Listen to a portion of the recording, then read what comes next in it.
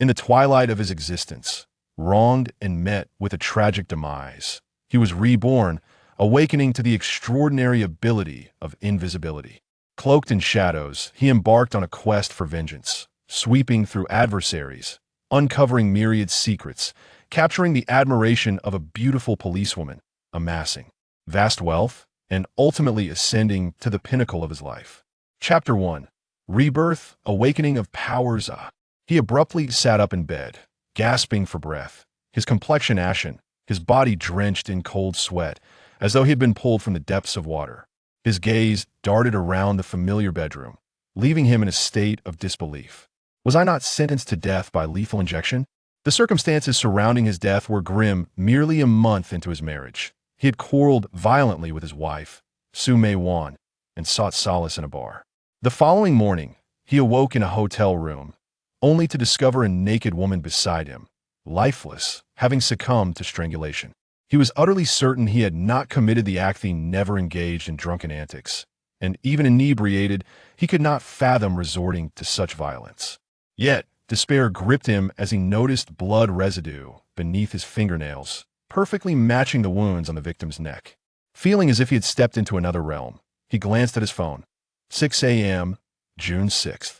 My goodness, have I been reborn before my wedding? Today is the day I was to register I caused him despair through my overwhelming force? Perhaps I should offer him a glimmer of hope? She resolved to take the initiative to alleviate the tension and made a phone call. The result was a deadline. This time, she truly lost her composure and hurriedly dialed Xiao Ying's number. Yusheng clearly recognized that this Xiao Ying was Su Mei Wan's close friend, with whom she frequently exchanged messages.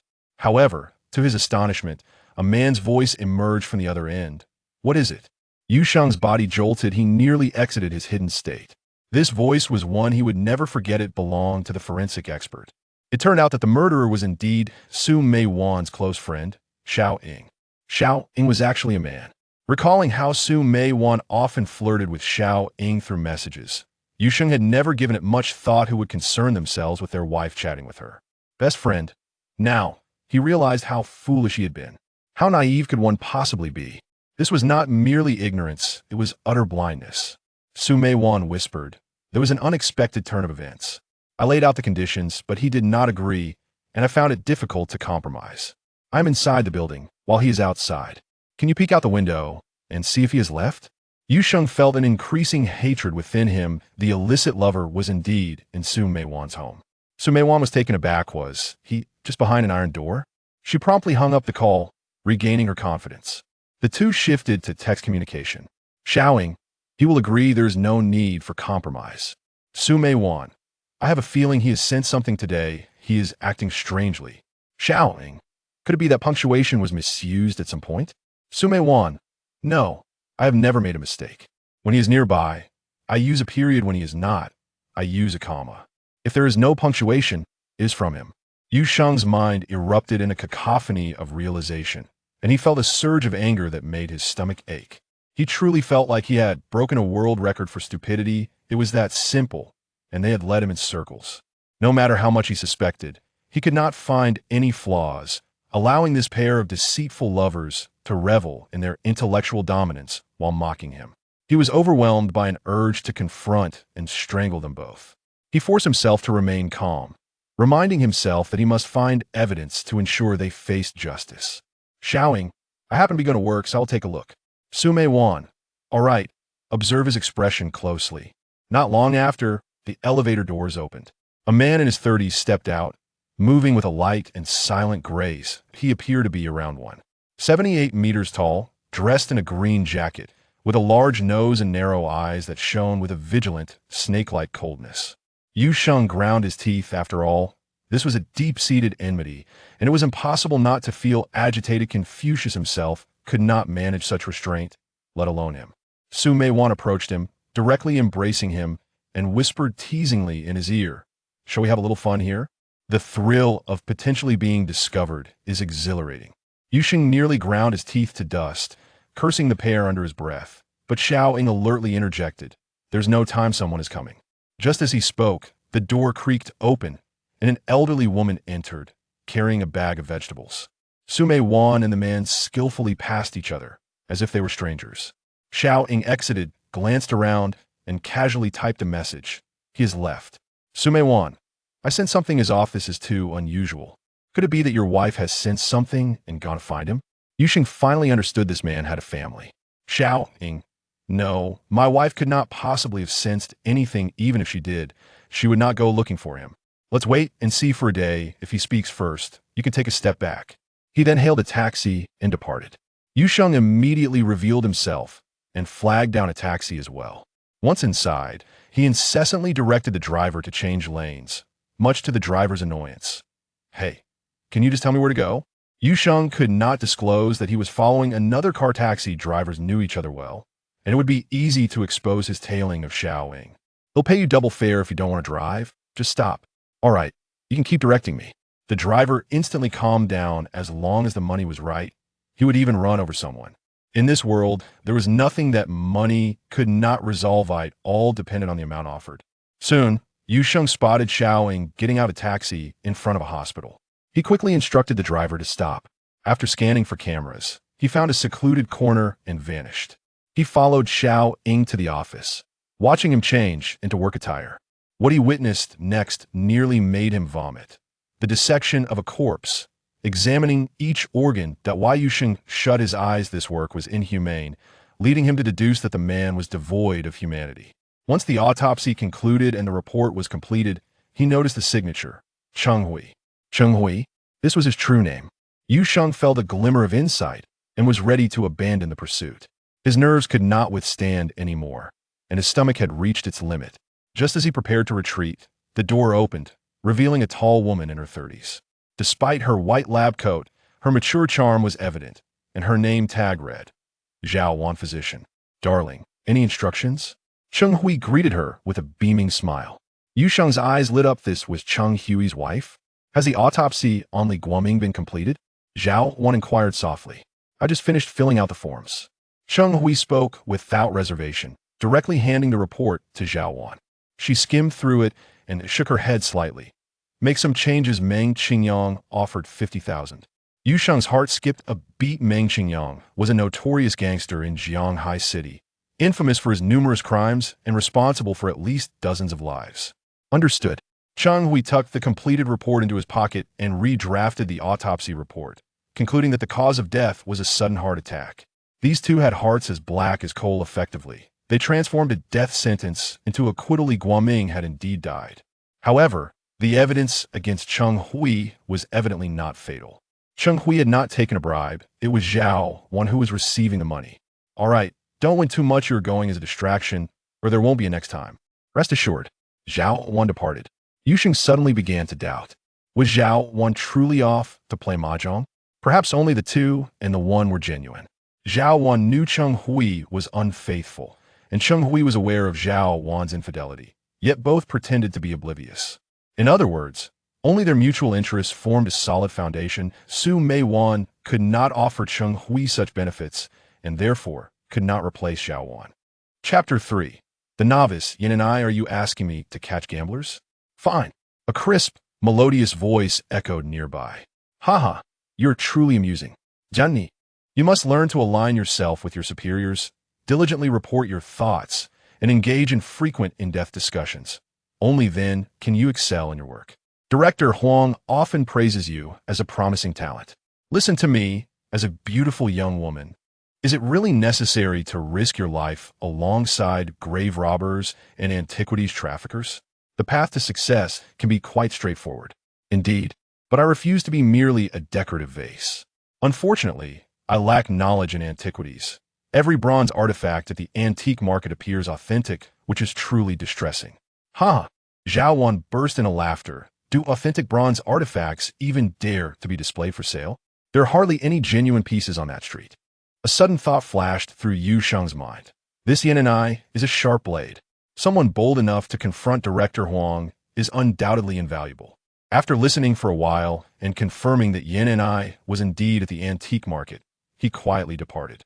At the antique market, Yu Sheng moved like a phantom amidst the bustling crowd. The street was lined with antique shops, and numerous small vendors set up stalls in front. Though these vendors seemed to detract from the shop's business, in reality, they contributed to the vibrant atmosphere, attracting the general public to participate, even if just for sightseeing. As the number of participants grew, funds naturally flowed into this trade, enhancing the prosperity of the antique market and boosting the sales of the shops. Of course, there were downsides. The area could be chaotic, often frequented by grave robbers or antiquities dealers disposing of stolen goods. As Yusheng strolled through, his eyes scanned the myriad of counterfeit antiques on the ground stalls, pondering how to locate Yin and I. She couldn't possibly be wandering about in her police uniform. She must be in plain clothes, her appearance inconspicuous. Gradually, a plan formed in his mind. He must become an expert in antiquities, even if it meant pretending to be one. Impersonating an expert was no easy feat, especially since he was a novice. Fortunately, Yin and I was even more inexperienced. Yusheng scrutinized each stall with heightened diligence, spending over an hour examining the eclectic assortment of antiques. Some forgeries were not mere imitations, but entirely fabricated, playing on the notion that without comparison, there could be no harm. The more bizarre, the better, lest someone recognize them for what they truly were. As he reached the end of the antique market, only one stall remained. This particular stall drew no attention. The displayed antiques were mostly obvious fakes, and the vendor was a middle-aged man. As Yusheng approached, his heart raced. His gaze fixed upon a brush washer, which immediately vanished from sight. Yusheng had no intention of stealing. He was not foolish enough to expose his abilities for a mere artifact. He simply sensed that this brush washer exuded an aura distinctly different from all the antiques on the street. Especially when held in his hand, its weight felt substantial, embodying the accumulation of time. Once he was certain, he quickly set it down. After a couple of minutes, the vendor noticed a young man leisurely approaching, who then squatted in front of the stall. "Handsome lad, have your eye on this song, Dynasty Brush Washer? Excellent taste." The vendor, fearing the young man might not recognize the brush washer, cautiously guided him, knowing that typical customers often pretended to be knowledgeable and needed a chance to prove themselves. "This is a brush washer? I thought it was a large tea bowl," Yusheng replied with a naive expression. The vendor's disappointment was palpable. He saw any hint of pretense evaporate and deemed it unlikely for the young man to make a purchase. Unexpectedly, Yusheng casually asked, "How about $5? The vendor nearly lost his composure, rolling his eyes in disbelief. "I just told you it's a Song Dynasty brush washer. I want to sell it for less than 50,000. 500. I spent 5,000 to acquire it." Yusheng retorted, "Come on, I'm offering you a friendship today. You could take it away for 20,000. The vendor replied softly, then closed his eyes, signaling he wished to end the conversation. Yusheng hesitated for a moment before smiling. 10,000. I'll consider you my big brother. I'm planning to enter the antique business, and this is my first deal. Please look after me." The vendor chuckled, thinking to himself that youth brought a certain naivety. He decided to feign indifference, knowing that 500 was already a generous profit, and quickly began to pack up. "All right, I'll accept you as my brother. If you have any questions, just ask me. My name is Sun Honglei." "Wow, your name carries quite a reputation." Sun Honglei laughed heartily, clearly accustomed to being teased about his name. After Yusheng completed the transaction and held the brush washer in his hand, Sun Honglei handed him a bag, then added with a grin, "In the antique business, once a deal is made, it's final. There is no such thing as returns. Since you wish to enter this trade, you must learn to abide by the rules." He could see that Yusheng would not cause him trouble, yet he still laid down the ground rules regarding the terms of brotherhood as mere jest.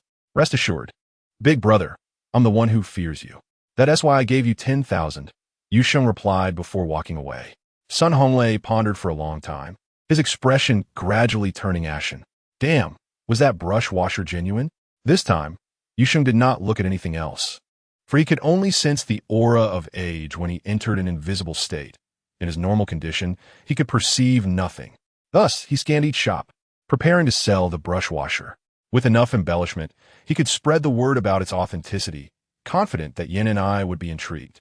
After visiting several shops, he remained cautious, not revealing the brush washer, as the shopkeepers did not seem trustworthy, until he reached the fifth shop, where he suddenly spotted a stunning woman clad in a trench coat, admiring porcelain in front of a display case. Just a glimpse of her profile was enough to take his breath away. Yusheng's heart raced. Could this be Yin and I? With such beauty, how could she not have caught Director Huang's eye? Turning around, he noticed the shopkeeper, an elderly man with a gaunt appearance, embodying the essence of urban sophistication, instantly evoking goodwill, unlike the treacherous shopkeepers from earlier. The shopkeeper, seated at a Wang Wally would aid immortals table, was sipping tea.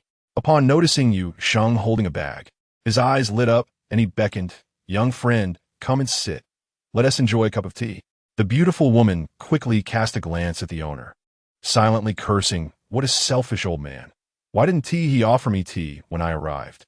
Unaware of her thoughts, Yu Sheng sensed an air of danger about her, heightening his caution as he calmly took a seat at the 8 immortals table. The shopkeeper, increasingly convinced that Yu Sheng had something of value, poured him a cup of tea and smiled. "I am Wan Ting. What do you go by, young friend?" "Ah, so you're Uncle Wan. My name is Yu Sheng. I'm planning to enter the antique business, and today is my first day. I hope to rely on your guidance." Wan Ting glanced at Yu Sheng's bag, internally questioning if he had crafted the antique himself. He kindly inquired, "What have you accomplished on your first day in this trade?" With a grin, Yu Sheng revealed the brush washer from his bag and gently placed it before Wan Ting. "Uncle Wan, I purchased this from a street vendor earlier. Do you think I have the talent for this? If not, I shall change my profession. If so, I will continue." Wan Ting's eyes widened, his heart racing. "Is that a Ru porcelain piece? There are only 93 such pieces in the world." He carefully donned gloves and took out a magnifying glass, examining it meticulously for a full 10 minutes. The beautiful woman was drawn to the scene, recognizing that it had to be genuine. Otherwise, why would an expert be so engrossed? Finally, Wan Ting could hardly believe his eyes as he set down the brush washer and sighed deeply. This is indeed authentic. The soil patina cannot be faked. Genuine pieces tend to have a grayish hue, while forgeries lean towards green. It seems you've stumbled upon the only genuine piece among all the stalls in this antique market. Not only do you possess talent, you are practically extraordinary. Where did you acquire this? Although Yu Sheng had anticipated this reaction, he let out a sigh of relief, suppressing his smugness as he recounted the embellished tale of his acquisition. He needed a reputation that would impress Yan and I, a reputation that must be vivid and compelling. Additionally, for antiques to retain value, they must have a lineage that is orderly and verifiable, so clarity was essential. The gaze of the enchanting woman towards Yu Sheng had undergone a complete transformation, infused with a fervor reminiscent of the white-boned spirit's admiration for Tang Sung. In Chapter 4, with $1 million in hand, the beauty finally took the initiative to speak, her radiant smile illuminating the space. "Let me introduce myself. I am Yan and I, an aficionado of antiques. Shall we have lunch together? You can choose the venue. It's on me." Draped in a flowing trench coat, her long hair cascaded like clouds at dusk, while her sparkling eyes and melodious voice, complemented by her delicate, flawless skin and resplendent beauty, left Yu Sheng in a daze, momentarily losing track of his identity and purpose. For a pure-hearted youth like Yu Sheng, the allure of such a goddess was overwhelming. Her mere smile could bring down walls. If Su Mei Wan was a score of 90, Yin and I was a dazzling 98, a true goddess indeed. Wan Ting burst into laughter, internally chastising this young lady for disregarding his presence. "Yu Sheng, I'll treat you to lunch and introduce you to a couple of experts who will undoubtedly be of great assistance in the antique trade." Naturally, Yu Sheng had no intention of abandoning Wan Ting. Thus he replied with a smile, "Then let us go together." The two quickly agreed. "By the way, do you intend to sell this brush washer?" Wan Ting casually inquired. "You name a price, and if it's reasonable, I'll sell it," Yu Sheng responded, viewing the brush washer with indifference. His true wealth lay in his ability to remain inconspicuous, embodying a detached grace that garnered Yin Ni's admiration, making her perceive him as someone extraordinary, akin to a sage from beyond the mortal realm. After a moment of contemplation, Wan Ting solemnly declared, 1 million. "Surely you jest." "Mr. Wan," Yin and I retorted immediately. "I heard that at the Xiangjiang auction house, a Ru-kiln brush washer fetched 3.2 billion Hong Kong dollars. Resolute in her desire to befriend Yu Sheng, she instinctively defended him, for she was not one to tolerate nonsense. Wan Ting regarded her with a peculiar glance before shifting his focus back to Yu Sheng. "Qingzi, do you believe this brush washer could sell for 3.2 billion? Yu Sheng promptly shook his head. Absolutely not. It wouldn't even reach 30 million. Although he lacked expertise in antiques, he possessed acumen in business. After all, he was an employee of a venture capital firm, well aware of such fundamental truths. Wan Ting nodded in approval, recognizing Yu Sheng's talent, and proceeded to elucidate to Yin and I. The brush washer that sold for 2 billion was in the collection of a world-class collector. The identity of the collector is paramount. This is what we call a well-ordered inheritance. The more renowned the individual, the more valuable the item. Additionally, the item was held for 20 years, which adds to its worth. The longer the duration, the more valuable it becomes, signifying the esteem of significant collectors and indicating that this auction was not merely speculative.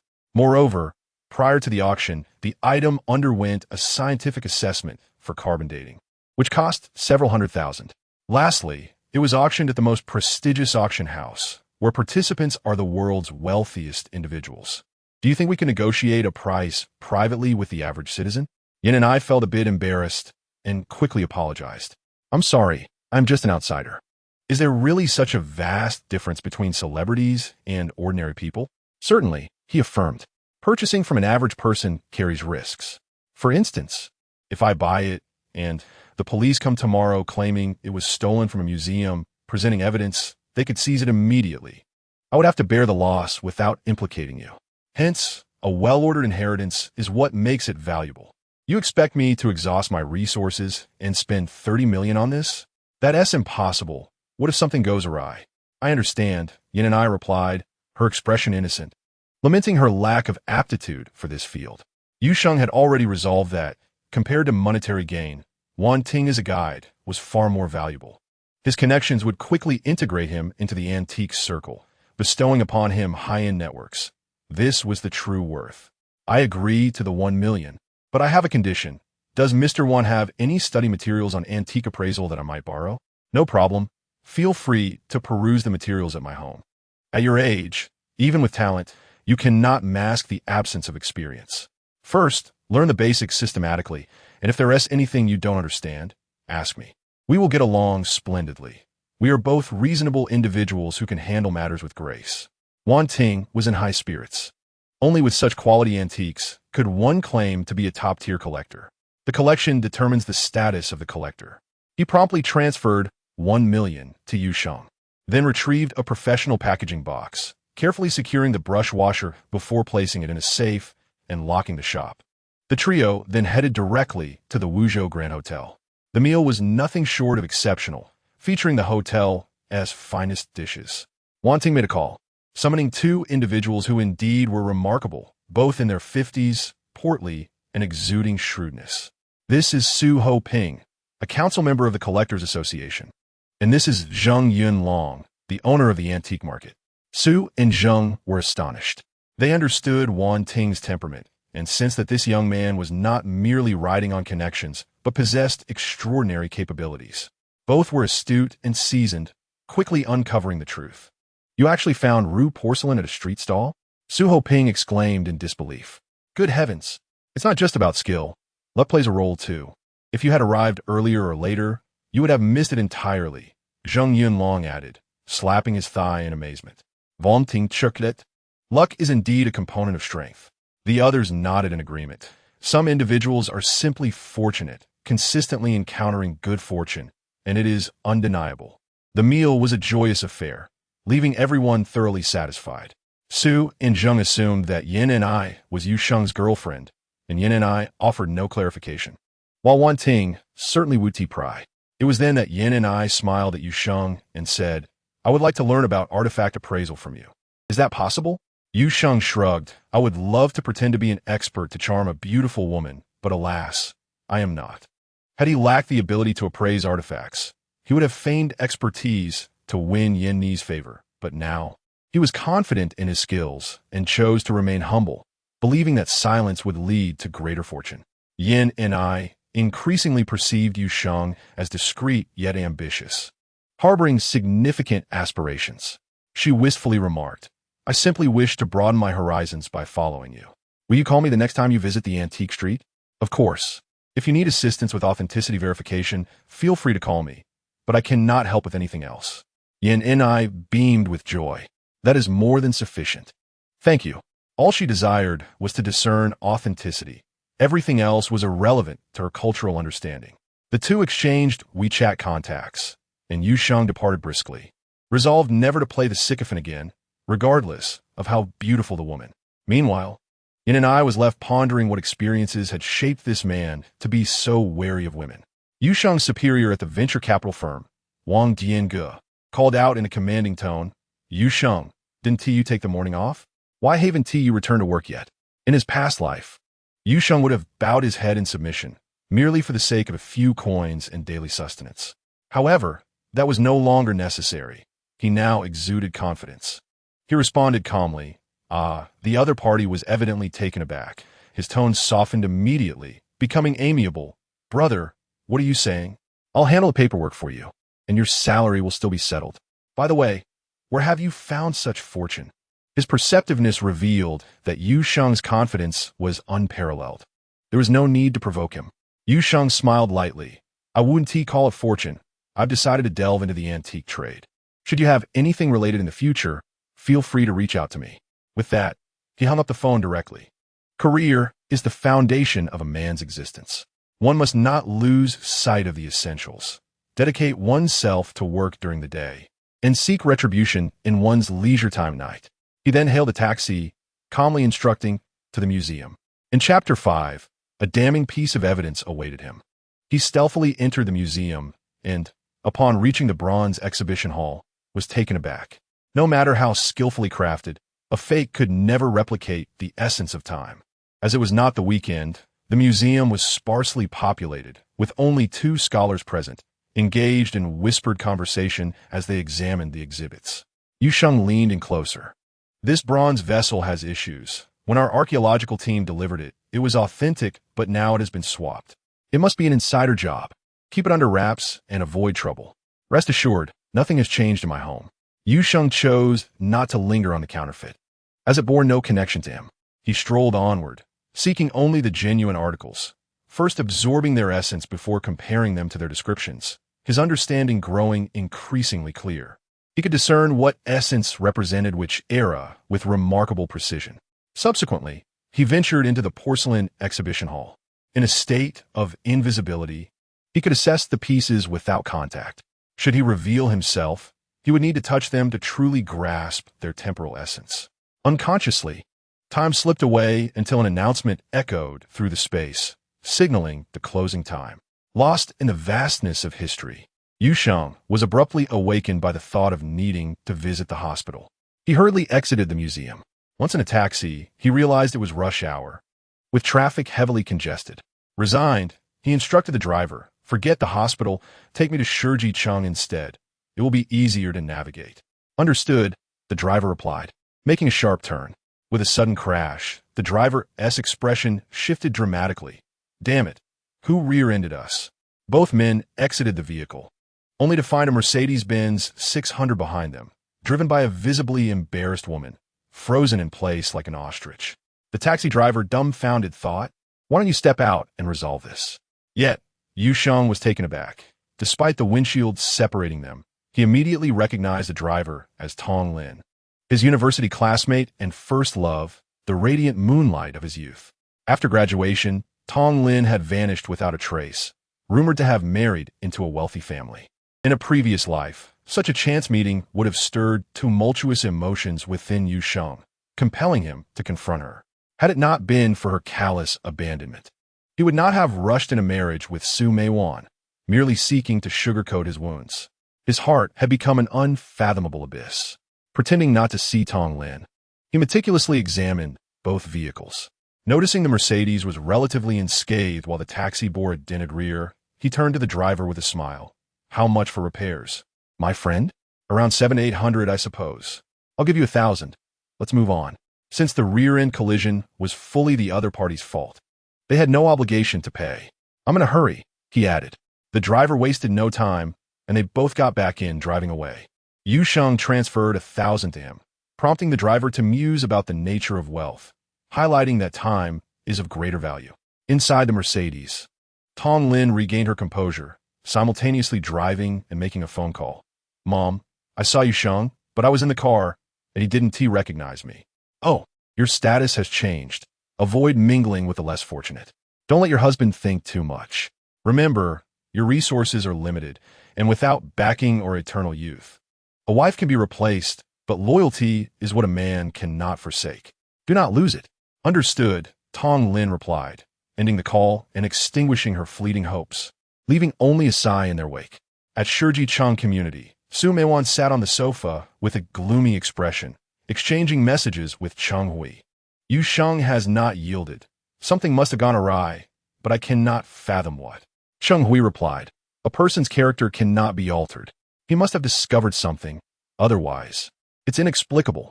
You should call him directly and withdraw your conditions. Let us see how he responds. I suspect he will lay his cards on the table. Without hesitation, Su Meiwan dialed Yu Sheng's number, and to her surprise, it connected after just 2 rings. Darling, I've pondered all day and believe you may have misunderstood me. I'm willing to forego my conditions to demonstrate my sincerity. Let us register tomorrow. Then can we be intimate tonight? Yu Sheng's tone reignited Su Meiwan's frustration, and she slammed her hand on the table. Do you possess any sincerity at all? Your tolerance for me is 0, while mine for you is 100%. How dare you claim I lack sincerity? Goodness, you just rejected my conditions this morning. Do you consider that 100%? It's because a woman called me and revealed your affair with Cheng Hui. No wonder you wouldn't let me touch you or even consider marriage. Su Meiwan felt as though she had plunged into an icy abyss, realizing he indeed knew. Trembling, she asked, what is that woman's name? She didn't disclose it, but I trust she isn't fabricating stories. Farewell. Let us not communicate again. With that, Yu Sheng hung up. He had to, for he was waiting just outside Su Meiwan's door in the corridor, biding his time to enter. Trembling, Su Meiwan dialed Cheng Hui's number. It's over. A woman informed him about us. Impossible, Cheng Hui replied incredulously. Who is this woman? She didn't give a name. It must be your wife. No way. Cheng Hui refused to believe it, for Zhao Wan had also been unfaithful, and they had an unspoken agreement to avoid mentioning it. It must be your wife. Su Meizu Dun In Seat. A woman's heart is small. She seeks revenge on me, but wouldn't admit it.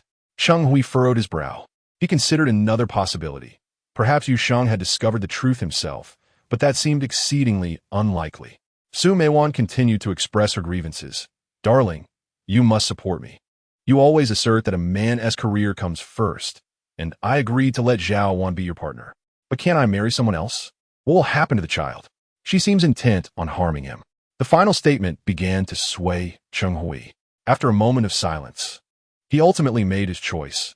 The child must remain. Zhao Wan cannot have children. You are my true wife. Come to me. Su Meiwan finally revealed a triumphant smile.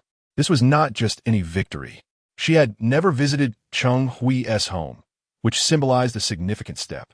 I'm on my way, she declared, hastily exiting her home. As she opened the door, Yu Sheng brushed past her into the room. He could not hear her phone conversation in the corridor, mistakenly believing Su Meiwan was merely welcoming Cheng Hui, especially given their recent activities in that very room. The apartment was a 1-bedroom unit. He directly entered the bedroom, first inspecting the bedside cabinet, which was a disarray of items. Next, he checked the wardrobe, discovering a plethora of clothing, but found nothing of value even in the pockets. Finally, he approached the vanity and uncovered a disc hidden within its depths. His eyes lit up. What a thorough concealment. He promptly opened the computer, inserted the disc, and double-clicked it, revealing only an audio file. Upon playing it, Cheng Hui's voice resonated through the speakers. The audio was lengthy, detailing how the dean had hired a group to feign illness for insurance fraud, with these hired individuals having no ailments and receiving a daily wage of 120 yuan for merely pretending to be sick while doctors continuously prescribe medication. Gradually, Yu Sheng's eyes widened. The amount involved was in the billions. Wasn't that enough to warrant capital punishment? He surmised that Su Meiwan intended to secretly record this as leverage against Cheng Hui. Yet, this matter had little to do with Cheng Hui. At most, it would lead to Zhao Wan's downfall. Did Su Meiwan wish to ruin Zhao Wan or blackmail the dean? Yu Sheng pondered repeatedly, concluding that whatever Su Meiwan attempted would be akin to courting death. She likely understood this, which is why she had done nothing. Well then, I shall reluctantly take her place in this perilous endeavor. Yusheng's eyes gleamed with clarity. An opportunity had presented itself. Chapter 6. The Ghost Market Transaction. Finally, he began inspecting the computer. He checked each hard drive and soon discovered a folder requiring a password. With just a minute of effort, he cracked it. The password was 6 question marks. Upon opening it, his eyes widened in astonishment. What a collection of private photographs. Yet what intrigued him most was an image of an identification card belonging to Cheng Hui. So, Cheng Hui resided at Eugene Yuan? He powered on his phone and snapped a picture of the ID. Just then, Yin and I sent a voice message. Will you accompany me to the ghost market? Yusheng instantly understood her intentions. The Jianghai ghost market only emerged at 3 in the morning, ending at dawn, located on Antique Street. However, those frequenting the ghost market were often tomb raiders, antiquities dealers, thieves, and con artists, with few ordinary people present. Transactions typically involve stolen goods or even forgeries, making it a treacherous place where one could acquire valuable items yet easily fall victim to scams. Was evidently determined to make her mark in the ghost market. Capturing even a single individual could lead to unearthing the entire network of tomb raiders involved in the illicit trade of underground artifacts. Even counterfeit items could be sold as crafts, making it imperative to avoid any missteps. Consequently, the authorities generally refrained from intervening in the ghost market due to its complexity. Even seasoned experts often struggled by day, let alone in the cover of night. However, enlisting Yusheng was indeed a viable strategy. He could discern authenticity in darkness without the need for illumination, an ability unmatched by anyone else, not even Ma Weidu. At precisely 3 o'clock, they planned to meet at the ghost market, and Yusheng readily consented. Thank you. It is quite difficult to hail a taxi at that hour. Allow me to pick you up. You seem a bit unusual. Are you trying to trick me? Yusheng teased. Not at all. I must be honest with you. I am a police officer, she confessed straightforwardly, understanding that without transparency, long-term cooperation would be impossible, risking offense to Yusheng right from their first encounter. The stakes were exceedingly high. Aligning Yusheng with tomb robbers could provoke retaliation, and silence would be deceitful. Disclosing her identity would be a straightforward transaction. That is fine. Yusheng responded without hesitation, unperturbed by potential repercussions, which would instead place Yanni in his debt, ensuring her full support in the future when he might require her assistance. However, I can only differentiate between genuine and fake. I cannot ascertain if they are stolen. That is sufficient, as long as they are not forgeries. The chances of misidentification are minimal. At the very least, they would be stolen. However, seizing counterfeit items would be rather embarrassing for the authorities, as the state permits the sale of replicas under the guise of crafts. Who would dare assert that imitations are not crafts? If such a prohibition were enacted, chaos would ensue and enforcement would become unfeasible. Yusheng shut down his computer and swiftly departed. Upon returning home, he promptly downloaded audio files from his email, concealing them on his person. He then meticulously cleared his inbox, ensuring no trace of his activities remained, for it was imperative to extricate himself from any entanglements. He then forewent sleep to immerse himself in the study of artifact knowledge online. Despite Yanni's considerable efforts, she could not persuade the police force to sanction an operation, with many dismissing her as foolish. If the ghost market were so simple, it would have been raided long ago. Why would we wait for a fresh graduate from the police academy to do it? Captain Hu Jianxiang exclaimed in exasperation. Yanni, incensed, retorted, What gives you the right to look down upon women? My point is that you lack experience. Distinguishing between buyers and sellers in the ghost market is exceedingly challenging, and many traps await you.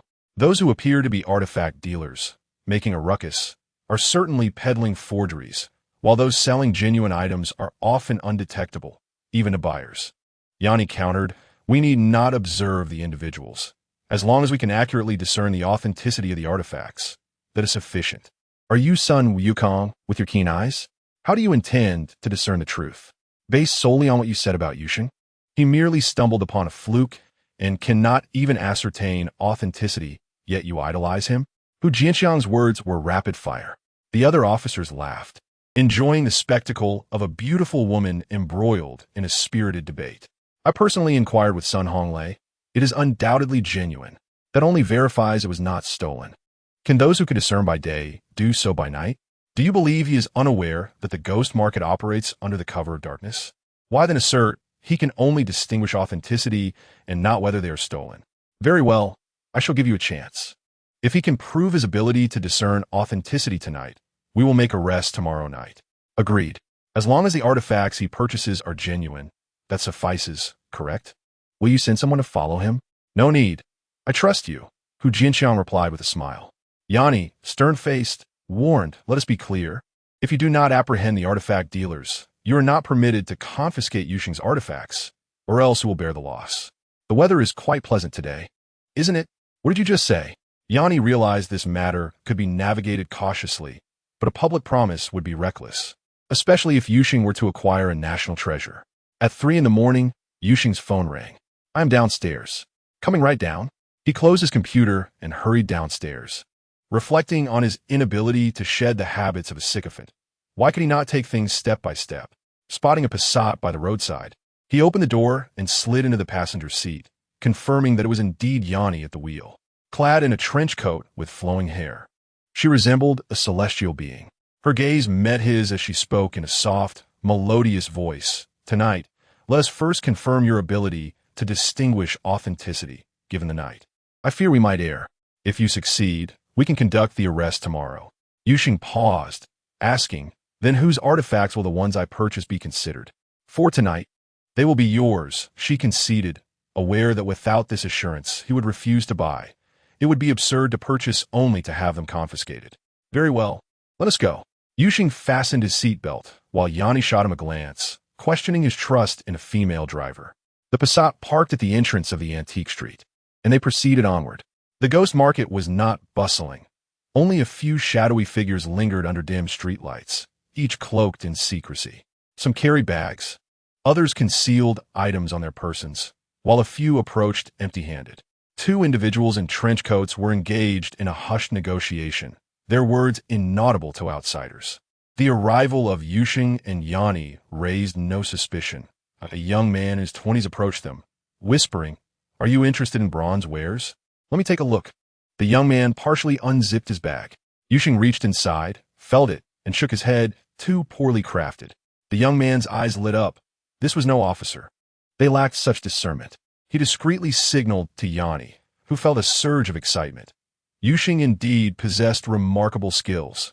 Merely by touching, he could ascertain the item was counterfeit. How many in this field could accomplish such a feat?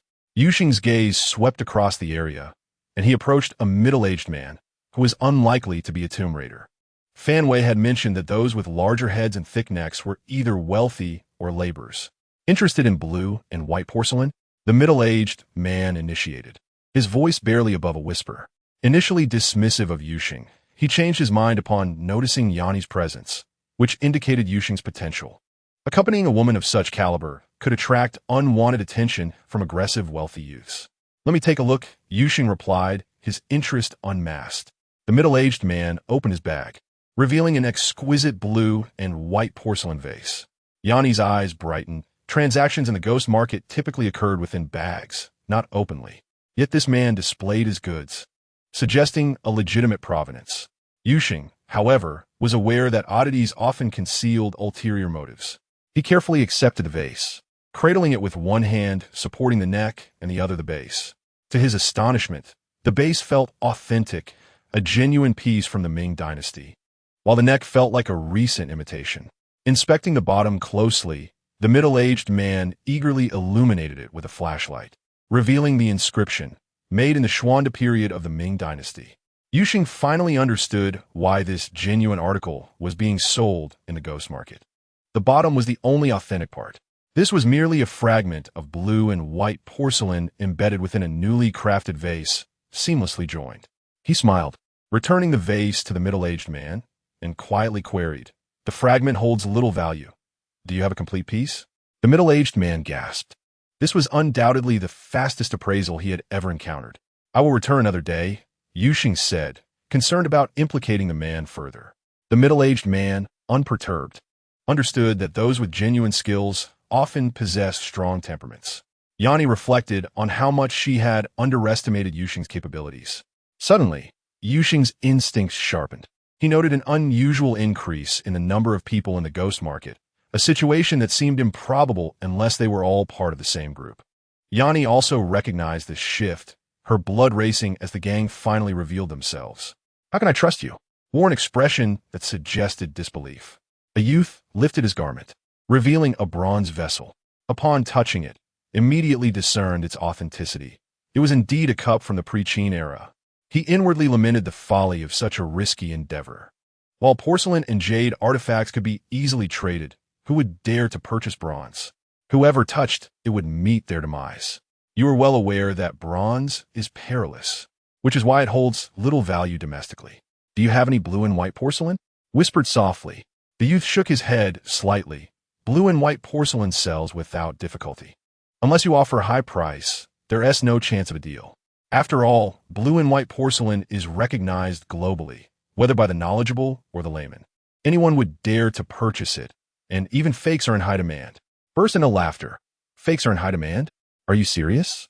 The youth deftly redirected the conversation. "Would you like to see some jade artifacts? Follow me." The youth led the way while trailed behind, with their companions remaining vigilant for any signs of pursuit. Before long, they entered a building where the youth unlocked a room. It was a 3-bedroom, 2-living-room apartment, presumably rented and easily abandoned. The living room was permeated with the scent of tobacco, mingled with an odd odor, indicating that many had resided there. "Sit down. I'll fetch the jade artifacts." The youth entered the master bedroom alone, returning with a box and placing it on the table. Opened the box to find over 20 jade pieces, various shapes haphazardly piled together without any separation. He picked up a jade buy, only to find a counterfeit. He placed it back on the table and picked up another, which was also fake. His expression remained unchanged as he examined each piece, discovering they were all high-quality replicas of ancient jade, with even the patina resembling authenticity, albeit tainted by an unpleasant odor. Unfortunately, no matter how convincingly they were aged, they were still merely fakes and could tell a glance. In the end, only one jade pendant remained in the box. "How much for this pendant?" casually inquired. Understood immediately. This was the only genuine piece, and her disappointment was palpable. This gang was far too cautious, even with the bronze vessel included. It wasn't worth the risk of capture, lest they alert the enemy. The youth's expression turned serious. How remarkable was this? In less than 2 minutes, he had identified the sole, genuine, ancient jade piece. 180,000. He stated his price outright. Smirked internally. This price was not excessive, as it would certainly exceed 180,000 at auction, possibly even reaching 500,000. However, considering its origins from tomb robbing, such pricing was inappropriate. Much like Rue porcelain brush washer, which had a market value of 300 million, yet was sold for only 1 million. The principle was the same. "Name your price." This is what you wanted to hear. 1,000. "Don't jest. 10,000 is my bottom line." "Very well, 1,000 is my lowest offer." "Brother, you are the most formidable expert I have ever encountered. I would love to befriend you. I'll offer you a friendship price of 50,000. I've already made considerable concessions. Don't be too ruthless, as we should seek long-term cooperation. The benefits will come later. Take your time." His words were filled with insinuation. Pondered briefly, realizing he must make a sacrifice today, or he would not catch the proverbial shark. "Fine, I'll transfer the funds." The transaction was completed swiftly, and they exchanged phone numbers. The youth's real name was, and departed. "Let us sell that jade tomorrow." "Naturally. We win tea, keep it for you to seize." Sighed, rolling her eyes. "Don't think of me as lacking humanity. Just let me know when you sell it. I merely wish to see its worth. However, I think it would be best for you to donate it to the country. It would leave a record of a patriotic individual, and there are genuine benefits in that, believe it or not." Chuckled. "I haven't read much. Don't try to fool me. I only appreciate tangible benefits. To be straightforward, let me kiss you, and I'll donate it to the country immediately." S cheeks flushed with embarrassment and anger, retorting, "You can donate or not," grew increasingly audacious. "Look at you, so unpatriotic. Can't you endure such a small grievance for the country? Discussing contributions without mentioning rewards is simply lewd." S chest heaved in indignation, exclaiming, "If you want to kiss me, am I the one being lewd?" Burst into laughter. "I am simply forthright. Everything is transparent. Allow me to kiss you, and I'll give you the jade pendant. Let me stay overnight, and I'll provide you with 100 relics from tombs. This would be enough merit for you to become a team leader. Finally enraged, slammed on the brakes. Let me out. This was precisely what I'd hoped for, and he promptly pushed the door open to exit. However, was momentarily stunned. She watched as traversed the narrow path between buildings, unable to follow in her passat. She bit her lip until his proud silhouette vanished from view. Chapter 8. The situation slips out of control. Moved stealthily through the night. Although he had not slept for an entire night, he felt no fatigue. Once he entered a state of invisibility, he received a surge of four-dimensional energy, effectively replacing sleep and even enhancing his physical capabilities. Stealthily entered the living room, concealing himself in a corner, as if observing humanity from a divine vantage point. Did you encounter suitable buyers? Inquired. Was the toughest among them, known for his ruthlessness, and he replied with piercing eyes, I've tested a few, but none dare to touch bronze artifacts. How did your two fare? The woman is merely a decoration, but the man is quite formidable. He recounted the events, leaving everyone astonished. S. gaze flickered several times before he could no longer contain himself. Strong brother, that woman is truly beautiful. S. expression shifted immediately, warning sternly, do not create trouble for me. If you want women, do not engage in transactions. If you engage in transactions, do not touch women. I intend to have a long-term partnership with him. Was speechless and could only nod in agreement, understood. Yet, the embers of desire had ignited within him, impossible to extinguish. He then inquired, when will the next transaction take place? Should we have deliver the goods? Let us see how things unfold by noon. If no one arrives to make dumplings, it would indicate that the two are not in league. I'll have deliver the goods in the afternoon and arrange a meeting for the evening. What does he want? He will certainly want porcelain and jade artifacts. Everything else depends on the quality of the goods, and asking is futile. After a casual chat while smoking, dawn broke. Seized the opportunity to inspect each bedroom and confirmed without a doubt that within this hideout, only the bronze vessel was genuine. The rest were mere fakes, packed into boxes. This was a trap waiting to ensnare someone. If we're deceived by those fakes and the entire group was captured, it would be utterly embarrassing. Even more so, it would be awkward if and his gang were truly unaware of where the genuine goods were. They were merely the lowest tier of the tomb-robbing crew.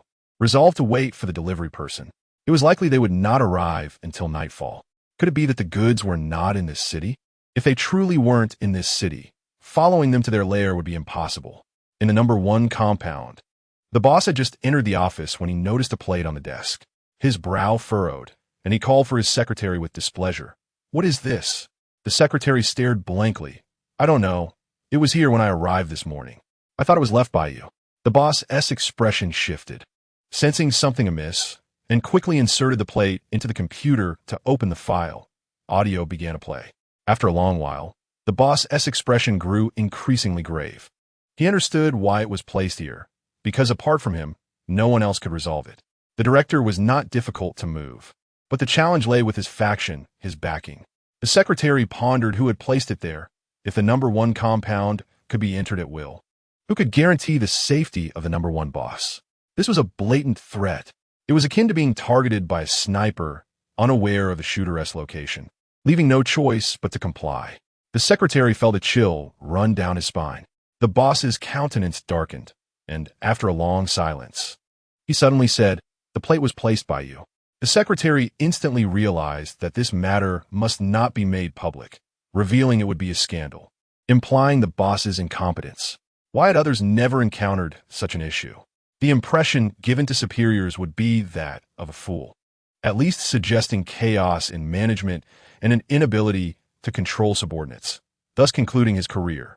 The secretary hurriedly replied, Yes, it was I who placed it. I forgot. Deliver it to Director Huang.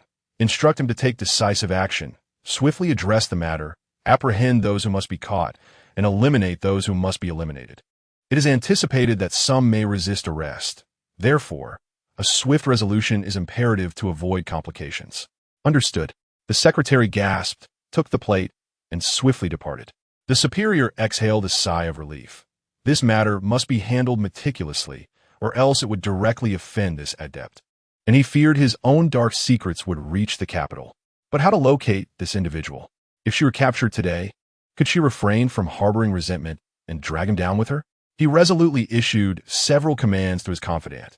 Let Qian Yuanzhang commit suicide by jumping off a building. Zhao Wan should perish in loyalty. Apprehend all hired patients and arrest all implicated doctors. His subordinates executed their orders without question. Excessive dialogue leads to swift demise. Those who chatter excessively would not ascend either. The unfolding events left the onlooker, Yu Sheng, astounded. Zhao Wan sacrificing herself for Qian Yuanzhang? Could there be anything more absurd? Indeed, soon after, the situation grew even more bizarre as Director Huang summoned Cheng Hui to his office and played an audio recording. Cheng Hui's face turned pale in an instant. Observing his reaction, Huang inquired softly, "You seem rather surprised. Was it not you who recorded this?" "Absolutely not." "Then who was it?" Cheng Hui realized he could no longer remain evasive and gritted his teeth. It was Su Meiwan. "Why did she record this audio?" "She probably intended to keep leverage over me, not knowing what I would say beforehand. But this matter does not concern you. Her release of this audio is directed at whom? What is her objective?" Cheng Hui was filled with righteous indignation. What is wrong with women nowadays? They lose their sanity at the slightest provocation. This appears to have doomed Zhao Wan. Yet she too will undoubtedly meet her end. She has stirred a hornet's nest. And the fate of whistleblowers is invariably tragic. Without exception, she likely wishes to marry me. "Oh, Director Huang sent something amiss. Are you concealing something regarding Su Meiwan?" Cheng Hui fell silent, indeed concealing the fact of her pregnancy, which explained her frantic behavior. She had no way out. Huang, maintaining his patience, remarked, "You must understand. This matter has transcended your control, and even mine. If you do not speak the truth, not only will I be rendered passive, but you will be in greater peril. Tell me, who else is behind her?" Cheng Hui was taken aback, incredulously asking, "Why do you say that? She has no one behind her." Huang was increasingly perplexed. No one? Was this not absurd? Who would act erratically without backing? He believed Cheng Hui truly did not know. Concealing such information was unnecessary, and having a powerful figure behind her was not a bad thing. Huang's index finger tapped rhythmically on the table as he pondered deeply, ultimately concluding, "A woman has had several men. Only she knows." It was entirely normal for Cheng Hui to be unaware. Could Su Meiwan divulge such information? After all, it was impossible for him to marry her. Huang grew increasingly amiable. "Does Su Meiwan merely wish to marry you? Does she harbor any other intentions? Should you require anything, feel free to mention it, and we will endeavor to accommodate." Cheng Hui found it hard to believe. Was this a reward for the whistleblower? Instinctively, he remarked, "Su Meiwan certainly does not wish for this matter to be exposed." He mentally added that Su Meiwan would never admit to being the whistleblower. Of course, protecting whistleblowers is imperative. This matter will not be disclosed, rest assured. Huang offered a guarantee, then added, "I believe Su Meiwan possesses considerable ability. She is well suited to be a head nurse. It will pose no difficulty for you to recommend her for the position of director. I sincerely wish for you two to become couple." Cheng Hui was instantly elated, repeatedly expressing gratitude, his heart brimming with joy. Truly, it was a trifecta of good fortune, a deceased wife, a promotion to director, and the prospect of marrying a beauty. Chapter 9. Astonishing, all Yu Sheng had anticipated the beginning, but could not foresee the conclusion. He was utterly a loss for words. No longer wishing to waste time trailing others, earning money was of paramount importance. "Uncle Wan, I unearthed an ancient jade piece at the ghost market. Whom should I sell it to?" Yu Sheng inquired, seeking advice from Wan Ting. Upon hearing this, Wan Ting immediately comprehended that it is undoubtedly from a grave robbery. Casually smile and say, "Seek Su Haoping. He is a director of the Collectors Association. Let him introduce you to an entrepreneur. They care about appearances, focusing solely on authenticity rather than origin. Just showcase your skills, and they will undoubtedly offer you a handsome price to befriend you." Yu Sheng promptly slapped his thigh, exclaiming, "Of course, the elder truly possesses wisdom." That last remark was enlightening. He immediately contacted Su Haoping, who readily arranged a lunch meeting, given it was already noon. It was once again at the Wuzhou Grand Hotel, in the same private room. Upon arrival, Yu Sheng found Su Haoping already present, accompanied by two middle-aged businessmen. The two men were surprised to see Yu Sheng and stood up to greet him, astonished by his youth. "This is Zhang Dianzhong, the chairman of Jingwei Electronics. And this is Luan Balan, the general manager of Honghai Collective. Su Haoping solemnly introduced both parties, and Yu Sheng expressed his admiration. Let me see the ancient jade first. Su Haoping, unable to contain his eagerness, sat down and immediately inquired about Yu Sheng's expertise. After a meticulous examination, he could not help but exclaim, "This is indeed authentic. But how did you discern it amidst such darkness at the ghost market?" Su Lao, to be honest, I do not even need to see with my eyes. I can tell the authenticity just by touch. If you do not believe me, let's verify. Since the intention was to sell with flair, there was no need for concealment. Astonishing awe was imperative.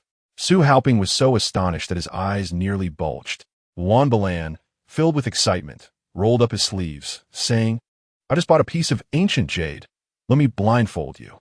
Yu Sheng chuckled, promptly tying a napkin around his head, covering his eyes. "Here it is. Feel it." Luan Balan retrieved a jade pendant from his pocket and placed it in Yu Sheng's hand. "This one is a fake. No need to touch it. The real one might take a moment to ascertain its age." Yu Sheng laughed as soon as he touched it. Luan Balan gasped in surprise. "This is a fake?" "Suli, take another look." Su Haoping took it, glanced at it, and declared, "Indeed, this is a counterfeit. Genuine ancient jade requires handwork. It cannot be this smooth. This was machine cut, and the round hole was drilled with an electric drill. Furthermore, the color is dyed and can be wiped off." Luan Balan was left embarrassed. He had been duped merely by a glance, while someone else could tell the difference with a touch. The disparity was staggering. Zhang Dianzhong, with keen insight, eagerly inquired, "Suli, how much is this piece of jade worth?" Su Haoping chuckled. "This jade's flaw is that it has not been polished. Jade must be polished to gain value. However, considering the quality and design of this jade pendant, it is of superior quality. Even unpolished, it is worth 2 million. If polished, it would fetch at least 10 million.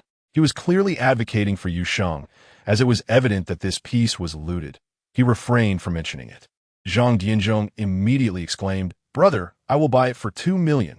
Before his sentence was complete, Luan Balan hastily interjected, "I will offer 3 million. Don't compete with me. Old Zhang, I must acquire a genuine one. Otherwise, I cannot live with myself. Brother, I admire your skill. In the future, you must assist me with my purchases." Yu Sheng laughed heartily. "No problem. Luan Gu, feel free to seek me out." Zhang Dianzhong helplessly rubbed his temples. Su Haoping burst into laughter, raising his glass. "Let us toast to our first collaboration." All three, seasoned individuals, shared a drink, and with that, they no longer dared to regard themselves as seniors. They understood deeply that Yu Sheng would inevitably ascend to prominence in the antique trade. The insurance fraud incident had been exposed. It was unknown who had reported it, but it reached the top without any room for leniency. Zhang Dianzhong remarked. Luan Balan appeared astonished. "Reaching the top? That seems excessively intense. There must be other reasons behind this." Yu Sheng casually remarked, "I heard from a taxi driver that it was a nurse named Su Meiwan who reported it, intending to eliminate Zhao Wan. This is because Su Meiwan is pregnant with Cheng Hui's child. The rise of a mistress is always bloody." Su Haoping and the others were left speechless. How could a taxi driver know such specifics? Yu Sheng, with 4 million in hand, arrived at the antique shop, feeling utterly at ease. "Uncle Wan, I have come to learn. I thought you came to sober up." Wan Ting jested. "How much did you sell it for?" 3 million. All thanks to your guidance. Certain experiences elude the pages of books, and the average person may not impart such wisdom. Wan Ting poured a cup of tea for Yu Sheng and advised him. For places like the Gui Shi, it is prudent to refrain from frequent visits. One who often treads by the river will inevitably get their shoes wet. Remember, one must cultivate connections within the police. Otherwise, should trouble arise, it would be too late. Yu Sheng, having emerged from a venture capital firm, was acutely aware of this reality and reflected, in our country, engaging in business means navigating the powerful elite above and the underworld below, leaving one to tread carefully in between. Wan Ting nodded approvingly, recognizing Yu Sheng's innate talent. "Aren't you keen on reading? I shall provide you with the keys to my home. Feel free to peruse at your leisure." Without hesitation, Yu Sheng accepted the keys, clarified the address, and departed.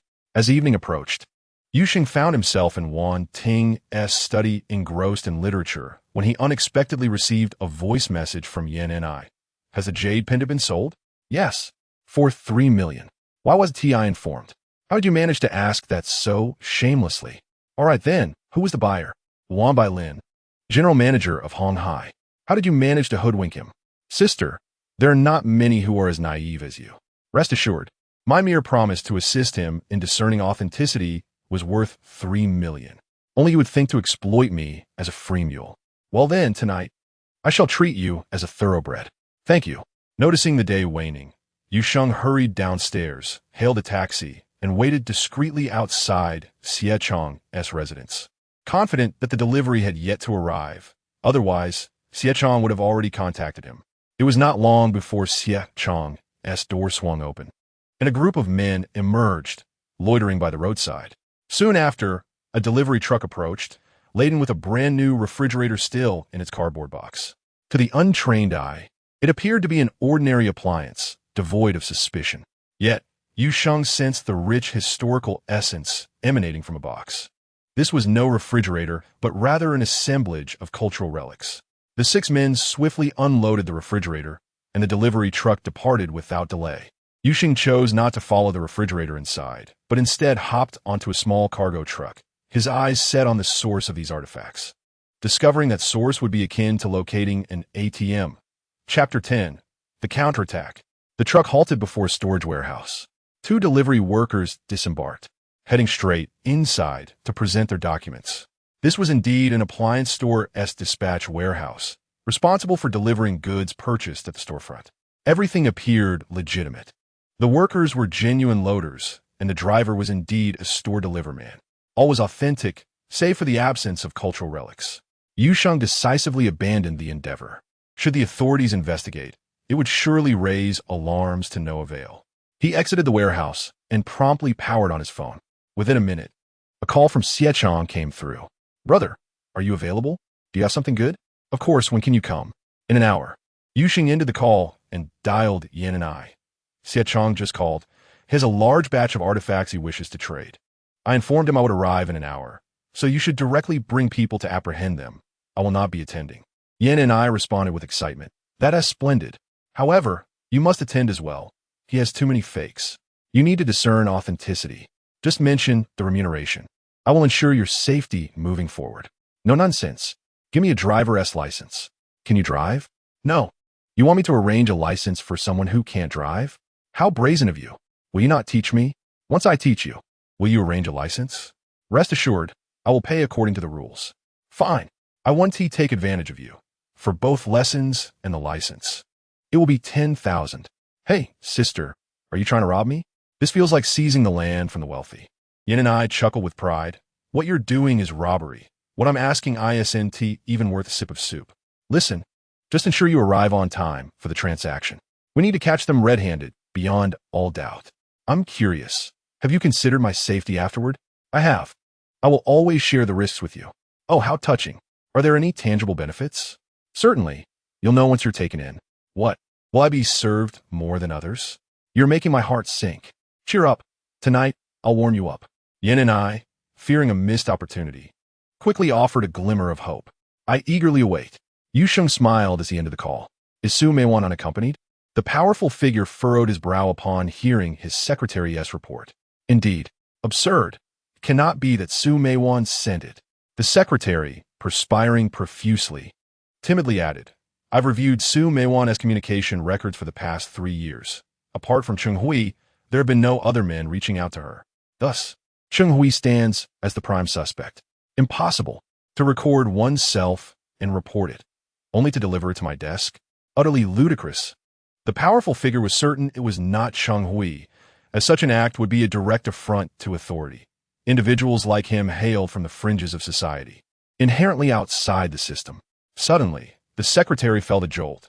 Given such a grave mistake, could it be a deliberate trap for Cheng Hui and Su Meiwan? Perhaps it backfired? The powerful figure paused in contemplation, eventually nodding. That is the only plausible explanation. Who have these two offended recently?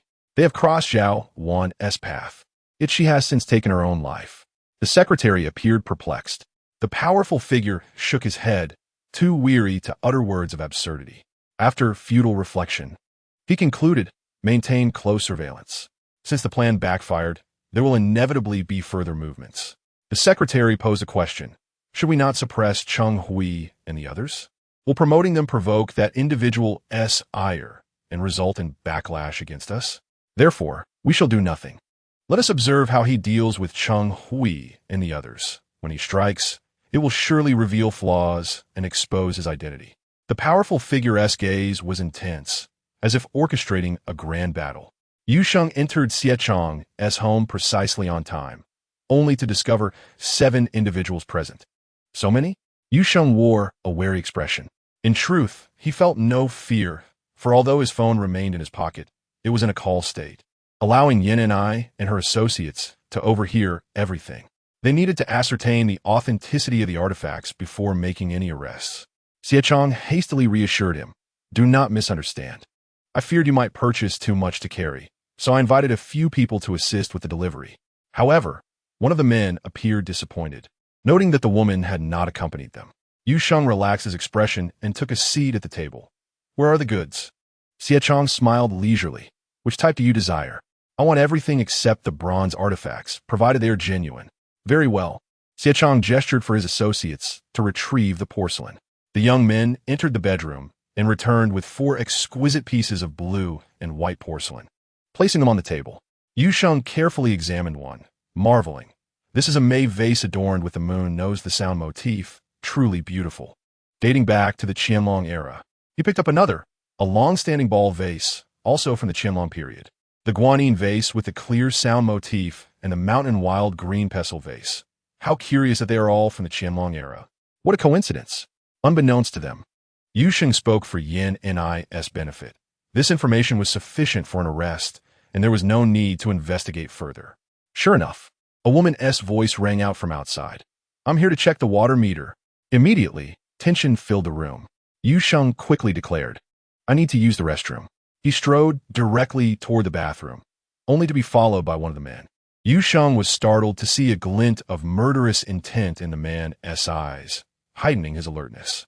Could it be that he had seen through Yu Sheng's disguise?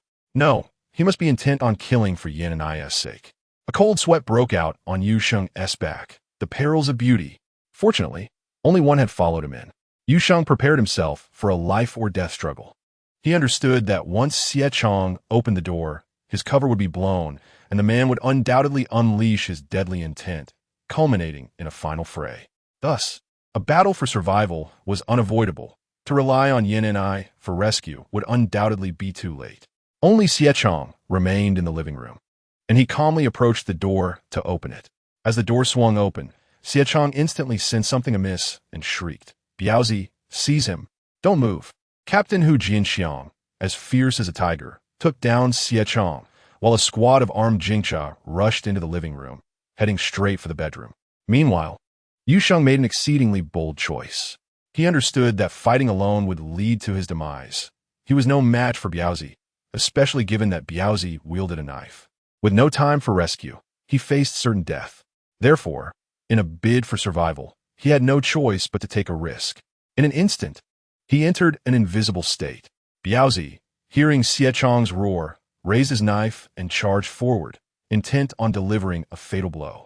He understood that Xie Chang's intention was to take a hostage, yet he desired to exploit the opportunity to kill. For reasons unknown, he felt compelled to do so. Abruptly, as he surged forward, Yu Sheng vanished. This unexpected turn of events overwhelmed him, far exceeding the limits of his cognitive capacity, causing his mind to stall. While he was in a daze, Yu Sheng had already materialized at his side. A spring knife was plunged directly into his temple. With a swift thrust, there was no resistance. Having witnessed the secret, death was the only fate. In less than a second, Biaozi was eliminated, and Yu Sheng exited his invisible state. The sound of Biaozi's knife clattering to the ground echoed as he collapsed. Just then, the bathroom door swung open. Yin Yi, gun in hand, commanded, "Don't move." Yu Sheng slowly turned his head, his complexion pale, for he had never taken a life before. Yin Yi never anticipated such an outcome. The two stood there, frozen. Suddenly, Yu Sheng recalled Yin Yi's promise. From now on, I'll protect you. When you're caught, you'll understand the benefits. A smile broke on Yusheng's face. Yin Yi's mouth dropped open, unable to close. Several team members peered in like geese, also rendered immobile. The entire scene gradually became still, the atmosphere eerie and silent. Like a photograph, this operation had successfully captured all the antiquities traffickers, marking it as a resounding triumph, akin to a mountain crushing an egg. Only the most formidable Biaozi had perished, slain in an instant by Yusheng. Hu Jinxiang and his team felt a chill run down their spines. Who on earth was this? Was he truly an expert in antiquities appraisal? What kind of assassin was he? Chapter 11. The tree wants to be still, but the wind does not cease. Yin Yi holstered her weapon. Yusheng's actions were undoubtedly in legitimate self-defense, barely surpassing the threshold of necessary force. Yet, she suddenly inquired, "What were you laughing about just now?" "A beauty is a source of disaster," Yusheng replied instinctively. The group fell silent. Yin Yi's chest heaved with anger. Her cheeks flushed. "What do you mean? Did I order you to kill?" Yusheng hastily clarified, "You might not believe me, but he intended to kill me. Not to take me hostage.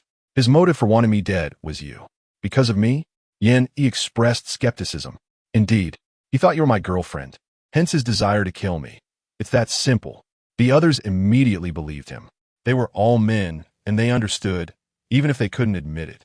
It wasn't just that Yin Yi possessed such allure. They also harbored an inexplicable trust in Yusheng's judgment. According to their investigations, he was a prodigy capable of discerning genuine antiques with his eyes closed. There was no one else like him in the world. Thus, when Yusheng affirmed the porcelain's authenticity, they unhesitatingly believed him. Yin Yi's expression turned somewhat unnatural as she turned away to avoid his gaze, stating, "You pick out the genuine ones, and we'll wrap up tonight. This man was killed by me. You have no part in it." This blatant violation of protocol prompted the captain to immediately turn away, feigning ignorance. The others remained silent as well. Yusheng earnestly expressed his gratitude. "Thank you." He recognized that this was an act of protection. Otherwise, the repercussions from the tomb raiding gang would be dire. Not to mention the damage to their reputation within the antiquities community. For this reason alone, all of Yusheng's efforts were justified. He had truly earned Yin Yi's friendship. However, he completely understood her position. After all, Yin Yi had just cracked a significant antiquities case, seizing over 100 precious artifacts, necessitating immediate interrogation to trace leads and identify the core members of the tomb raiding gang. She had no time to concern herself with him. Little did he know that Yin Yi intentionally refrained from seeing him off.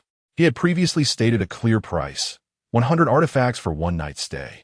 Now that the artifacts were delivered, Yin Yi had no intention of being generous. He needed to diligently study the knowledge of antiquities appraisal. Yet, the tree wishes to be still, but the wind does not cease.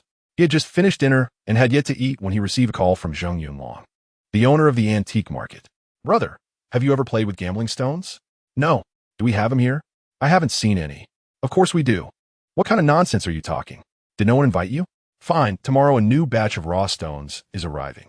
I've arranged a bet with someone at the antique market on the 3rd floor at 10 in the morning. Come help me oversee it. This place generally doesn't allow entry to the public.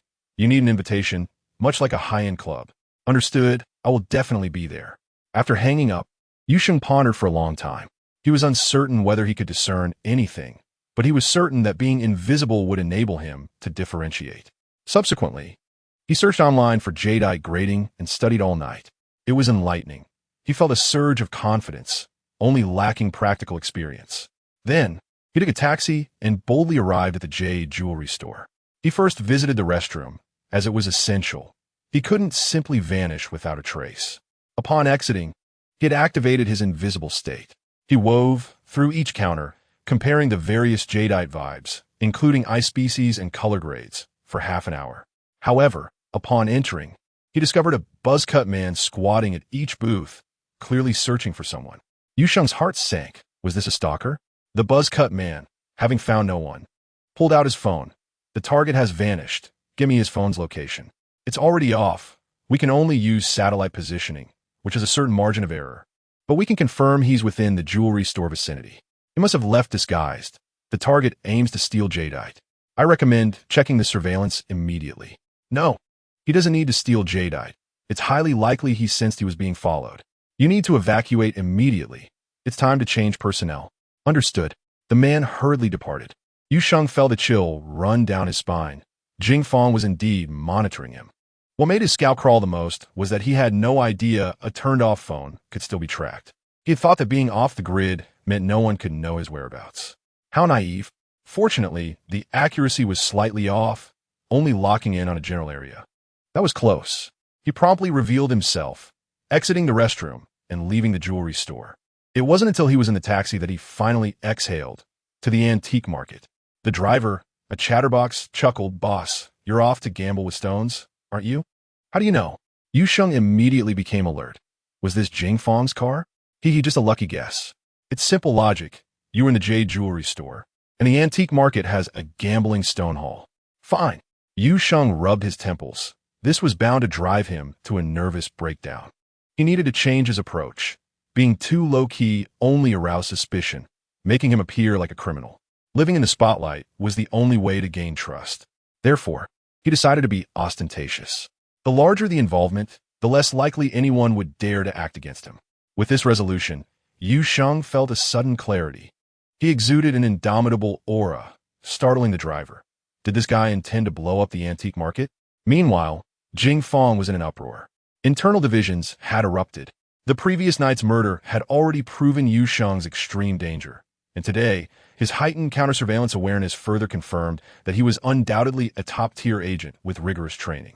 He must be apprehended immediately to extract information about his accomplices. It was impossible for him to vanish for half an hour without assistance. Hu Jianxiang stated solemnly. Yan Yi's face flushed with anger. An agent? That's a ploy to eliminate the weak. She understood perfectly, had it not been for her request. Yu Sheng might have been involved in that kind of affair. What a joke to go one-on-one against a band of tomb raiders. That was madness. Moreover, Yu Sheng possesses an extraordinary ability to generate wealth, rendering any form of risk entirely unnecessary. If you intend to apprehend Yu Sheng, I shall resign at once. Yin and I declared resolutely. She was not a green tea type, incapable of shamelessly exploiting Yu Sheng and then turning against him. If an ordinary Jing Cha were to threaten resignation, who would even care? Please have a safe journey.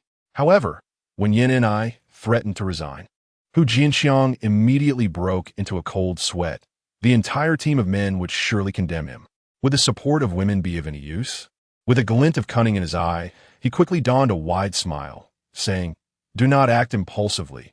We will not proceed with the arrest, as the case has exceeded our jurisdiction and will be handed over to the Security Bureau for investigation." Yin and I found herself devoid of anger. What else could she do? Jing Fong had already washed his hands of the matter. Chapter 12. Who has the right to laugh? Upon reaching the third floor of the antique market, Yu Sheng encountered two security guards stationed there, but he paid them no mind and strode forward. "Halt! This area is not open to the public," the bulliest guard commanded. His palm raised, brows furrowed. Yu Sheng frowned instantly. "Zheng Yunlong invited me." The guard scoffed derisively. "Why didn't you mention that earlier? Do you really think Boss Zheng would invite someone like you? I've seen many ruffians like you, with your pitiful appearance. Can't you compare yourself to those inside and recognize your shortcomings?" Yu Sheng found the situation utterly absurd. "What is it that I lack in your eyes?" "You lack money." A mocking voice suddenly chimed in from behind. The speaker was a pale young man, impeccably dressed in a beige Italian hand-tailored suit, sporting gold-rimmed glasses. His eyes squinting with an air of superiority, typical of a wealthy second generation. However, what astonished Yu Sheng was the woman beside him, Tong Lin. Today, Tong Lin was adorned in a qipao featuring a blue and white porcelain pattern, her lustrous black hair elegantly styled in an updo, complemented by her flawless features and skin as exquisite as ice-carved jade, her figure perfectly proportionate. The young man beside her was none other than her husband, Mo Yinsong. Tong Lin was caught off guard to see Yu Sheng, feeling an overwhelming sense of embarrassment, her heart racing, eyes evasive. Wishing to bury herself to avoid any words from Yu Sheng that might lead to misunderstandings with her husband. Yet, the scenario she dreaded did not unfold, allowing her to breathe easier, secretly relieved that he failed to recognize her. Choosing a BMW over a bicycle was her prerogative. This world is but a makeshift stage. Why pretend to be a paragon of masculinity? Every goddess has her flaws. Who has the right to mock whom? Should one flaunt pretentiousness, let them do so. Who among us is truly noble? You were never a big shot. The more you feign it, the more you become one, and nothing more. Remember, today it is my turn. Dare to wager against me? If not, silence yourself and step aside. The two security guards were left aghast, realizing they had misjudged the situation. This could very well be someone truly invited by Zheng Yunlong. Tong Lin was left dumbfounded, a single thought occupying her mind. Is this really Yu Sheng? The one who would never utter such words. A sycophant is forever a sycophant. Mo Yunsong, trembling with anger, his eyes shrouded in darkness, gritted his teeth and said, "Kid, don't claim that I, Mo Yunsong, am bullying you. Today, I challenge you to a wager, with the stakes set by you. Name a figure, 3,000 or 5,000. Ha ha, Mo Xiao, I shall back Yu Sheng. You decide the stakes, I'll support him no matter the amount." Zheng Yunlong laughed heartily as he approached. In high spirits, after witnessing a splendid spectacle, observing Yu Sheng's brilliance, he felt confident about the day's wager and was determined to support his brother. The two security guards nearly collapsed in shock, realizing the gravity of their earlier actions. They had almost barred Zheng Yunlong's friend from entry. Montak Yongkong, upon seeing Zheng Yunlong, twitched the corners of his mouth before plastering on a smile. "Zheng boss, it turns out he is one of your subordinates. Then let's forget it." The underlying implication being that wagering against your junior would be beneath him. However, Zheng Yunlong waved his hand dismissively. "Do not speak carelessly. My brother Yu Sheng is a person of significance, a legendary figure within the antique trade. We engage as equals. It is already an honor for him to address me as elder brother. He is not merely my subordinate." Tong Lin's mind exploded with realization. This was indeed Yu Sheng. How could he possess such status? Mo Yunsong felt utterly humiliated. While he had ample funds at his disposal within his family, far exceeding what Yu Sheng could muster, he was no match for Zheng Yunlong. However, retreat was not an option. Mo Yunsong could only steel himself and declare, "Very well, then let us wager 3 million. Ha ha! Yu Sheng laughed heartily. 3 million does not require Zheng Gu's backing. Come now, how shall we wager? Mo Yunsong's face turned pale. He realized he would lose all dignity today. Fortunately, he was confident in his chances of winning. The Mo family dealt in jewelry and had their own jadeite raw stone appraisers. While he was not an expert, he was certainly superior to Yu Sheng. They would each select 1 million worth of raw stones, with no limit on the number of pieces, and they would reveal them on the spot. Whoever had the higher value would win. This was quite fair, no issues there. Yu Sheng readily agreed, and the rules were established as they promptly entered the stone gambling hall. The remaining two security guards exchanged glances, feeling utterly disheartened. They were not even worthy contenders against Yu Sheng, unworthy of his time, having been completely disregarded. Just moments ago, they had worried about potential retribution from Yu Sheng. How laughable. Yu Sheng surveyed the stone gambling hall, noting that the crowd was thin, with only 30 to 40 raw stones, all of substantial size, none smaller than a basketball. No wonder they didn't allow ordinary people inside. Is this truly a sufficient quantity? Are these raw stones just recently acquired? Yu Sheng inquired, puzzled. This is quite a lot, all high-stakes material. None are windowed. It's all about the thrill, merely for excitement. Do you expect a profit from jadeite here? Don't be ridiculous. Only 2 people wagering can elevate the odds to 50%, Zheng Yunlong patiently explained. Recognizing that his younger brother was yet to grasp the essence of the gambling hall, it was a place for play. Jewelry merchants would not come here. Mo Yunsong was merely here for entertainment, not to purchase jadeite. As Mo Yunsong began to select stones, Tong Lin trailed closely beside him, appearing like a delicate bird. Refusing to cast a glance at Yu Sheng, Yu Sheng promptly moved to the opposite side to avoid competing with the fool. Zheng Yunlong, curious, followed closely, watching as Yu Sheng examined each stone. Not needing a flashlight, his pace swift, merely 10 seconds per stone. Mo Yunsong had only inspected 3 pieces by the time Yu Sheng had completed his review of over 30. Mo Yunsong couldn't help but sneer, what a show-off. Having finished his examination, Yu Sheng concluded they were all worthless, the best being of the lowest grade. Indeed, only through gambling could one profit. Ultimately, he approached Mo Yunsong. You're left with only this piece. Will you take it? Mo Yunsong scoffed. You choose first. Yu Sheng reached out to touch it, his heart racing slightly, and calmly stated, I will choose this one. Ha ha ha. Mo Yunsong laughed. You truly know nothing. You wish to snatch my selected piece. Yet I have not even marked this one. Tong Lin turned her body slightly to avoid giving Yu Sheng the opportunity to speak. Yu Sheng smiled gently, unusually amiable. Mo Xiao, you misunderstand. I hold this piece in high regard. A junior attendant approached to check the number, referencing the price on the list, respectfully announcing, Boss, thank you for your patronage. It is priced at 890,000. Yu Sheng gasped. The price was staggering. This was an unwindowed raw stone, weighing merely a few dozen jin. Yet, there was no choice. If one sought lower prices, they would have to go to a public auction. This place was for the affluent. Yu Sheng decisively swiped his card for payment, and upon finishing, looked up, utterly stunned. Before him stood an enchanting beauty, clad in a long coat, her hair gracefully flowing, smiling sweetly as she spoke in soft tones. I have come to fulfill my promise. It was none other than Yin and I. Chapter 13.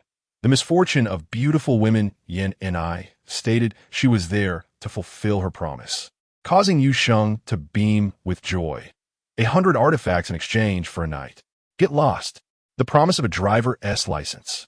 Yin Ni's eyes sparkled with a captivating blend of playful ire, exuding an unparalleled charm. Tong Lin had already spotted Yin and I, and at that moment, his expression changed. Was this his girlfriend? Without comparison, there could be no pain.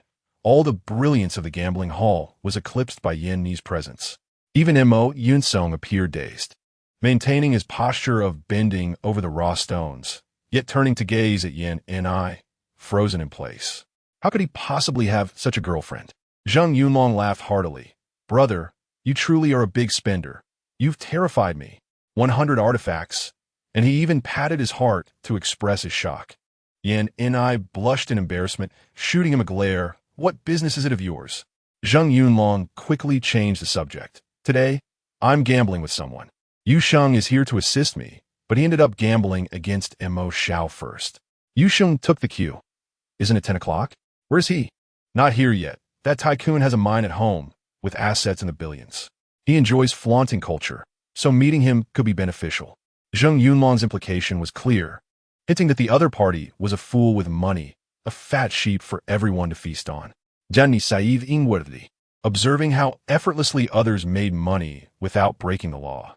At that moment, Mo Yunsong had chosen his raw stone. He was so captivated by Yin and I that he had hastily selected the stone, which turned out to be the only one of its kind. He confidently approached, saying, I've made my choice. Let me cut the stone first so you can see what it means to be an expert in stone identification. There is much for you to learn. Gambling on stones is not something one can win through mere cleverness. Yet, his gaze remained fixed on Yin and I. Yu Sheng sneered. Dare to raise the stakes? If you lack funds, how about putting your car on the line? Mo Yunsong hesitated slightly. Where did he find such confidence? It was truly baffling. Tong Lin quickly pulled his hand, saying, Just play around. Don't bet the car. Yu Sheng, with a look of disdain, retorted, If you're afraid to bet, then spare me the chatter. Mo Yunsong was unwilling to lose face before Yin and I, and replied casually, It's just a Mercedes 600. If you like it, I'll wager it. Great. Yu Sheng clapped his hands, revealing a radiant smile. If I lose, I'll pay you 3 million. Adding to the original wager, totaling 6 million. Yin and I instantly understood. He was bound to win. Mo Yunsong also felt exhilarated, sensing victory. A hint of blush appearing on his face as he glanced at Yin and I, then picked up the raw stone, heading toward the cutting machine. Tong Lin was filled with unease. Despite her husband's confidence, she still felt anxious. If they lost, she would become a laughingstock in Yu Sheng's eyes. She had no idea how to exit gracefully. Yu Sheng, however, paid her no mind, whispering to Zheng Yunlong, Stop betting. The remaining materials are of poor quality, and there are no more jade pieces. Zheng Yunlong was utterly convinced by Yu Sheng's words. He pondered for a moment and quietly suggested, What if I wager this piece you bought against him? What? Cut one stone twice. Are you deceiving me? Yu Sheng had his principles. He would never engage in such a vulgar act. No, We cut it once. Both parties place their bets, and it won't affect each other. Can he do that? Yusheng looked doubtful. Wasn't that foolish? Others might not manage, but he can, Zheng Yunlong asserted with confidence. All right then, you're bound to win. Zheng Yunlong turned around and spotted the tycoon entering the gambling hall, waving eagerly. Wang Zian, the tycoon, sporting a Mediterranean hairstyle and a robust physique resembling a cook, approached. He didn't notice Zheng Yunlong, but first saw Yan and I, smiling as he approached with exaggerated courtesy. I am Wang Zian. May I ask this beautiful lady's name? Yusheng frowned slightly. Yan Ni's demeanor was as cold as ice. She despised such people, having had enough. Zheng Yunlong interjected hastily. This is my sister-in-law, Yan and I. Don't get any ideas. Long time no see, Wang Zian replied, suddenly narrowing his eyes. Ah, I've indeed heard of you. Zheng Yunlong enthusiastically introduced. You've heard right. She's a legendary figure in the antique world. To put it simply, if you want genuine items, seek her out. She has everything. Instinctively, Wang Zian felt that Yu Sheng possessed a vast collection of artifacts. Otherwise, how could he trade 100 items overnight? Even Ma Weidu wouldn't dare do such a thing. Although Yu Sheng didn't possess any artifacts, he felt no insecurity. Acquiring antiques was exceedingly simple for him. He had already resolved to have Yan and I provide information about tomb raiders so he could retrieve items from their homes. It would be a waste not to utilize such resources. Conversely, finding an ideal buyer like Wang Zian was challenging. Thus, he was filled with enthusiasm. Feel free to reach out if you need anything, Brother Wang. Wang Zian excitedly responded. All right, let us start with the stone betting. Old Zheng, have you made your choice? Zheng Yunlong pointed to the stone Yu Sheng selected. We both chose this. He is betting against Mo Yunsong. While I am betting against you, it's all on this one stone. Is that acceptable? No problem. I'll begin selecting now. Wang Zian walked over to examine the stone. Yu Sheng and Zheng Yunlong exchanged knowing smiles. Indeed, they had found a foolish sheep, not too bright, and this was manageable. Green. Suddenly, someone exclaimed. It was among the onlookers observing the stone cutting. Mo Yunsong frowned slightly. He had only cut once, and what emerged was a bean-gray jade, leaving him somewhat disappointed. However, he still believed he wouldn't lose. After all, he had at least cut out jade. Yushin might not produce anything, potentially losing 89,000 without a trace. Mo Yunsong continued cutting, preparing to extract the jade completely. The crowd had initially been sparse, and at this moment, they dispersed. No one was interested in the bean-gray jade. Tong Lin's heart raced. If they truly lost the car today, it would be utterly humiliating. Conversely, Yu Sheng was filled with anticipation, envisioning the imminent gains, and cheerfully asked Yan and I will soon have a car. Is your driver's license ready? Yan and I shot him a disapproving glance. Do you even know how to drive?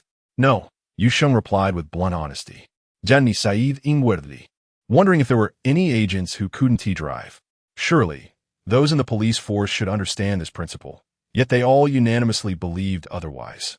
Was she truly a source of calamity? Those she cared for seemed to meet unfortunate fates. She felt a sense of confusion. Historically, beautiful women often faced untimely demise. Those wishing to protect beauty are far fewer than those seeking to possess or harm it. Beautiful women often yearn for an ordinary life but find it elusive, enduring far more than the average woman. She envied that simplicity. Yet, Yin and I found some solace in having encountered Yu Sheng, a man willing and capable of protecting her, a powerful ally. Suddenly, Yin and I whispered, Do you know that woman? I don't, Yu Sheng replied, his expression one of pride. Since you don't recognize me, I too shall remain unacquainted with you. Yin and I, half smiling, retorted, I a fool in your eyes? Why does she constantly watch you?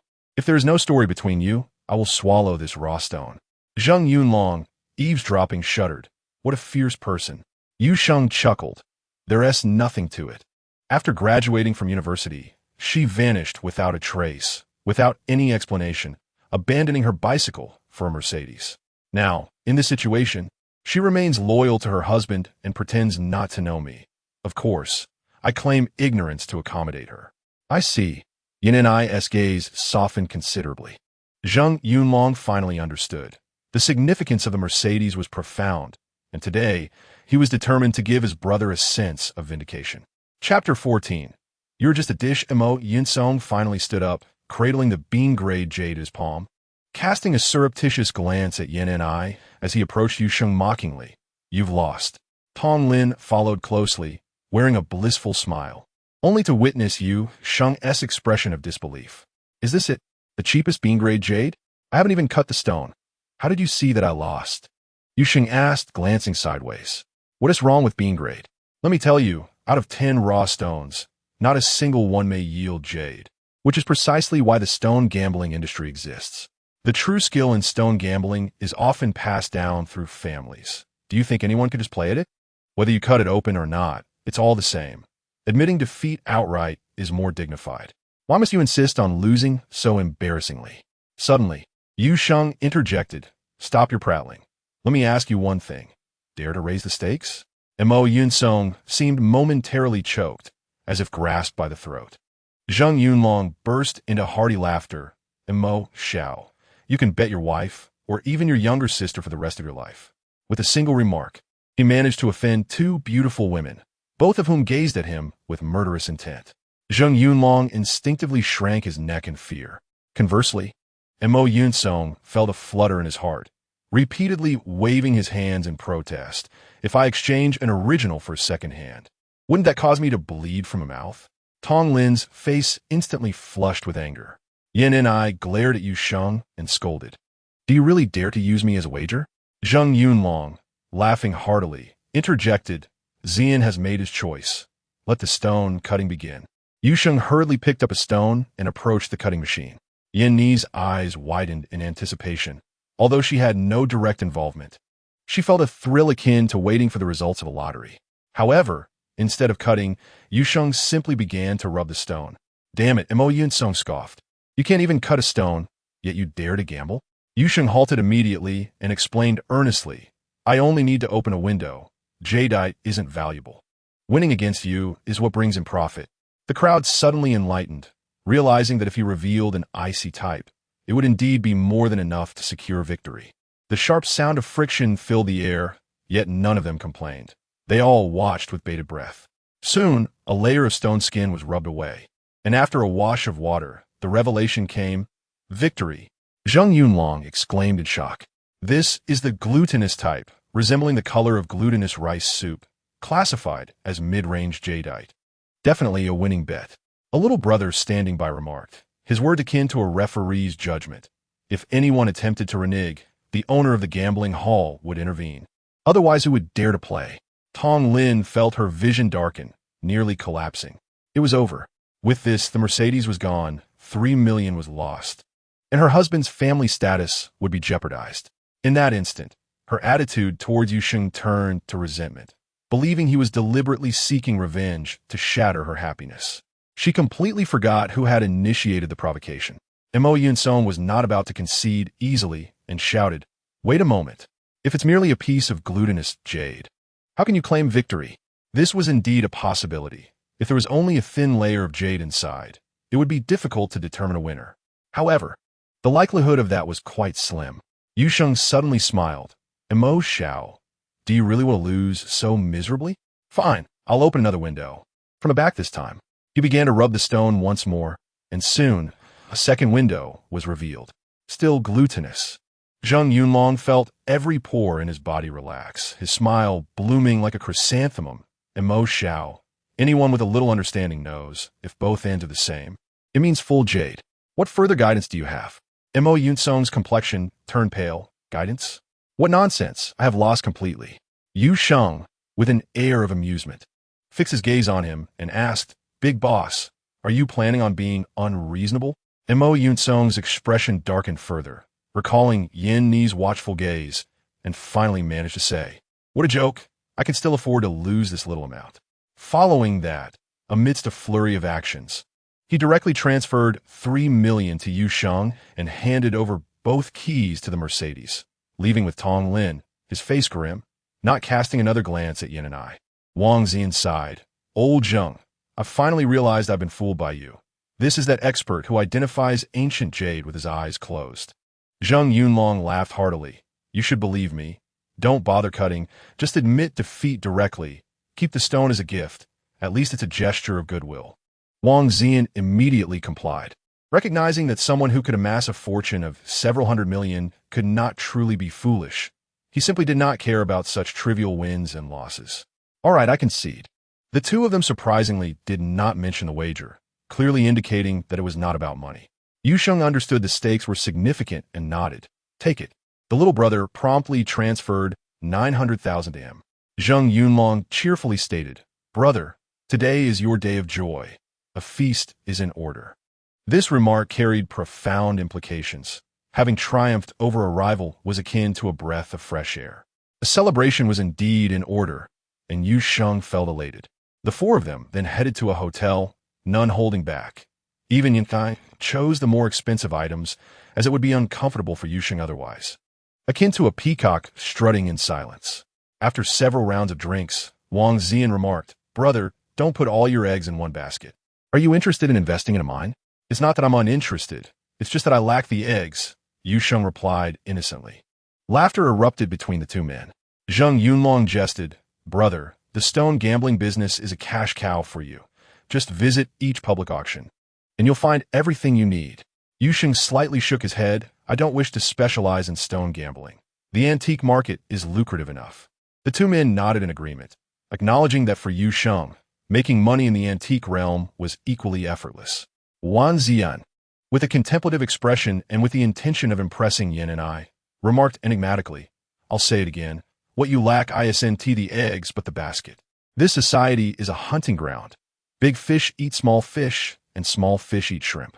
If you concentrate your wealth, be wary of being devoured whole by a large crocodile. The reason is all too simple. Your artifacts are derived from tomb raiding. Trust me, there are many who possess such power." Zheng Yunlong nodded in agreement.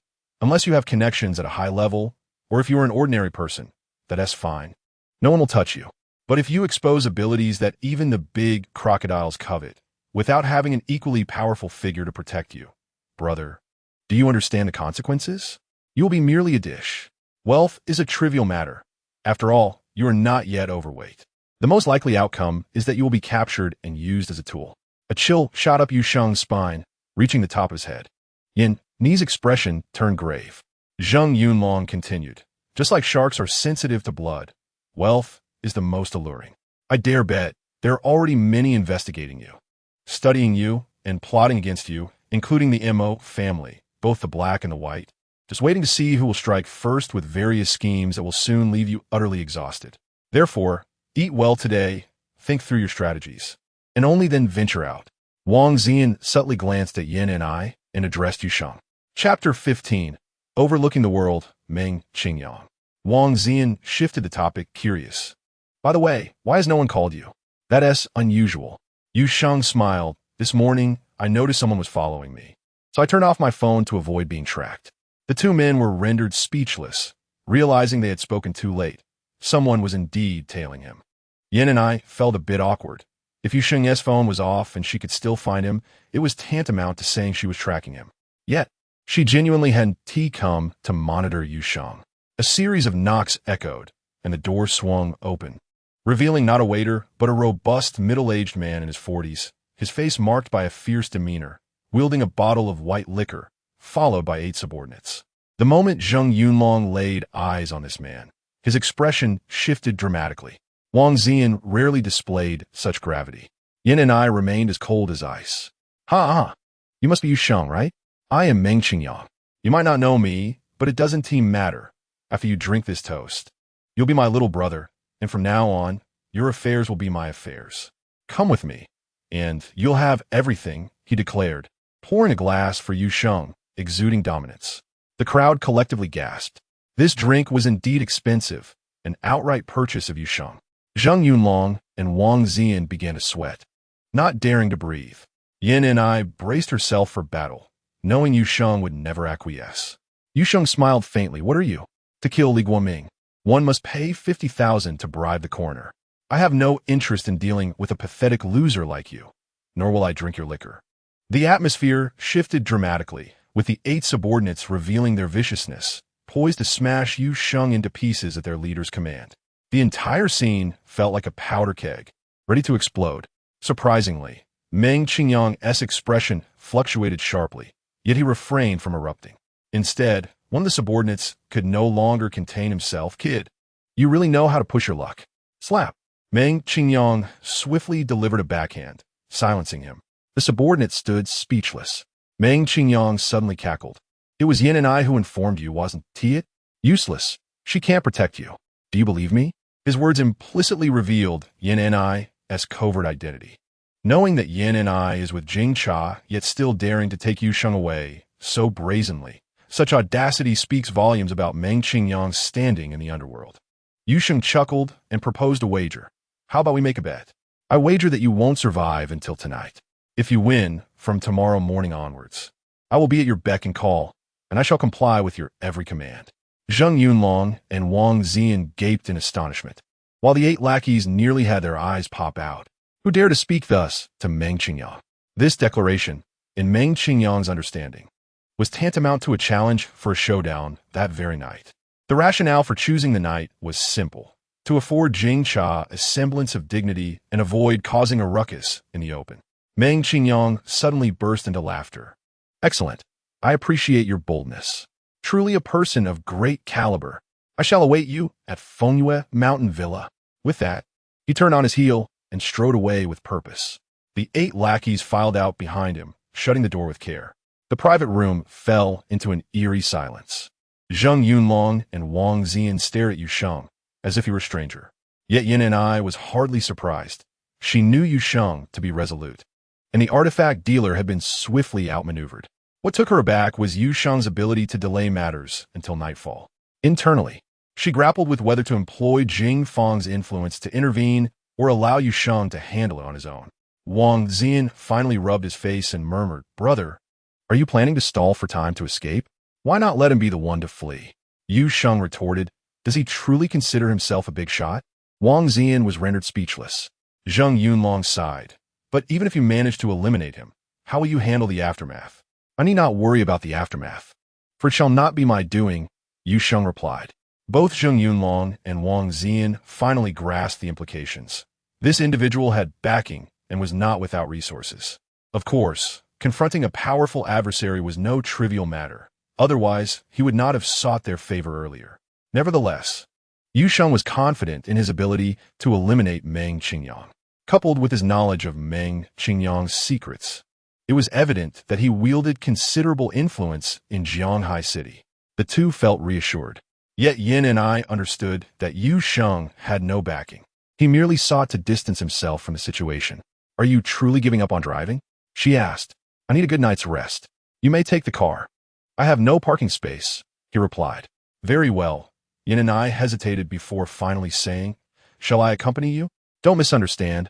I merely wish to keep you company." With a glare of annoyance, she drove off. He was now exceedingly cautious, for Yin and I had hinted that someone suspected him of being an undercover agent.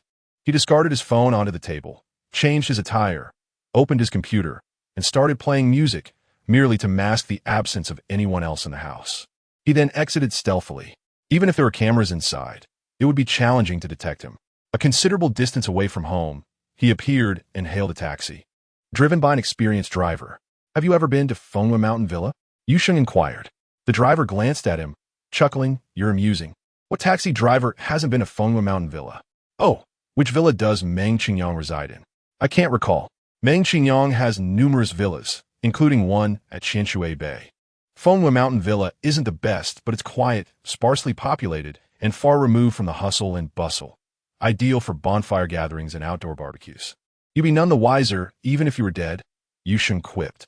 The driver refrained from engaging further. Such jokes could be perilous. "Are there any gift shops nearby?" "What are you joking about? That place primarily features bears on the loose. I suggest you purchase your items beforehand. Daytime is fine. At night, it's a matter of luck." "All right. Have you been a taxi driver your entire life?" "Wow." Engaging in light banter, the journey remained far from lonely. As they neared Fengyue Mountain Villa, Yu Sheng seized the opportunity to exit early under the pretext of needing to buy something, generously tipping the driver an extra 100 to wait until nightfall. The seasoned driver readily agreed. Once Yu Sheng was out of sight, the driver turned around while cursing. "Damn it. $100 to wait until dark? Just you wait." He would not admit to having visited this place, lest he face complaints and fines.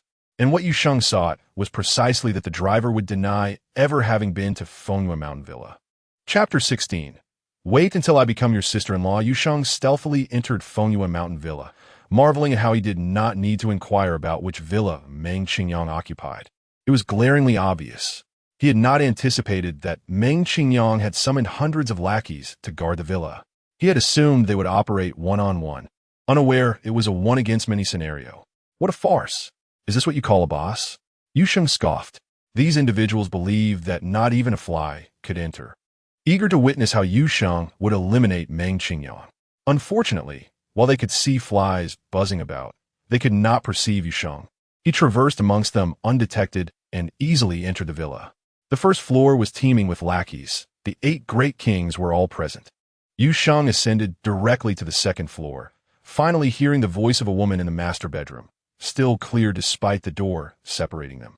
Darling, is that person really so formidable? Director Huang mentioned he might be an undercover agent. Heavens, are you still intent on provoking him?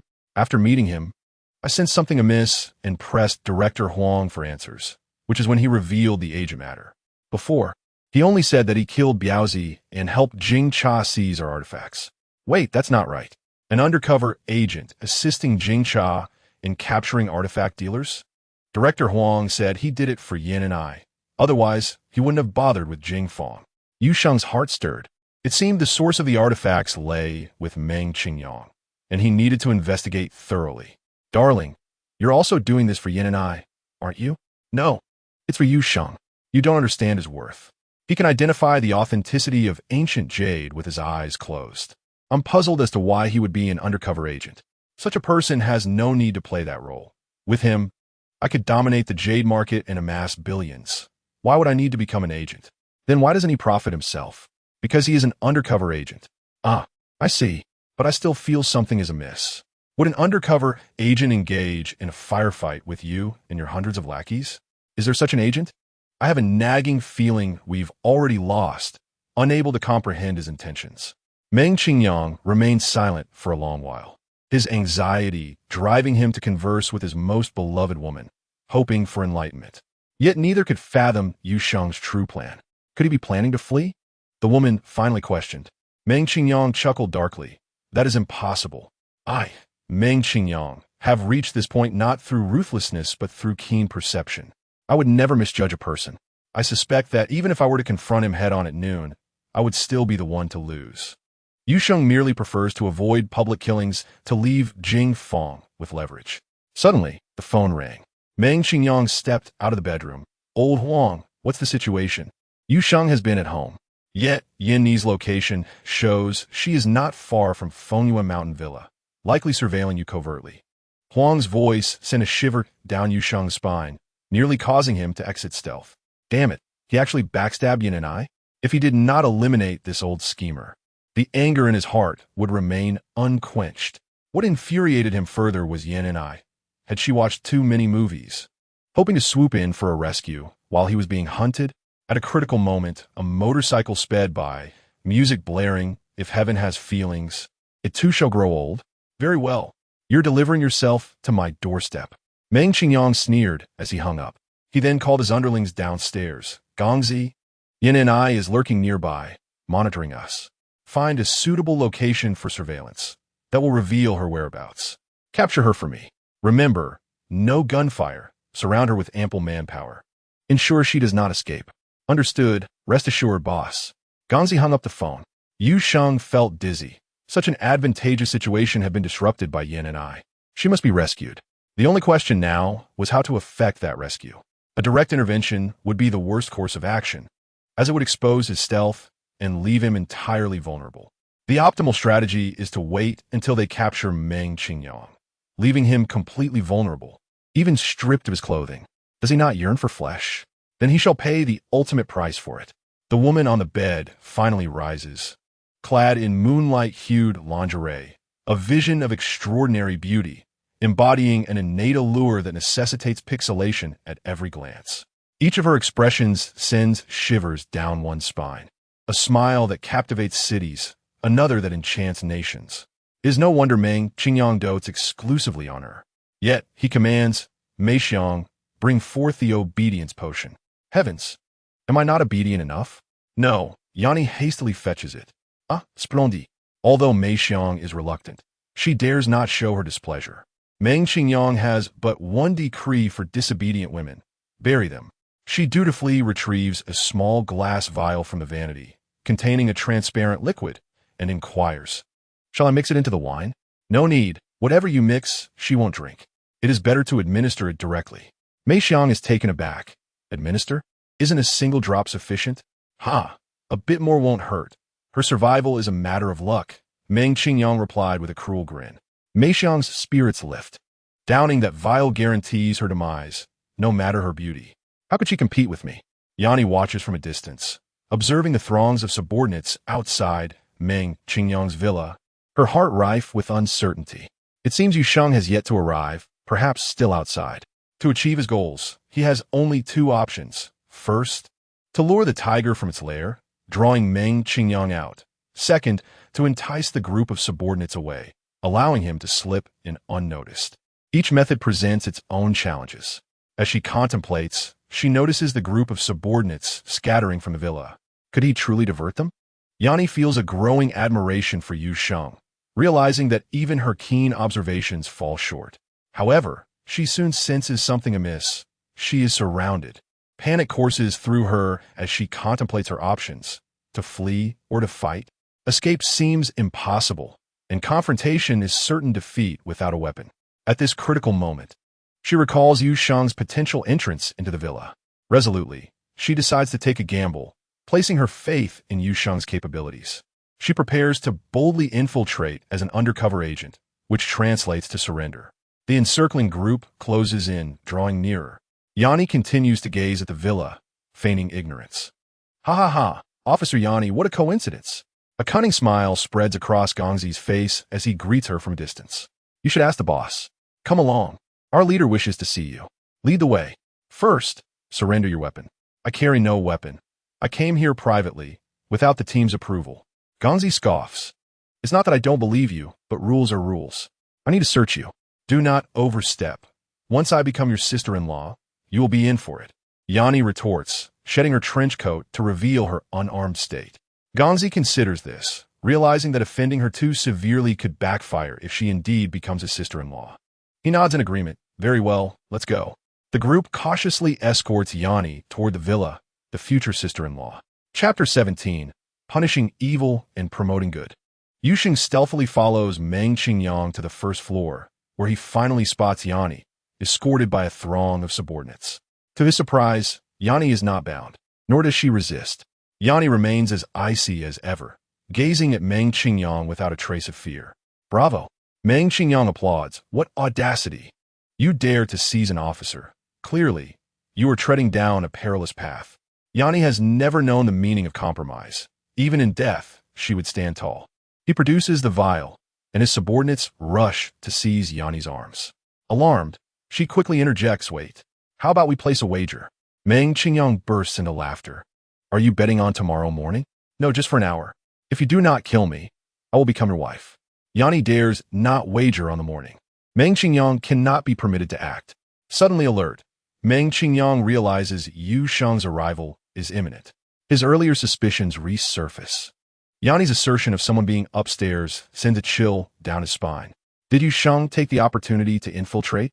His inherent paranoia flares. If Yu Sheng has been present all along, what purpose does Yanni's presence serve? A wave of impulsive desire to seize Yanni overtakes him.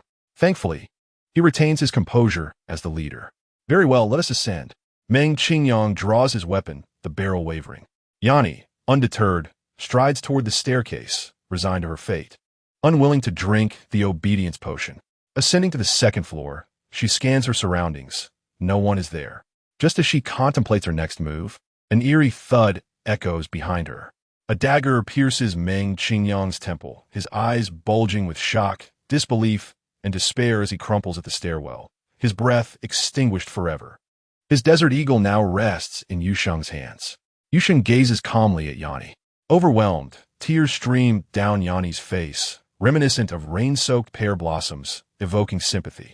Yu Sheng, taken aback, is immediately vexed. Whoever cries has the upper hand. Can you enlighten me on your purpose here? Yanni, feeling wronged, retorts, I came to assist you, though it seems I merely caused trouble. Is that how you interpret my actions? Yusheng hastens to console her. Do not weep. There is still a woman in the bedroom. This statement proves transformative. Yanni instantly regains her composure, determined not to appear weak. Yusheng swiftly conceals Meng Qingyang's body in the bathroom, discreetly pocketing the obedience potion, recognizing its potential utility. He then strides directly toward the master bedroom. Upon entering, Mei Xiang's complexion pales at the sight of the two. Yusheng, wielding the Desert Eagle, approaches her and calmly states, Meng Qingyang is dead. Do you comprehend? Understood, understood.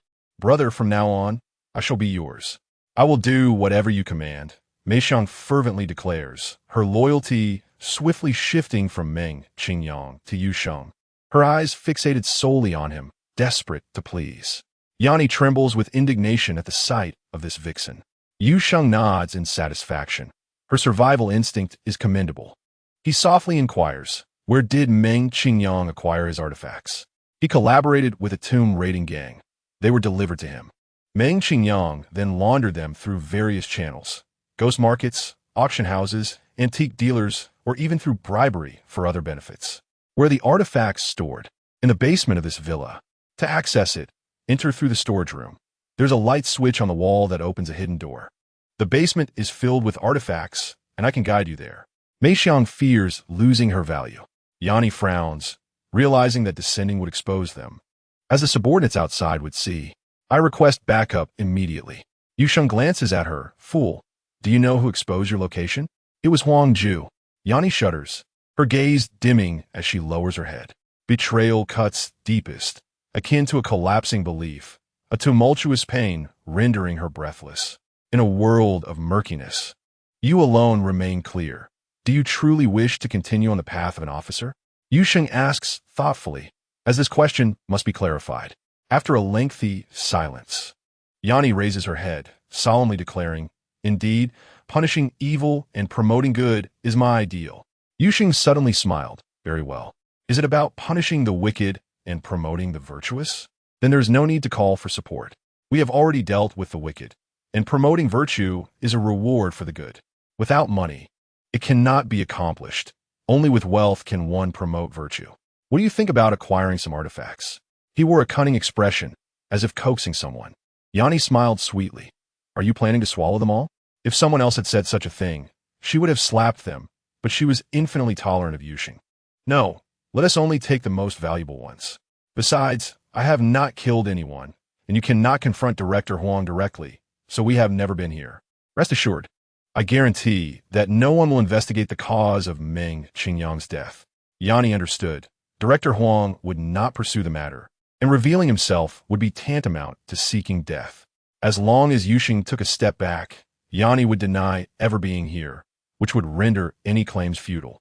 Even if hundreds of subordinates shouted, it would be of no use. A single word from Director Huang would conclude the case. However, if she were to call for support, everything would be unavoidable, and it would come to a confrontation with Director Huang, with only the outcome of mutual destruction. Yusheng was unafraid, but did not wish to escalate matters. Engaging with the authorities was too risky. He leaned close to Yanni's ear and whispered, Let her take you away. Do not worry about me. Then he exited the bedroom alone. Yanni was puzzled. How could he enter the secret chamber without being exposed? Suddenly, Mei Xiang knelt before Yanni, feeling certain that her fate would be to be silenced, for Yusheng claimed he had not killed anyone. Yet she was an informed party and knew far too much. Sister, save me. You are the inspector. You cannot stand by and watch me be killed. I have committed no crimes. It was all Meng Qingyang's doing. Yanni remained expressionless and softly asked, Can you take me away? Yes, I can take only you. Bringing a man is impossible, as Meng Qingyang's subordinates would surely suspect. All right, you change your clothes, and we will leave together. You have your subordinates call me Big Sister while openly escorting me out of the villa, and then you will be free. Remember, you have never seen Yusheng. Do not speak carelessly. Mei Xiang was overjoyed, nodding eagerly, tears of gratitude in her eyes. Everything unfolded as Yusheng had anticipated. When the two women walked side by side out of the villa, the subordinates did not suspect a thing. Listen up, everyone. From now on, Sister Yanni is the Big Sister, Call her that, Mei Xiang declared with authority. The subordinates chanted in unison, "Hello, big sister." Yanni nodded, seemingly pleased with the title. The two women confidently entered a Maybach, with Mei Xiang personally driving Yanni out of the villa, and the subordinates remained oblivious. They quickly located a concealed Benz. "You're free now." Yanni drove off alone in the Benz. Mei Xiang finally breathed a sigh of relief, feeling that she could go wherever she pleased. Once the tension eased, she forgot her initial intentions. She no longer wished to escape. Everything belonged to her. As she had anticipated, the subordinates remained suspicious. Mei Xiang was exhilarated. She had never experienced anything so thrilling. She headed straight upstairs and soon found Meng Qingyang's corpse in the bathroom. "This has nothing to do with me. He was killed after I left." She planned to play the role of a grieving woman, preparing to shed tears. Her scheme was flawless. However, a dagger suddenly pierced her heart. She widened her eyes in astonishment, staring blankly at Yuxing, who had appeared out of nowhere. Mei Xiang finally regained her senses. There was no time for regret, as pain overwhelmed her, making it difficult to breathe. She pressed her hands against the dagger and collapsed alongside Meng Qingyang. In the end, Yuxing left, holding a box filled with artifacts. Gongzi finally sensed something was amiss, and, with a grave expression, said, "Yanni said an hour. If the boss isn't dead, she would become his wife." But she became the big sister before an hour had passed, and the boss let her go. The subordinates also felt something was off. Yet no one had entered the villa. Did Yanni turn the tables on them? Gongzi hurriedly called Meng Qingyang, but there was no answer. His eyes widened, and he suddenly shouted, "Not good." Everyone rushed into the villa, headed upstairs, and quickly discovered the two bodies in the bathroom. They were all stunned. Mei Xiang actually killed the boss, then committed suicide? How is that possible? But there were no outsiders in the villa. The subordinates were all bewildered, unsure of what to do. After an hour of chaotic discussion, Gongzi finally decided, call the police. When Director Huang received the report, his head buzzed. Fortunately, it was not Yanni who reported it. Director Huang could hardly believe that Yuxing's prediction that Meng Qingyang would not survive the night had come true. Hundreds of subordinates' protection had failed to last until dark. Moreover, they had not even seen the perpetrator. Everyone realized that Yanni's fortune had arrived, and this monumental achievement fell squarely upon her. He first turned off the music and then opened the door. A stranger stood outside, pale and with a cold, piercing gaze fixed on Yuxing. "Did you kill Meng Qingyang? Who are you?" Yuxing smiled. "Oh, you mean if you admit it, then you want to have to come with me?" "Exactly." Yuxing's heart stirred. This statement was enough to indicate that the individual was not here for official business. "First tell me your name and where you're from, and then I will tell you." Yuxing decided to clarify his identity first. The youth furrowed his brow. "You are not worthy to know where I am from, but I can tell you. My name is Wang Shiguang. Now tell me, how did you kill Meng Qingyang?" Yuxing was enraged and replied coldly, "I send the same question back to you. You are not worthy to know." Wang Shiguang suddenly laughed. "You truly do not understand your position. Do you think that killing Meng Qingyang grants you the right to stand on equal footing with me? Let me tell you, Meng Qingyang was merely a dog raised by my family. Originally, you had a slim chance of survival by serving me. But now you're no longer qualified to be a dog. Prepare to accompany Meng Qingyang in death." After saying this, he reached out toward Yuxing. Yuxing suddenly retreated. Wang Shiguang followed closely, entering the room and shutting the door behind him. His expression turned menacing. "Kid, I'm giving you one last chance to save your life. How did you kill Meng Qingyang? If you won't reveal your background after I've closed the door, then you can die." Just as Yuxing's words fell, he vanished into thin air. Wang Shiguang gasped. What the hell? Every pore on his body stood on end, and by the time he turned to flee, it was too late. He had closed the door himself. It was just a fleeting moment. A spring knife plunged into his lower back. Being stabbed in the kidneys prevents one from crying out.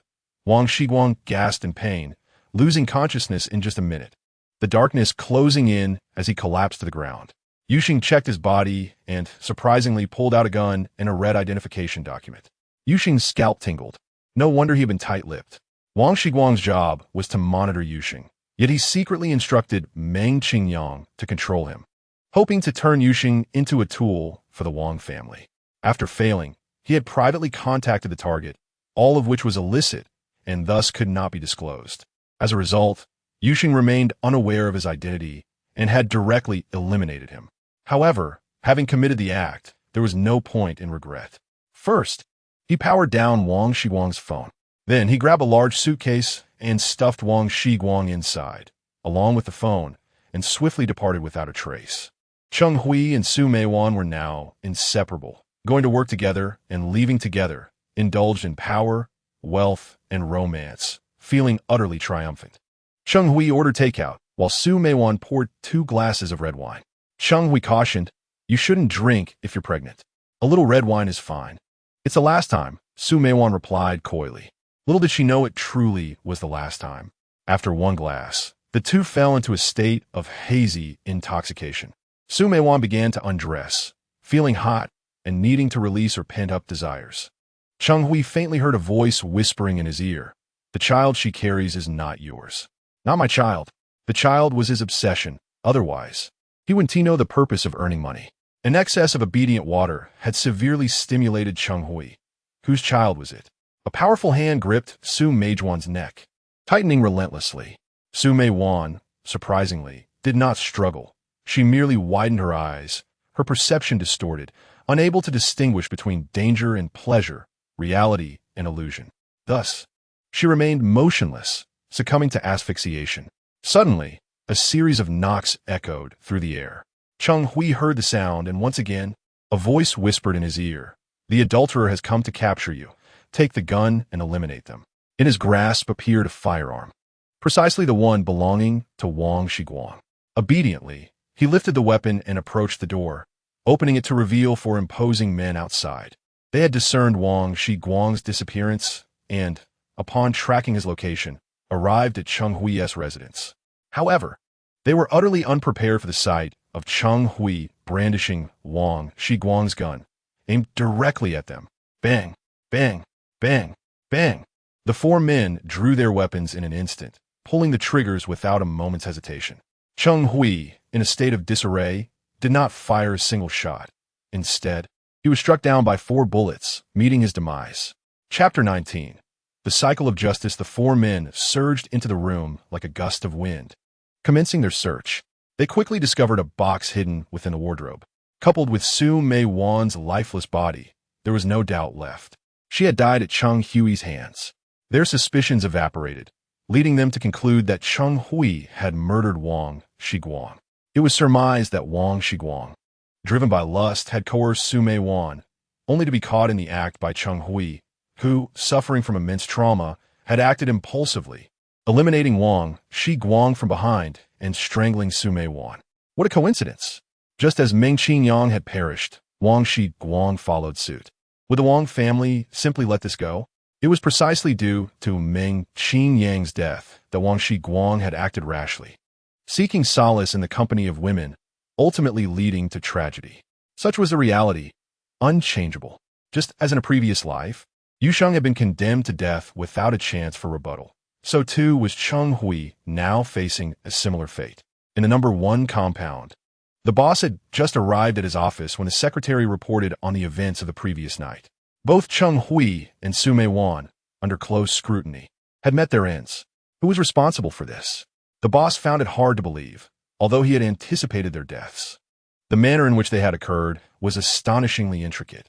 The secretary then began to recount the miraculous exploits of Yusheng, his discoveries in the antique market, his blind explorations of ancient jade, and his profitable ventures in gambling stones. The boss's eyes sparkled with intrigue. Indeed, it was Yusheng who had accomplished such feats. Affirming his own capabilities, lest he appear ineffectual. Tapping his fingers on the table, he pondered for a moment before instructing, "He should be at home. I shall pay him a visit." "Ah, isn't that too dangerous?" the secretary exclaimed in disbelief. The boss chuckled, "You worry too much. Has he ever killed without cause?" The grievances between Su Meiwan and Cheng Hui are not for outsiders to fathom. Let us proceed. Yusheng, having avenged his grievances, felt an exhilarating sense of relief, but had no intention of celebrating or stepping out. He wished to lie low for a while, to remain inconspicuous, and avoid giving the impression of arrogance to the bosses. Should any of them perceive him as a threat to their peace, It would be unjustly detrimental to his existence. As he was engrossed in researching artifacts online, a knock at the door interrupted him. He sighed, realizing that tranquility was elusive. Calmly, he opened the door.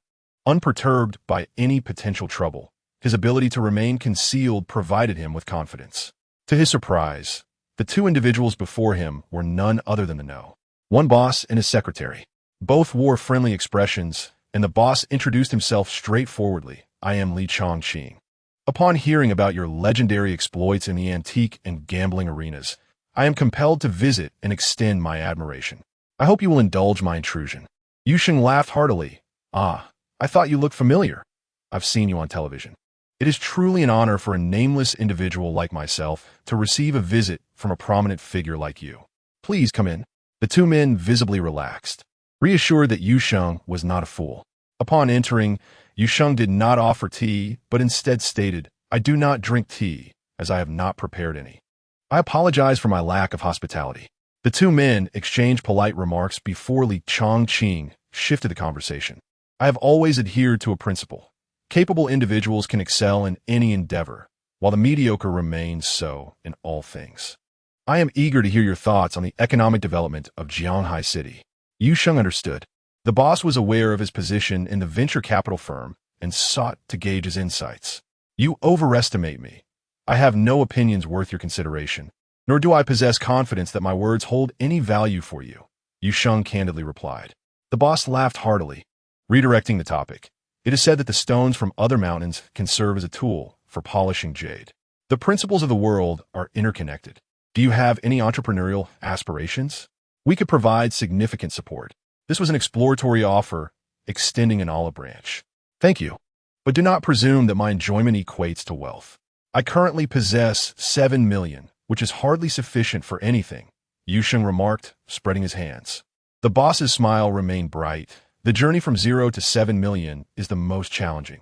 The rest is merely a game of capital appreciation. I am curious about your developmental direction. Yusheng pondered briefly before responding. To say I lack direction would be hard for you to believe. Yet the truth is, when I was impoverished, I had many fantasies. Now that I possess wealth, I find myself devoid of desires, for I am free from survival anxieties. Do you believe that? The boss slapped his thigh, seemingly impressed. I believe it.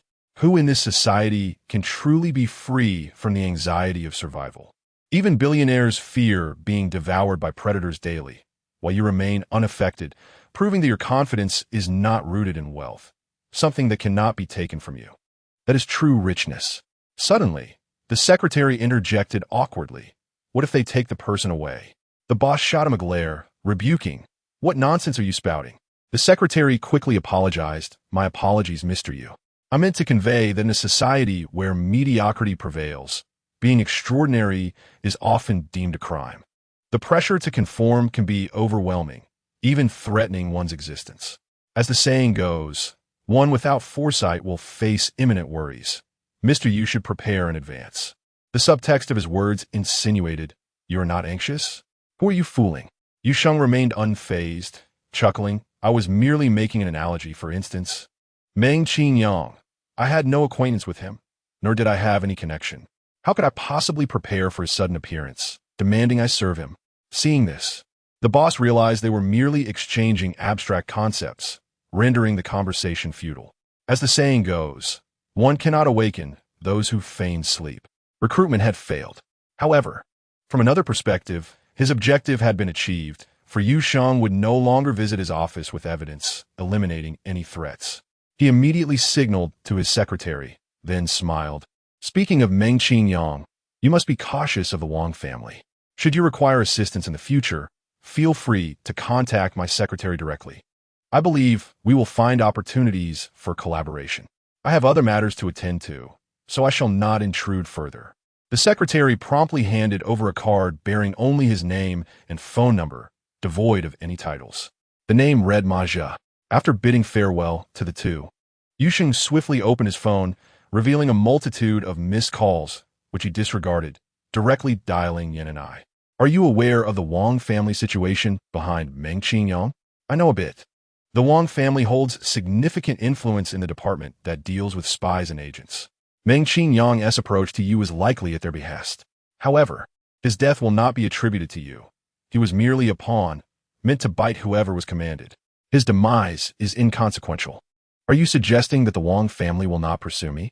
No, they will certainly seek you out, but not for Meng Qingyang's reasons.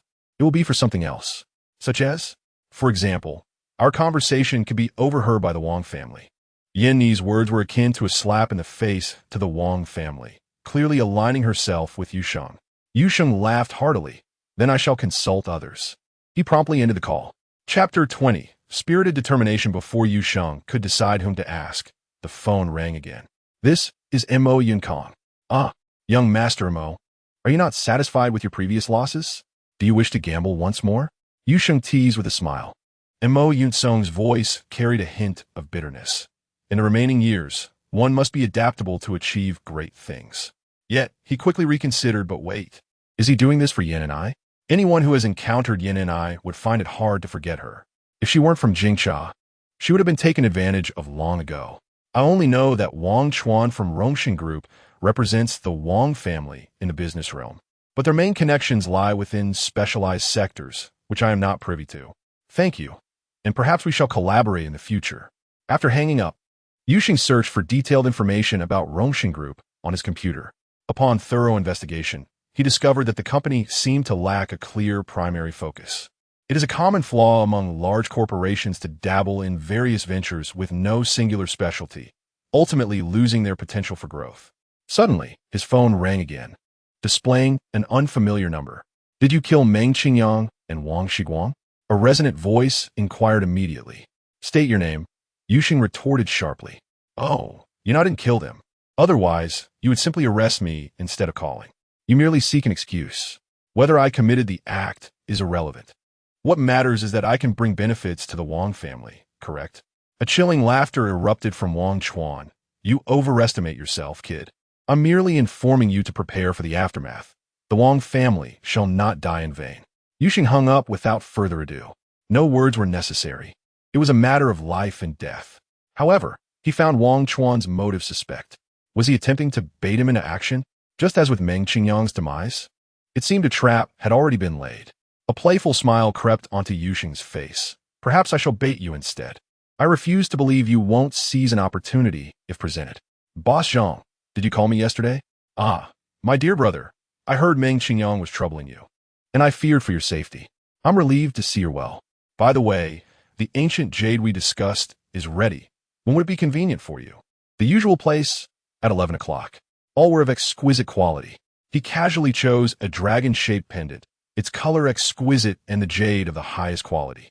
The term color infiltration refers to the phenomenon where jade artifacts, having been in contact with blood, water, and soil for extended periods in tombs, develop a natural discoloration.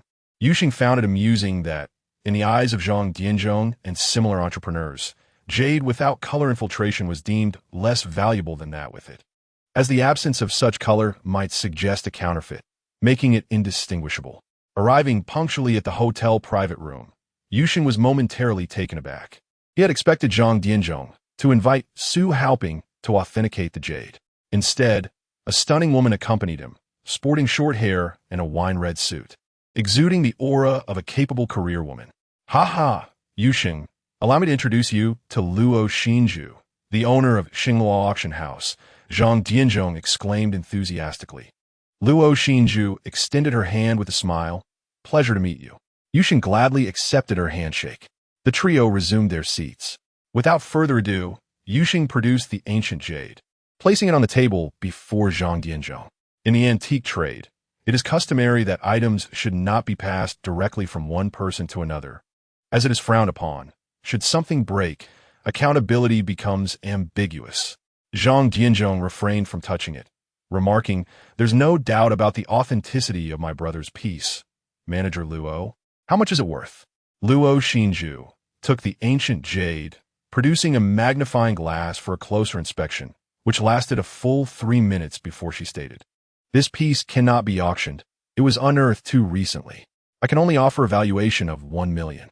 According to legal stipulations, artifacts unearthed post-establishment of a nation belong to the state. Her comment about the recent discovery was quite tactful. From what era?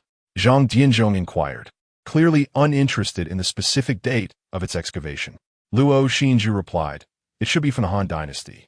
Zhang Dianzhong turned to Yuxing, is that correct?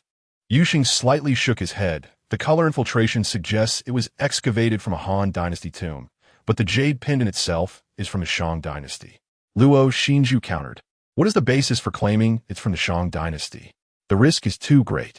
She immediately shook her head, referencing the risk of official confiscation, yet did not deny the jade's value. Zhang Dianzhong suddenly laughed. Manager Luo may not understand my brother. There is no risk involved. I will purchase it for 10 million. His statement clearly illustrated the fundamental judgment of an entrepreneur. The reasoning was that Meng Qingyang had perished when Yuxing proclaimed he wouldn't survive the night, and subsequently, he did not. Could one argue it was unrelated to Yuxing? Yet, Yuxing boldly approached to sell the ancient jade in the presence of Luo Xinju, daring to ask for 10 million. For the jade to be seized, one prerequisite would be to capture Yuxing. If they could apprehend Yuxing, would they still await today? Thus, selling this jade was genuinely worth 10 million. If a tomb raider were to sell it, it would fetch merely 100,000. This is the pricing logic of cultural relics. Entrepreneurs possess an exceptionally keen instinct. Zhang Dianzhong had resolutely decided to acquire this piece not for profit, but to strengthen his relationship with Yuxing. Certain connections may seem unnecessary until the moment they are needed, making timely investment in relationships a hallmark of a successful entrepreneur. Luo Xinju fell short in this regard. Zhang Dianzhong efficiently completed the transaction. The atmosphere immediately lightened, filled with laughter, conversation, and mutual compliments. Mr. Yuxing, I have heard of your ability to distinguish ancient jade while blindfolded. What is the principle behind it? Luo Xinju inquired with an innocent curiosity that made it difficult not to explain. Yuxing chuckled, there is no secret. It is merely a matter of familiarity. Just as an electrician with 30 years of experience can tell if there is current with a mere touch. Luo Xinju shot him a playful glare, as if to say he was treating her like a fool. Haha. Zhang Dianzhong laughed heartily. Brother, was that jadeite rough you touched for the first time yesterday? Indeed. Yuxing replied earnestly, I became proficient after just a few minutes. Luo Xinju nearly choked on her drink, exclaiming, then why don't you simply participate in the jadeite public auction? Yuxing immediately grew serious. That would be far too perilous. I would clear out all the high-quality jadeite, leaving the jewelry companies with nothing to purchase, effectively destroying the gambling stone industry. It would be easy for someone to take me out. The two were momentarily at a loss for words. Most items at public auctions are already cut and priced exorbitantly, leaving little room for a complete clearance. However, they were not naive. They understood Yuxing would indeed venture there, though they could not openly acknowledge it. In truth, Yuxing was preparing for the jadeite public auction. The first step was to gather funds, the second to secure accommodations, and the third to lead the Wang family into the auction, creating chaos and taking advantage of the situation to eliminate them all in one fell swoop. Chapter 21. Unexpected developments. Brother, I have a suggestion for you. Incidents like Meng Qingyang's will become increasingly common. You should consider hiring a personal bodyguard, Zhang Dianzhong stated with utmost seriousness. Luo Xinju immediately concurred precisely. When trouble arises, let the bodyguard handle it. This is a form of a firewall. Especially in unfamiliar territories, without a solid foundation, you must not take matters into your own hands. Otherwise, a jingshot could cost you your life. Resistance is perceived as assaulting an officer, while non-resistance leads to a meticulously orchestrated demise. Yuxing nodded in agreement. Lacking a subordinate was indeed a significant vulnerability. However, he had yet to encounter a suitable candidate. Being alone posed a fatal weakness. If a group of thugs were to provoke him, even without killing anyone, he could easily be arrested. Why was Meng Qingyang so arrogant? It was simply because he had hundreds of subordinates. No one could withstand his legal harassment. Thus, it was imperative to act swiftly. Yuxing promptly dialed Yin and I need a trusted bodyguard. Do you have anyone suitable? What a coincidence. There's a recently dismissed special police officer. Would you like him? Danny responded enthusiastically. Dismissal matters little. The key is the reason. He slapped a female journalist. She added, oh, seems he has decent character. Ask him if he is willing. I'll pay him 50,000 a month, and if he dies, 1 million. Yuxing ended the call. Luo Xinzhu stared at him in disbelief. How does slapping a female journalist equate to decent character? Yu Sheng, with an air of calmness, remarked, "There is nothing extraordinary about it. It is merely a matter of skill. I have observed that every time a female journalist is assaulted by Jing Cha, the character of the perpetrator is invariably commendable." Luo Xinzhu, skeptical, raised an eyebrow. Zhang Jianzhong burst into laughter. Does Jing Cha not comprehend the repercussions of assaulting a female journalist? Only someone exceptionally straightforward would risk their job over a mere slap. It would be a stretch to say they possess good character. It is such individuals who can withstand adversity. Luo Xinzhu finally regained her composure and cast a knowing glance at Yu Sheng. You are quite young, yet your understanding of human nature is remarkably profound. Yu Sheng replied solemnly. Having faced death once, I have gained insight. Luo Xinzhu felt an urge to strike him with a bottle, thinking, are you suggesting I should embrace death? Soon after, Yan Ni's phone call interrupted. I have instructed him to drive a Mercedes to find you. He will call you upon arrival. His name is Feng Taizhan. Upon entering the Mercedes, Yu Sheng was greeted by Feng Tieshan's sturdy, dark visage, prompting a smile, as he matched Yu Sheng's expectations perfectly. Good day, boss. Feng Taizhan said with an endearing grin, feeling as if he were in a dream. Recently dismissed from his previous job, he was now engaged in a position that paid considerably more than his former role as a special police officer, while also driving a Mercedes, which filled him with immense satisfaction. Have you ever faced gunfire? Yu Sheng inquired. Indeed, I was originally an anti-explosive special police officer. The chaos of bullets is not foreign to me. Rest assured. Feng Taizhan chuckled, asserting that blocking bullets was not illegal, and he would much prefer that over engaging in criminal activities. Excellent, Yu Sheng responded, equally pleased. Please provide me with your bank account details. I will transfer your first month's salary now. Our principle is simple.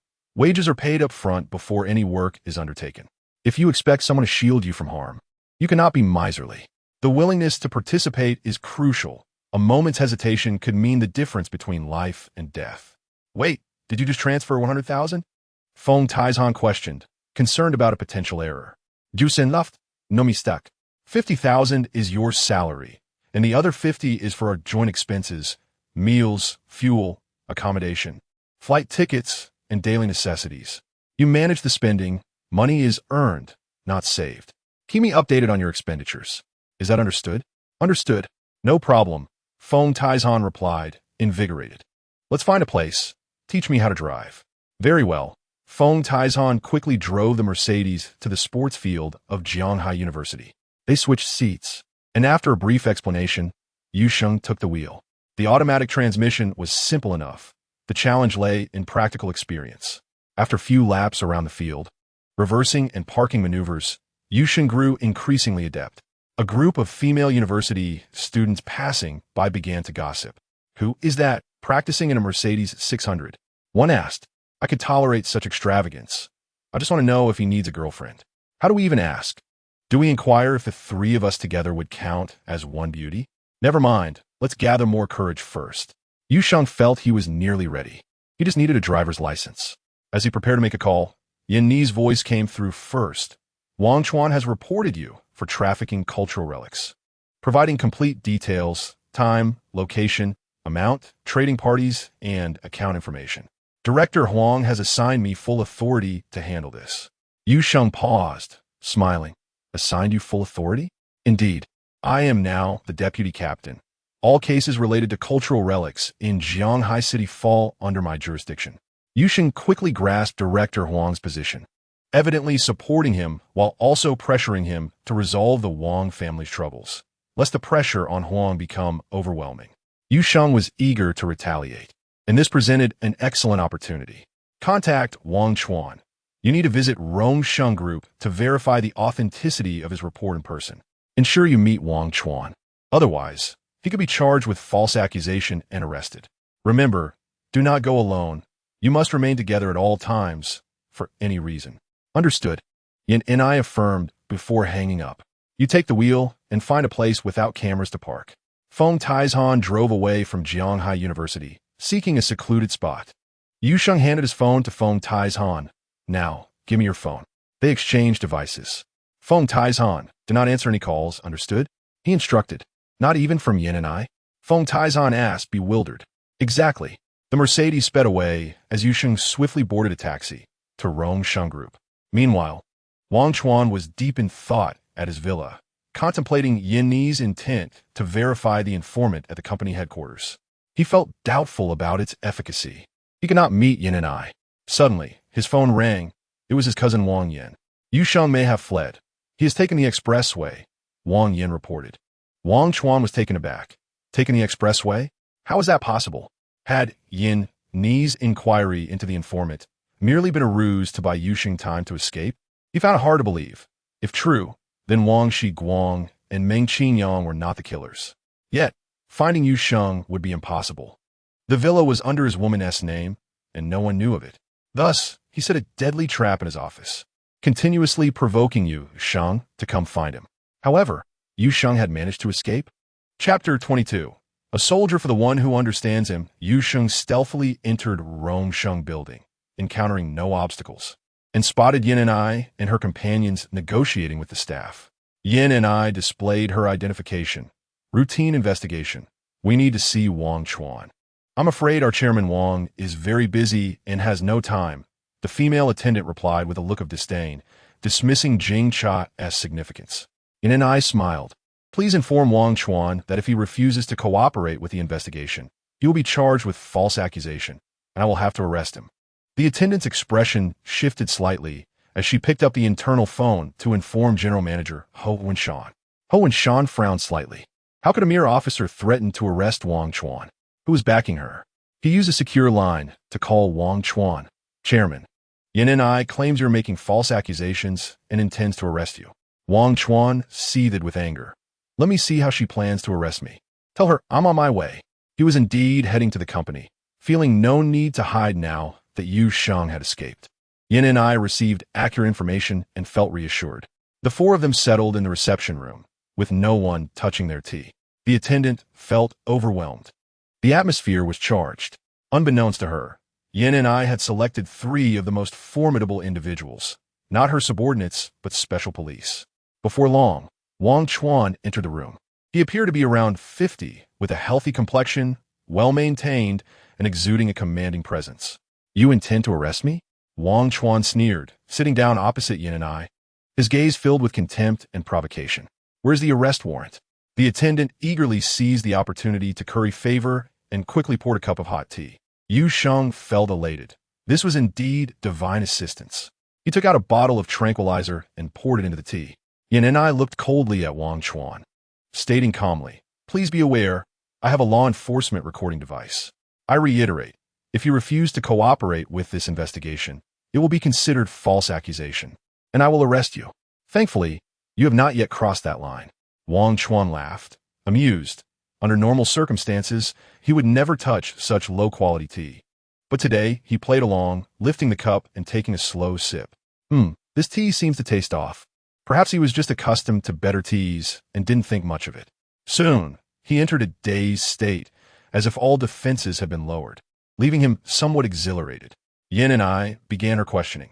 Wang Chuan, you reported Yu Sheng for trafficking cultural relics. From where did Yu Sheng acquire these relics? Yu Sheng exhaled in relief. Fortunately, Yin and I was astute and did not ask about evidence, but rather the source of the relics. The relics, of course, belonged to Meng Qinyang, who was backed by the Wang family. This was tantamount to dragging the Wang family into the mire. Wang Chuan had entered a state of unfiltered honesty, speaking whatever came to mind. The relics originated from Meng Qinyang. Yin Ni's eyes lit up, realizing the gravity of his words, and immediately followed up with a probing question. How do you know? Because it was from Meng Qinyang. I have individuals under my command specifically tasked with tomb raiding, as well as those responsible for laundering, auctioning, and exporting, creating a complete industrial chain. Luo Xinzhu is one of my operatives.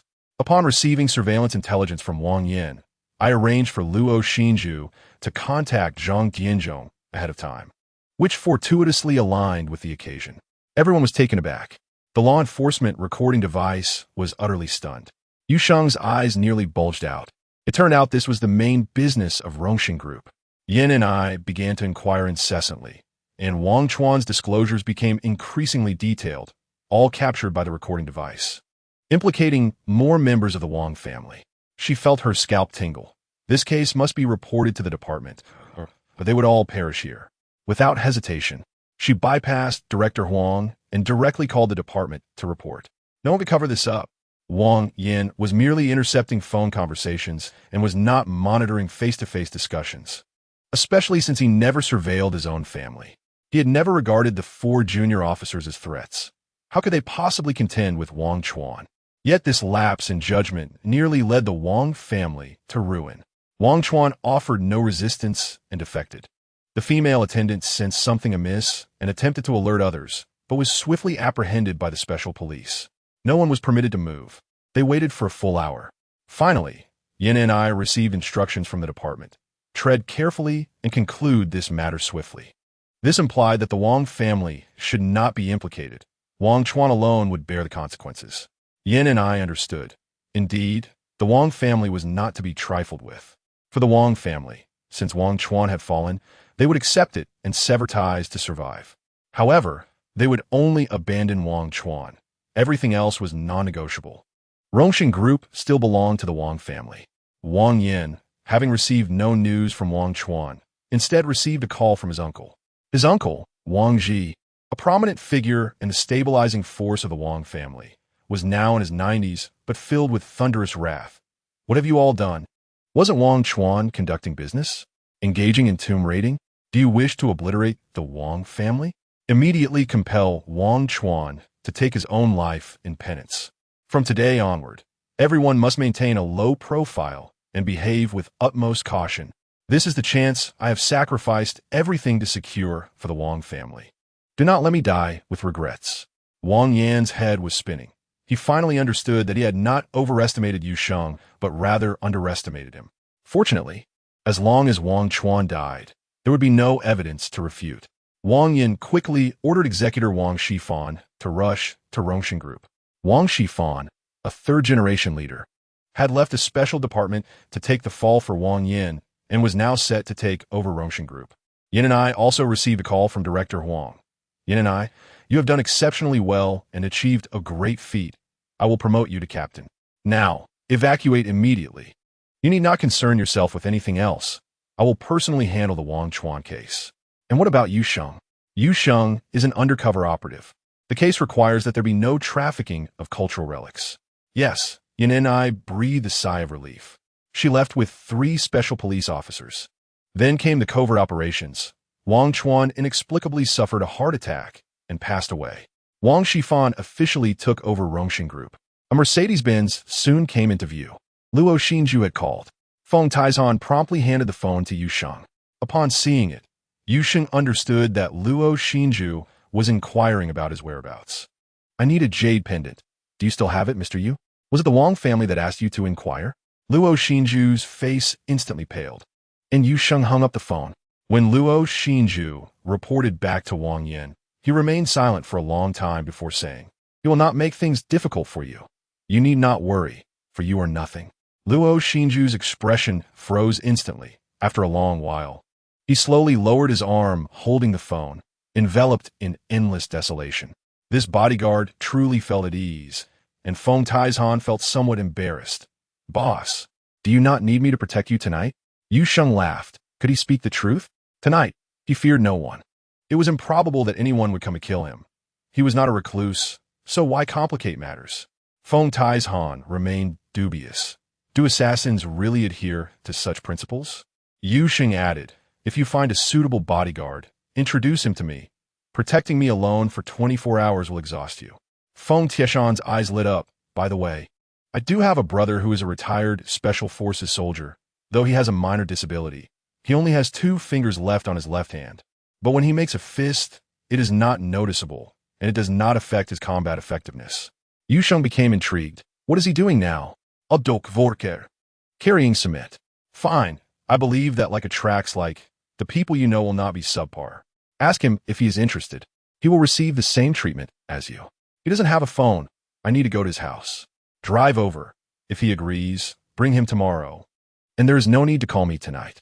What Yusheng did not mention was that he would not be at home that night, leaving only his phone behind. Very well. Phone Taizan did not think much of it and left excitedly. The trust from his boss filled him with enthusiasm, instilling a sense of camaraderie that made him feel he would die for his leader. Chapter 23. Rice in the night was deep, and Rongxin Group remained brilliantly illuminated. Wang Shifan was busy to the point of confusion. Many matters were known only to Wang Chuan. Fortunately, the office had been cleaned up, the gas traps dismantled, and Wang Shifan finally sat in the boss's chair. Yusheng had saved his life. Wang Shifan ground his teeth in fury. He knew without testing that Wang Chuan's tea had been spiked with a truth serum. Otherwise, he would not have confessed. Wang Shifan firmly believed that Yin and I had tampered with it. But it was too late to say anything now. Yin and I would never admit it. After much contemplation, Wang Shifan finally picked up the phone and dialed Wang Yin. Third uncle, have we truly given in? This is the old master's command. Wang Yin's deep voice paused for a moment before adding, of course, monitoring Yusheng must continue. This is a matter of public duty. Indeed, since Jing Feng suspects he is a spy, we will monitor him thoroughly. Wang Shifan understood. The Wang family did not consider Yusheng to be a spy. Spies do not need to learn to drive. Moreover, no spy would infiltrate the antique gambling circles. Third uncle, we will not move against Yusheng. But there's no need to act like cowards. Is there? Wang Shifan implied something else. No, if you target Yin and I, what difference is it from targeting Yusheng? Wang Yin decisively rejected. What about Director Huang? He dares to play tricks with us, standing openly on Yusheng's side. Should we not discipline him? This I cannot discipline. However, since you have just taken over Rongxin Group, inviting him to dinner is a proper gesture. Let us do it tomorrow at noon at Wang.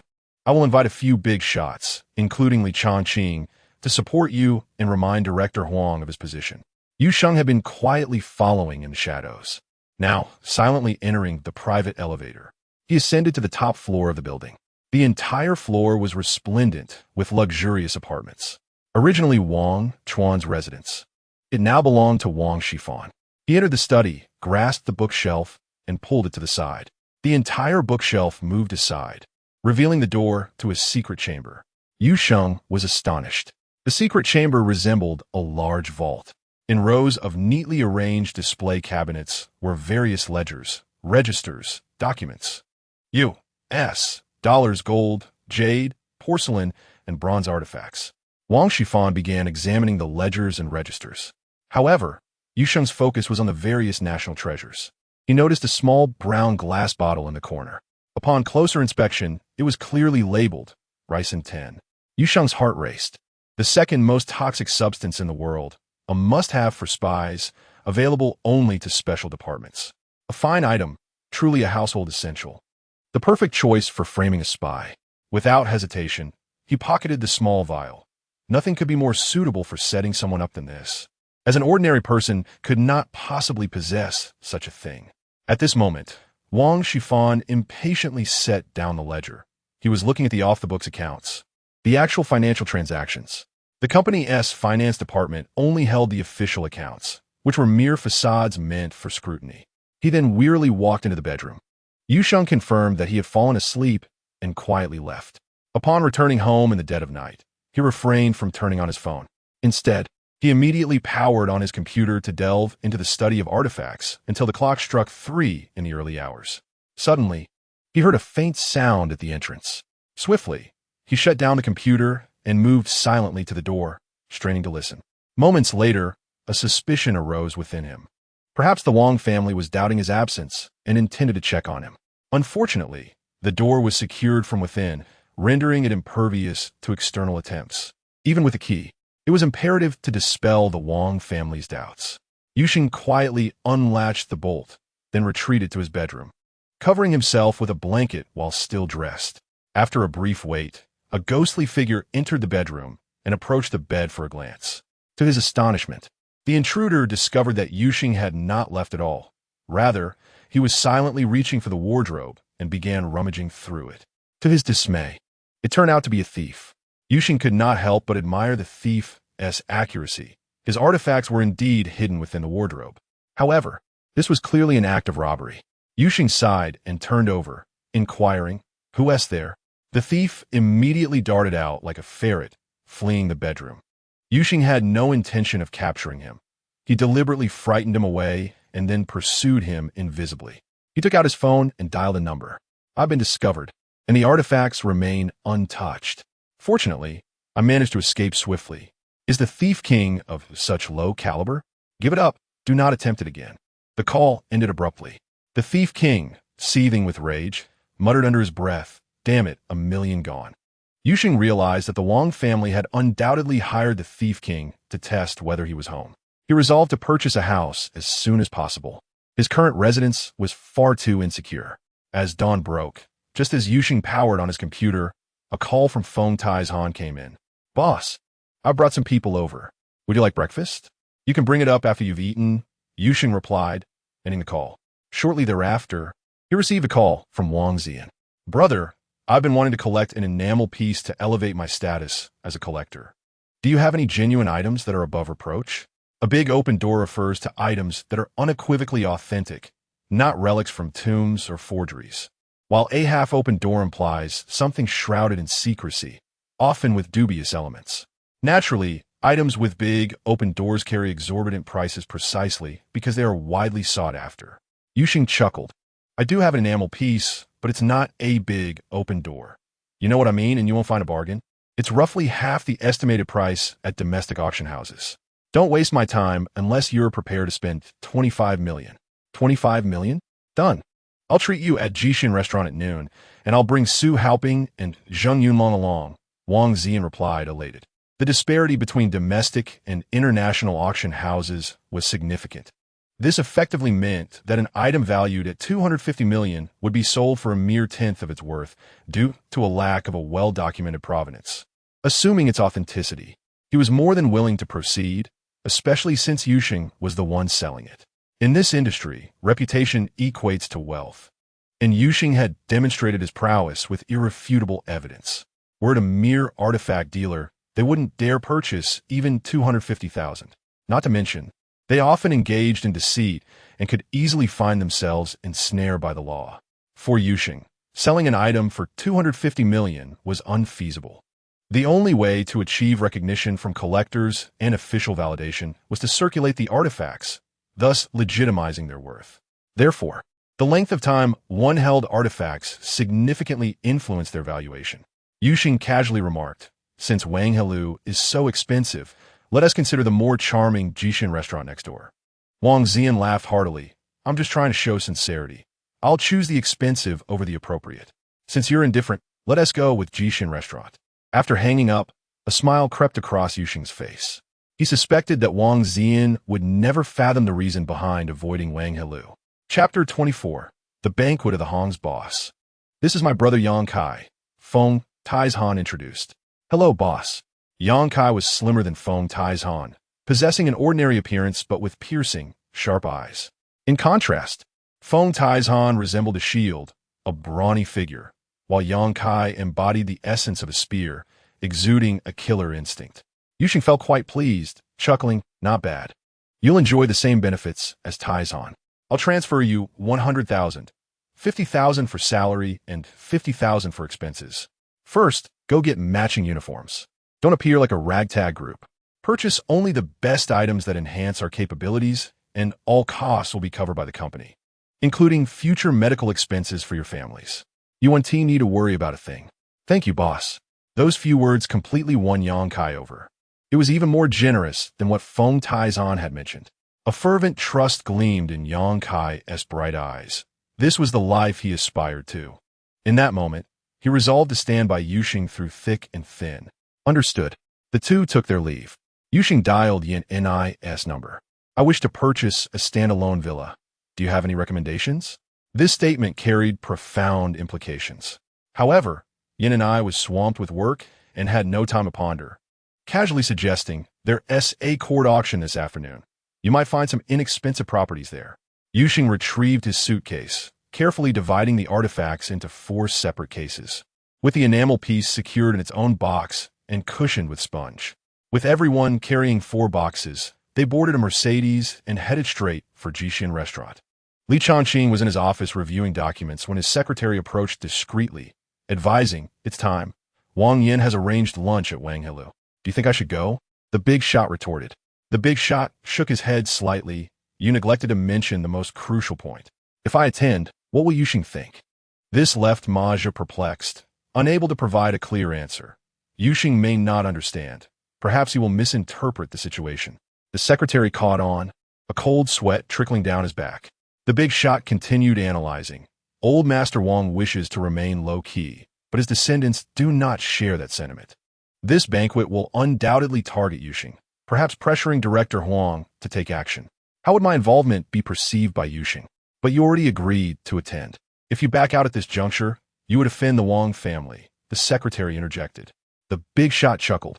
I intentionally agreed so that Wang Yin would lack the time to target me, preventing further pressure from those in the capital.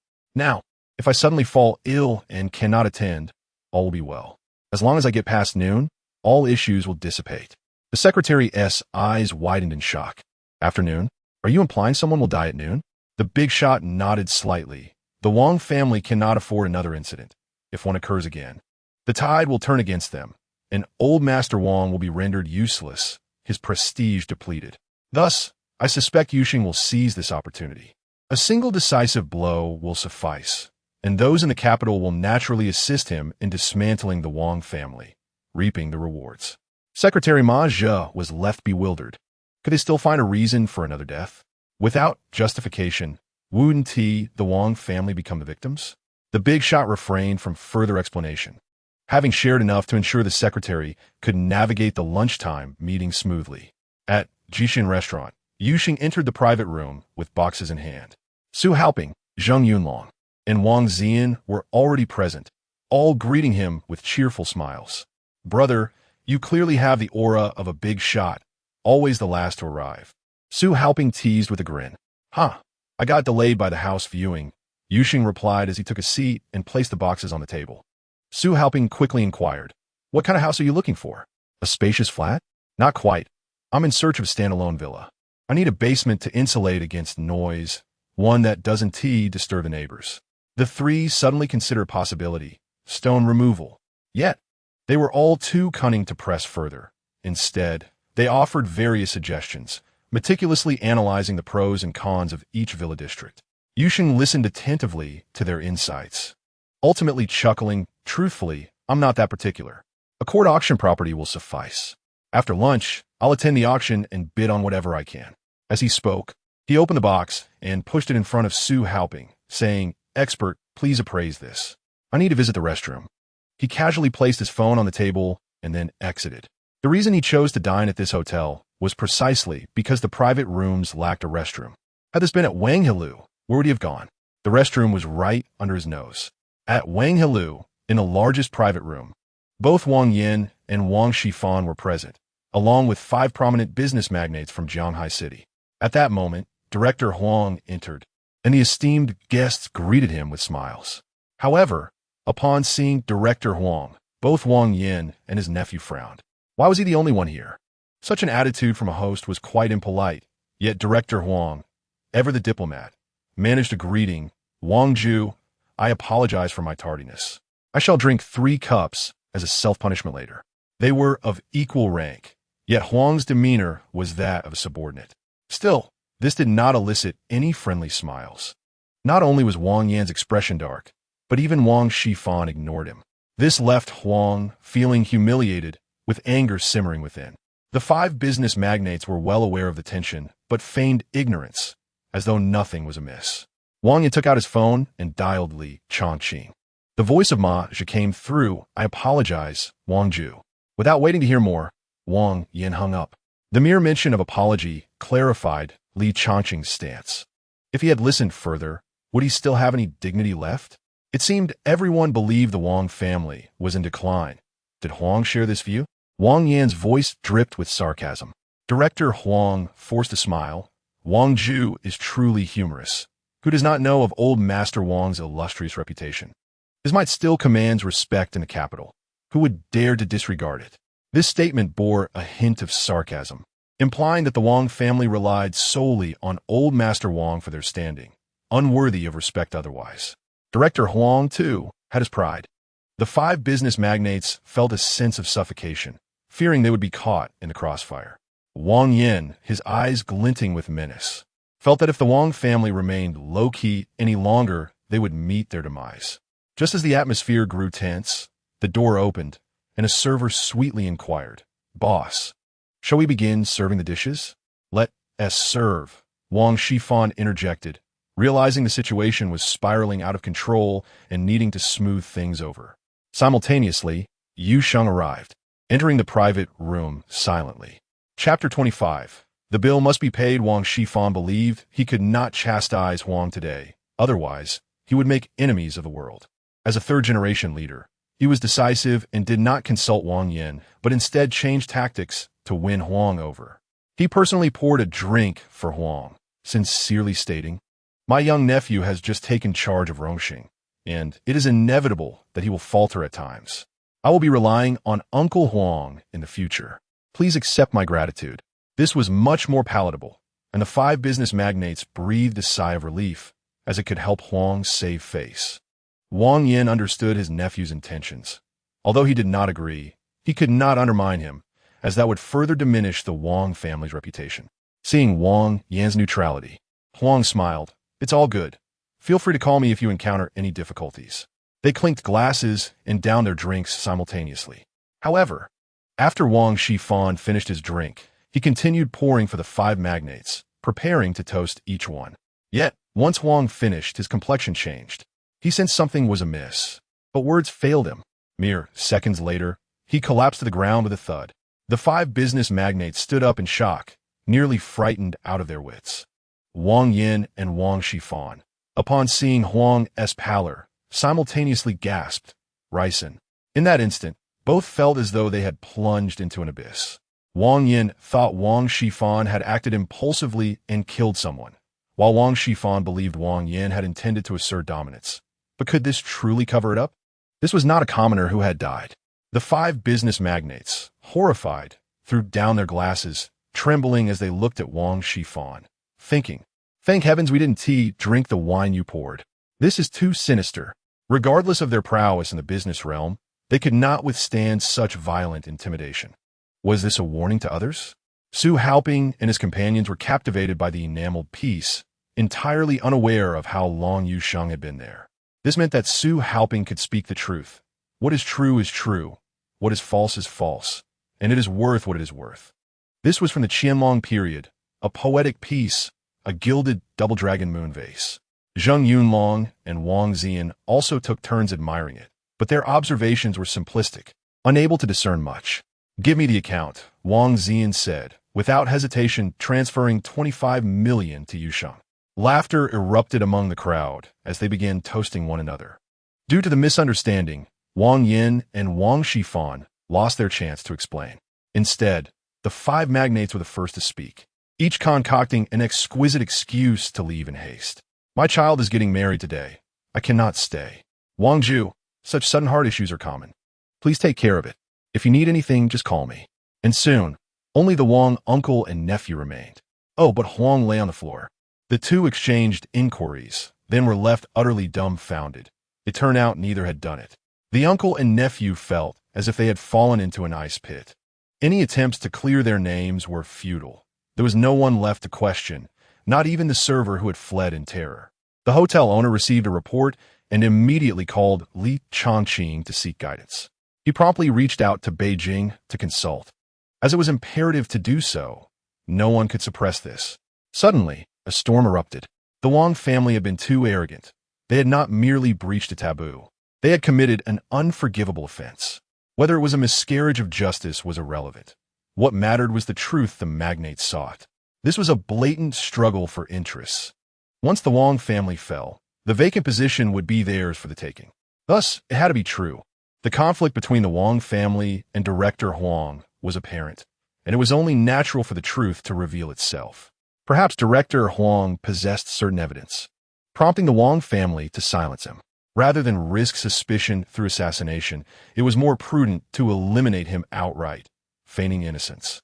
Consequently, old Master Wang had been left in a daze, unable to inquire further, as he was on the brink of collapse.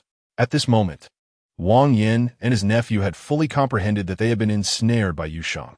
Yet, despair washed over them as they were left wondering how Yu Sheng had orchestrated it all. Even if they blamed Yu Sheng, it had to be logical and reasonable. Wang Yin questioned his subordinates. Yu Sheng had remained at Jixin Hotel throughout the meal, never leaving, as confirmed by the surveillance footage and phone location. Moreover, that meal was not one Yu Sheng had intended to partake in. There was nothing suspicious. Yu Sheng had even refused to dine at Wang Helu, deeming it too expensive, which aligned perfectly with his character. Wealthy yet frugal, dressed less extravagantly than his bodyguard. This only deepened their fears. "Uncle, what should we do now?" Wang Shifan's mind buzzed like a swarm of bees. Wang Yan's expression darkened. "Child, we can only sacrifice one and shoulder the rest. As long as one died, the rest will be safeguarded. As for whom to sacrifice, it was a given. Losing Wang Yin would deal a catastrophic blow to the Wang family." Wang Shifan's last glimmer of hope extinguished. He had known this would be the outcome. He did not wish to die. He considered himself an elite, not a fool like Wang Shiguang. How had he descended to such depths? His eyes reddened as he hoarsely declared, "No, sacrificing one will not suffice. The Wang family is truly finished this time. Even the old master cannot endure this." Just then, a call from the capital came through. "Dad, we've been set up by Yu Sheng. It wasn't us." Wang Shifan rushed to defend himself. Wang Shifan's father, Wang Hai, fell silent. He was the highest-ranking individual among the second generation, even above Wang Yan. He found it hard to believe that Yu Sheng possessed ricin. Rather, he was aware that Wang Chuan had access to it, as he had taken control of it alongside Rongxing. Wang Hai interpreted his son's words as a desperate plea for survival, and in a low voice, he replied, "That is not important." A subtle hint was given, suggesting that I could retain my position in the capital, but both you and San Shu must pay the ultimate price with your lives. This is the consensus among all the major players. A warning must be issued to everyone. Crossing this red line will lead to certain death. If you are unwilling to accept this, the Wang family will face complete ruin. All of us, myself included, will be dismissed. This is the price for disregarding the rules, and the Wang family must bear the consequences. The choice is yours to make. This decision is exceedingly difficult. Wang Shifan glanced at Wang Yin, and both fell into a heavy silence. Finally, Wang Yin spoke. "For the sake of the Wang family not being uprooted, we will bear the cost." Wang Shifan shuddered, wishing to salvage the situation, but his father, Wang Hai, had already hung up the phone. Suddenly, Wang Yin drew a gun, pointing it at Wang Shifan's head, whispering, "I know you feel reluctant, believing that you can start anew by saving your life. That is no longer possible. Once stripped of power, one becomes an ordinary person, yet possesses extraordinary wealth. The entire family will be doomed. Thus, paying the price is the most rational choice. Accept your fate." Wang Shifan, terrified, turned to flee, but it was too late. Bang, bang, 2 gunshots rang out, and the uncle and nephew collapsed on a Huang Ju's body. In their final moments, they found the scene hauntingly familiar, as if every killing in the days to come would echo this moment. Yuxing received his badge and entered the court auction hall, immediately scrunching his brow. The place was too small and crowded. After all, it was not an auction house, but rather a courtroom. The auctioneer, clad in uniform, sat behind the desk like a judge. Oh wait, that was indeed a judge. In the spectators' gallery, a cluster of affluent individuals resembled dumplings tossed into a pot. "Ah, Yuxing, what a coincidence." He suddenly heard a familiar voice. Turning his head, he spotted Mo Yunqing's familiar face approaching. He immediately flashed a toothy grin. "Mo Xiao, big shot. Even you, with all your wealth, have come to pick up bargains?" The words dripped with sarcasm. Mo Yunqing felt a surge of irritation, but recalling the elder's instructions, he could only respond with a forced smile. "This is what we call fate. We unexpectedly met at the gambling stone hall last time, and now here at the auction house. What are the odds? We must have been on the same boat for 100 years. Yuxing felt goosebumps rise on his skin and quickly waved his hand. No, no, no. This is quite normal, just like running into the emperor in the palace. By the way, the Mercedes hasn't been transferred yet. When will you have time? Mo Yunqing replied in surprise. You don't know? Yanni has already completed the transfer. Such matters can be confirmed with a phone call. I don't need to be present. He began to look down on Yuxing, thinking that rules were meant for the weak to follow, while the strong were the ones who made the rules. Yuxing, clearly not on the same level, was oblivious to this. Yuxing suddenly realized, it seems Yanni is too busy. She hasn't given me the driver's license and paperwork. Just then, the female auctioneer's voice rang out. Now we will auction off the number 1 forfeited property, a spacious flat in Century Garden, with a starting price of 5 million. Each bid must exceed the previous one by no less than 10,000. Let the bidding begin. Mo Yunxing immediately raised his paddle. 5,100,000. 5,200,000. Others quickly followed suit, and the auctioneer tirelessly confirmed the prices. Yuxing, unfamiliar with the property, turned to Mo Yunxing. How much is this house worth? Starting at 10 million. Mo Yunxing replied with a smirk. Doesn't he seem to meet your requirements, does it? Yuxing nodded, acknowledging it was indeed beyond his means. Mo Yunxing grew increasingly arrogant, forgetting the elder's warnings, and boldly raised the price to 8 million, finally securing the purchase. A mere 20% below market value. He resumed his haughty demeanor, casting sidelong glances at Yuxing. Yet, Yuxing focused solely on the auctioneer. Next, we have the number 2 forfeited property, a standalone villa in Yuhua Garden, starting at 40 million. Each bid must exceed the previous one by no less than 10,000. Let the bidding begin. Yuxing's heart raced. He was poised to bid, but noticed that everyone else remained still. He quickly inquired, how much is this worth? You can't afford this one. Mo Yunxing replied with disdain, market price exceeds 2 billion. Yuxing was baffled. How can so many people not afford it? Mo Yunxing felt compelled to justify himself, lest he be ridiculed further. He murmured, it's not that they can't afford it. They simply dare not buy. The family has rented out the property, and according to law, ownership does not override rental rights. In other words, if you buy it, you must allow the tenants to continue living there. Yuxing's eyes widened. Then can't they just wait a year? Why is no one buying? Who told you it's just a year? It's for 20 years. Mo Yunxing shot him a scornful glance. In an instant, Yuxing comprehended. There likely weren't any legitimate tenants. The renters were probably the owner's own people, making the court's seizure ineffective, allowing them to continue residing there, correct? Mo Yunxing nodded. Exactly. Is there anyone willing to bid? The auctioneer asked after a long silence. 41 million. Yuxing suddenly raised his paddle. Everyone turned to stare, wondering where this fool had come from, thinking the auction would end in failure and waste their time. Yet, Mo Yunxing glared at Yuxing, exclaiming, are you crazy? Causing trouble here will get you arrested. You might not die, but you'll be skin alive. Yuxing replied coolly, which of your eyes saw me causing trouble? Do you have 40 million? Montauk Yunxiong questioned skeptically. Yuxing couldn't be bothered to respond. Didn't need to prove his wealth to him? The auctioneer inquired 3 times without anyone raising their paddle, then hammered down. 41 million sold. Mo Yunxing suddenly realized. You only need to pay the total amount within 10 days.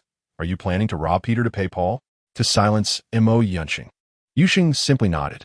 After the auction concluded, he proceeded to handle the paperwork, swiping his card to pay in full. Mo Yunxing's face flushed crimson. It was inconceivable. How was this possible? He could not bear the humiliation. It felt like a weakling insulting a strong man. He finally lost his composure, shouting, "You're finished. You've made a terrible mistake. Who do you think you are?" The owner is the notorious deadbeat Zheng Guangli, who thrives in both black and white circles. No one in Jianghai can touch him. Yuxing smiled and nodded. Thank you for the information. The Mercedes drove into Yuhua Garden. A security guard jogged over, respectfully asking, "Who are you looking for?" "The number 8 villa that I just bought." Yuxing displayed the paperwork. "Please wait." The guard promptly registered Yuxing's information and vehicle number before granting entry. The Mercedes arrived at the entrance of villa number 8, a large black iron gate. Yang Kai honked the horn, but there was no response. Yuxing stepped out and pressed the visual intercom doorbell, which connected this time. A woman's voice came through. "What do you want? If you want milk, go ask your mother." Yuxing felt no anger. He could not afford to leave any loose ends. With a gentlemanly smile, he inquired, "May I ask if you received a phone call from the court?" "I am the owner. Please open the door so we can discuss." "Ha, you think being the owner means anything to me? I'm renting this place, and I paid 20 years rent. Moreover, the rental contract is on file with the police. Don't you understand the law? Ask a free lawyer before coming back." Remaining calm and collected, Yuxing politely asked, "Does the contract not state that the owner can inspect the property? The woman's words faltered, for the contract stipulated the opposite. The owner could inspect the property at any time. This was Zheng Guangli's loophole, justifying his residence there, merely to inspect the property, with no legal flaws. But now the house belonged to Yusheng, and he was the one entitled to check it. My husband is not home. What if something happens if you come in? How do I know if you're a person or a ghost? Come back tomorrow. Will you definitely be home tomorrow? Not necessarily. It depends on your luck, she replied, a hint of mockery in her tone. Yusheng smiled. All right. Please know my number. When he is home, call me. Does that work? Of course. The woman readily agreed. Yusheng provided his phone number, and she indeed wrote it down, but did not offer hers in return. Yusheng did not press the issue, politely taking his leave. Her scornful voice trailed off. Is that all? What a fool. Yang Kai and Feng Taizhan felt suffocated and infuriated, driven to the brink of scaling the wall to confront her. Chapter 27, a prelude to the main course. Yusheng intervened, urging them not to act rashly, as the area was under constant surveillance and infiltration was impossible. Yang Kai, seething with rage, declared, "This woman is utterly detestable. I must teach her a lesson tonight. No, please, leave this matter to me. Within a week, I will ensure they vacate," Yusheng replied nonchalantly, dismissing the family entirely. Taken aback, the two felt their anger dissipate at the thought of them leaving. However, Yusheng was preoccupied with thoughts of acquiring wealth. His funds had been depleted, having spent 40 million on a villa, along with an additional 2 million in taxes, exhausting all his recent earnings. Selling antiques was an unwise move if he took the initiative. He needed to manipulate circumstances to his advantage. Holding his phone, Yusheng perused his contacts thoughtfully. Wan Ting was unsuitable. He was too cunning to offer a fair price, and, as a guide, he couldn't ask for too much. Su Haoping was also inappropriate, as he was only interested in assessing antiques and owed Yusheng favors. Wan Balan, Zhang Dianzhong, and Wang Zian had all been involved in previous dealings, making them unreliable. Zheng Yunlong seemed a viable option, but having just met him at noon would appear too eager. Finally, he considered Luo Xinju. A thought struck him. If Wang Shifan were to fall, could Luo Xinju potentially take over Rongsheng Group? Suddenly, the phone rang. It was Yin and I. Shall I bring you the paperwork for the car and the Mercedes? Where are you? Yin and I's tone was unusually gentle. I'm at the Yuhua Garden, trying to access my newly purchased villa. I'll come to you. No, just wait there. I'll check the house. Shortly after, Yin and I arrived in a Passat, and the security guard let her through without hesitation. Upon reaching the gate of Villa Number 8, she glanced at the imposing iron door and turned to Yusheng. This is Zheng Guangli's property.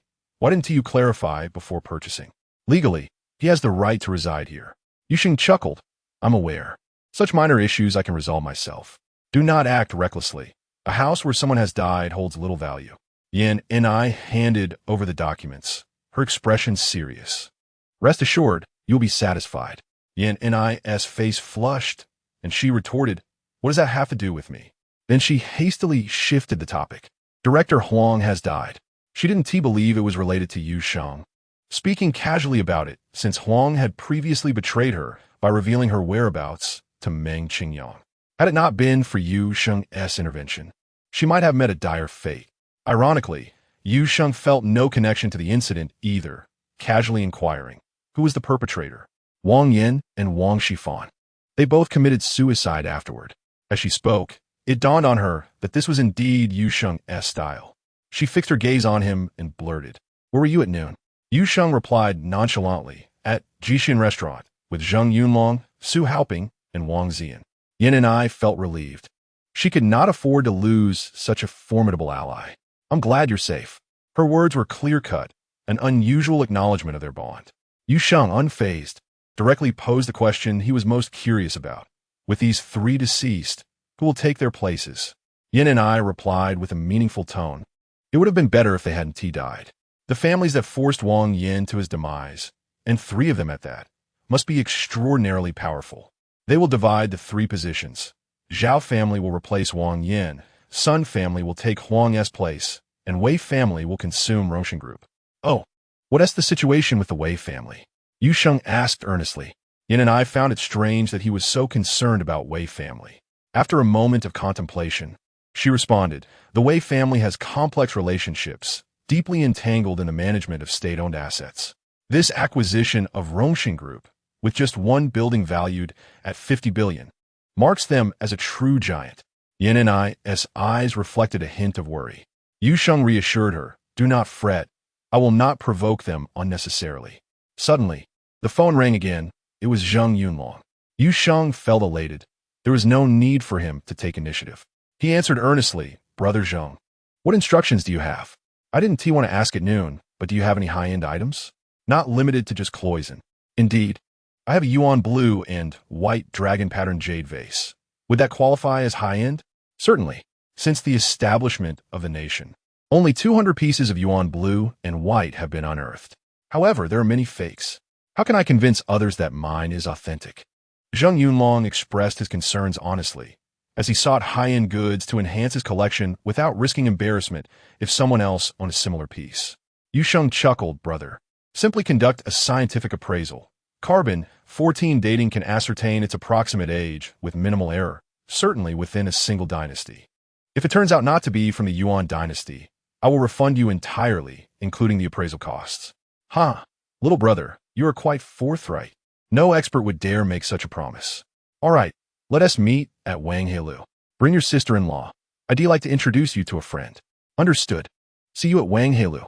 After hanging up, Yusheng turned to Yin and I with a smile. Yin and I shot him a glare. "I'm in charge of the antiques case. You want me to accompany you to trade antiques?" After some contemplation, Yusheng realized it might not benefit Yin and I if word got out, so he nodded, "Very well. I want tea bring you. By the way, I'll soon have fund available. Do you need money? A kiss will earn you 1 million. A French kiss for 2 million, and a night spent in my house will transfer ownership to you." Yin and I trembled. Her cheeks flushed, and her eyes sparkled mischievously. "You wait and see. I will let you know when I'm in need." With that, she haughtily got into her car, started the engine, and despite a momentary stall, she elegantly sped off, leaving behind a lingering curse. "Little brat, like a vicious dog, you've struck a chord in my heart." Yusheng returned to the Mercedes, feeling somewhat out of place in the back seat. "Taizhan, let us switch seats." Both protested in unison, "Boss, the most dangerous spot in a vehicle is the front passenger seat. The rear is the safest. Have you ever seen a leader sit in the passenger seat?" Yusheng waved dismissively, "Stop the nonsense. Not being able to see is the most perilous." Reluctantly, Feng Taizhan complied and switched positions with Yusheng. The Mercedes departed silently. Behind a large iron gate, a middle-aged man appeared, his eagle-like eyes narrowed in contemplation. It was Zhen Guangli. "So, you wish to contend with me? You are still lacking. Very well, let me offer you an appetizer." He took out his phone and instructed, "Crash a Mercedes. It's heading to Wang Heilu. Make sure to hit the passenger side. If the opportunity doesn't arise, wait until they finish their meal before striking." Chapter 28. The proprietress of Wang Heilu. Yang Kai drove the Mercedes at high speed when suddenly, a large vehicle overtook him aggressively from the right. Instantly alert, he swerved to avoid it. Yusheng leaned out of the window and noticed a blonde driver gesturing provocatively, their eyes gleaming with malice. Feng Taizhan seethed. That person is asking for a beating. He must be one of Zhen Guangli's men. Ignore him and take a detour. Yusheng advised, keenly aware that any conflict between them would provide him with a motive to eliminate Zhen Guangli, a notion the police would deem a crime motive. Thus, Yusheng endeavored to sidestep any appearance of intent. Yang Kai's sudden maneuver caught the blonde driver off guard. Weren't they heading to Wang Heilu? The Mercedes made a roundabout journey, parking at Jishin restaurant as instructed by Yusheng. He then turned to Yang Kai and the others. "You two go in and eat. Finish your meal and leave without worrying about me. Just keep an eye on the antiques in the car, and we'll meet again in the morning." They both agreed in unison. Yusheng picked up a box and walked alone toward Wang Heilu. Upon arrival, he found a large vehicle waiting there, but the blonde driver was too preoccupied with searching for the Mercedes to recognize Yusheng. Yusheng entered the private room calmly, where besides Zheng Yunlong, there was a young man in his 20s with slender eyes and raised eyebrows, exuding an unmistakable air of cold arrogance. Upon seeing Yusheng, Zheng Yunlong hastily rose and said, "Yusheng, allow me to introduce you to Boss Wei Lianxing, who has just arrived in Jianghai." The Wei family has taken over Rongxing Group and is also one of the shareholders of the antique market. Yuxing suddenly comprehended that Zheng Yunlong was entirely passive. The true orchestrator was Wei Lianxing. Wei Lianxing did not rise, but leisurely smiled, saying, "Yuxing, I have known of you since my time in Yanjing." This statement was laden with meaning, evoking a sense of superiority, as if all aspects of Yuxing's existence were under Wei's control. Zheng Yunlong immediately felt a chill down his spine. In contrast, Yuxing smiled and said, "So is Boss Wei. A pleasure to meet you.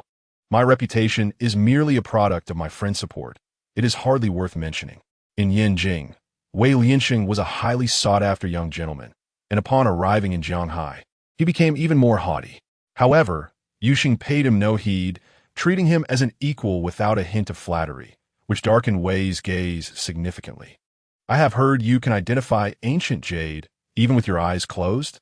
In Wei's eyes, it would be an honor for Yuxing to serve the Wei family, but he intended to test whether Yuxing truly possessed such abilities. Yuxing chuckled, "Sometimes I can, depending on my mood." With those words, he effectively sealed the conversation, implying that if he were to judge, his mood would not permit it. Zheng Yunlong was on edge. The artifacts he intended to purchase today were meant to ease the tension with Yuxing, as he was compelled to follow Wei Lianxing's wishes and brought Yuxing here under his name. Yet, the situation he feared had unfolded. As a scion of a prominent family, Wei's arrogance was to be expected. He felt no fault in his demeanor, believing that such behavior was customary for the elite while ordinary people ought to bow and scrape. He had grown accustomed to this. Yet Yuxing, possessing extraordinary skills, would never bow to anyone. Yuxing's kindness towards Wanting was born out of gratitude for her guidance into this world, not subservience. But what was Wei Lianxing to demand such respect? Wei Lianxing, narrowing his slanted eyes, suddenly asked, "Do you know who I am?" Yuxing frowned, replying, "Your words are perplexing, Boss Wei. This is the first time I have heard the name Wei Lianxing." This was entirely true. Yanni had only mentioned that the Wei family had taken over Rongxing Group, but had not divulged any names. Wei nodded. "Although I have taken over Rongxing Group, I have no ties to the Wang family. So you need not harbor animosity towards me. Boss Wei, please be mindful of your words." "What do you mean by animosity?" Yuxing's gaze turned icy. Zheng Yunlong quickly interjected, "Gentlemen, let me mediate. There's no misunderstanding that a cup of wine cannot resolve. If there is, then let it be 2 cups." He then poured wine for both men. And neither Wei nor Yuxing pressed the matter further. Yuxing was genuinely unafraid of confrontation, while Wei Lianxing felt a sense of frustration. Nothing had been clarified, and they were at an impasse. He chose to take a step back. "You may proceed with your transaction. We can discuss matters afterward." Zheng Yunlong was about to agree, but Yuxing interrupted with a smile. "Brother Zheng, let us dine first. I am quite hungry." With that, he picked up his chopsticks, entirely disregarding Wei Lianxing, who was left to stew in his own simmering anger. No one in Yanjing dared to disregard him in such a manner, let alone in Jianghai. Zheng Yunlong was in agony. The only one seemingly unfazed was Yuxing, brimming with confidence. If one dared to slam the table, he would have the audacity to flip it over. Suddenly, a knock at the door interrupted them as a beautiful woman entered. "Young Master Wei, I apologize for my tardiness." Her voice was melodious, and although she sensed the tension in the air, she was seasoned in navigating tumultuous situations. To her, nothing in the tavern was novel. She gracefully seated herself and poured wine for Zheng Yunlong, since only his cup was empty, before filling her own. During this, she noticed that Yuxing had not glanced at her once, remaining calm and composed as he ate. She naturally introduced herself. "Allow me to introduce myself. I am Yao Baozhen, the owner of Wang Heilu." Yuxing, taken aback, finally looked at her in surprise. Yao Baozhen was pleased. "I am indeed the owner, not merely the owner's wife." Yuxing beamed. "I have heard that it is 3 times more difficult for a woman to succeed in business than a man, which is why most women fail. Yet every successful woman has a man who silently supports her." Yao Baozhen laughed readily. "You speak the truth.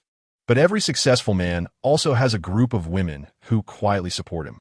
I wager that you, Yuxing, have such women as well." Yuxing laughed heartily. "I am indeed wronged. I have yet to hold hands with anyone." Zheng Yunlong quickly added, "Did I not ask you to bring your sister-in-law along? Why hasn't Tiani come? She is quite busy, I heard that director Huang has just passed away, so there may be considerable upheaval. Although Yanni had never openly acknowledged their relationship, she had never denied it either, allowing Yuxing to naturally regard her as his girlfriend. Wei Lianxing interjected, I can have Yanni resign immediately or offer her a different position. Yao Baozhen furrowed her brow slightly. Did this fool not understand the gravity of his words? Li Chongqing had warned him against offending certain individuals. Yuxing looked at Wei Lianxing with a peculiar expression, as if staring at a corpse. Zhang Yunlong began to sweat again. Boss Wei, such statements could easily lead to misunderstandings. I know you mean no harm. Wei Lianxing, unyielding, glared at Yuxing and sneered, I harbor no ill intent. I merely wish to demonstrate what power is. You lack it.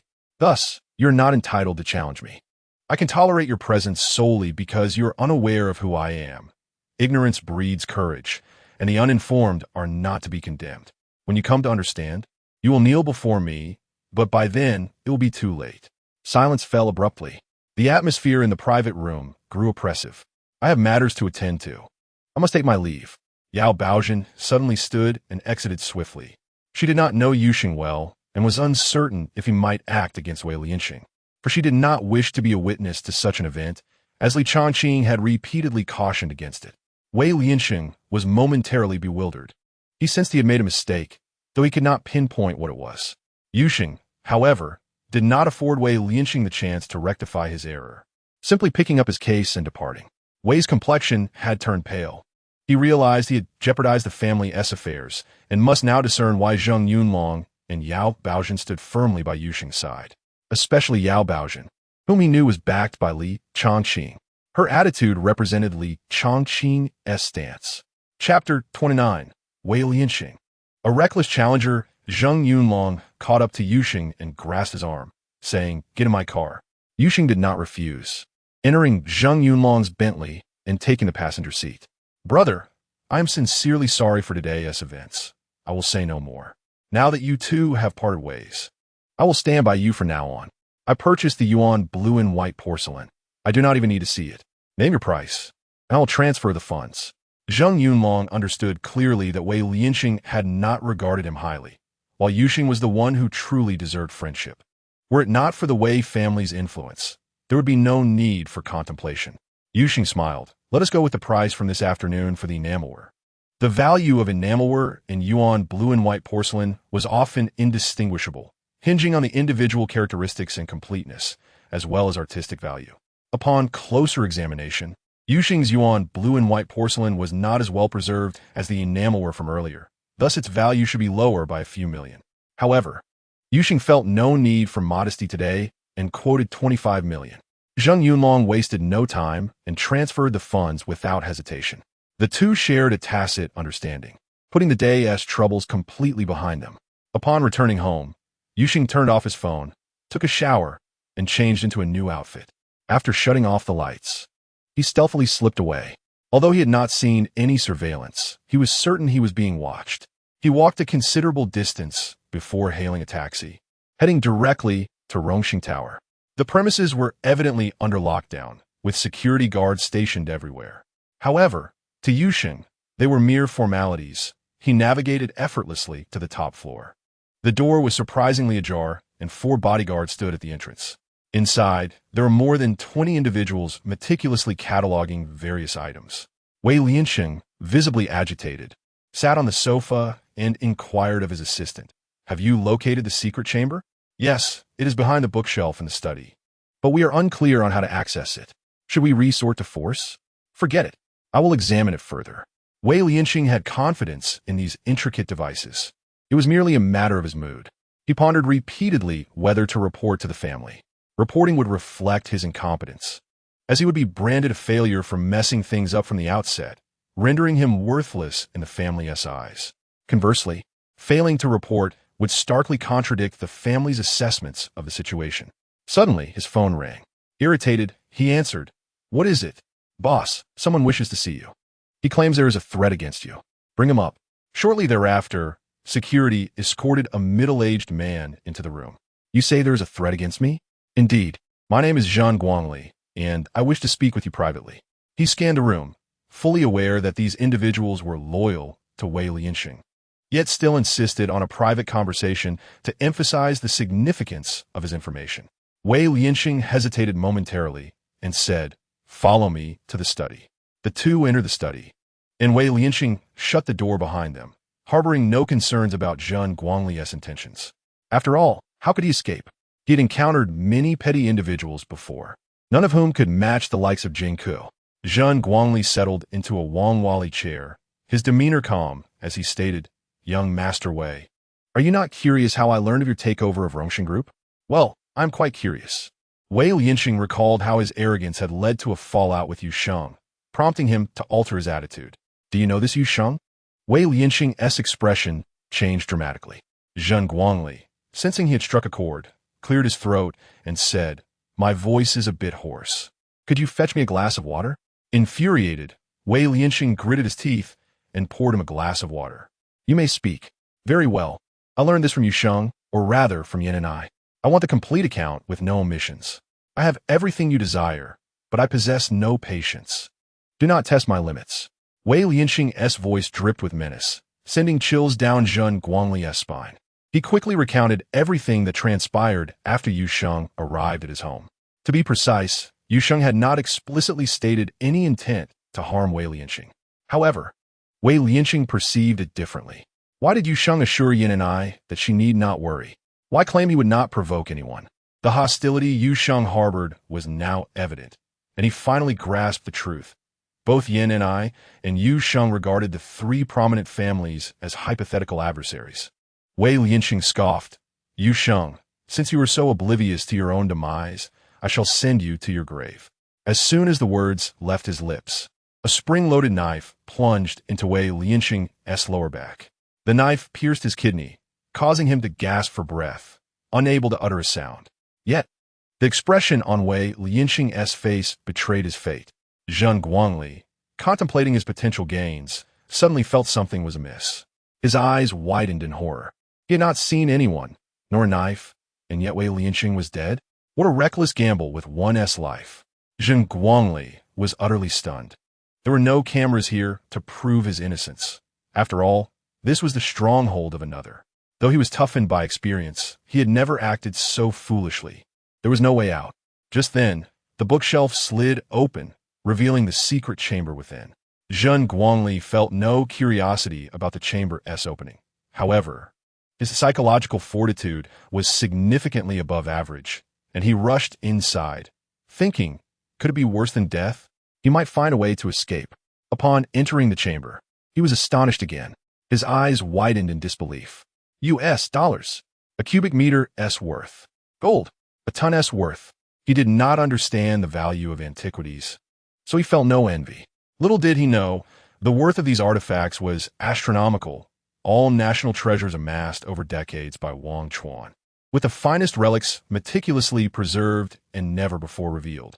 Zheng Guangli pondered that he was likely destined to take the fall for this. No one would believe that Wei Lianxing had staged the scene. How could he escape? He devised a plan. He would claim that young Master Wei had instructed him not to enter the secret chamber. Calculating swiftly, he grabbed a box and began his work. Initially, he filled it with gold, but proved too heavy to carry. He discarded it and opted for US dollars instead. Meanwhile, Yu Sheng found a box of his own, selecting antiquities. This task was excruciating. Each piece was difficult to part with. Should he take them all? That was certainly impossible. He disregarded the dollars and gold, knowing that even a single relic could fetch a fortune. The two worked in silence, absorbed in their respective tasks. However, at that moment, an unexpected event transpired. The assistant unexpectedly entered the study. Such an occurrence was out of the ordinary, but the assistant sensed something was amiss. Using the pretext of delivering fruit, he knocked and entered the study. Upon entering, he trembled, causing the fruit tray to crash to the floor. A loud noise echoed. Zheng Guangli in the secret chamber realized his cover was blown and bolted for the exit. Simultaneously, Wei Lianxing's loyal subordinates burst into the study. Both parties had no time to contemplate. A fierce confrontation ensued. Each was fighting for their lives. Yu Sheng was taken aback by Zheng Guangli's ferocity. He could single-handedly take on 10 men. Unfortunately for him, there were over 20, not counting the bodyguards. A strong tiger cannot withstand a pack of wolves. Unsurprisingly, Zheng Guangli was soon left lying motionless on the ground. No one had intended to kill him. They hadn't even questioned him. However, there was still a hidden assailant. Zheng Guangli met his demise. The assistant, after checking, was left dumbfounded. What to do now? The others began to calm down. What now? Yet, Yu Sheng had already taken the box and exited gracefully, leaving them to ponder their fate. Upon receiving the report in the capital, the Wei family was thrown into chaos. Wei Lianxing was not a mere branch, but a direct descendant of 3 generations. After swift communication and thorough inquiries, they collectively deemed the situation illogical. Zheng Guangli had no escape route. Why would he act so recklessly? His behavior resembled that of someone under hypnosis, just like Wang Yin and his nephew's irrational actions against Bureau Chief Huang. The most suspicious individual was undoubtedly Yu Sheng. The Wei family contacted specialized departments and quickly obtained a detailed report, concluding that at the time of the incident, Yu Sheng had been at home. Although Yu Sheng had purchased Zheng Guangli's house, he had never set foot inside, nor had he met Zheng Guangli or anyone in the villa, eliminating the possibility of hypnosis. The Wei family felt as if they had swallowed something bitter. Their instincts told them Yu Sheng was responsible, yet the evidence contradicted that. Ultimately, they made a request to monitor Zheng Guangli's villa. Zheng Guangli's woman could not possibly leave, and Yu Sheng would not indulge her. Inevitably, the outcome would be her demise, with Yu Sheng nowhere to be found. This strike was precise, and the specialized department agreed to execute it. A box of antiquities lay on the table, and Yu Sheng, in a state of invisibility, studied them throughout the night. Invisibility was essential, for the 4-dimensional energy wash could enhance his physical attributes and substitute for sleep. The most astonishing benefit was that this 4-dimensional state did not consume life force, effectively extending his lifespan. With such advantages, he began to feel that women were superfluous, hindering his pursuit of longevity. As dawn broke, Yu Sheng shut down his computer and opened his phone. A call from Feng Taizhan came through. "Boss, are you all right? Has that big blonde troublemaker caused you any issues?" "No, he is not targeting us. I suspect his collision with us is an attempt to undermine the Wei family, aimed at thwarting our collaboration. Otherwise, why did you not take action when you saw me at the entrance of the restaurant? All right, from now on, just ignore him and bring breakfast." "Fine." However, Yu Sheng remains oblivious to the fact that this casual disguise has led countless individuals astray. He simply cannot comprehend why he collided with Yu Sheng on the road, yet did not confront him at the hotel entrance. Huang Mao, in despair, genuinely did not notice. His attention was solely on the Benz. Moreover, he pushed the proprietress of Wang Helu forward, implying that she was also present. The proprietress, being more astute, only responded with a polite toast before leaving. Running a hotel often requires entertaining high-profile clients, and she could not recall the specifics. Furthermore, no one inquired about Yu Sheng, not even Yin and I. On the broadest streets, Yu Sheng, driving the Benz, proudly asked, "How's my driving skill?" "Haha." Feng Taizhan, seated behind, laughed heartily. The driver from No. 1 courtyard told me that a qualified driver must ensure that the distinguished guest in the car feels nothing when the vehicle comes to a stop. They should be so unaware that they could close their eyes and not realize the car is halted. Otherwise, the guest would simply replace them. Yang Kai nodded in agreement. Just practice according to this standard. There's no need to focus on speed. Slow and steady is key. Adjust the direction smoothly. Feel the parabolic motion. The distance between 2 vehicles can be as thin as a sheet of paper. Once you develop a reflex, it won't even require conscious thought. Driving with such intense concentration is exhausting. It tires out the onlookers. Yu Sheng did not anticipate the disparity and was preparing to salvage his dignity when his phone rang. "You bastard, you killed my husband. You're doomed." A woman's voice screamed, frantic and hysterical. Yu Sheng recognized the voice. It was the woman from the villa. He calmly inquired, "Have I met your husband? Don't play dumb. You haven't seen Zheng Guangli? Well, let us not argue about whether we met. If you believe I'm guilty, why are you looking for me? You should be contacting the police. In fact, I need to inspect my property now. I suspect you intend to sabotage it. And you must cooperate. Otherwise, I will report you. Go to hell. I won't let you inspect anything. That contract was signed with Zheng Guangli, and you have no right to investigate. If you disagree, come and kill me. Yu Sheng chuckled. Madam, may I ask for your name? Who are you calling madam? I don't have a nephew as old as you. Don't try to get close. It's futile. You're finished. All right, dear lady. If I were to come kill you now, would you let me in? Puffed. Yang Kai and Feng Taizhan burst into laughter. Ever since they learned of Zhang Guangli's demise, their spirits had lifted. The woman screamed, "Oh my God, it's true you killed him, and now you intend to kill me.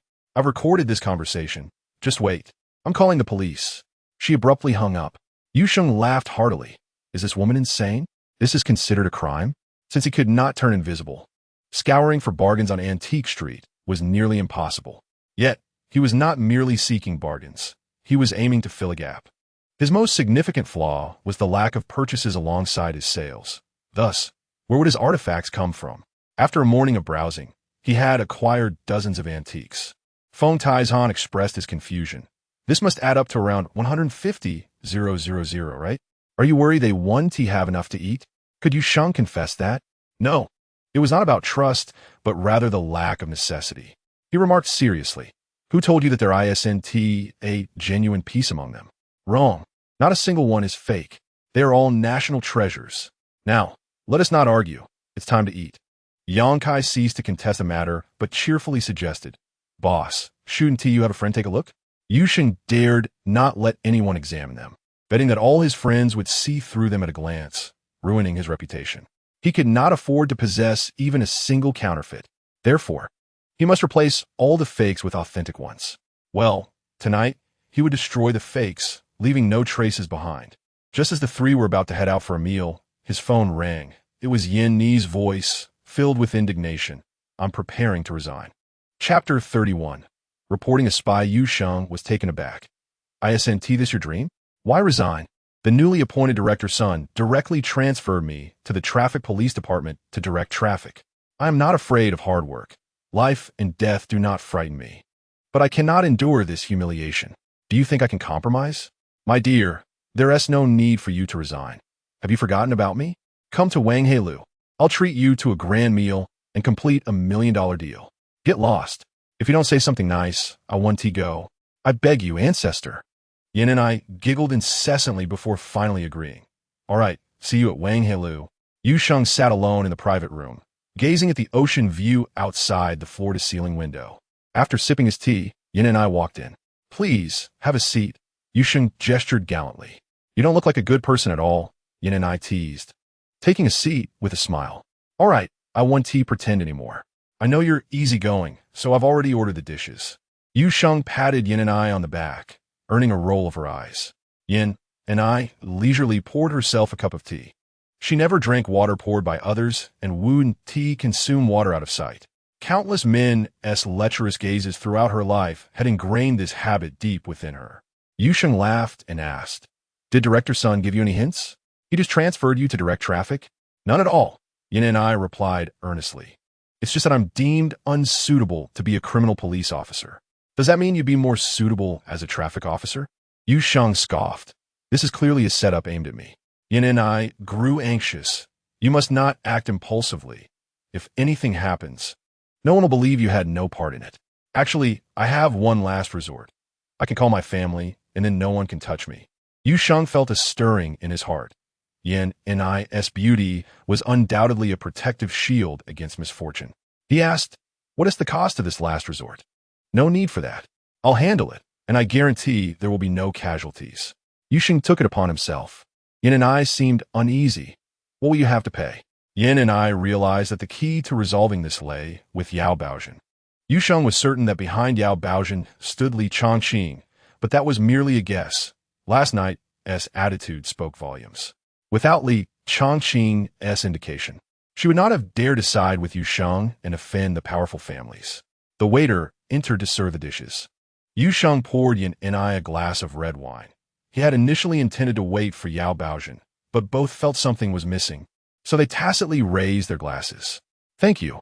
You're my only ally. My dear, this is akin to repaying kindness with malice. You've stabbed me in the back. Hee hee. Would you be willing to take a knife for me? Yin and I asked playfully. Rest assured, there is no problem that can't be resolved in one night. If there is, then 2 nights. Yu Sheng boasted grandly, causing Yin and I to grit her teeth in annoyance. Suddenly, The door swung open, and Yao Baojin entered with a beaming smile. You? Is this Yin and I, your sister? Wow, she is indeed stunning. Nice to meet you. Let me raise a glass to you first. She poured herself a drink and raised her glass, saying, If you ever need anything, don't hesitate to ask. I'll do it just for the sake of beauty. Thank you, sister. Yin and I smiled and clinked glasses, downing the drink in one go. Yu Sheng then said with a grin, Yao boss, Yin and I indeed has something to discuss. Yao Baojin's interest piqued, and she quickly asked, What is the matter? Tell me. The new director's son believes she is unsuitable to be a criminal police officer and wants to transfer her to direct traffic. Yu Sheng spoke slowly, allowing Yao Baojin time to consider. My phone is being monitored, so I'd like to trouble you to make a call for me. Please do not mention that you know Li Chongqing. Yao Baojin awkwardly chuckled and softly replied, Just wait a moment. Then she hurriedly left. Yu Sheng winked at Yin and I. Don't worry, if director's son has any sense, he wants to go head-to-head with Li Chongqing. Director's son's position essentially served Li Chongqing's interests. If Sun Tao thought that relying on his family would allow him to disregard orders, it would become a serious offense. Li Chongqing could easily ruin him with just a word, leading to his downfalls. Indeed, after Yao Baojin detailed the events, Li Chongqing instructed, This matter is simple. However, when you inquire about Yanni's intentions, why must she remain in the criminal police team? Is it her desire for time at her own disposal, or the thrill of being amidst gunfire and chaos? Does she harbor other thoughts? Do you not find her existence quite irrational? The more beautiful something is, the easier it is to be destroyed, yet she remains unscathed. It seems as if a force is clandestinely protecting her. I am not referring to the rest of her life, but who safeguarded her before that? She must be concealing a tremendous secret, and befriending her could very well be the greatest surprise of your life. Li Shengqing's insinuation juta yalu bauzenawaka. Consequently, two unfamiliar individuals entered. Both were smiling. The woman appeared to be around 24 or 25, quite attractive in her own right, yet she paled in comparison to Yanni, who was present. Nonetheless, her aura was undeniably strong. One must admit that confidence is a form of charm. The middle-aged man, on the other hand, radiated warmth akin to a kindly elder in a park, as if he were merely passing by to observe the two engaged in a game of chess. He casually remarked, Pardon my intrusion. It is merely a coincidence that we are dining here as well. Hence we thought to introduce ourselves to avoid the hassle of a formal visit later. He introduced them, saying, This is Wei Tianhong. You may not be familiar with her, but Wei Lianxing is her brother. Yu Xing, realizing the connection, naturally rose and smiled. So it is Sister Wei. Please take a seat. Wei Tianhong silently pondered. Could I have been mistaken? Did he truly not kill my brother?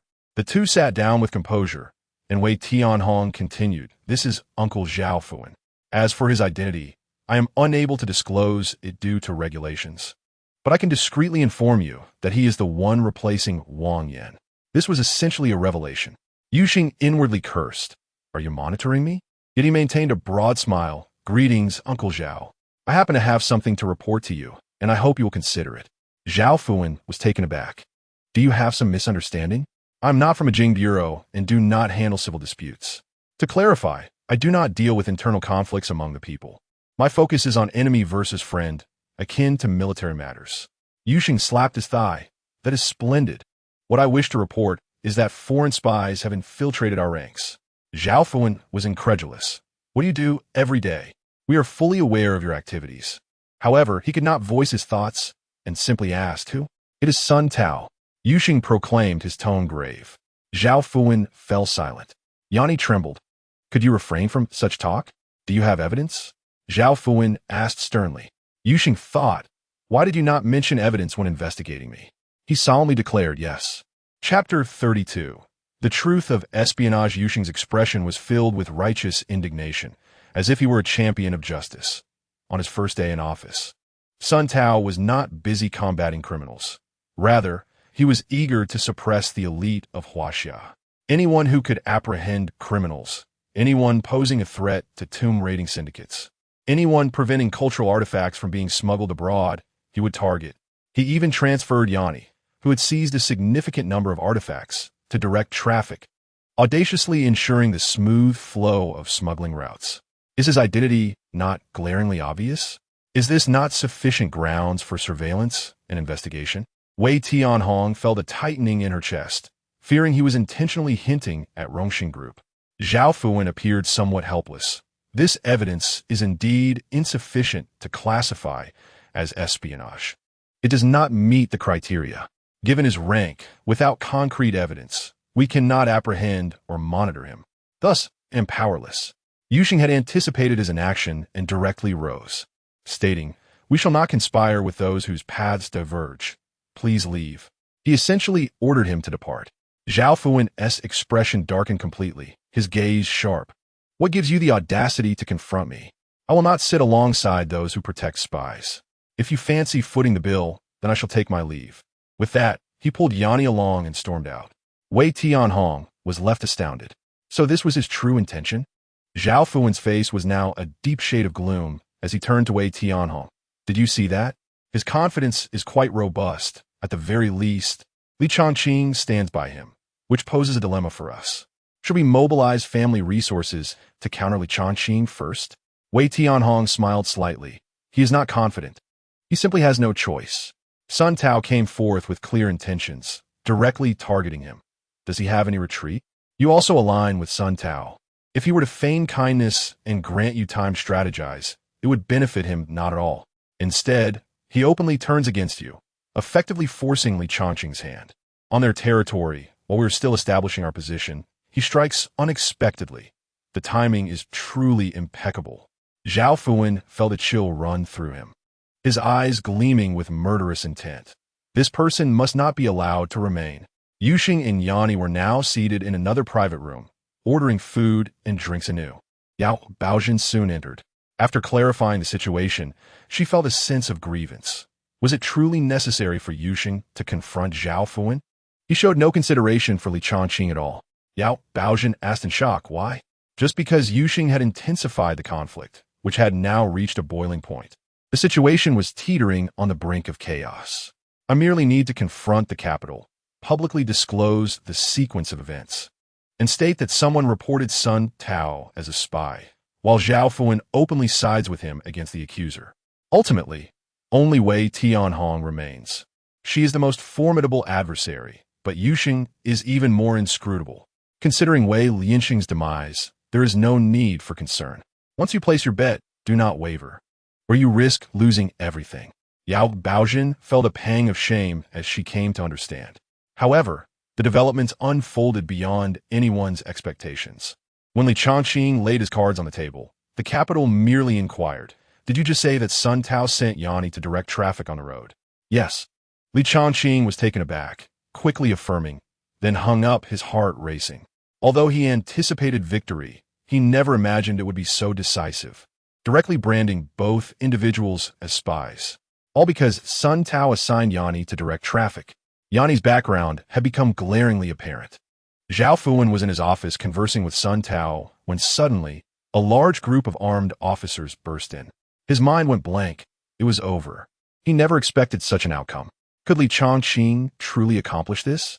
Impossible, unless he acted independently. But how was that different from rebellion? Zhao Fuwen, you are formally arrested on charges of espionage. Zhao Fuwen could scarcely believe it. Espionage? When the officers stripped him of his gear, he asked, "Where are you taking me?" "For the capital," along with Sun Tao, both charged with espionage. The leading officer wore a stern expression, waving his hand. Zhao Fuwen felt as if he were plunging into an abyss.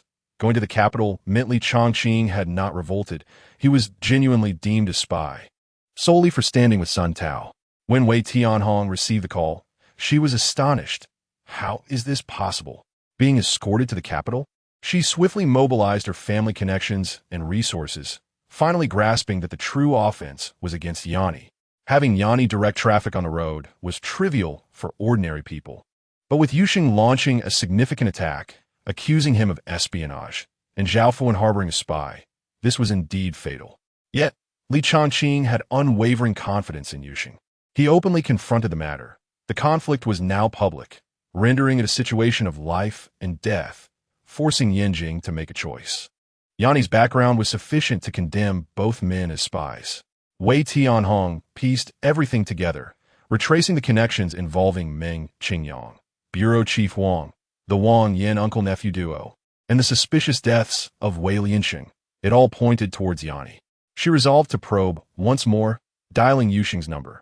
This is Wei Tianhong. Oh, Sister Wei, what can I do for you? Yuxing's tone remained as warm as it had been at noon. This was unreasonable. Yuxing's composure sent shivers down her spine. She attempted to sound casual. Sister invites you to dinner, along with Yanni. How does that sound? Yuxing, however, enigmatically replied, did you cover the bill for lunch? Wei Tianhong was momentarily taken aback. She had no intention of footing any bill. If anything, it should have been Zhao Fuan. But did he even have the chance to pay? In an instant, Wei Tianhong comprehended Yuxing's logic. It was a matter of authority and discourse, to put it bluntly. Were you to act as the elder brother or the younger brother? As a younger brother, one should obediently pay the bill. As the elder brother, I could easily ruin you. She said nonchalantly, the lunch earlier counts as my treat. We shall share the dinner bill tonight. If it isn't bought, then there's no need. I dislike imposing burdens on others. Yushang's words were profound. I detest individuals from prominent families who bully women to showcase their superiority. I have never stooped to such disgrace. Wei Tianhong's heart skipped a beat. Has my brother ever bullied Yin and I? He claimed he could make Yin and I resign. But I simply cannot believe that. Indeed, he failed to do so. Sun Tao also could not accomplish it. Sister Wei, would you like to give it a try? Yushang's tone was elusive yet sharp as a sword. In that moment, Wei Tianhong felt a chill surge from her heels to her crown. Her brother had evidently offended Yin and I. Yet, Yuxing hung up the phone without further ado. Shortly after, Wei Tianhong sent a text. I do not wish to be adversarial with you. Regardless of past events, let us start anew. Additionally, consider this a warning. Yin Ni's background may attract the attention of the elite young men of Yanjing. These reckless suitors can act unpredictably. I advise you to let go quickly. Yin and I is not someone you can hold on to, and your obsession will lead to your demise. Yusheng furrowed his brow. Was she genuinely yielding or merely buying time? Chapter 33. A gift for the newly appointed overlord after preparing a bowl of egg noodles. Yusheng was about to shut down his phone when it rang. The voice of Secretary Ma Zhe came through. Mr. Yu, your surveillance has been lifted. You may contact me directly if needed. Furthermore, the overlord wishes to invite you to dinner. Would that be convenient for you? Scheduling dinner at this hour was no mere formality. The afternoon had been too hectic, leaving much uncertain, yet it was a necessity, for Li Chongqing was the true victor. Yuxing chuckled. If I am not mistaken, Li Daolao's person has taken over Zhao Fuxing's position, correct? Indeed, our people have also succeeded Sun Ju's role. No one has been parachuted in. It can be considered a resounding victory. When you say surveillance has been lifted, does that mean others cannot monitor? Not quite. The military can still oversee things, but it seems they have no reason to do so. I believe it is still wise to maintain a firewall. There's no need for dinner. Please inform Yin and I if anything arises. We have plenty of time ahead. Upon seeing the overlord nod, Ma Zhe promptly responded, understood. You remain busy, and then ended the call. Yusheng promptly turned off his phone and stealthily exited. He walked a considerable distance before entering a nearby community and finding a trash bin, where he disposed of the bag. After distancing himself from that neighborhood, he finally revealed himself and hailed a taxi, directing the driver to Yuhua Garden. The taxi driver glanced at him. Those who could go to such a place were typically affluent, yet he did not seem to fit that mold. Is your younger brother residing there? No. I work as security. Please refrain from inquiring about wealthy women. I have my protocols and cannot disclose anything. Yusheng maintained a serious demeanor. The driver burst into laughter, intrigued, and asked, do you think I could be a security guard? Any tips? To be a security guard at Yuhua Garden, one must be a retired Special Forces soldier at the very least. If I were to offer advice, it would be this. Never offend beautiful women. The prettier they are, the more perilous they can be. More dangerous than the overlord? Absolutely. The overlord would not concern himself with a guard, but women are different. Their patience is thin, and they can easily crush a guard, leveraging the overlord's power despite being nothing themselves. The driver laughed heartily, finding the joke amusing throughout the journey. 10 minutes later, Yusheng stealthily entered Yuhua Garden, arriving at the villa he had purchased. It was bittersweet. The house he bought could only be gazed upon secretly. He casually took out a piece of gum, chewed a few times, and affixed it to the camera. Then, He rang the doorbell. To his surprise, a man's voice responded from within. "Who is it?" Yu Sheng remained silent. The person on the other side assumed it was a mistake and hung up. After waiting a minute, likely allowing the occupant to calm down, Yu Sheng pressed the doorbell once more. This time, the individual inside became irate. Footsteps approached, and the heavy iron gate swung open. A muscular man, adorned with tattoos, emerged, exuding a fierce aura, scanning the surroundings. Did he flee? How is that possible? He inspected the camera, cursing upon seeing the gum. Damn it, I thought I was the worst in Yuhua Garden, only to find there's always someone worse. How'd he get in? Unbeknownst to him, Yu Sheng's sole intention was to have him open the door, not to compete in disgrace. Concealed, Yu Sheng noticed a woman in pajamas on the bed, appearing to be in her 30s, voluptuous and alluring. It was evident she was the tenant, Zhang Guangli's woman. Su Zui. It was surprising that just after Zhang Guangli's demise, his woman had already found another man. The swiftness of it all struck Yu Sheng as excessive. Could she not feign a sense of mourning for a moment? Su Rui asked nervously, "Who is it?" He fled. "It's just a nuisance," Jean Wancha replied. "No, it must be Yu Sheng. He is here to kill me. If he could kill Zhang Guangli, there's no way he would let me live." Su Rui's earlier bravado in cursing Yu Sheng dissipated, leaving her appearing vulnerable. Jean Wancher scoffed, returning to bed, pulling her close and murmuring, "I'll be right here waiting to see how he tries to kill." Moreover, Zhang Guangli was not killed by him. I have already inquired and learned that Zhang Guangli first murdered Wei Lianxing, and then the Wei family took him out. That's impossible. Su Rui turned over. When he left, he mentioned delivering a grand gift to the Wei family. He was not going to kill anyone. Therefore, this must be Yu Sheng's doing. He is the only one with a motive. Yu Sheng was at a loss for words. How could this woman's intuition be so astute? Clinging like a tortoise and refusing to let go? Suddenly, the phone rang. Jean Wancher reached for the phone, glanced at it, and bolted upright. "Old Tang, have you made a decision?" "I agree to the deal. An hour from now, my men will bring the goods. Have the cash ready. Do not mention any transfers. I do not wish to leave any traces. This is merely a condolence visit. I hope our first collaboration goes smoothly." "No problem." Jean Wancher hung up, pondering and feeling that something was amiss. Coming to pay respects to Zhang Guangli, was that not an insult to him? He dialed another number. "Huya, send over $1 million. To Yu Sheng's astonishment, merely a minute later, there was a knock at the door. Damn it. It turned out the younger brother was also in this building. Yu Sheng became vigilant. Jean Wancher opened the door to reveal a slender young man standing outside. His gaze sharp as a blade, holding a box in his hand. Jean Wancher received the box, whispering a caution. "In a while, Old Tang will send someone for the deal. If conflict arises, avoid showing yourself unless absolutely necessary. This place is not suited for bloodshed." Huya nodded silently and retreated, resembling a specter. Jean Wancher felt a rush of excitement.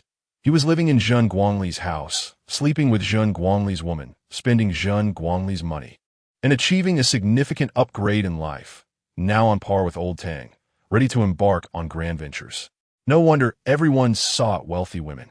It could save 20 years of struggle. "Come here, little darling. Let me cherish you well."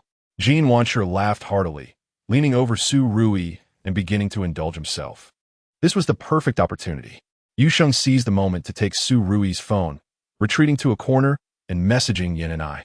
An hour later, in Zhang Guangli's villa, Old Tang's subordinates were conducting a transaction with Jean Wancher, the sum being $1 million, likely for narcotics. This is a gift for the newly appointed overlord. Yin and I recognized immediately that it must be Yu Sheng. Only he could orchestrate such a scheme, while others could not hope to impersonate him. Chapter 34. The necessity of silencing the newly appointed Jia Xiushan was truly a confidant of Li Chongqing. His first directive was to assist Yin and I in making a noteworthy achievement, paving the way for her promotion. Director Jia felt somewhat troubled. He was an upright and principled individual, detesting the practice of profit distribution. What was he to do?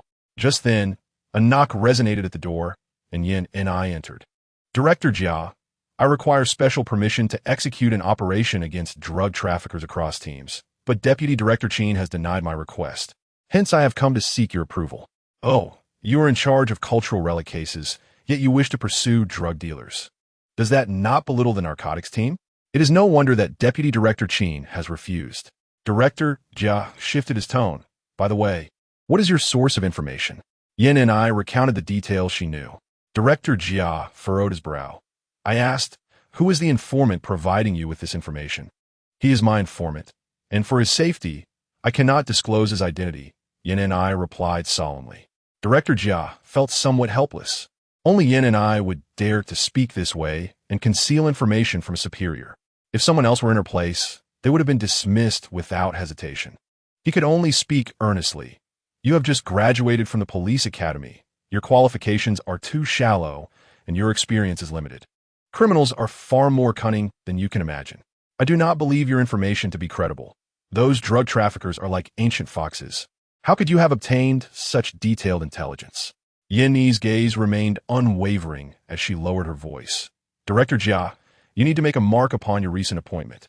Otherwise, how are you different from Sun Tao? This is a gift I present to you. Director Jia was taken aback. His eyes brightened. She possessed considerable confidence. After a moment of contemplation, he decided to take a gamble. Very well. I agree. You will be in full charge. Thank you. I will not let you down.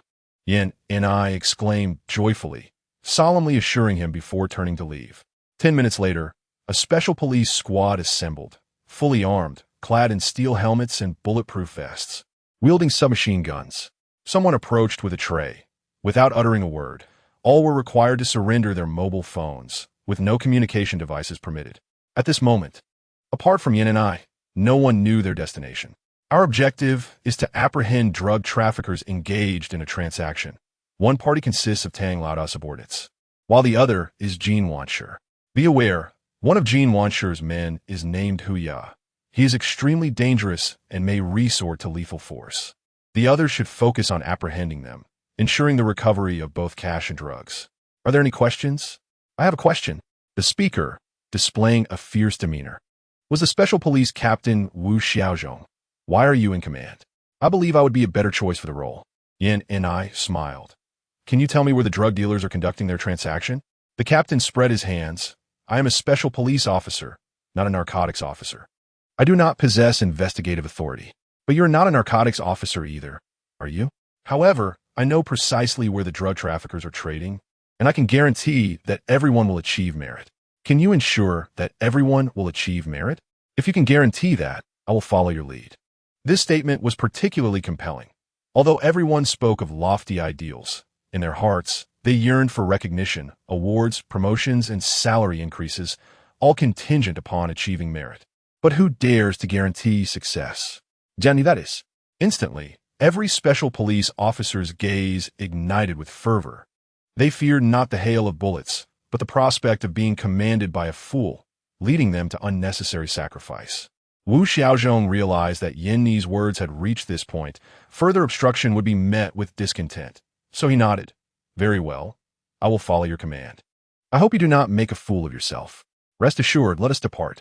At Yin Ni's command, the special police surged forward like wolves onto the armored transport vehicle. A Desert Storm vehicle halted at the villa's entrance, from which 4 men in black suits emerged, led by Brother Peng, who carried a box. I can't shake the feeling that something is off, one of the subordinates remarked. Brother Peng's hand hovered over the doorbell, hesitating to press it. Just then, the main door swung open. Brother Peng instinctively reached into his coat, only to see Jin Wanshi alone, with no ambush in sight. Jin Wanshi smiled. Come in. It would be unwise to remain in view of the cameras. The 4 men exhaled in relief as they followed Jin Wanshi to the first floor, where indeed there was no ambush. Jin Wanshi opened the box on the table, revealing $1 million. Brother Peng also opened his box, finding it filled with bags of white powder.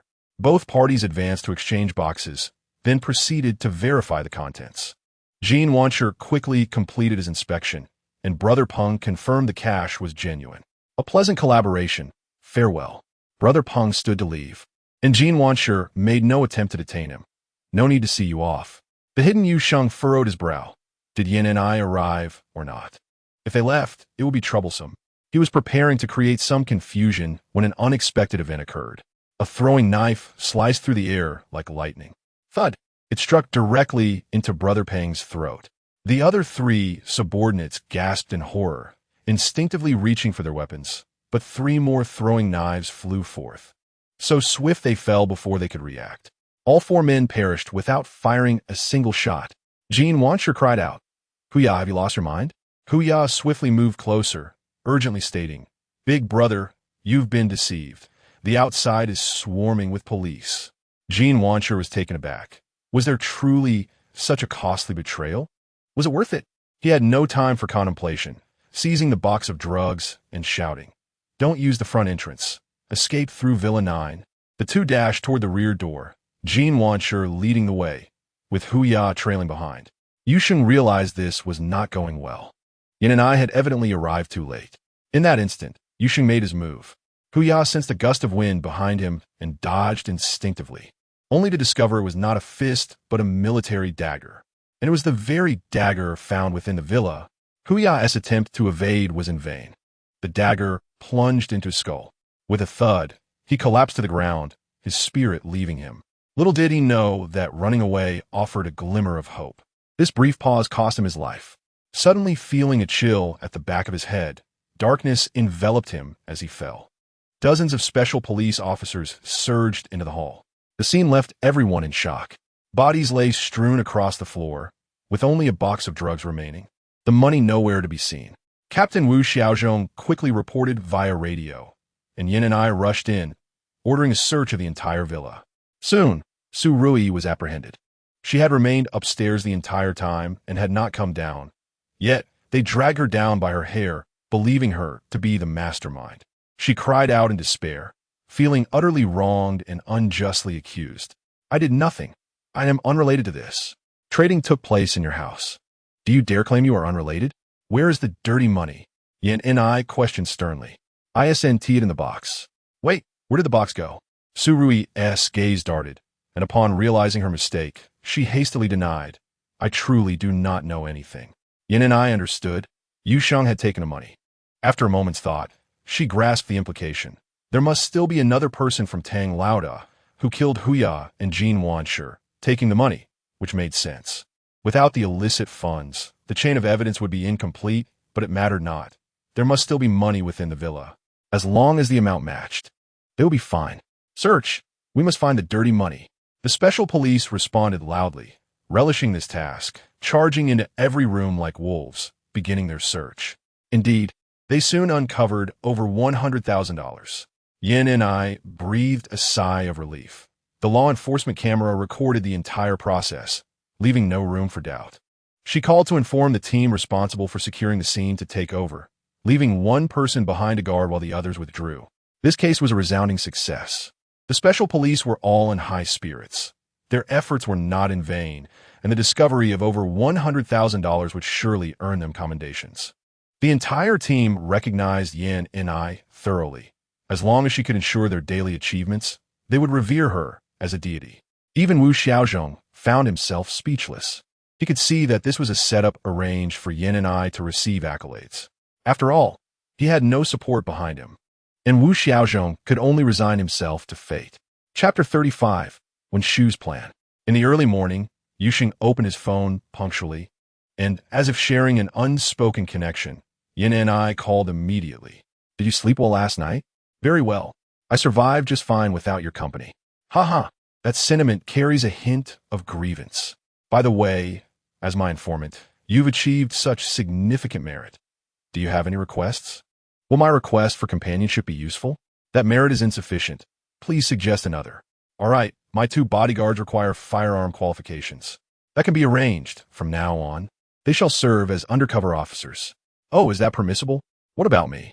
"You do not qualify to be an undercover officer, but you are my informant." "So, I am an undercover agent, correct?" "No problem. I am below, and you are above." "Leave. By the way, a friend of mine just found out I am in Shanghai and immediately wants to come see me, but I'm swamped with work. Where would I find the time? Since you have nothing to do, could you please pick her up at the airport and host her for a few days?" Yusheng was utterly astonished. "Your friend is visiting you and dares to ask me to entertain her? Isn't she afraid I might harm her? You must be out of your mind. Girlfriend? Oh, then it's no issue. I will send you a photo. Her flight lands at 9 o'clock, and her name is Wenshu." Upon glancing at the photo, Yusheng was surprised to find her quite beautiful. But he sensed that Wen Shu's visit was not as simple as it seemed. Inside a seaside villa, Tang Laoda sat on the sofa, appearing to have waited for quite some time. Finally, the phone rang. It was confirmed that the report from Yin and I came from Su Rui. How could that be possible? Tang Laoda was shocked. Isn't that self-harm? Another possibility is that someone secretly sent the message using Su Rui's phone. This is highly likely because Su Rui mentioned that someone had rung the doorbell to disturb her, but Jin Wanshur went out and saw no one. At that moment, she suspected it was Yu Sheng. Everything that transpired afterward was shrouded in mystery. Huya had killed 4 of your subordinates. But there was definitely one more person at the scene who killed Jin Wanshur and Huya, making off with $1 million. Jing Fong concluded it was your doing. Tang Laoda understood. It must be Yu Sheng. Is there any way to alter Jing Fong's conclusion? No. Yin and I is convinced it was you, and no one dares to refute her. Her influence is too high now. Besides, you must not touch Yin and I. Sun Tao and Zhao Fuxing were sent to the capital for offending her, accused of espionage. All right, I won't touch Yin and I. A courier will arrive soon. Please receive it. Inside, there will be 100,000 cash. After saying this, he hung up the phone. Tang Laoda's eyes gleamed with cold fury.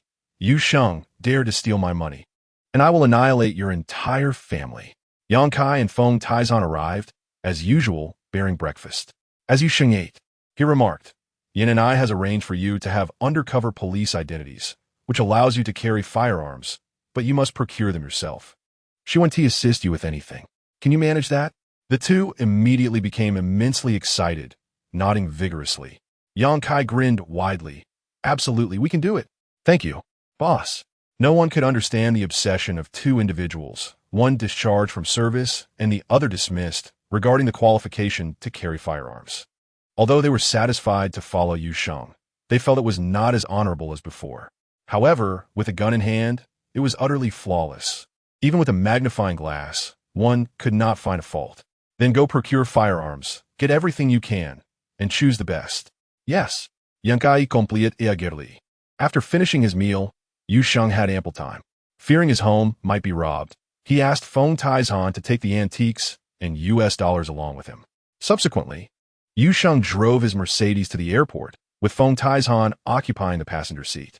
Not 3 minutes had passed when Feng Taizan remarked, Boss, that Jeep Wrangler has been tailing us the entire time. Let me take over the wheel.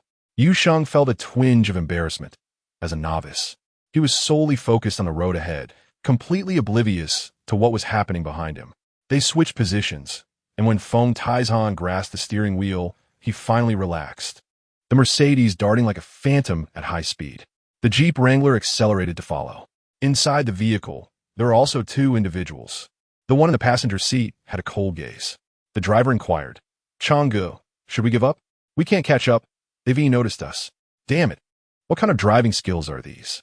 Exposed in just 3 minutes? Changgu irritatedly pounded the window. Given Yu Sheng's speed, it was easy to keep up, and yet his underling had messed it up. The underling dared not speak but felt indignant. If you have the ability, then you drive. Chang Ji's eyes flickered, and he dialed Tang Tiance. Boss, Yu Sheng has left. The Mercedes is too fast to catch up. I was thinking of locating the Thief King to unlock it and rob his place. What do you think? Go ahead, replied Tang Laoda without hesitation. The plane landed punctually, and streams of people poured out of the airport. Yu Sheng matched the photo and finally spotted Wen Shu, who appeared to be in her early 20s. Dressed in ordinary jeans and a t-shirt, her large eyes reminiscent of animation, skin as white as milk, and long, graceful legs. Her demeanor exuded the air of a wealthy young lady, causing onlookers to pause, momentarily forgetting the passage of time. Wen Shu, Yu Sheng? Her scrutinizing gaze was captivating. Just call me Yugo. Let us go. Yu Sheng casually shook her hand, but in that brief moment, he caught her scent, markedly different from Yen Ni's. While Yen and I bore no traces of a man, Wen Shu did, and not just one. Wen Shu shot him a glare, seemingly displeased with his demeanor. Yet her gaze appeared to search casually. Yu Sheng grew more convinced that she was not alone. There must be others involved in her arrival. However, he remained unfazed and led Wen Shu to the car. Yen and I said she had no time for you. Where do you want to go? Is that what you said? Indeed, I said that, at least not during the day. Fine, seeing your honesty. when Shu grinned mischievously. I want to go to your house. She assumed Yu Sheng was flaunting his wealth with the Mercedes, fearful of revealing a poor man's identity. Yet, he remained suspicious of being robbed. This was a golden opportunity, possibly leading him to Tang Laoda. When Shu's large eyes widened, disbelief flooding her mind, he couldn't possibly be thinking of forcing himself on me. Could he? No way. Such a simple character could attract Yan Ni's favor? She tentatively asked, "Do you live in a villa?" "No, just a very ordinary apartment, 2 rooms and a hall." When Shu was taken aback, her original plan was to entice Yu Sheng, allowing him to tease her. Then she would hand over the recording device to Yan and I. "See what sort of man you are infatuated with. Have you lost your senses?" Then she would expect reimbursement from Yan and I. However, things appear to have deviated from her plan. Chapter 36. The peculiar kidnapping. The Mercedes smoothly parked downstairs. Yu Sheng spotted the Jeep Wrangler and his eyes lit up. The opportunity had arrived. He must find Tang Laoda today. He instructed Feng Taizhan to stay behind and guard the car. Then, with a broad smile, led Wen Shu upstairs. "I fear someone might rob my home," Yu Sheng stated earnestly. "My goodness, are you quite wealthy?" Wen Shu looked astonished, finding it hard to believe he would safeguard such a dilapidated house as if it were treasure. Yu Sheng disregarded her comment, approached his front door, and retrieved his key to unlock it. In that instant, he sensed the presence of a stranger in his home. However, he feigned ignorance, extending his hand with courtesy. "Miss, please come in." When Shu felt as if this were a trap, she nervously swallowed. "You and T have any ulterior motives, would you?" Yu Sheng glanced at her, sighing helplessly. It is not unusual to assume others are merely simple villains while viewing oneself as a complex good person. This is merely because you are too ordinary. Ordinary people think this way. Rest assured, I am a virgin, while you are not. Even if you wish to sleep with me, you would first need to provide me with $1 million. Otherwise, I would not touch you. Wen Shu trembled with anger, her large eyes glaring fiercely at Yu Sheng, indignantly retorting, "How did you deduce I am not a virgin?" Yu Sheng chuckled lightly. "Give me $1 million, and I will teach you a $10 million lesson on how to read people. No disguise will work. I can see through it in an instant." Wen Shu's eyes widened in fury as she shouted, "So, I would owe you 9 million favors, would I?" "No need for that, considering Yan Ni's standing. I will let it slide." Yu Sheng waved his hand generously. Upon hearing Yan Ni's name, Wen Shu suddenly recalled her task and immediately said, "All right, give me your account number." She was determined to let Yan and I see what kind of person her favorite man was, questioning whether she had lost her mind. Then, she would seek reimbursement from Yan and I. Yu Sheng cheerfully pointed toward the interior. "Let us conduct the transaction inside. We wouldn't want anyone to overhear." When Shu sneered, stepping past the entrance, she then froze in place. "Don't move." A handgun was pressed firmly against her temple, and Changji's voice was as cold as ice, his eyes glinting with a chilling intent to kill. Behind him trailed a subordinate. When Shu had never encountered such peril, terror coursed through her body, leaving her paralyzed. As if struck by a jolt of electricity, her once nimble eyes rendered motionless. "I have money. I will pay the ransom," she stammered. "Damn it. I know you have money. Turn around." Hyang Yi Bashid. With no other option, Wen Shu reluctantly turned towards the door, only to be shocked to find Yu Sheng had vanished without a trace. 1,000 curses surged through her mind. How could he abandon her? "Just wait, even as a ghost.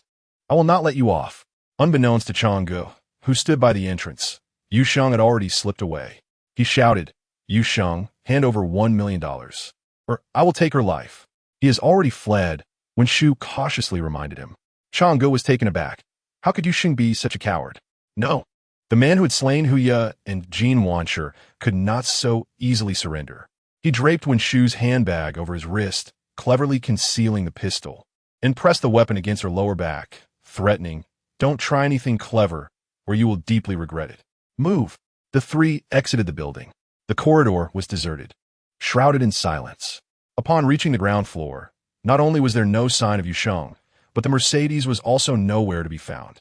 Changgu forced Wen Shu into a jeep, and his subordinate quickly started the engine. "Let's take a lap and see if we're being followed." "Understood." The subordinate abruptly turned. Changgu scrutinized the situation. He found it hard to believe Yu Sheng would alert the authorities. given he had not only killed 2 men, but had also taken $1 million. What he did not realize was that Yu Sheng had neither reported to the police, nor was Wen Shu truly a victim of his kidnapping. She had orchestrated the entire scenario to locate Tang Laoda. After a stretch of driving, Changgu pulled out his phone to report back. Upon hearing the full account, Tang Laoda instructed, "Call Yu Sheng and demand $1 million for her release." Changgu dialed Yu Sheng's number. "Yu Sheng, your woman is in my custody. Bring $1 million for her ransom, or I cannot guarantee her safety, given her beauty." "Oh, 1 million is fine. You already know my phone number. I won't waste words. Transfer it to my account." "Damn it. Are you playing dumb? You bring it to me. I want cash. Don't tell me you don't have it. Why should I give it to you?" Yu Sheng's anger flared. "I've handed you the person. Now, I must pay you?" How brazen. Wen Shu's eyes nearly popped out in disbelief. What kind of absurdity was this? She feared she might perish at Yu Sheng's hands. However, she indeed lacked cash, and a transfer was out of the question. What was she to do? "Are you pretending to be stupid?" Changgu was equally enraged, slamming his fist against the car window, menacingly stating, "Do you believe I won't take her by force right now? I believe you will, but when will you give me that $1 million? Damn it. It is you who must provide it." Changgu was losing his grip. Yu Sheng seemed utterly indifferent to Wen Shu's fate. Yu Sheng remarked, "Brother, let me share with you a priceless insight into discerning character. Would you care to hear it?" Changgu had no interest, yet Wen Shu's eyes widened, exclaiming, "I want to hear." She was desperate to know Yu Sheng's secret, how he could instantly discern she was not a novice. "Silence." Changgu shouted in fury. "I want cash, cash." Yu Sheng chuckled. "I have $1 million, but you misunderstand. What you hold is not a bargaining chip against me. It is a bomb that could obliterate you. Do you know who she is? Investigate Wen Shu of Yanjing. Have your boss inquire, and then we can talk. Let me be clear. Even if you hand her $1 million, this matter could never be resolved. None of you will escape. Tang Laoda will be uprooted. Still unconvinced? Try to harm her, and you shall see. I haven't witnessed such a spectacle in ages. Besides, she is not my woman. She came to Zhanghai specifically to deal with me. Why would you think I would pay her ransom? It would be better for her to die, ensuring you all perish together. Enough. Knowing you cannot make decisions, call Tang Laoda." Yu Sheng abruptly hung up. Changgu was left dumbfounded. Wen Shu was frozen, realizing he had anticipated her every move. Chapter 37. The authenticity of the ancient jade. I lack a background. Yu Sheng was merely trying to intimidate you. I could provide the ransom, but it must be a transfer, as I cannot possibly bring $1 million in cash to Zhanghai. Her greatest fear was that revealing her background would prompt Changgu to silence her permanently. For, as Yu Sheng rightly stated, even if she received $1 million, the one family would not consider the matter settled, and Changgu would indeed face dire consequences. Tang Laoda would not escape either. The more she denied it, the more anxious Changgu became. He called Tang Laoda again, relaying Yu Sheng's words. Tang Laoda instructed him to continue circling and began calling his contacts in Yanjing. The results were disheartening. No one recognized her. Tang Laoda felt a chill. The fact that no one knew her was even more alarming. A woman willing to part with $1 million, yet unrecognized in the business world, likely belonged to an elite circle. And the families of those in such circles kept their identities secret, inaccessible to the average person. Tang Laoda promptly called Yu Sheng. "This is Tang Tiansu." "Oh, is Tang Laoda preparing to transfer money to me? Only I can resolve this for you." "Yu Sheng, don't go too far. You still owe me $1 million. I don't know what you're talking about. However, since you are conducting business in my villa, I bear joint responsibility. Do you dare hold me accountable? That is your villa? Understood. I will return the woman to you and forego the money. Let this matter be settled." "No problem. I guarantee Wen Shu will not speak of this. Just let her out of the jeep, and I will follow behind." "Damn it!" Tang Laoda cursed under his breath, immediately calling Changgu. "Are you an idiot? Yu Sheng is right behind you. Let Wen Shu get out of the vehicle and let this matter end here. Do not provoke him further." Changgu, now compliant, instructed his subordinate to stop. He then returned Wen Shu's handbag and requested her to exit the vehicle. Surprised to learn that Yu Sheng had indeed been following closely, her resentment dissipated. Once the jeep drove away, the Mercedes appeared, and she reboarded, sitting quietly in the back seat. Yu Sheng stated, "This matter is concluded, not to spare them, but to leave the credit to Yin and I." When Shu understood, her spirits lifted, and she nodded eagerly. Yet suddenly she asked, "Did you know Chang'e was in your room?" "I did. I intended to use you as bait to find Tang Laoda, but it failed. The enemy was too cunning." Yu Sheng replied nonchalantly. When Shu felt a surge of indignation. How could he speak so casually about using her as bait? She had never experienced such humiliation. No one dared treat her life so lightly. "Did you ever consider what would happen if I died?" Yu Sheng paused for a moment before saying, "I'm sorry. I truly do not care about your life or death." Feng Taizhan shuddered at Yu Sheng's words. Was the impact of such a statement not too severe? When Shu, however, found solace in his honesty, indifference was only reasonable. The Mercedes suddenly pulled over, and Yang Kai entered the passenger seat. When Shu realized, there was indeed someone else following us. Of course. Otherwise, we would have been discovered earlier. Yang Kai was in a taxi tailing the jeep. We followed the taxi. Yu Sheng explained with a smile. When Shu abruptly inquired, "What was that secret to discerning character you mentioned?" $1 million. Thank you. When Shu laughed, "Are you impoverished? After dinner, let me introduce you to a few wealthy individuals." All right. Yu Sheng surmised that this was the grand spectacle when Shu had meticulously planned, and the elite young masters were about to make their entrance. Suddenly, the phone rang. It was Su Ho Ping calling. "Brother, a member of the Collectors Association has donated a porcelain artifact, but I'm uncertain about its authenticity. Could you come and take a look? What are the conditions for donation? This certainly sounds dubious. You don't want to offend anyone, so let me bear the brunt of it." "No problem. In truth, I cannot refuse you, Shang. For Su Haoping has assisted him more than once, leaving him with a considerable debt of gratitude." Su Haoping Hakwadili Kyuka. It's primarily because you require a reputation to prepare for joining the Collectors Association. I reside in Yuhuayuan, Building 7. Do come over. Yu Sheng inquired in astonishment. "Building 7 is your villa?" "Indeed," Su replied. "All right, I shall arrive shortly."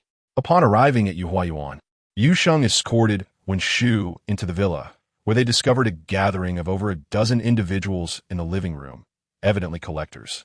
Su Haoping greeted them with hearty laughter, and after some pleasantries, it was apparent that everyone had heard of Yu Sheng's name. However, Yu Sheng was unfamiliar with any of them, particularly a young man at the forefront who caught his attention. This individual appeared to be in his late 20s, exuding a humble, warm smile, and possessed an elegant demeanor. He was Kai Yuhua from the capital. Yu Sheng could almost ascertain that this was a plot directed against him, with Kai Yuhua and Wen Shu being in cahoots. He internally scoffed, but maintained a calm composure. "Brother, what do you think of this jade piece?" The crowd's gaze turned to Yu Sheng, some with a hint of playful scrutiny, others with expressions of schadenfreude, and yet others showing pity for someone so young caught in such a predicament. The jade sculpture on the table was distinctly abstract, yet of fine quality, with top-notch craftsmanship. Its only flaw was the evidence of aging, clearly indicating it was a counterfeit.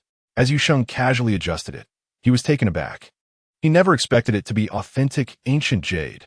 The signs of aging were indeed there, crafted to mislead him into believing it was a fake, an insidious trap. If he dared to claim it was counterfeit, he would be thoroughly ensnared. Everyone present, aside from Su Haoping, would present irrefutable evidence proving the jade's authenticity. Su Haoping, misled by the signs of aging, assumed it was a fake. Unable to publicly accuse Su Haoping of being deceived, Yu Sheng devised a discreet strategy. "Brother Su, where's the restroom?" The crowd was taken aback. It was evident he wished to speak privately, yet there was no reason to deny him. Su Haoping understood and led him to the restroom. Once the door was closed, Yu Sheng whispered, "This is a trap. The ancient jade is genuine, and the aging is a ploy to ensnare me. If Brother Su trusts me, then let us make the switch. If not, switch it afterward, and I will provide you with anything you desire." Su Haoping was profoundly shocked. No wonder he felt an indescribable unease, believing it to be a counterfeit. It turned out to be a scheme aimed at Yu Sheng. "Why target you?" he asked. "For Yen and I. The woman accompanying me is a friend of Yen and I, and a lackey of Kai Yuhua. If you had not called me today, that woman would have led me here. There was no escaping it." "I understand," Su Haoping said, patting his shoulder with an encouraging smile. "With a girlfriend as beautiful as Yen and I, your troubles are only beginning. Nevertheless, I support you." Chapter 38. The villa is unsealed in the living room. The crowd murmured in hushed tones. It was evident that authenticity could not be determined. I have always said that identifying ancient jade with one's eyes closed is impossible. It's clearly a publicity stunt.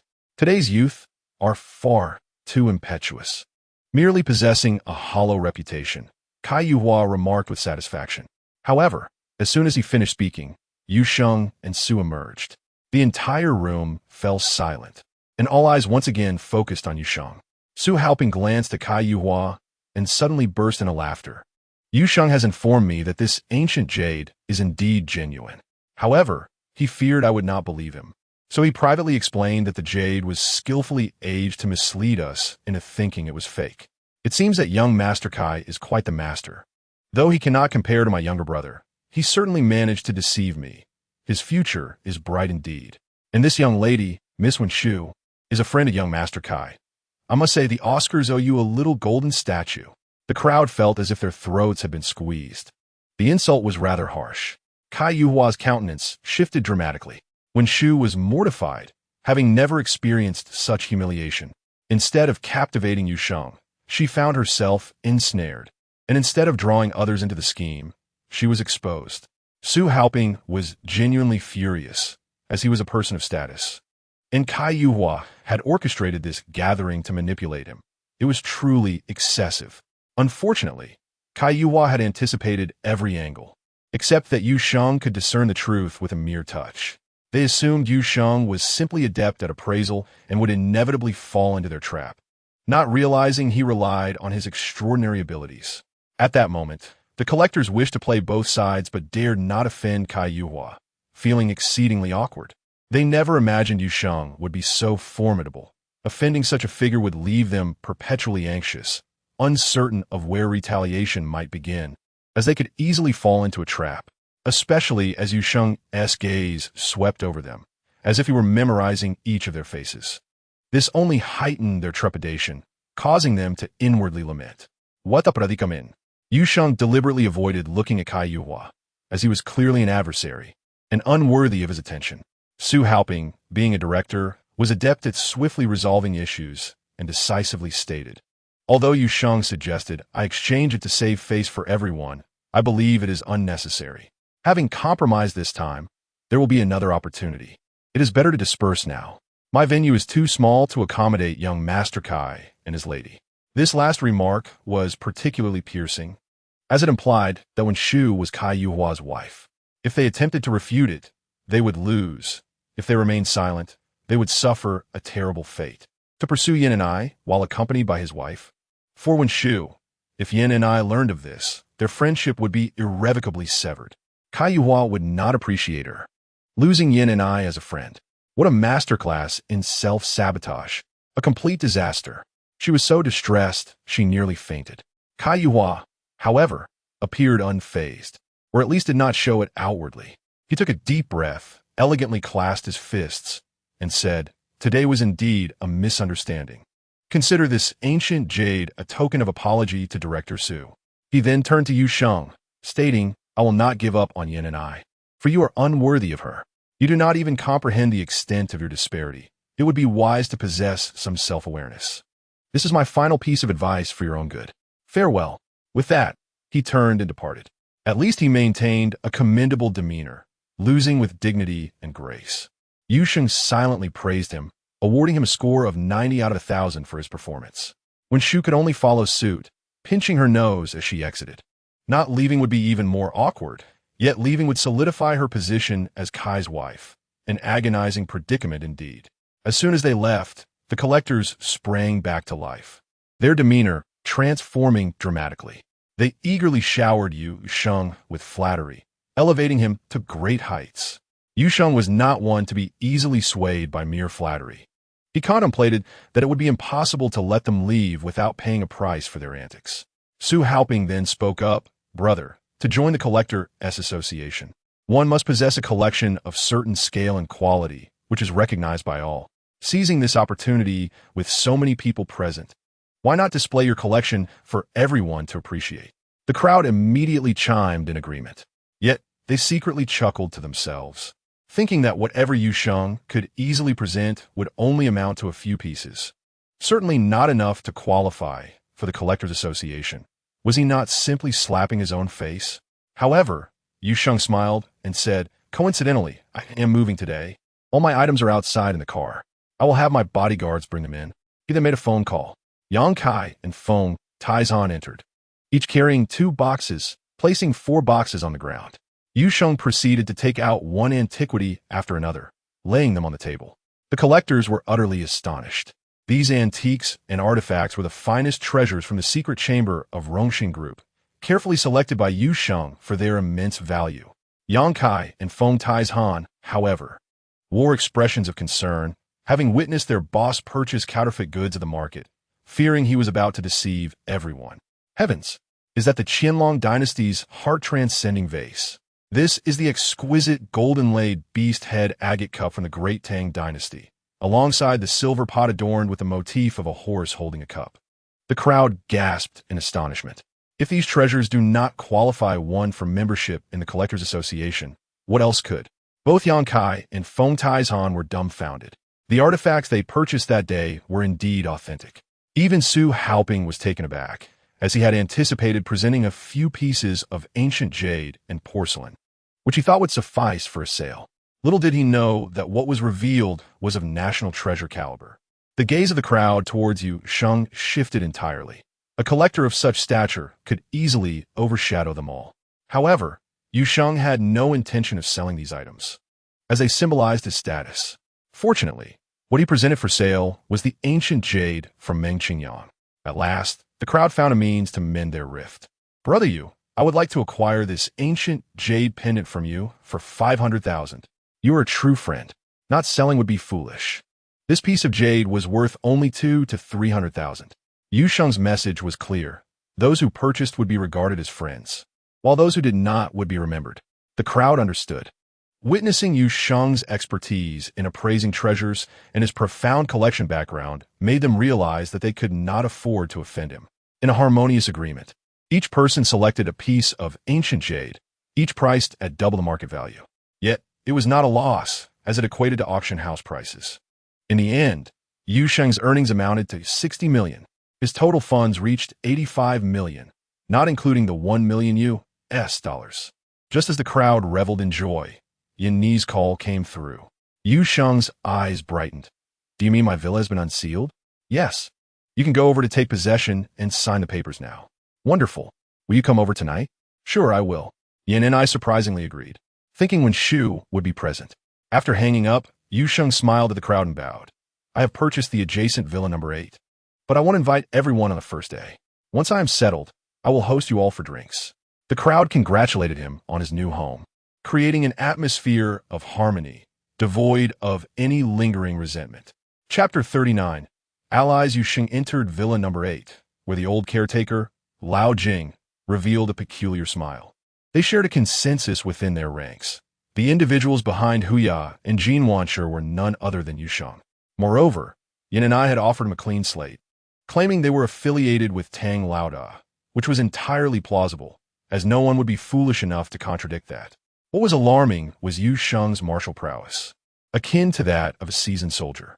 He moved freely amidst heavy encirclement, carrying with him 1 million US dollars without leaving a trace.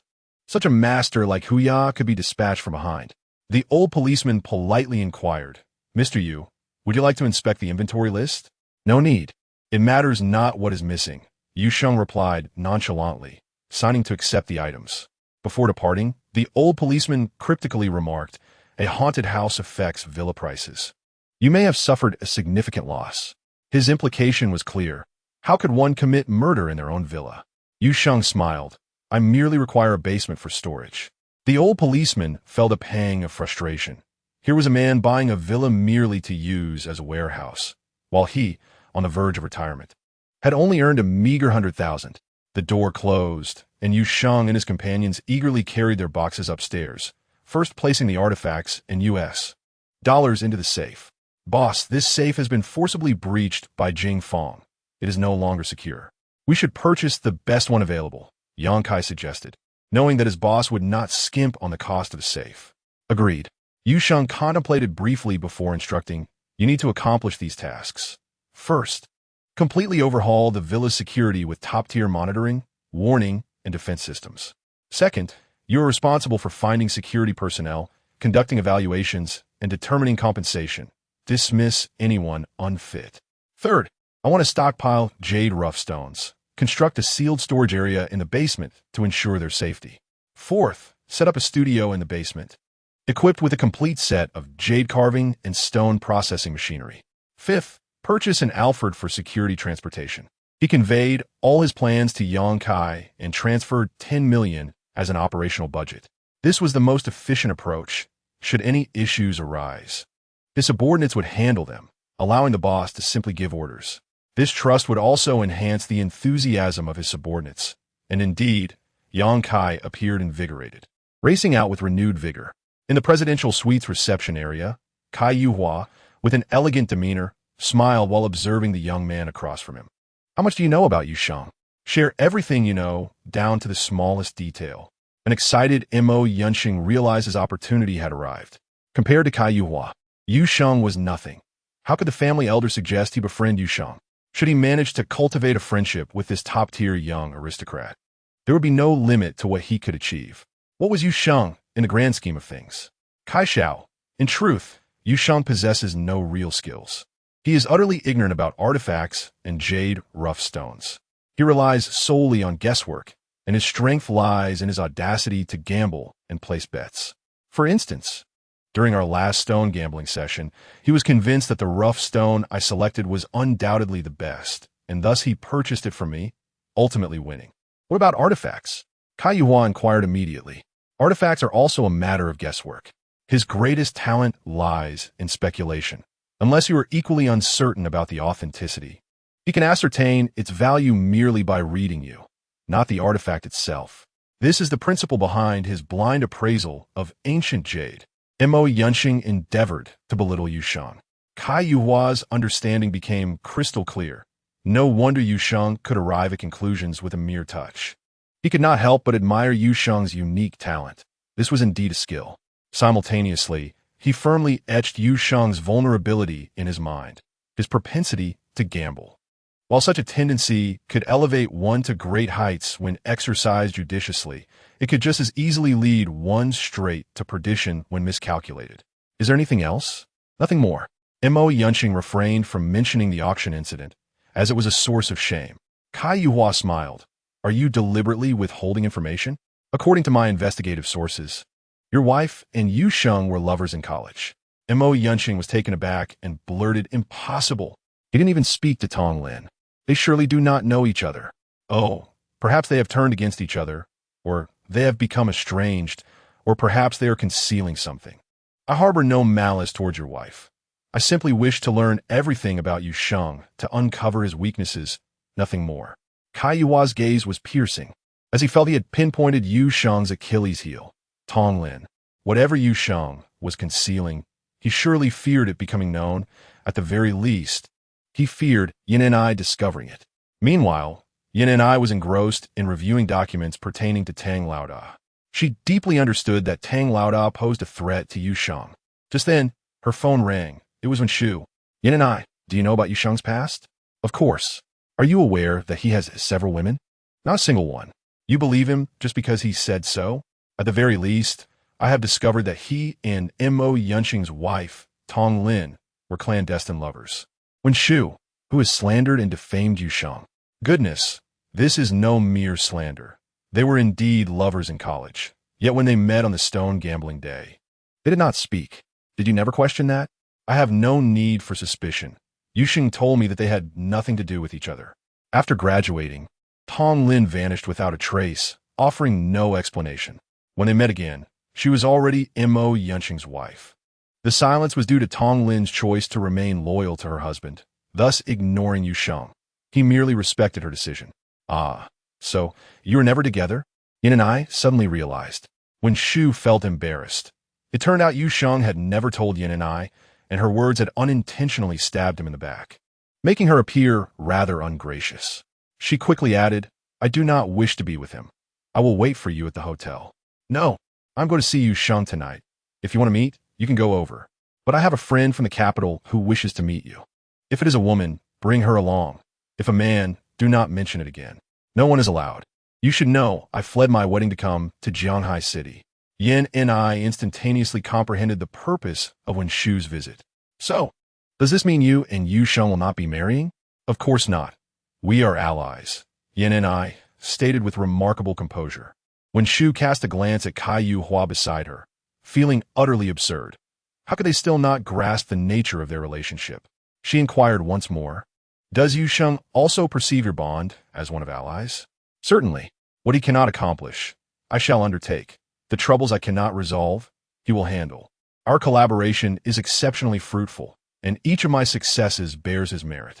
Yin and I, fully aware of the influence wielded by the elite young gentleman, endeavored to dispel any threats they posed to Yu Sheng.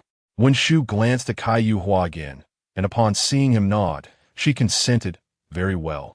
We shall proceed together, as I wish to invite Yu Sheng to a stone gambling event through a friend. This matter does not concern you, so you need not involve yourself. Upon reflection, Yin and I realized their intention was to offer Yu Sheng a financial advantage, and she replied nonchalantly, As long as you do not entangle me, it is fine. With that, she abruptly ended the call. Chapter 40. The 100 million gamble. Yu Sheng was meticulously examining the entire villa when Wen Shu's call came through. This evening, Kai Yu Hua and I will be visiting your home. You wouldn't possibly refuse us, would you? Yu Sheng furrowed his brow, replying, You may come. But Kai Yu Hua is another matter entirely. My humble abode cannot accommodate such grandeur. How discourteous of you. Kai Yu Hua wishes to invite you to gamble on stones. Surely you aren't afraid? Wen Shu began to provoke him. I am ever ready to partake in stone gambling. Simply inform me of the time and place. And he need not come, Yu Sheng retorted, promptly disconnecting the call. Kai Yu Hua's expression darkened, given his status. Visiting was meant to extend an olive branch to Yu Sheng, yet he dared to reject? Wen Shu, astonished, turned to Kai Yu Hua, questioning. You say he won't gamble? Does he possess such confidence? I stated he lacks knowledge of stone gambling, not that he cannot engage in it. Is there a difference? Indeed, if one can distinguish, they can triumph over him. This time, I shall ensure he loses everything. Kai Yu Hua coolly stated. You shall inform him in Yin Ni's presence that tomorrow at 1 in the afternoon at Pingzhou Jadeite Yuan Stone Gambling House, the wager is 100 million. If he cannot afford it, it is permissible to provided Yin and I guarantees it. A sinister smile crept across Kai Yu Hua's face. As dinner approached, she took a taxi to Yu Sheng's residence. After knocking for an extended period without a response, she called Yin and I in frustration. Yu Sheng refuses to open the door. Scold him for me. Wen Shu, you are being excessive. I am at Yu Sheng's home. The front door is wide open, yet I see no sign of you. Yin and I replied with a composed demeanor. Wen Shu was taken aback. What? An open door? With his 2 bedrooms and a living room. How did you conjure the grandeur of a mansion? Oh, you are unaware. We reside in the number 8 villa of the Imperial Garden. Come, we must celebrate this housewarming. I have prepared a dish personally for you. Yin and I concluded, hanging up the phone. Very well. Wen Shu felt as though she had been struck by frost. She was well aware of the Imperial Garden and had even visited the number 7 villa. Yet, Yu Sheng had moved to the number 8 villa? A wave of discontent washed over her. Upon finally arriving at the number 8 villa, she discovered that Yin and I had indeed spoken the truth. The door was ajar. She traversed the garden to the villa's entrance, greeted by a French-style mansion with a basement, 2 upper floors, and an attic totaling 4 levels, surrounded by gardens, with a 2-story building for the housekeeper and bodyguards in the corner. This garden villa was worth at least 100 million, a price reduced due to the sluggish real estate market. Wen Shu seethed with resentment, believing Yu Sheng had deliberately concealed his relocation to make her endure a fruitless trip to his former residence. Today, I shall make you stake your villa, let you comprehend the worth of a woman's dignity, let you recognize the terrifying consequences of a woman's humiliation. She resolved to exact her revenge and dialed Kai Yu Hua. I have arrived. Good. Do not hang up. Keep the phone in your pocket. I wish to hear the entire account. Kai Yu Hua instructed. Wen Shu placed the phone securely, gritting her teeth as she entered the open dining area, designed to accommodate 20 individuals. However, only Yu Sheng and Yin and I were present, both smiling warmly at her. Come, sit down. We have yet to begin our meal. Yu Sheng cheerfully beckoned.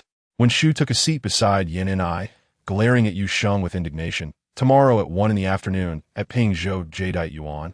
The wager is 100 million. I doubt you possess it. You might as well stake your villa. Yu Sheng erupted in laughter, child. Stake a villa for 100 million? Not to mention, I have 80 million in cash. Even a single artifact in my safe is valued at over 100 million. If you don't believe me, you can ask Hai Yuhua's acquaintances. They have appraised it.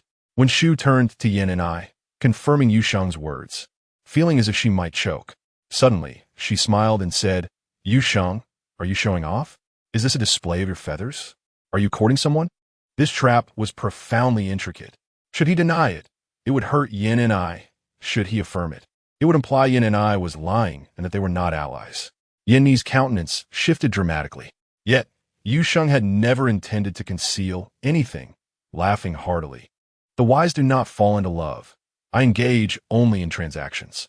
In my perspective, everything bears a price. For instance, if you wish to purchase my virginity, a mere 10 million would suffice, and I would ensure your satisfaction tonight. When Shu, taken aback, turned to Yin and I, did you hear that? He wishes to sleep with me. Yin and I chuckled. As long as you're willing to spend, why not? This has nothing to do with me. We are allies. When Shu then directed her attention back to Yu Sheng, have you ever made an offer to Yin and I? What sum is she worth? I offered Yin and I a villa in exchange for her virginity, but she declined, Yu Sheng lamented. When Shu trembled with indignation. The treatment was entirely opposite. He sought to bed her while she was expected to pay. Yet, with Yin and I present, she dared not assert her virginity. However, a sly thought crossed her mind, and she retorted, but you have 80 million in cash. Is it so easy to earn money nowadays? Surely it cannot be clean. Her intent to retaliate was more precise than she realized, causing even Yin and I to falter. Yet, Yu Sheng's true advantage lay not in wealth, for he was indifferent to loss. Thus, he calmly acknowledged, easy money is often dirty, while clean money is hard to come by. They say the righteous path through life is fraught with trials. Yet who truly knows? Behind every hardship lies pain. Consider the honest folk toiling under the midday sun. Each bears their own struggles, and there is no sequence of suffering and sweetness, only the relentless passage of time. The verdant mountains remain, while people remain industrious, their lives consumed by the pursuit of wealth. Yin and I was momentarily taken aback. How could such profound sorrow be imbued in those words? It seemed that Tong Lin had left him with scars that could not be concealed. When Shu fell silent, realizing that he openly admitted to the cost of life. To press further would be to display a lack of decorum. She swiftly shifted the topic. Do you harbor resentment toward Tong Lin? Her insistence on mentioning Tong Lin aimed to create a rift between Yu Sheng and Yin and I, hoping to foster animosity. Yu Sheng gazed deeply at her, ensuring she held no malice toward Tong Lin. The hidden chill within him gradually dissipated as he spoke softly. Life is akin to shopping. Once a purchase is made, do not compare prices. Once consumed, do not harbor regrets. Once loved, do not indulge in doubts. When it ends, do not defame. Every experience is a price paid for one's choices. Do not regret kindness shown to anyone, even if you misjudge their character, even if you are betrayed, even if you meet with failure. Your kindness is not contingent upon their worth, but rather a reflection of your own virtue. Yin and I felt as though she had been electrified, her entire being aflame with resonance, striking the softest chords of her heart and sparking profound understanding of this man. When Shu felt her depression deepen, she now recognized that the disparity between herself and Yu Sheng was not due to her elevation, but rather to his remarkable stature. Yu Sheng had always looked down upon her, embracing her, seeing through her with unwavering clarity.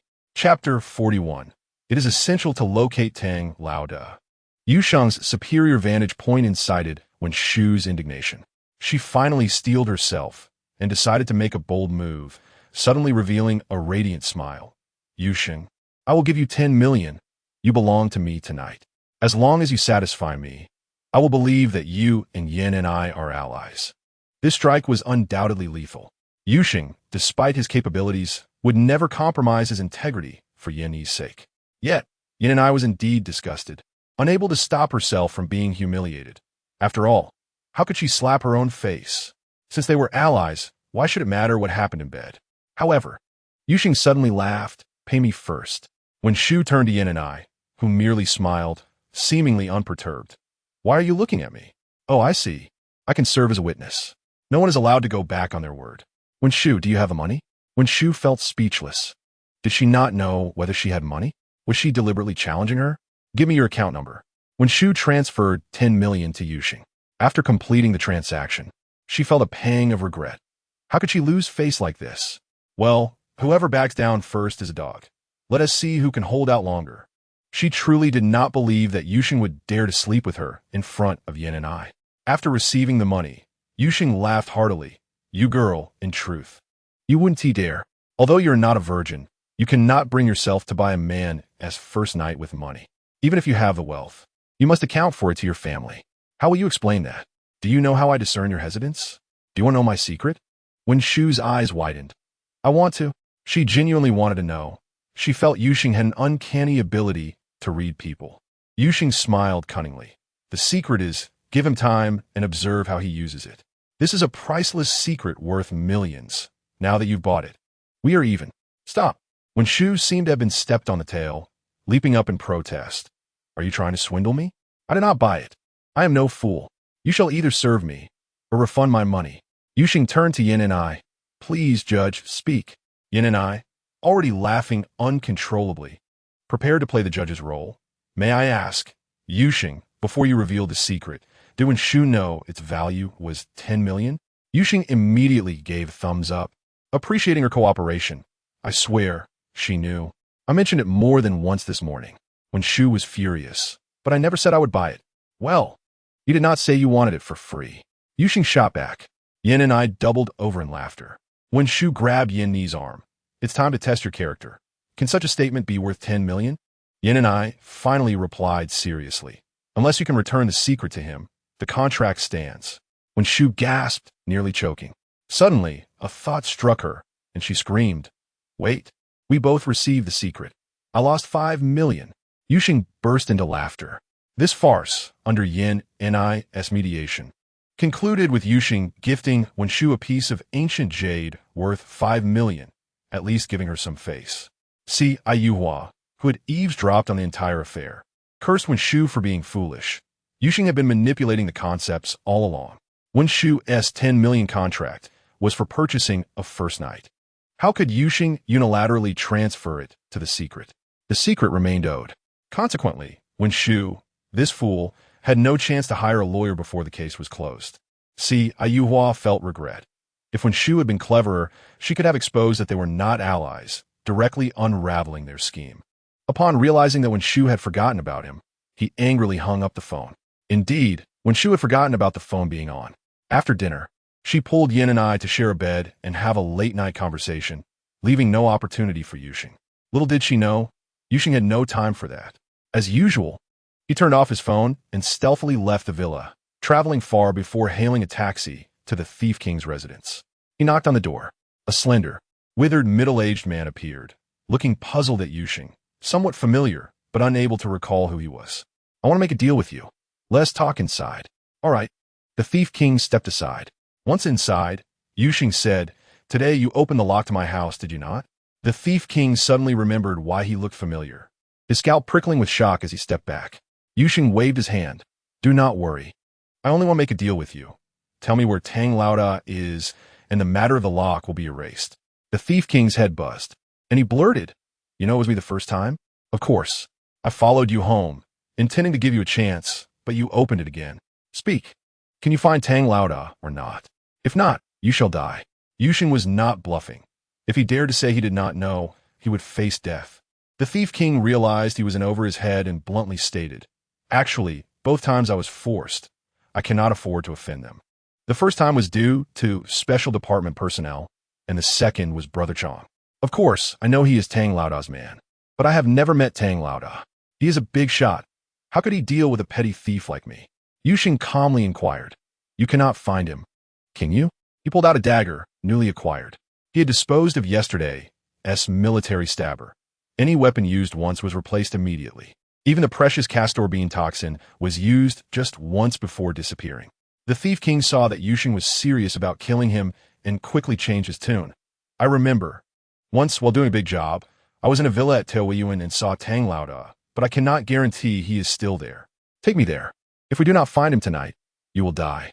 Yuxing checked again. There were no outsiders in the house. The Thief King, feeling helpless, knew he was merely a nickname as the Thief King, without any apprentices or followers, and could not confront Tang Laoda. He could only take it one step at a time, first finding Tang Laoda.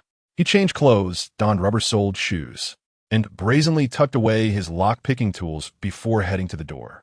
All right, the Thief King thought little of it. Tao Weiyuan was not far.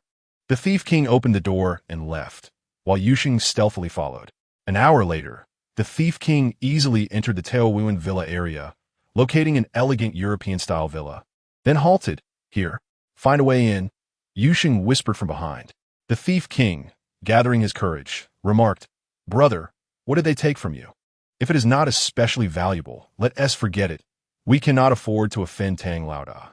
He is among the top 5 underworld bosses in Jianghai City, with thousands of subordinates.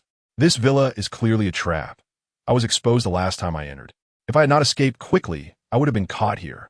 Yuxing replied calmly. "As long as you can get them to open the door, you are in the clear. All grievances will be forgotten." The Thief King's eyes brightened. Just get them to open the door? That is simple. Yuxing never expected that the Thief King would not need to enter. A mere stone was enough to prompt them to open the door. Yuxing shivered in surprise, having planned to let the Thief King take the blame. Without further ado, he struck the Thief King on the back of the head. Then he crouched down, supporting the unconscious Thief King while swiftly pocketing his phone. Manipulating the Thief King's limbs, he arranged him in a concealed posture. Soon, 4 henchmen found the concealed Thief King, one of them flying in for a kick. The Thief King uttered a yelp and fell, as the 4 surrounded him and began to pummel him. Under Yuxing's control, the Thief King never revealed a flaw, even producing cries of agony. The 4 henchmen believed they had knocked him out. Tang Laoda was receiving guests in the living room when he heard the report and personally walked to the courtyard to investigate. He recognized the Thief King at a glance and personally searched him, uncovering various hidden lock-picking tools. Tang Laoda was both amused and exasperated. The Thief King had actually come to steal from here. He waved his hand and commanded, "Make him disappear." Instantly, a subordinate seized the head of the Thief King, twisting it violently with a crack. Subsequently, they placed him in a burlap sack and stowed him in the trunk of the shepherd's vehicle. 4 subordinates then drove away. Tang Laoda pondered for a considerable time, sensing something amiss, yet he could not grasp the reason behind it. Sitting opposite him was a middle-aged man sporting a Mediterranean hairstyle, his oversized sunglasses obscuring half of his face. He nervously inquired, "Is someone following me?" "Do not fret, it is merely the Thief King. Even if he had been tailing you, it is inconsequential now. I have encased him in a concrete pillar, ensuring he has vanished completely." Tang Laoda replied with an air of nonchalance. His subordinates operated a construction company, primarily undertaking contracts not for profit, but rather for the complete eradication of evidence. Each building constructed by his company concealed numerous bodies, even living ones. The man in sunglasses exhaled in relief, with GCSHN's influence growing stronger. Aside from YNN, there is another individual you ought to be wary of, and that is YSHing. The 2 bodyguards accompanying him have been assigned undercover identities by YNN. Tang Laoda was taken aback. Undercover? It is merely an identity for the purpose of firearm authorization. They are bodyguards solely tasked with protecting YSHing and nothing else. You need not worry as long as you do not provoke him. Outside of YNN, everyone in the organization privately considers YSHing exceedingly dangerous. Consider this. Huya was capable of swiftly eliminating your 4 subordinates. Yet he was utterly powerless against YSHing, who effortlessly dispatched him with a single thrust to the back of his head. What kind of power is that? Even a military king would pale in comparison. Tang Laoda felt a twitch in his eyelid. He had encountered YSHing earlier that day, grateful that YSHing had not found him. Suddenly, his phone rang. Tang Laoda did not shy away from the man in sunglasses, answering the call directly. "Who is it? You need not know who I am. However, I am aware of your abduction of WNSH. That was orchestrated by YSHing, who intended to use WNSH as bait to locate you. Unfortunately for him, he has failed. Otherwise, you would already be dead. Remember, YSH will not rest until he has his vengeance, as he needs to achieve results for YNN, stepping over your corpse to ascend the ranks. Do you understand? If you wish to avoid obliteration, you must adhere to my instructions. Tomorrow morning, YSH will be at the airport, boarding a flight to PNGZHU, and at 1 o'clock in the afternoon, he will be at the Jade Garden for gambling. Whether you seize this opportunity depends on your luck. With that, the caller abruptly terminated the call. Tang Laoda's gaze turned icy as he looked at the man in sunglasses. Who is this person? CIY who, a top scion from the capital, arrived in GNGHI alongside WNSH, with the intention of pursuing YNN. The man in sunglasses replied quietly, not daring to withhold information, as Tang Laoda had more than one informant in the organization. Tang Laoda contemplated for long while before nodding solemnly. No wonder he wishes to eliminate YSHing. It seems I have no choice but to become this sharp knife. The man in sunglasses did not wish to know Tang Laoda's plans. As an investigator, he could only rise and take his leave. He never mentioned his name, and YSHing had never seen him, remaining unaware of his identity. Tang Laoda sat in silence, deep in thought, murmuring to himself, to remain undetected, there remains but one choice. When he disembarks from the plane, I will have him take a taxi and eliminate him inside the vehicle. He then retrieved his phone, beginning to make arrangements, while YSHing listened in horror. If he were unaware, he would indeed fall for this trap. Invisibility would be of no use if he could not escape once seated in the car. As soon as one sat down, death was imminent, the peril concealed within the seat, a hidden poison needle. Damn it! Once I discover where the drugs are hidden, your demise is assured. YSHing seethed with resentment. He had no desire to covertly eliminate Tang Laoda, as that would only expose himself. He needed YNN to apprehend him. Aiding YNN was tantamount to aiding himself. In his concealed state, YSHing was suddenly taken aback as he beheld an enchanting beauty lying on the bed, her long hair cascading like a waterfall, skin as fair as snow, and her tightly shut eyes revealing long lashes that made her appear as if she had stepped out of a fairy tale. Isn't this the movie star, XB Alien? Observing her condition, it was evident that she had been drugged. In an instant, YSHing pieced it together. This was a scheme by Tang Laoda to abduct her, indulging in her before sending her away. The movie star would not dare to speak out, as the price could potentially be the destruction of her reputation. The outcome would be as if nothing had transpired. At that moment, Tang Laoda scrutinized her for a while before satisfactorily disrobing XB Ali in and conducting a thorough examination. Were it not for YSHing's invisibility, he would have been overwhelmed by the visual impact. Ah, she's indeed a virgin. I had thought her appearance merely innocent. It is astonishing that such a marvel still exists in the entertainment industry. However, Tang Laoda realized that XB Ali-in's background was not as simple as publicly perceived. There must be a considerable force behind her. He muttered in surprise. To act without understanding her background is not in accordance with my principles. Just then his phone rang. It was his trusted aide, ZHOYNGB, who managed all his operations in the legitimate world. Brother, we might have a problem. The esteemed HNSN from the capital just called, inquiring if XB Ali-in is here with us. He said if she is, we must release her immediately, and he can pretend as if nothing has happened. Tang Laoda's expression darkened. Who leaked this information? No one has leaked it. I suspect he is called around, as there are not many capable of such actions. HOYNGB replied. Then we cannot admit to it. That would be troublesome. We cannot afford to cross HNSN. I shall discreetly send her away. Understood.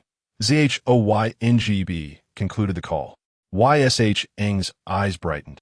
He need not wait for the drugs any longer. This was an opportunity to annihilate Tang Laoda, resolving even tomorrow's crisis while also doing HNSN a personal favor. Furthermore, he could allow YNN to take credit for rescuing the movie star, and perhaps even discover the drugs hidden within this villa. Such an opportunity was too significant to let Tang Laoda slip away unnoticed. As Tang Laoda was preparing to dress XB Ali-in, YSHing suddenly hurled an ashtray, striking the back of his head. The impact was formidable. In Chapter 43, seizing the opportunity and crushing, Tang Laoda collapsed to the ground, lifeless.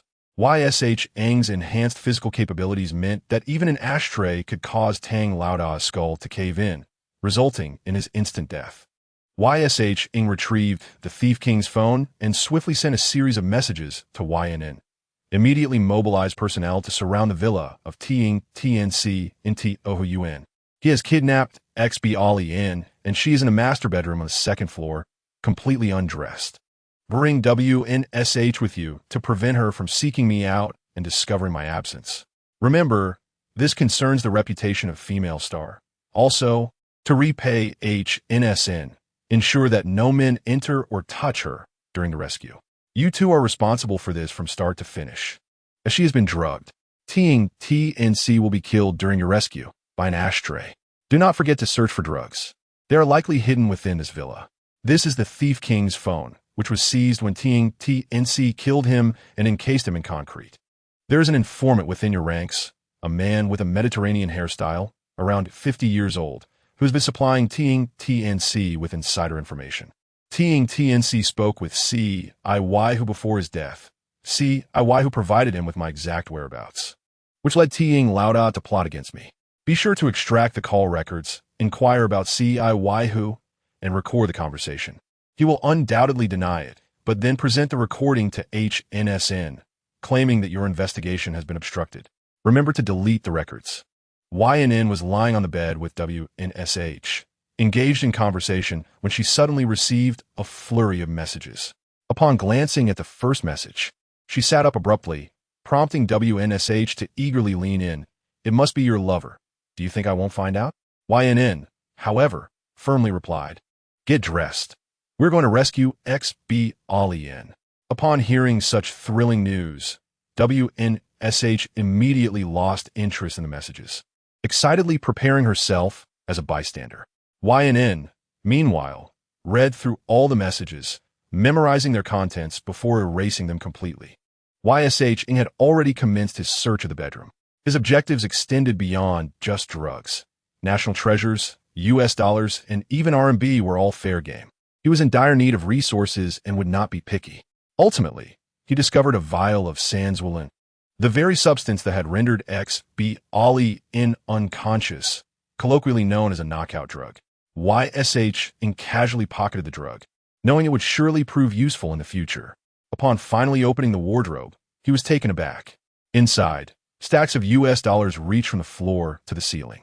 Goodness, this individual is rather superficial, only recognizing the value of dollars. He needed to locate the drugs. Otherwise, he would lack a justification for seizing the illicit gains. Adhering to the principle of not leaving empty-handed, Yusheng found a box and filled it with bundles of cash. Unfortunately, after switching rooms several times, he failed to discover any narcotics. He pondered whom to message for a supply, yet it seemed futile. It was unlikely that Tang Tian-su would text him for goods. Just then, the phone rang. It was the Wolf King. Yusheng's mind raced as he answered directly. Speak. The Wolf King, oblivious to any irregularity, urgently exclaimed, Boss, a multitude of special police have arrived. Should we call for help? Yusheng understood that while Tang Tian-su had thousands of followers, not all were at the villa, as no one could infiltrate his home. Yet today, an unexpected turn of events had occurred. The fortress was breached from within. Yusheng covered his mouth with Su Baoyan's clothing and spoke in a low voice. Bring the goods up. After hanging up, he knew that even if the Wolf King harbored doubts, he would still need to verify the situation. The outcome surpassed Yusheng's expectations. Assuming it was a woman muffling her voice, the Wolf King thought little of it and hurried into the basement, hauling a large box of goods up to the second floor and into the master bedroom. Upon entering, he immediately sensed something was amiss. His boss lay sprawled on the floor. He dropped the box and reached for his gun, but it was too late.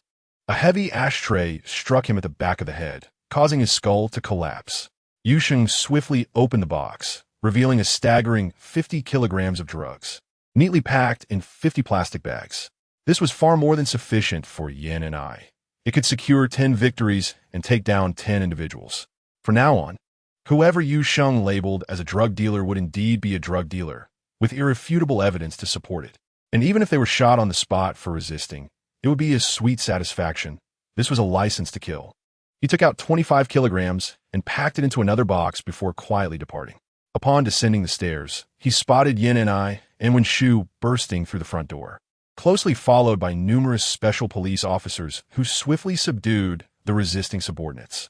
Yuxing exited the premises smoothly, walking for a full 10 minutes before slipping into a taxi in an area devoid of surveillance cameras, leaving without trace. Although he had departed, everything that transpired thereafter unfolded as if directed by him. Yin and I dismissed the special police and entered the master bedroom with Wenshu, feeling a bit embarrassed. Yin and I realized that Yusheng had completed everything: the drug money, the open wardrobe, the narcotics beside the corpse, the kidnapper lying lifeless on the floor, and Su Baoyan resting on the bed. Wenshu, with a look of skepticism, gazed at her. "Don't tell me this was your informant's doing? How is that any different from being fed like a pet? Only your father would be so considerate." Yin and I felt her cheeks burning and quickly composed herself. "Involving you in the investigation was already a breach of protocol. If you continue to speak recklessly, I will have you detained. Remember, confidentiality is paramount. Not a word about the case can be disclosed. Go help her get dressed." All right. Wenshu did not shy away from taking on the role of a savior. In fact, she relished it. Yin and I picked up Tang's phone and began to examine the call logs, astonishingly finding no need to check with the Telecommunications Bureau as nothing had been deleted. She retrieved her own phone, pressed the recording button, and dialed Kaiyuwa. "Kaiyuwa, this is Detective Yin and I." "Oh, Miss Yin, I have long admired you. It is an honor to receive your call." "Stop. I have a kidnapping case that requires your cooperation." "What is your relationship with Tang Tiansu?" "My goodness. A kidnapping case?" Kaiyuwa was utterly bewildered. Was Tang Tiansu truly so formidable that he had swiftly taken Yuxing hostage? He quickly denied. "I don't know Tang Tiansu at all. I've never even heard of him." "So, you have never met him?" "Of course not." "What about over the phone?" "No. We don't know each other, so why would I call him?" "Yet, Tang Tiansu's phone records show you made an outgoing call to him, and the duration indicates you cannot possibly not know him. How do you explain that?" "What?" Kaiyuwa gasped. "You've already captured Tang Lauda? If you claim not to have heard of him, how do you know Tang Tiansu is Tang Lauda?" "Oh, Tang Lauda is merely a title of respect. If you haven't heard of him, why would you show him such respect?" "Miss Yin, be quiet. Call me officer." "Very well, officer. I suspect someone has secretly used my phone. By the way, you mentioned I spoke with Tang Tiansu. Do you have a recording?" "I will contact you again." Yin and I hung up the phone decisively. Wenshu had been listening the entire time and was now completely stunned. This kidnapping case was actually being spearheaded by Kaiyuwa. Shortly thereafter, Yin Ni's phone rang again, revealing Han Sanye's voice. "Officer Yin, has Su Baoyan been rescued?" "Rest assured, I just helped her get dressed." "That was clearly me dressing her." Wenshu shrieked. "Fine, it was Miss Wenshu who dressed her. Han Sanye, remember this favor." Han Sanye grinned widely, finding the situation far better than anticipated. Baoyan was drugged, correct? Did she suffer any harm? She was certainly drugged, and her clothes were removed, but fortunately, I arrived in time. Both suspects were shot dead during their resistance, and Su Baoyan was not violated. However, for the sake of her reputation, it wouldn't be ideal to take her out like this. If you're not in a hurry, we can wait for her to wake up naturally. This case can remain strictly confidential. What do you think? Han Sanye was deeply moved. "I completely agree to let you handle this matter as you see fit. I will remember the favors from both of you. If there are any obstacles with this case, call me. I believe I can help smooth over many issues." Yin and I had been waiting for this very statement. Chapter 44. The Guardian of the Flower. Then she transmitted the recording to Han Sanye. Upon listening, Han Sanye understood that Kaiyuwa would undoubtedly impede the investigation, regardless of whether he was directly involved in the kidnapping. He and Tang Lao harbored secrets that must not be exposed. Han Sanye couldn't help but admire Yin Ni's precise and adept grasp of these upper echelon games. He promptly sent a message to the Kai family. No explanations were necessary. They would investigate themselves. Kaiyuwa had never anticipated that his father would personally call him. "Dad, what instructions do you have?" "I have just one question. Were you involved in the kidnapping of Su Baoyan?" "My goodness, Su Baoyan was kidnapped? I had no idea." "Do not lie. Otherwise, you will lose all family resources and status." "I swear I was not involved." "Then why did you call Tang Lauda?" I had a little scheme. Didn't you know? I came to Jianghai to pursue Yin and I. So, I wanted to use Tang Lao Da's influence to eliminate my romantic rival, who is Yu Sheng. I merely informed Tang Lao Da about my arrangement with Yu Sheng for tomorrow's Gambling Stone event in Pingzhou. It has nothing to do with Su Balian. Kai Yuhua felt as if he had swallowed a fly. To have him actively cancel the Gambling Stone event? Wasn't that akin to surrendering? Yet, he dared not defy his father's orders and begrudgingly called Wen Shu to relay that Yu Sheng should cancel the bet. Wen Shu was left speechless, feeling embarrassed for him. She regretted agreeing to help him, as it made her appear foolish. It was utterly frustrating.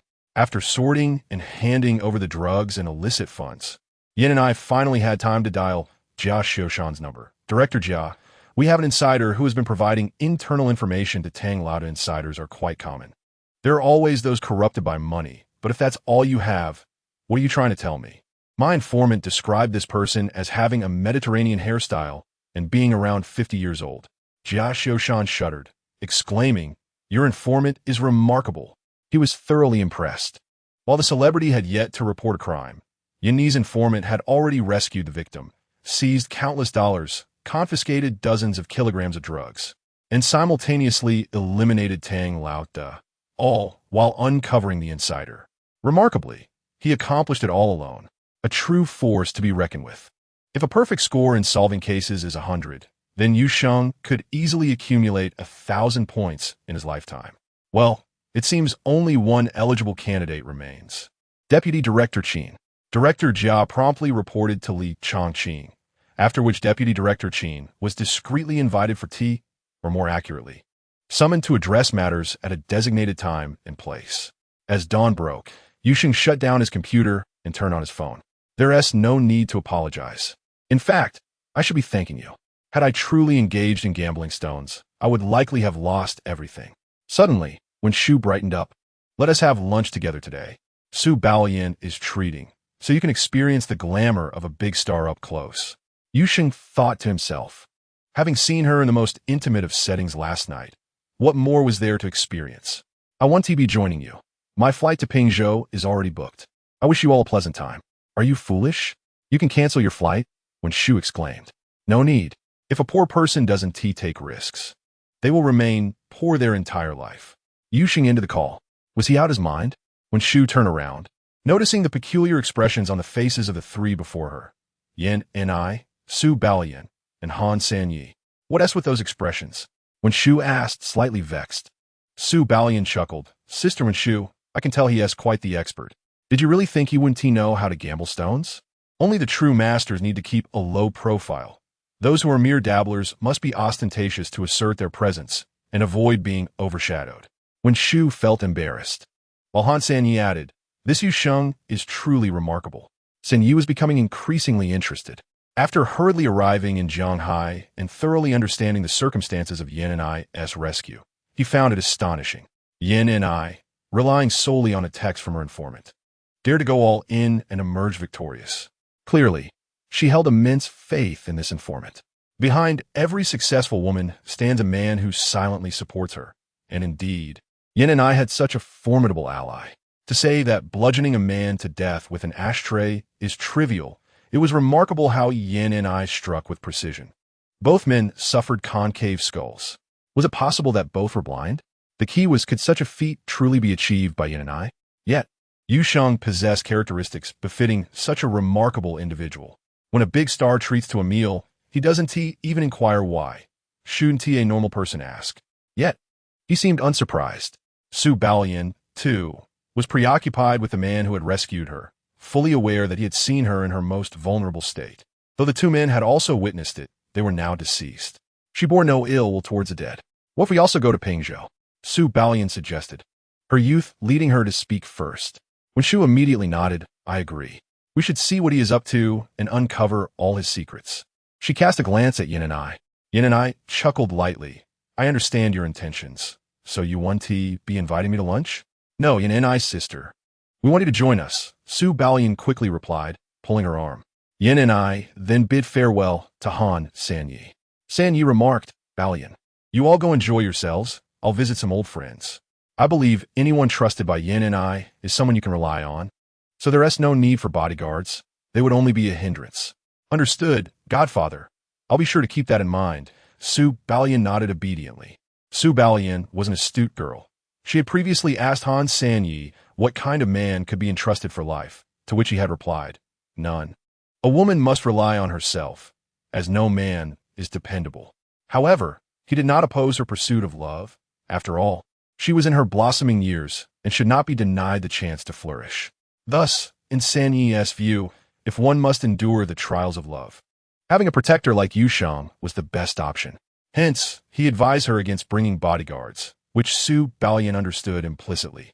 Only when Shu felt a pang of frustration. She felt akin to the proverbial foolish deer, a man whom a seasoned figure like San Yi encouraged Su Balian to pursue. Yet she found herself constantly clashing with him. Was she losing her mind? Chapter 45. Equivalent to best friends, Yusheng prepared to take Feng Taizan to Pingzhou, leaving Yang Kai to guard the house. Protecting the home was crucial. The safety of cultural relics and cash was secondary to the fact that there were 25 kilograms of drugs inside. He neither sold nor consumed them. They were solely for framing enemies. As the Mercedes rolled out of the driveway, he spotted Su Balian and when Shu approaching with cheerful expressions. Yusheng, puzzled, stepped out of the car. What you two up to? Didn't Ti and I tell you? We're going to Pingzhou to have fun with you. By the way, this is the big star Su Balian, giving you a chance to protect your idol. Are you excited? When Shu teased with sparkling eyes. Su Balian had been observing Yusheng, finding him entirely different from her expectations of a rugged man. He appeared somewhat delicate and dressed plainly, in simple attire. Most striking was his gaze, which seemed peculiar. Remembering that he had seen her in a compromising position, Su Balian felt her cheeks flush, momentarily forgetting what she wanted to say. Yusheng suddenly smiled. Where's your bodyguard? Su Balian felt embarrassed. How could she say she left him behind for him? When Shu, however, was furious. Are you out of your mind? What use would you be to us? Why would two beautiful women follow you? She regretted her outburst, feeling as if she were losing her composure around him. Yusheng was not angered. He merely explained, I was just wondering what would happen if your fans approached. He regarded Su Balian patiently. Recognizing her youth and recalling how he had seen her as a novice the previous night, which naturally invoked a protective instinct in him. Brother you, I have a scarf. No one will recognize me, Su Balian quickly replied, pulling out a light purple silk scarf from her bag. All right, let us get in the car, Yusheng replied, having understood that Su Balian was evidently aware of who had rescued her. The two women sat in the back seat, watching Yusheng in the front passenger seat. Yusheng, however, closed his eyes, pondering how these two would be a hindrance. He needed to remain undetected to search for Jade extensively. Otherwise, he would have to search one by one, and Pingzhou was not Jianghai. He might as well be searching for a donkey year. Only Feng Taizan remained focused, driving straight to the airport. Yusheng, why aren't you expressing your excitement at seeing your idol? Are you dissatisfied with your idol? When Shu's words possessed an inexplicable sting, even she was unaware of it. Balian has done nothing wrong. If something happens, that is society's responsibility. At least I'm a socially responsible youth. How could I ignore it? To be honest, if it were just you going alone, I certainly wouldn't care. This precise strike enraged Wen Shu, causing her to punch him from behind. Don't you dare meddle in my affairs. Su Balian suddenly realized this must be the reason he had saved her last night. She felt a blissful sense of being cherished. Yet, she also felt a tinge of embarrassment, wondering if he knew she was still a novice. How could he possibly know? The more she thought, the warmer she felt. Yusheng sneered inwardly at the simplicity of the trap laid before him. He stated plainly, I think that's correct. You jerk! Who are you calling Annie?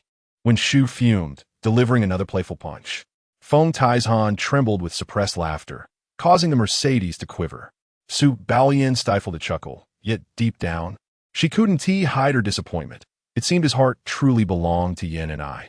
When Shu suddenly turned to Su Balian, whispering conspiratorially, try pushing back.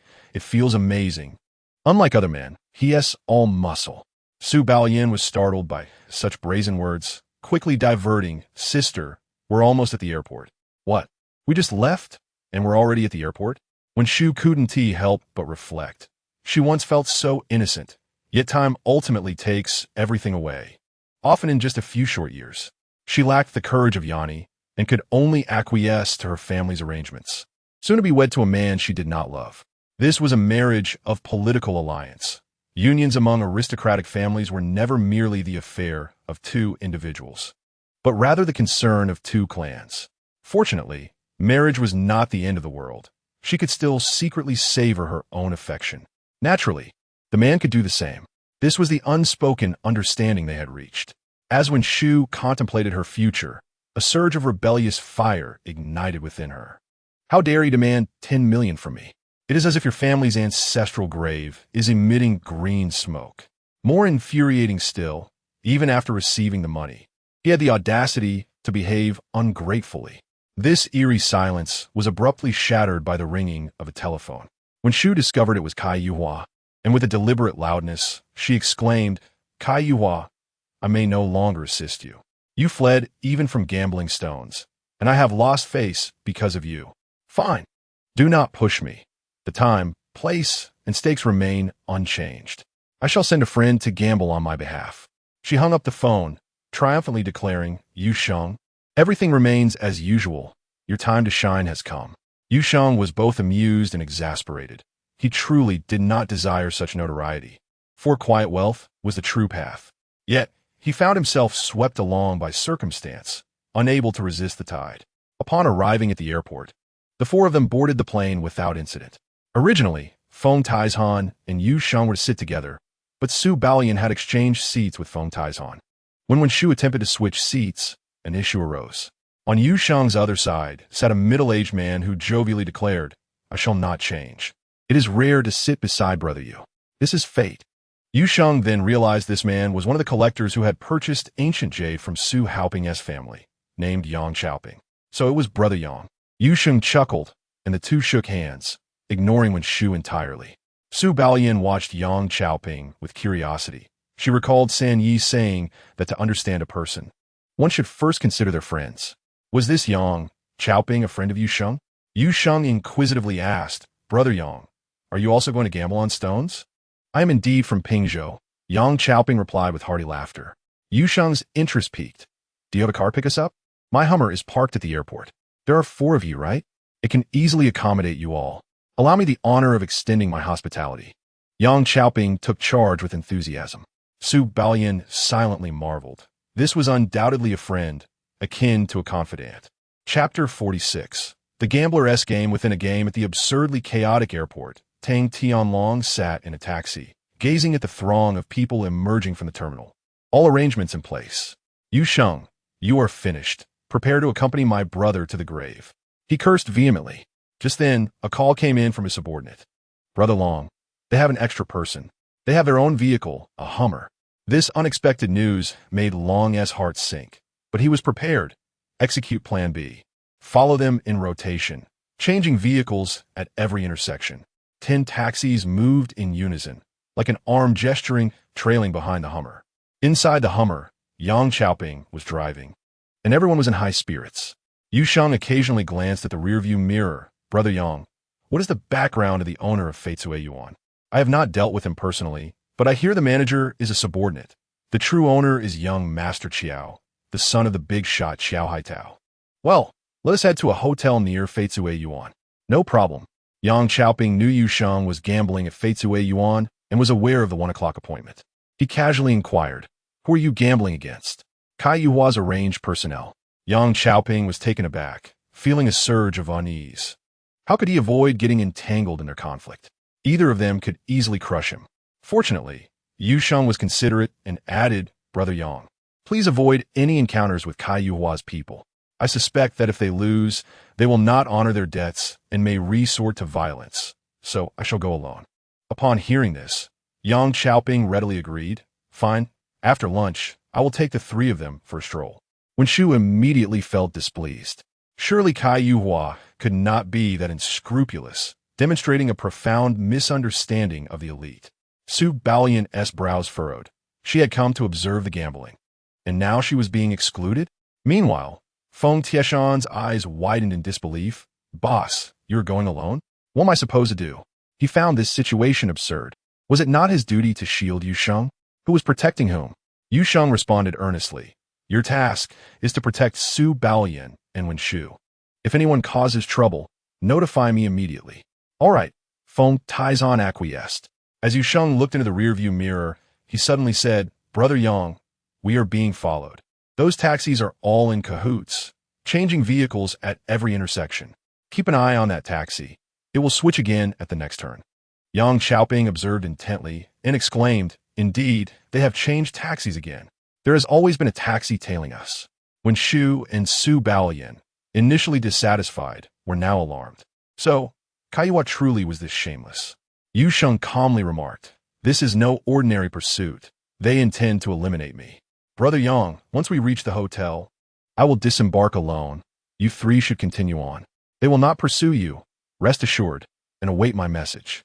When Shu finally recognized her own folly, the gambling agreement had been nullified, yet she had insisted on prolonging it.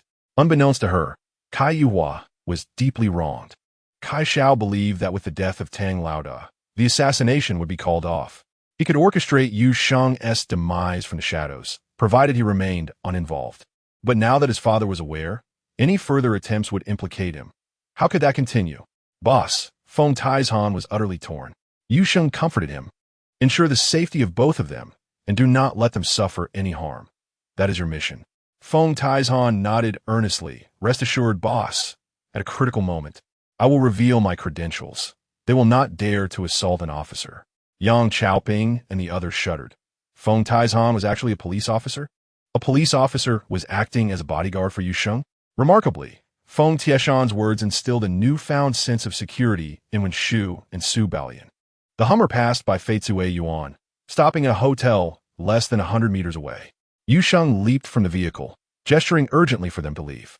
Yang Qiaoping swiftly drove away, while Su Baoyan and the others cast worried glances as if their hearts remained behind, leaving only their bodies to follow.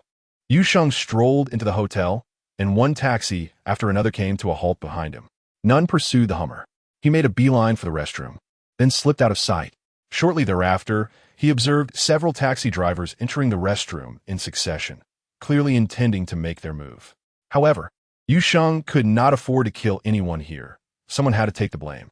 Thus, he exited the hotel, brushing past Long Ge, and headed straight for Feitsue Yuan. Feitsue Yuan was a storefront adjacent to the street, and even passing vehicles would see a plethora of rough stones neatly displayed on the shelves, all weighing dozens of kilograms. Unprocessed and devoid of any surface treatment, purely speculative materials, rendering any inspection futile. The true gamblers frequented this establishment. Inside, only two middle-aged men were leisurely seated at an octagonal table, one sipping tea while the other smoked.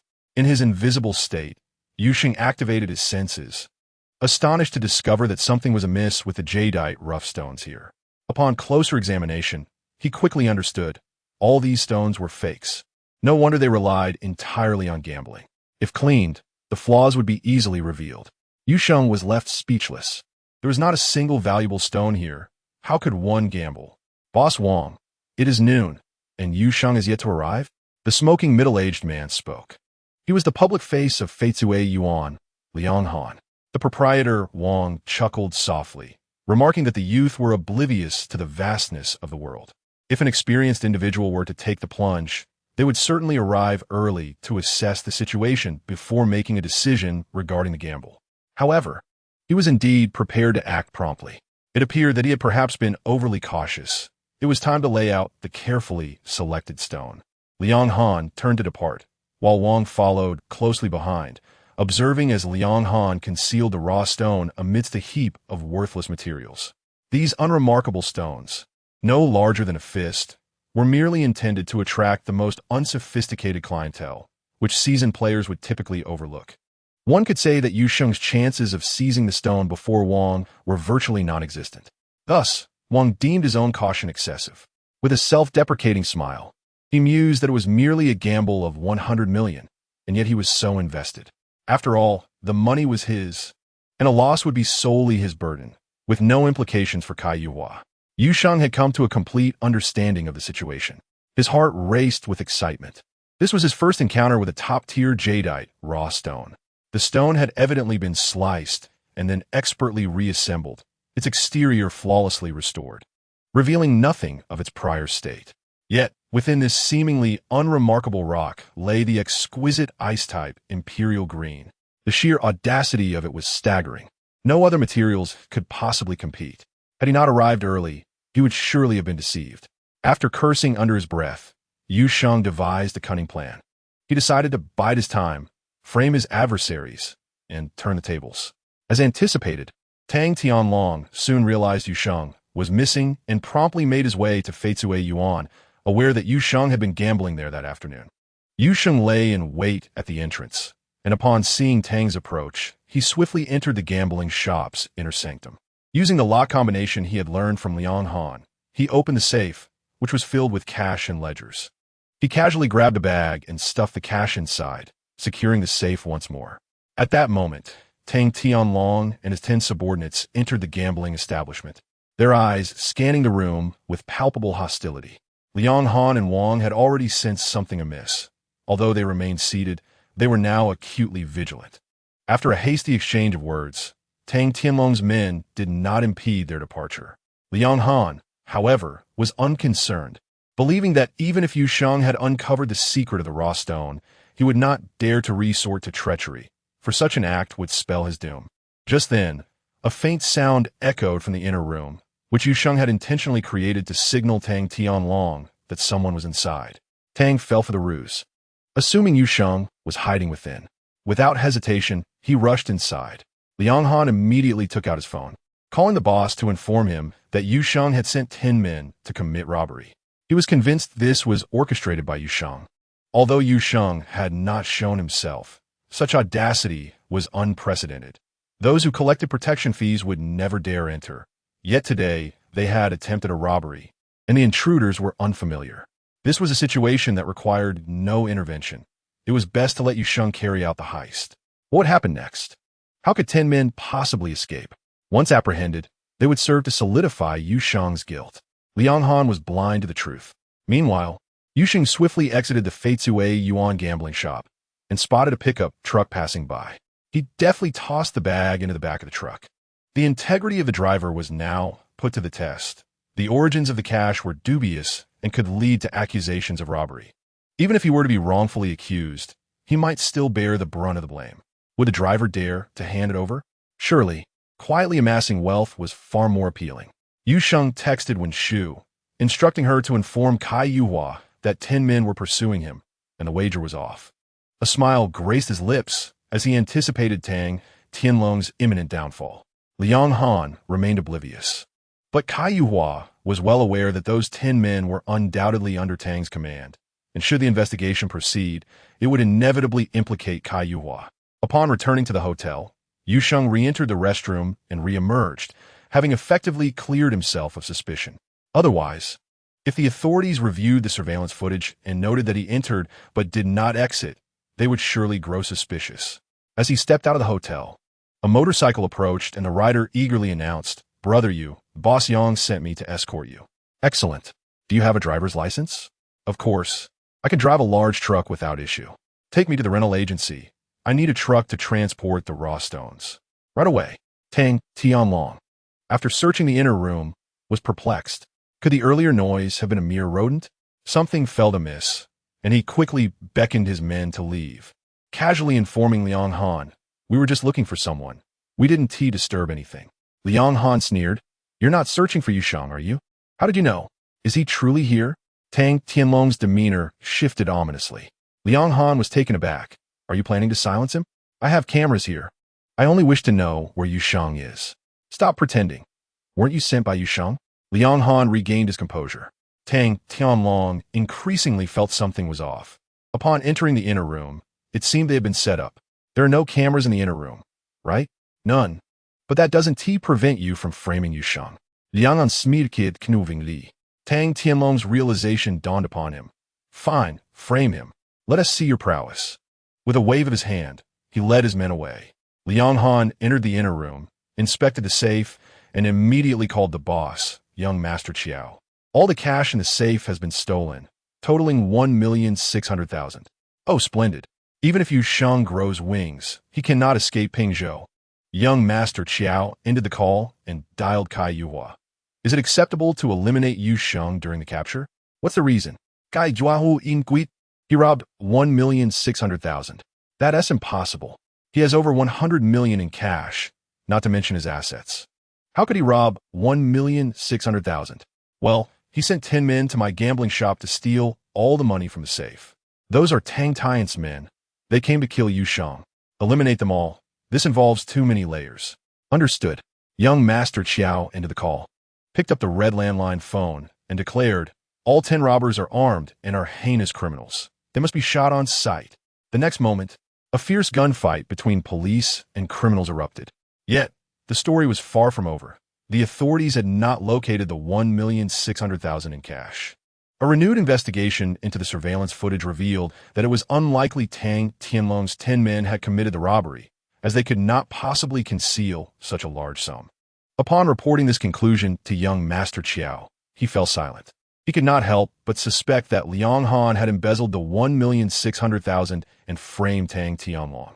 Finally, young Master Chiao summoned Liang Han. Did you see Tang Tianlong take the 1,600,000? I saw them rush in and then check the safe. The money was gone. Although they didn't have a bag, it's likely they hid it on their persons. They had nothing on them. They didn't take a thing. Young Master Chiao's gaze was icy. Liang Han's eyes widened, and beads of sweat formed on his brow. Young Master, you can't seriously suspect me of taking it? I have been loyal to you for so many years. Is there any need for that? It wasn't necessary. However, if you misjudged the situation and thought you could swallow it without risk, why wouldn't you? Young Master Chiao's eyes narrowed. No, I swear I didn't take it. Liang Han trembled, his body weak from fear. He was all too aware of young Master Chiao's terrifying nature. Once he turned hostile, no words would suffice to save him. A mistake would lead to death, lest he develop ulterior motives. Young Master Chiao suddenly suggested, is it possible that Yu Shang orchestrated this? Liang Han's eyes lit up, as if grasping at a lifeline. Yes. He must have been behind it. The more I think about it, the more suspicious it becomes. There seemed to be noise from inside, which drew them in. Young Master Chiao picked up the phone. Investigate Yu Shang's every move. Perhaps the money is in his possession. Young Master Chiao, we have already investigated. Yu Shang has no suspicion. He was empty-handed, without even a bag, and the surveillance shows he was in the hotel restroom at the time. How did he evade those 10 pursuers in the restroom? This is uncertain. I suspect he may have bribed one of the criminals, considering he has the means. Young Master Chiao was relieved. If it were merely a bribe to one individual, it was indeed plausible. Since Yu Shang was innocent, who deserved to die? Eliminate Liang Han. Young Master Chiao was growing impatient. In an instant, Liang Han's neck was snapped, and his body was swiftly concealed in a box by his trusted bodyguard. Chapter 48. Yu Shang's astonishment. Yu Shang rented a small box truck, with his subordinate driving them to the nearest stone gambling establishment.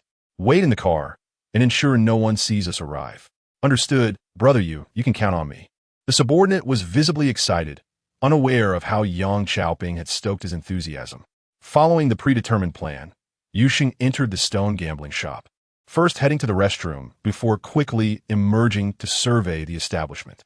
He completed his assessment in less than a minute. The owner, with a dark complexion that suggested cunning, sensed that Yu Shang had come prepared and said, 5 million, no bargaining. What? 50,000 a pound? 100,000 a kilogram? This is even pricier than the cut stones. Yu Shang exclaimed in shock. While other stones could be cheaper, this one likely held high quality, and he remarked, look at this. He waved his hand dismissively. I don't want it. He then picked up another stone. Can you lower the price on this one? This piece was the only one he had selected, a glass-like Xinjiang green jadeite, weighing around 60 pounds, with the jade content itself valued at over 80 million. The owner hesitated, sensing a connection, and offered 2 million. Just take it. I won't haggle. With sincerity, Yu Shang transferred the funds without negotiation. The owner delightedly inquired, will you cut it yourself, or should I do it for you? No cutting. I need it for carving. Oh, then please proceed. Yu Shang cradled the exquisite jadeite, the only gem of its kind in the shop, and placed it in the truck before eagerly heading to the next location. Upon entering the second shop, he was surprised to find Boss Wang, the proprietor of this establishment, who did not recognize Yu Shang but felt his formidable presence. With a smile, he remarked, young man, seem destined for wealth today. Are you here to gamble or to purchase? I wish to buy some good materials for carving, but first, where's the restroom? In there. Once inside, Yusheng quickly assessed the hundreds of raw stones, realizing there were no deceitful pieces, yet no exceptional jade either. There was, however, a rare red jadeite, not quite the top grade, but still quite remarkable. He casually inquired, "How much for this piece?" while his eyes scanned the other stones, feigning indecision. "That one? 180,000. 80,000, and I'll take it." "Don't joke, that's south not even close to what I paid. The value of raw stones is independent of purchase price and solely depends on the jade inside. 1 million or I'll walk." As Yusheng turned to leave, he thought the stone wasn't exceptional enough, despite being worth 7 to 8 million. He deemed the profit too minimal. "Deal, I'll sell it to you." Boss Wang finally called him back. Upon seeing the bank transfer notification, he gasped. "You are Yusheng?" "Indeed." Yusheng picked up the jade and departed. Boss Wang felt a cold sweat, realizing the strangeness of the situation. The Tang Tianlong gang was dead. Liang Han had vanished. Yet Yusheng remained carefree, as if nothing had transpired. Could anyone believe he was merely there to buy raw stones? Perhaps he had come with a warning. Grateful to have left early, Boss Wang sighed in relief. Entering the third gambling shop, Yusheng was stunned to encounter another acquaintance, Imo Yunsong. "Young Master Imo, are you here to gamble?" Yusheng asked with a smile. Imo Yunsong felt awkward. "I'm here to buy some bracelets." In truth, he had come to observe Yusheng gamble, only to find there was no gambling at all. Kai Yuhua had failed to inform him about the cancellation of the bet, leaving him feeling foolish. He realized that Kai Yuhua was not a reliable ally. He had never treated him as an equal. Thus, he ceased all contact and began browsing the shops, ultimately running into Yusheng again, as if fate had intertwined their paths. Yusheng smiled. "We met by chance at the auction, and now here again at the stone shop. It seems we are indeed fated." Shifting his gaze, he said, "You carry on? I need to step away for a moment." Employing the same tactic, he completed his assessment of the shop in a minute. This store lacked exceptional materials, but it did possess a rare four-color jadeite, colloquially known as Fu Lu Shouxi. The colors were vibrant and full, though the texture was lacking, preventing it from being deemed top quality. However, the substantial weight of over 200 pounds promised considerable profit, rivaling that of the Zhengyang green jadeite. The owner, sensing the potential for profit, cheerfully stated, "All right, I 1T gouge you. 1 million, and you can take it." "What? Is that not profitable?" Yusheng retorted. 200,000. How does that sound? Yusheng turned to leave. "I can't go higher than 800,000. Ignoring the owner, he approached Mo Yunsong, who interjected, "You have equipment for carving, right?" Yusheng let this opportunity slip by. The owner laughed. 400,000. Don't even think about haggling. I'm not losing money on this." Mo Yunsong remained silent, and Yusheng felt there wasn't much room for negotiation, nodding, "All right, it's a deal." After the transfer, the owner began loading the jade into the truck. When he saw Yusheng arriving in a truck for raw stones, he was utterly flabbergasted, realizing he had made a grave mistake. However, there was nothing he could do. In the fourth shop, Yusheng found nothing of interest. The potential profits were beneath his consideration, and he walked out. Upon reaching the fifth shop, he was astounded. He discovered the heaviest raw stone in the store, weighing over 300 pounds, with a poor exterior lacking color bands and riddled with small cracks. Yet, Yusheng, in his concealed state, perceived the flawless, smooth interior. This was a premium ice-type jadeite. His mind raced. He was about to strike it rich. This raw stone was worth at least 500 million. It could be sold effortlessly, even in a frenzy. The scarcity of high-end materials had led to a proliferation of inferior jade in the market, causing a downturn in lower-grade jadeite prices. However, high-end jade prices continue to rise, polarizing the market. "Owner, which of these stones is the cheapest?" Yusheng innocently inquired. "The one over there, junk material." The owner gestured toward a corner. "Oh, I thought this one with a poor display was the cheapest." Yusheng feigned disappointment. The owner scoffed. "Such a large raw stone. The variables are immense. A poor exterior doesn't mean the inside is bad. This stone is 3 million at the least." The owner doubted Yusheng could truly purchase it. Thus he set a bottom price. Yusheng's heart raced. 3 million? If the owner knew this stone was worth 500 million, he would surely be beside himself. "Owner, I need a stone of this size for carving. If you lower the price, I'll buy it. How about 150,000? "No, Anything less than 3 million, and I'll keep it as a treasure. The owner was adamant. Yu Sheng smiled. You must find some balance for me. 200,000. Finally realizing Yu Sheng was serious about purchasing. The owner regretted setting the price too low, but stubbornly replied, just 3 million. Fine, you drive a hard bargain. I'll buy it. The owner's face lit up with joy as Yu Sheng transferred the funds. However, once the jade was loaded onto the truck, the owner's smile faltered. He felt he had been outsmarted, realizing he had lost out significantly. But there was nothing he could do. His expertise was insufficient to recognize the true value. As for cutting the stone, he dared not attempt it. His subordinate, driving the truck, remarked with admiration, Brother Yu, I once tried my hand at stone gambling and lost everything. You're the fastest skilled gambler I have ever encountered in the realm of stone betting. Many people, not to mention the arduous selection of stones, will spend days negotiating the price of a single stone, which I find utterly exasperating. Yu Sheng remarked, How do you know I am an expert? Du Qi replied, Boss Yang said so, and I wish to learn from you. The latter part was his own embellishment. Yang Chaoping had never made such a statement, but Yu Sheng had no means to verify it. What is your name again? Du Qi. I'm the seventh in line. Goodness, do you have 7 children in your family? No, that's merely the order of my name. I have 6 older sisters, and I am the sole boy. Therefore, my family, being affluent, indulges me with their hopes, yet I have disappointed them by nearly selling my sisters. Du Qi felt a tinge of embarrassment, yet his eyes sparkled with an indomitable spirit and a yearning for opportunity. He sought to seize every chance presented to him. He desired to be a master, not a subordinate. Yu Sheng held a degree of appreciation for him, but individuals brimming with ambition either rise to great heights or fall tragically, making them unsuitable as followers, but rather as companions. I cannot teach you the art of stone betting. It is a matter of innate talent, and without comprehension, learning is futile. If your chosen path is stone betting, I do not hold high hopes for you. My focus lies not in stone betting, but in antiques. Du Qi gasped une surprise. Brother Yu, are you suggesting that dealing in antiques is more lucrative than stone betting? Absolutely. I offer you but one piece of advice. Remember, if you wish to make money in the future, only deal with the highest-end items. The more exclusive your pursuits, the fewer competitors you will face. Particularly avoid competing with the impoverished, as what you are currently doing is accessible to anyone, rendering it worthless. If you wish to deal in jade, only engage with the finest. If that is unattainable, consider antiques. Focus solely on the highest-grade antiques, and you shall never lack for buyers.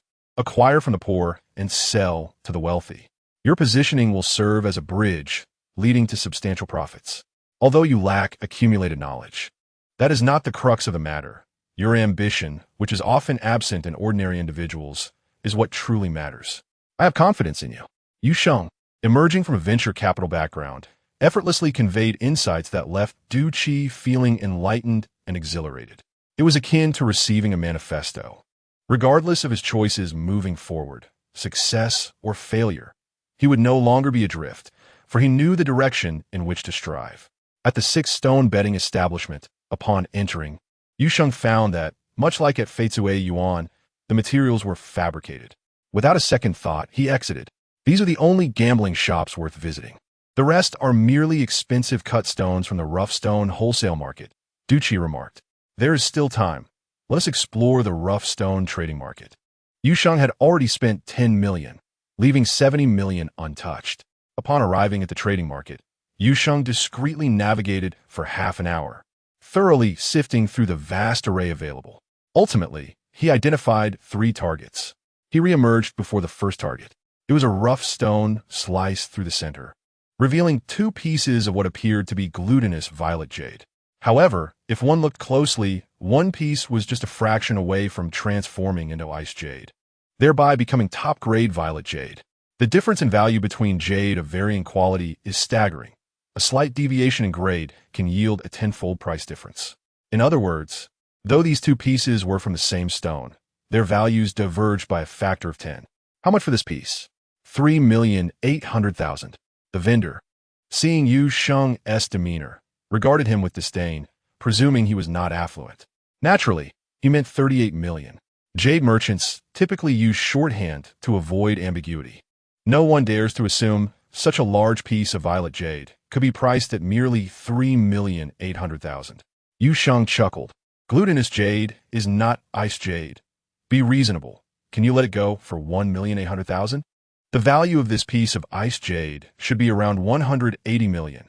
Thus he offered merely 1/10 of its worth, refusing to pay without a tenfold profit. You're not suggesting I sell it for 1,800, are you? The vendor questioned incredulously. No, that would be absurd. Shall I fetch a witness? No need. I'll buy it from you. Yu Sheng promptly transferred 18 million to him, declining the vendor's offer for assistance, and loaded the jade into his vehicle. After all, Yu Sheng was too conspicuous. Such a monumental transaction did not require a flashlight to illuminate, nor did he even bend to touch the payment. He simply completed the transaction with ease. No one regarded him as a fool. He could only be perceived as an extraordinary expert. Yu Sheng felt a sense of resignation, realizing that despite his desire for discretion, it was becoming increasingly unattainable. He approached the second target, a corner piece weighing approximately 30 pounds, superficially appearing to be bean seed-type yang green jade, which held little value. Yet within it lay a fist-sized variant, a glass-type imperial green. Glass-type imperial green is the apex of jade materials, with a single bracelet valued at 50 million. This rough stone could yield 2 bracelets, not including pendants, earrings, or ring faces. The highest grade materials will perpetually attract buyers, for the wealthiest individuals are often left with nowhere to spend their money. Suppressing his excitement, Yu Sheng inquired, "How much for this piece?" 2 million. Can you lower the price a bit? I need it for carving base. Just as the vendor was about to respond, a voice from behind Yu Sheng interjected, "I'll take it for 2 million. This was rather infuriating. Yu Sheng chuckled. So you should play this game? I have several million more. Let's see who blinks first. I'll offer 4 million. The young man's lips twitched, and the crowd erupted in astonishment. The vendor's jaw dropped in disbelief.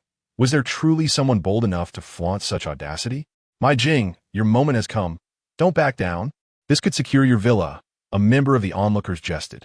My Jing was sweating, uncertain whether Yu Sheng was digging a pit for him or if the jade truly warranted such a price. What if he raised the bid and Yu Sheng withdrew? With his speculative experience, he recognized that Yu Sheng's increase was a clear bait, as there was no need to double the price otherwise. Ultimately, unable to bear the risk, he conceded, "I yield." The vendor quickly seized Yu Sheng's attention. "You must not renege. For million it is." Laughter erupted amongst the crowd. Yu Sheng smiled nonchalantly. Was 4 million worth risking my reputation?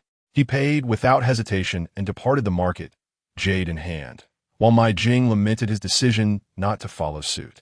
However, those accompanying Yu Sheng grew in number, having seen him arrive in a truck to purchase jade. The speculators keenly sensed an opportunity, eyeing him like wolves. Yu Sheng smirked inwardly, contemplating their folly in attempting to compete with him. Chapter 50. A fatal oversight. How much for this piece? Ice-type Xingyang green, 5 million. Can you offer a discount? Let us be friends. I will exclusively purchase from your establishment in the future. Before the vendor could respond, another voice called out from behind Yu Sheng. It was once again my Jing. I'll buy it for 5 million. I still need a carving base. Upon realizing he had taken the bait, Yu Sheng smiled. Since you were so sincere, I shall yield to you. Please proceed with the payment. My Jing smiled faltered, realizing he had been ensnared. He quickly retorted, I forgot, my funds are insufficient. My apologies. His reaction was somewhat quick-witted. Otherwise, you have incurred a loss of 490,000, for that green layer was exceedingly thin. There's a saying in stone betting, better to buy a line than a slice, which encapsulates this principle. Thus, this slice of green would not fetch a high price. In fact, no one dared to cut it. Uncut, it might still be valued at 5 million, but once cut, it could be worth nothing. Seeing my Jing attempt to renege, Yu Sheng turned to the vendor. Isn't he clearly causing trouble? Doesn't anyone oversee this? The vendor nodded helplessly. His uncle is in charge of such matters. Understood. Yu Sheng, without further ado, continued to move ahead. The onlookers trailed behind, increasingly convinced of Yu Sheng's enigmatic prowess. While my Jing's expression darkened, Yu Sheng quickly selected another piece of glutinous jade with floral patterns, valued at 4 million, a price my Jing could afford. Boss, what is the lowest you can sell this for? 6 million. Yu Sheng was taken aback. Why are you cooperating with me? The vendor chuckled. We bear no grudges. Why do you think they're following you? It proves you are an expert. The jade's surface may be glutinous, but it could very well contain ice jade within. Such variations are common. If it is indeed ice jade, it could be worth tens of millions. Is 6 million too high of a price? Goodness. Clasped his fist and declared, I am convinced. 6 million, I shall purchase it. Just as he was about to transfer the funds, M.I.J. Ing, with fervent eyes, shouted, I bid 610,000. Y.S.H. Ing turned abruptly, his gaze icy as he retorted, Are you finished? What a joke. The highest bidder prevails. Do not disrupt, or I shall have my uncle apprehend you. M.I.J. Ing, brimming with arrogance, swiftly took out his phone to complete the transaction, securing the jade. Y.S.H. Ing suddenly chuckled. Let us see how much you truly possess, and walked away, effectively burying him with a swift stroke to the abyss. The jade indeed contained a variant, but it was not of the ice type. Rather, it was of the bean variety. M.I.J. Ing suffered a loss exceeding 5 million. Y.S.H. Ing, in high spirits, continued onward until he reached his genuine target, the third prize. This was a half-block weighing 80 gene. The texture was glutinous, with a hue leaning towards blue-green, its surface value modest. However, within lay the variant ice blue jade, its color exceedingly pure, constituting a top-tier jade. This piece's true worth was no less than 90 million, among the myriad of jade stones in the market. Only this singular piece of exquisite blue jade existed. Boss, how much for this piece? For a million, came the reply. Reduce the price a tad more, and I shall buy it immediately. 380,000. Y.S.H. Ing smiled and promptly made the payment. No one dared to contest, uncertain if it was a trap. Y.S.H. Ing lifted the jade, casting a glance at M.I.J. Ing before departing, lightly jesting. Shake your head. Can you hear the oceans whisper? He then strode away. M.I.J. Ing's countenance darkened, realizing he had incurred a loss. The crowd urged him. M.I.G. Cut it open and see. It may be ice type. M.I.J. Ing, seething with frustration, retorted, Are you all fools? Did you not hear what he just said? The crowd exchanged glances, resignedly dispersing. DQ managed affairs meticulously. Personnel from the air logistics company had arrived and swiftly completed the shipping procedures. At that moment, Y.Ch.O.P. Ing's phone rang again. Little brother, head to J.N.Y. Hotel. Someone awaits you. It will be a delightful surprise. Y.S.H. Ing paused, knowing only one person could elicit such joy. Indeed, upon his arrival at the hotel, he encountered Y.N.N. Clad in a trench coat with flowing hair, she exuded an effortless elegance that left one spellbound. Wherever she sat became the most breathtaking scenery. Y.N.N. smiled. I received a vacation reward for my commendable service. Y.S.H. Ing calmly took a seat, sighing. I surmise they wish for you to relinquish Tang L.O.D.'s case, so they can conclude matters swiftly. Y.N.N.'s expression shifted slightly. You are correct. Too many individuals are involved. She had yet to voice another thought. Those pursuing were all hunting dogs. And Tang L.O.D.'s vast enterprise had been thoroughly consumed by covert operations. This matter would be inconsequential to anyone else. The credit for the capture was still hers, and no fruits had been plucked from her labor. Yet, Y.N.N. remained troubled. The objective of punishing evil had been achieved. Other minor details were of little significance. Y.S.H. Ing reassured.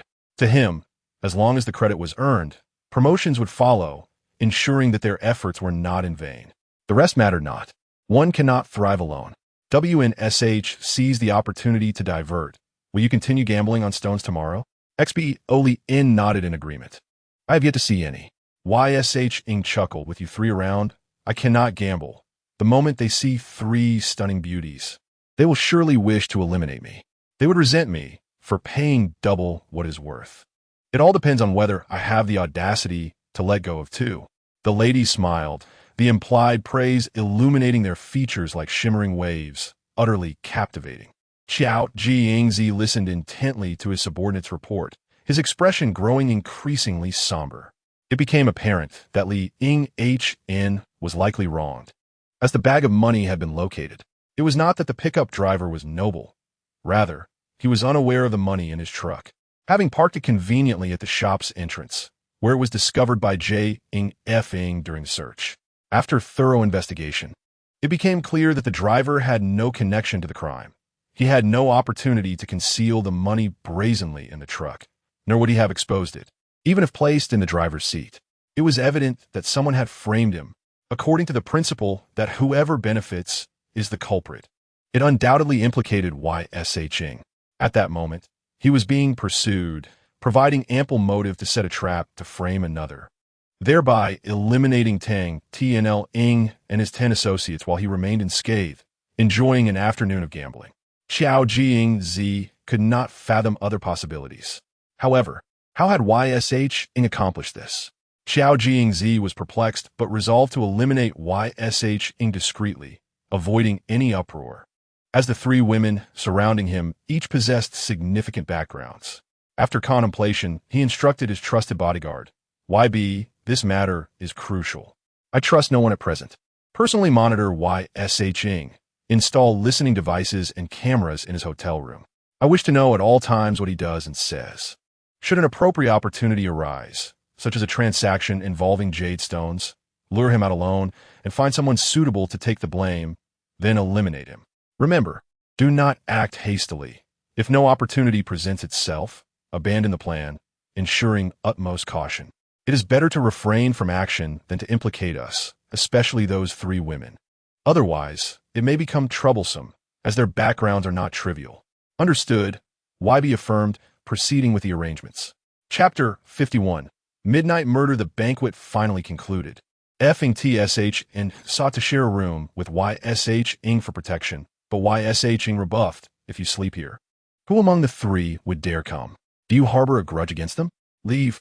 Y.S.H. Ng had no faith that the 3 women would knock on his door. He simply had no need for a bodyguard that night.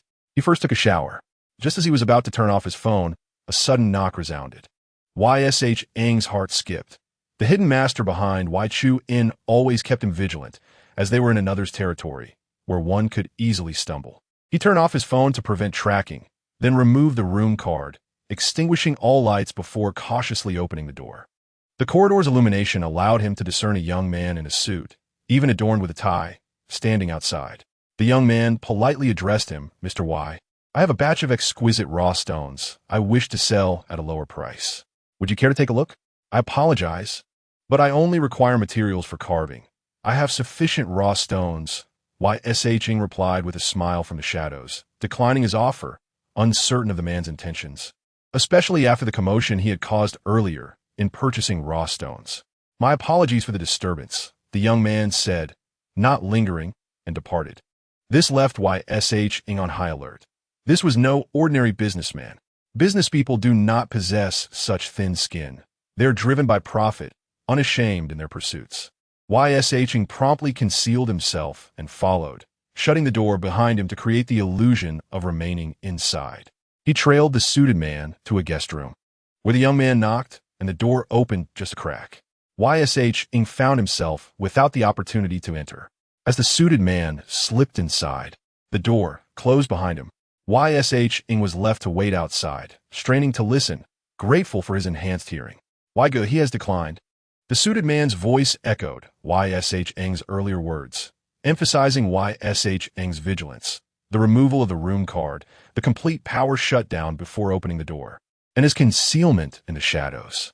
Could he have detected the cameras and listening devices? YB inquired, noting that typical cameras do not have independent power sources, thus would cease functioning in a blackout. He had no time for inspection. He entered and took a shower, and I knocked immediately after he emerged, the young man countered, effectively dismissing the notion. YB remained silent for a moment, sensing the situation was precarious. The suited man proposed, why not try using a woman? Damn it. You have 3 stunning beauties. What would you use to entice him? He mused. Perhaps a national treasure could pique his interest, but the concern lies in 2 consecutive invitations. Would it raise his suspicions? That seems overly conspicuous. YB hesitated, as this contradicted the principle of prioritizing safety. The man in a suit remarked, we can simply make a phone call. There is no need to visit in person. This way, he will not refuse out of caution. Yibo contemplated this notion and found it reasonable. He retrieved an unused phone and dialed Yu Sheng's number, only to be met with a standard recording. The number you have dialed is turned off. Please try again later. How curious, he mused. Why would he turn off his phone? Perhaps he wishes to avoid disturbances during his slumber, the man in the suit suggested, unfazed by the situation. Yet, Yibo sensed something amiss. If three women had intentions, how would they contact him? This seemed illogical. He perceived Yu Sheng as truly unpredictable and perplexing, which filled him with agitation. Finally, Yibo declared, "Let's try visiting once more." Before long, a knock echoed at the door again. Yu Sheng, after a brief wait, opened the door to find a stunning woman with voluminous waves, an hourglass figure, and a sultry, smoky eye makeup that exuded boldness. With a confident smile, she said, "Boss Yu, I wish to discuss an antique deal with you. Are you interested? Is this antique Yu?" Yu Sheng inquired. The woman laughed heartily, radiating femininity. "I am a gift. The antique is of first-class quality." First-class quality, the official term. In the vernacular, it is referred to as a national treasure. "I apologize, but I'm not fond of taking risks." "Oh, from what I know, you possess more than one national treasure." The woman appeared audacious. Yu Sheng replied with a smile. "You see, this is the risk. You know about me, yet I know nothing of you." "No problem. I can introduce myself." "Stop." Yu Sheng interjected with a wave of his hand. "Bring someone of substance to introduce you. You lack the qualification." The woman's laughter vanished. Realizing Yu Sheng had seen through her, without uttering another word, she turned and left. Yu Sheng closed the door, still isolated from the outside world, following the smoky-eyed woman. The smoky-eyed woman did not head to Yi Bo's room, but exited the hotel directly, entering a luxury vehicle accompanied by four imposing young men. She sat down coldly, retrieving her phone and icily addressing Yi Bo to be seen through at a glance. "Do not attempt again. I feel uneasy, as if I am being crushed." "All right, we will await our opportunity," Yi Bo replied before hanging up. The smoky-eyed woman rubbed her temples, glancing at the four men's side. "I even suspect I'm not his match. I would have been eliminated in one move. His background is unremarkable.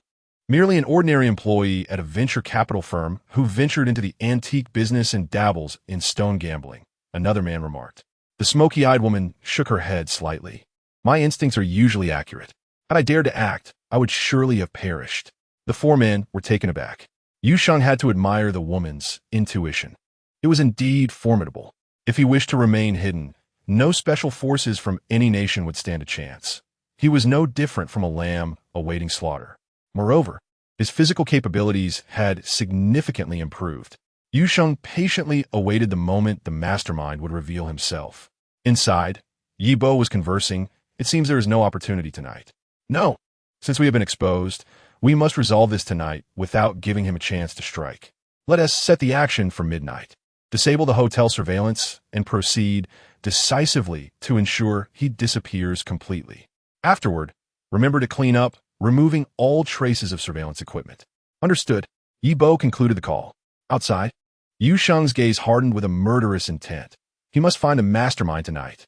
Chapter 52. Encountering a ghost, Yi Bo contacted the smoky-eyed woman to confirm their coordinated action at midnight. Yu Sheng gleaned important information. The woman's name was Yang Huilin, the consort of Qiao Gongzi. He listened intently, strategizing and patiently awaiting the opportune moment. 10 minutes later, the room fell silent. Yu Sheng dashed out of the hotel to the vehicle's entrance, continuing to eavesdrop. Inside, the four men were smoking, leaving the door ajar. Yang Huilin appeared impatient, snatching a cigarette from one of the men, lighting it, and taking a puff when her phone rang. "What are your instructions, young master?" She purred. Suddenly, Yang Huilin realized that without anyone beside Qiao Gongzi, he might feel uneasy. The four men promptly exited the vehicle, providing Yu Sheng the chance to slip inside. Yang Huilin cast a puzzled glance around the vehicle, her instincts sharp. She felt a slight tremor, indicating someone had entered. But there was no one inside. The thought of someone hiding on the roof sent chills down her spine. She anxiously started the vehicle and departed the hotel, accelerating rapidly. As the speedometer soared to 120 miles per hour, an abrupt brake screeched. A black skid mark traced the road. Yu Sheng, having anticipated this, gripped the front seat's backrest tightly, remaining entirely unmoved by the sudden stop. The car halted, with Yang Huilin staring ahead, bewildered by the emptiness. Was it merely an illusion? Cursing under her breath, she composed herself and continued driving. Soon, she stopped in front of a five-star hotel, Xiao Gongzi's domain, his stronghold, with the top floor serving as his private palace. Yu Sheng followed Yang Huilin into the exclusive elevator. To her astonishment, the elevator displayed two persons. She scanned the area, seeing no one. A wave of terror washed over her. If the earlier sensation had been an illusion, was the elevator now playing tricks as well? It felt as though she was encountering a ghost. At that moment, Xiao Gongzi, clad in pajamas, awaited Yang Huilin in the expansive dining room. Not for a meal, but because the elevator opened into the dining area. Finally, the elevator doors parted and Yang Huilin emerged, her face pale. Xiao Gongzi was taken aback. I encountered a ghost. In a fluster, Yang Huilin sat beside him and recounted her experience in detail. Xiao Gongzi felt a chill run down his spine. With so many secrets weighing on his conscience, he pondered that if ghosts truly existed, it would be entirely reasonable for one to seek him out. The more he thought about it, the more anxious he became. His life was at stake. He decisively picked up the phone. What has happened?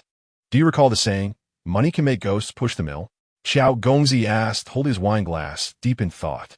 Yang Huilin nearly short-circuited, struggling to respond. Do you wish to burn Joss paper?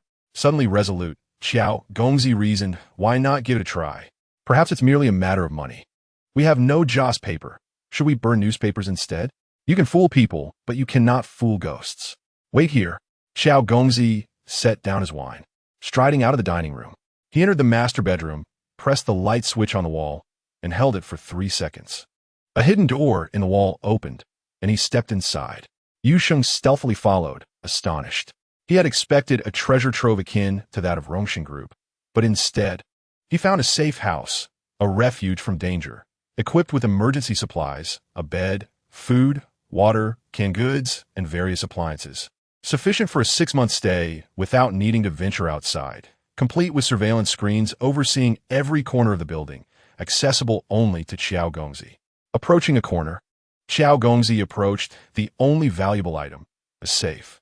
Yu Sheng couldn't help but wonder how much cash could fit in that safe. Even if it were all in dollars, it could hardly hold millions, which did not align with Xiao Gongzi's status. Even more bizarre, the safe required facial recognition, iris scanning, fingerprint verification, and a numerical password to open. What level of security was this? Only Xiao Gongzi could unlock it. After a careful procedure, the safe finally opened, leaving Yu Sheng utterly stunned. Inside the enormous safe lay merely a small jade bracelet, quietly resting there. And it was a counterfeit. There was no need for a second glance. It was clearly fake. Deceiving the lower strata of society may still be feasible. Yet anyone with even a modicum of knowledge regarding jadeite would readily discern its artificial nature. However, the esteemed identity of Xiao Gongzi raises the question, would he truly conceal a counterfeit bracelet? Yu Sheng's eyes widened in astonishment as he witnessed Xiao Gongzi delicately donning the faux bracelet upon his left wrist. After securing the safe, he exited the secret chamber. Exhaling deeply, Yu Sheng realized that his entry into the chamber was not for monetary gain, but solely for the purpose of adorning the bracelet. Xiao Gongzi then retreated to the dressing room, swiftly donning formal attire. In that moment, Yu Sheng comprehended that he was preparing for an escape. While the safe house provided adequate defense against human adversaries, it could not shield against the supernatural. This was indeed intriguing. Was he attempting to flee while wearing a mere counterfeit bracelet? Curiosity surged within Yu Sheng. Once attired, Xiao Gongzi proceeded to the storage room, a repository for valuables. Ivory, rhinoceros horn, agarwood, tiger skin, an array of luxury watches and opulent items, all gleaming in splendor. An idea suddenly struck Yu Sheng. Could this possibly be the legendary customs confiscation warehouse? This is 1 million. You shall burn it later, Xiao Gongzi declared as he placed a box upon the dining table, pushing it toward Yang Huilin before picking up a wine glass. Burn it home? Shouldn't it be at the crossroads? No need, just do in the kitchen. Very well. She was no paragon of virtue and felt no psychological hesitation in deceiving spirits. After reaching a consensus, they steadied themselves, clinked their glasses, and drank heartily. Soon, both their gazes became vacant. The wine contained a drug. Indeed, but by the time they realized it was too late. This was the substance Yusheng had procured from Tang Laoda, always kept close at hand. His principle was to employ each method only once to avoid being identified. After all, linking all the death incidents would unequivocally pinpoint him as the sole suspect. Therefore, since it could only be used once, he decided to utilize it all. The dosage was lethal enough to arouse suspicion that it was retribution from Tang Laoda's associates. As Su Baolian had been abducted after consuming this very drug, Xiao Gongzi and Yang Huilin lost consciousness immediately. Ding! The elevator doors opened.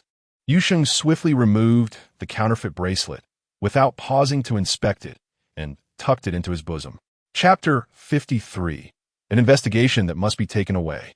Yi Bo and his 5 companions exited the elevator in succession. Yusheng seamlessly entered just before the doors closed. Once the elevator was sealed, he remained still, for access required both facial recognition and fingerprint verification. Otherwise, anyone could ascend, compromising Xiao Gongzi's safety. Yusheng's face would certainly not suffice, and his fingerprints were irrelevant. He would not even attempt it. He could only wait silently, pondering that the optimal outcome would be if someone called for the elevator downstairs, conveniently facilitating his descent. Even if he were to eliminate all 6, it would be futile. The cameras would capture everything.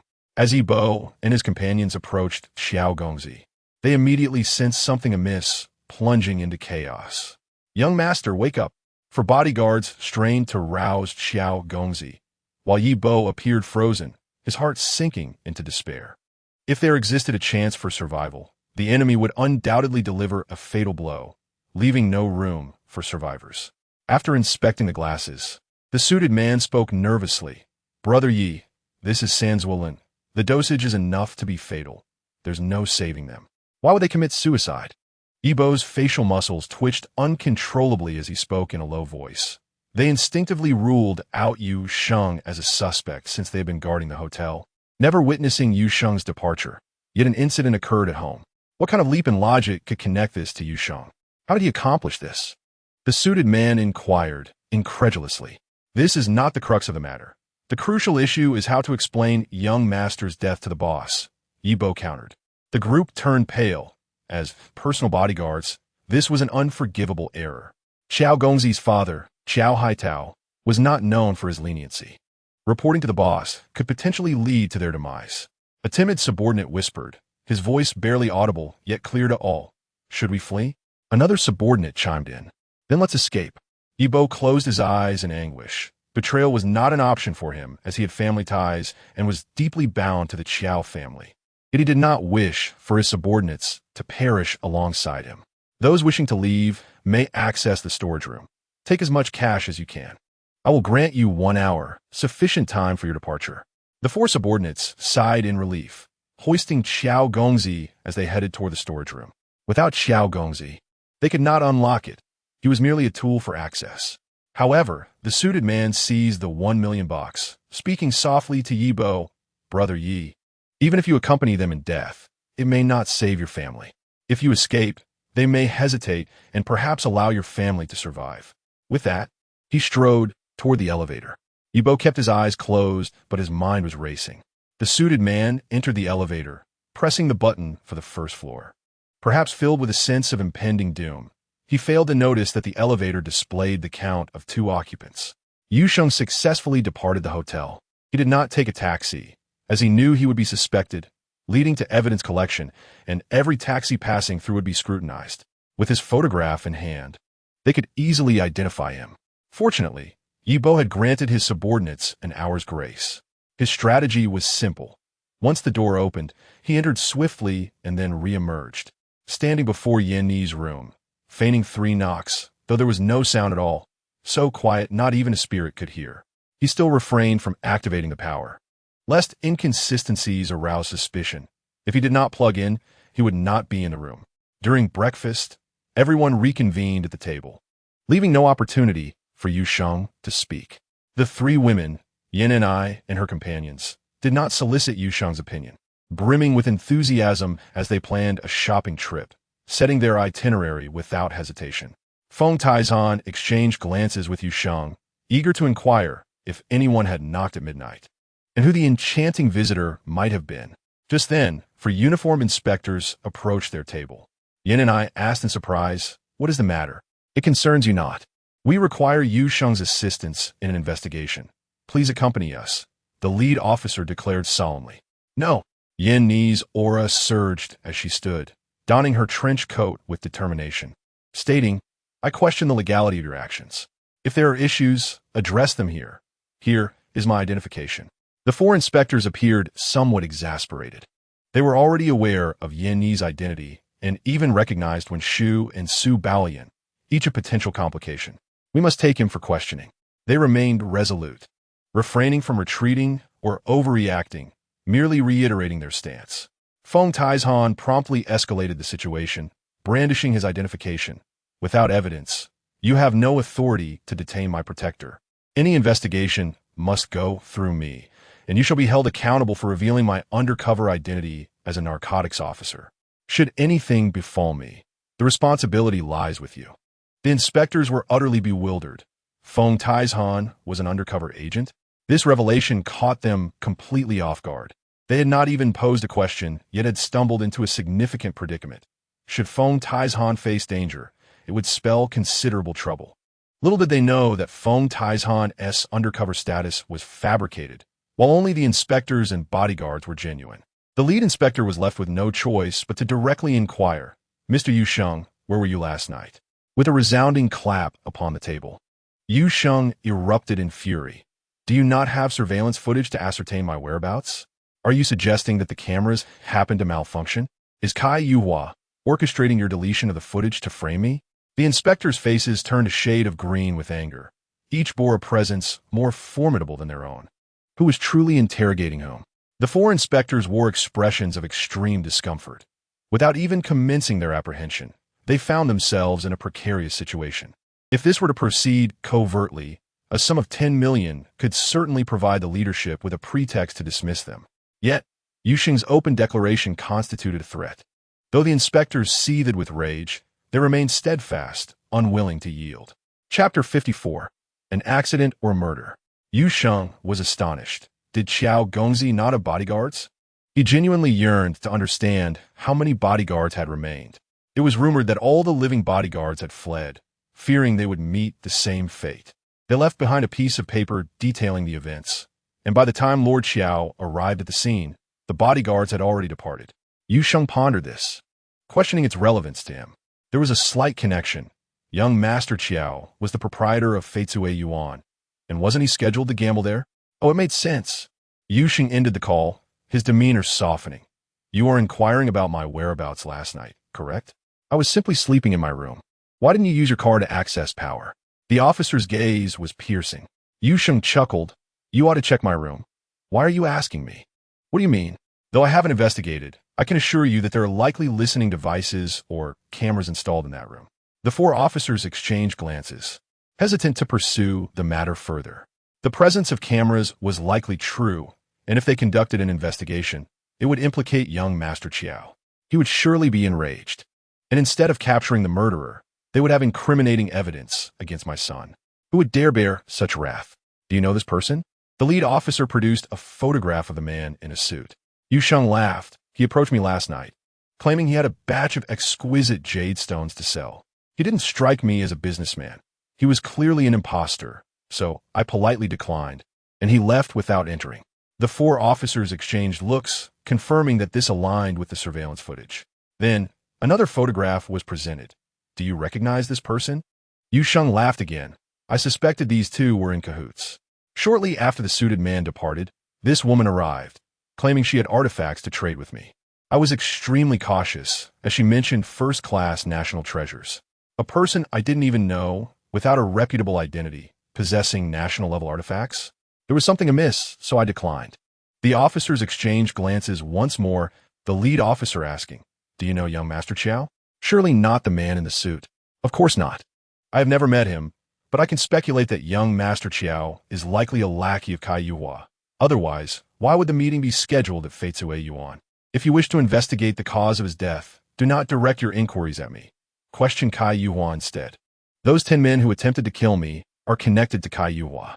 Yin and I interjected. Deputy Director Qin from Jianghai City can corroborate this.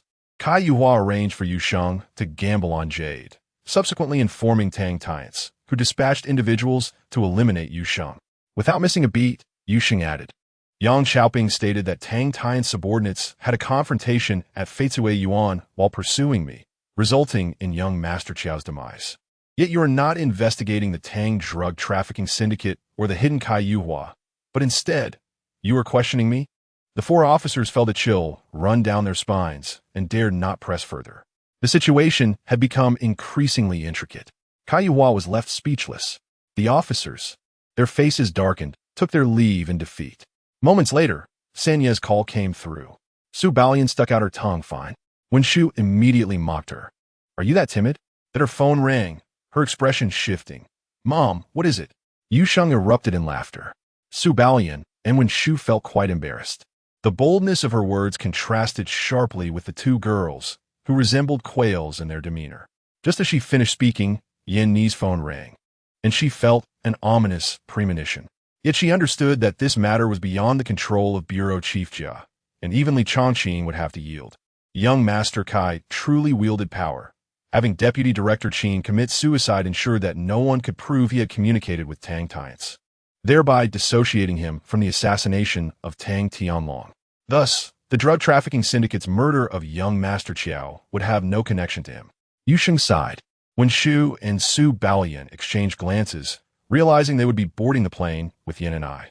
Just as they were about to move, Yu Sheng's phone rang, causing the three women to wear peculiar expressions. This scene felt so familiar. Yu Sheng, do you wish to know who orchestrated your parents' car accident? A stranger's voice inquired. Yu Sheng's expression turned icy. After a brief silence, he replied with a chilling tone, Your words suffice. I will uncover the truth. He hung up, not bothering to ask who it was. He recognized that the other party was presenting a bait, one that would inevitably come with an unpleasant condition. He had no desire to be manipulated. The lessons from his previous life had been far too grave. After a moment of contemplation, the voice continued. Let's wait for an opportunity. Just ensure you don't act in front of the three women, or it will become quite troublesome. Regardless of whom you target, their backing will intervene in the investigation. Fine, the assassin concluded the call. Yu Sheng then inquired of Yin and I, Can you access the case files on my parents? Yin and I blinked her long eyelashes, her eyes locking onto Yu Sheng's. Since you eliminated Biaozi, everything about you has been reinvestigated by Jing Fong, and this case is of utmost importance. However, the result is, there are no suspicious elements. It was indeed an accident. The final three words caused Wen Shu and Su Balian to tremble. They wanted to burst into laughter, but given the gravity of the matter, they restrained themselves.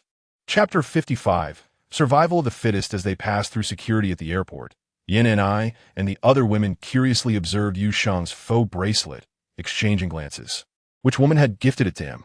They speculated it might have come from one of the other two women, yet none believed it was purchased. Clearly, it was a cheap imitation, and given Yu Sheng's expertise in jade, he wouldn't be interested in such a trinket, especially one so cherished that he kept it hidden. Unless a woman had gifted it, fearing exposure at security. Otherwise, how could he explain it to her? The three women continued to ponder this. While only Feng Taizhan naively asked, Boss, isn't this bracelet too fake? I can't stand looking at it. It's plastic, right? The three women stared wide-eyed at Yu Sheng. They exchanged looks, maintaining composure, revealing nothing. Upon arriving at the designated waiting area, the five of them settled at a complimentary restaurant, not for the food, but to sit together. Feng Taizhan, seizing the opportunity of free drinks, kindly selected a beverage for each woman, while he and Yu Sheng opted for beer.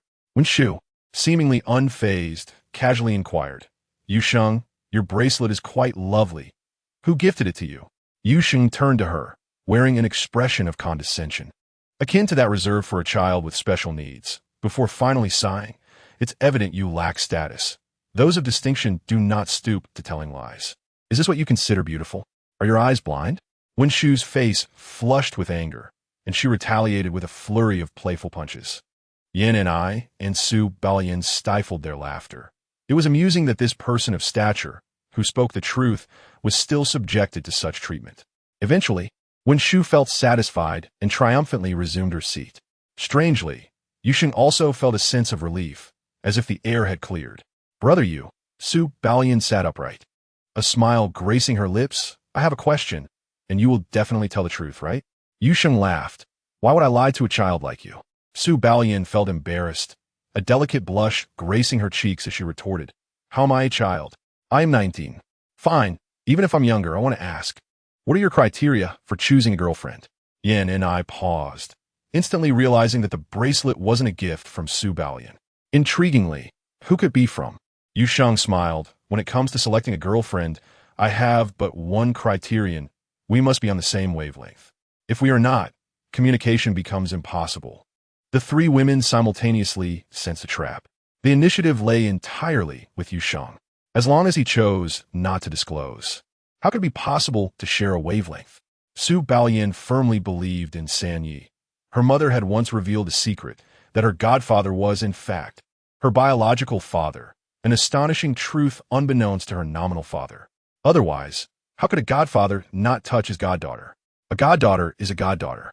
One can even encourage her to pursue her own happiness. Although Yu Sheng is reluctant to engage with women from the entertainment industry, he holds great respect for Su Baoyan, as she is a virgin. Even if he must refuse, he cannot do so in a way that damages her dignity. Especially considering the influence of San Yi. He spoke earnestly, and the three women were instantly moved. This was truly sincere. Su Baoyan suddenly radiated with joy and excitedly said, You go. You don't need to write. I believe you have no need to speak falsehoods. Please ask your question. Very well, my question is, if you were the richest person in the world, what would you do? Su Baoyan was taken aback. She had never contemplated this question before. She resolved to think it through and not act impulsively. However, when Shu blurted out, I would donate half to impoverished mountainous regions, so that the poor would have food to eat and children could attend school. She believed she had discerned Yu Sheng's purpose. This question was a test of a woman's character, so she aimed to glorify herself with traits such as loyalty, kindness, and compassion. Yin and I, however, sighed inwardly, thinking, You truly do not know how to navigate this. Indeed, Yu Sheng shot her a glance, saying, Can you not live without lying? Does this align with your character? Do not speak to me again. Our conversation is not compatible. Wen Shu trembled with anger and lightly punched him, but this time it was a gentle gesture, followed by a playful pout. All right, let Baoyan speak first.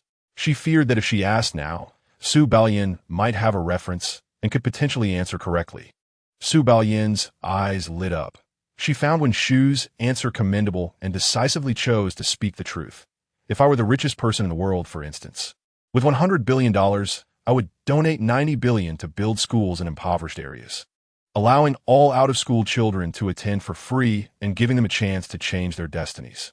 Yin and I sighed deeply. She believed Su Baoyan was sincere, yet they were not on the same wavelength as Yu Sheng. Yu Sheng smiled and said, You are far superior to Wen Shu. At least you did not mention donating to the poor. The evolution of humanity follows the law of the jungle, survival of the fittest. Only through the elimination of the weak can humanity evolve.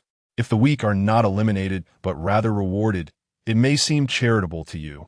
But from the perspective of evolution, it leads the human species toward extinction. Building schools is commendable. Providing opportunities for children's growth is genuine charity. However, even if it is the right thing to do, I will not undertake it. It is the responsibility of the state to do so, and the populace cannot do it effectively, often leading to half-hearted efforts that may even be seen as self-serving. A hint of suppressed amusement flickered at the corner of Yan Ni's mouth. Wen Shu and Su Baoyan stared blankly for a long time, feeling dejected. They believed Yu Sheng was not lying because that was his character. When he spoke of punishing evil, it was not mere rhetoric. Those who offended him had met their demise. Yet, the rewards for goodness remained unseen. Suddenly, Su Baoyan clapped her hands joyfully and playfully said, Yuga, look how kind I am. Don't you think I deserve a reward? With that, Yu Sheng unexpectedly spat out his beer, fortunately turning his head just in time. Meanwhile, in the secret chamber of Qiao Gongzi, under the watchful eye of the powerful Qiao Haitao, the safe was finally being cautiously cut open by his trusted aide, Chen Bo. After searching every corner, they found nothing. Chen Bo was incredulous. Such an advanced safe was empty? Not even a feather? He thought to himself, if you do not tell me what I am looking for, how can I find it? He could not help but ask, what is it? Chapter 56. One cannot be wealthy without unexpected gains as Yu Sheng and his companions prepared to board the plane, Chun Bo rushed to the airport. "Director Chun, you actually came in person. What major case are you investigating?" Pang Zheng greeted him with a smile. They did not have a subordinate relationship, as airport security was managed by the airline, but Chun Bo's rank was indeed higher. "I need to investigate Yu Sheng and conduct a body search." "A body search? May I ask what you're looking for?" Pang Zheng's expression turned serious. The airport was not like other places, and every passenger was significant. Conducting a search without evidence could easily lead to trouble. Chun Bo lowered his voice. "I do not have evidence, but this is the directive from Xiao Da. You should know that Xiao Gongzi died last night, and Yu Sheng left hastily today, which is inherently suspicious." Pang Zheng became increasingly displeased. "You dare to search without evidence? You want to put me in a difficult position?" Yet, he did not confront him directly, but tactfully suggested, "We can check the luggage, but a body search is unnecessary. Right? There are surveillance cameras, and everything each person carries is visible on the trays. That should suffice." His implication was clear.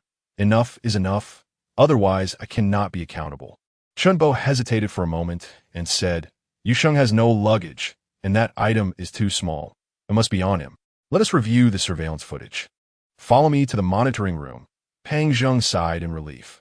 Chun Bo furrowed his brow, reviewing the footage 3 times, ultimately giving up. "Nothing?" Pang Zheng inquired. "It is not on the tray," Chun Bo asserted. "If it were on him, would the security check not reveal it?"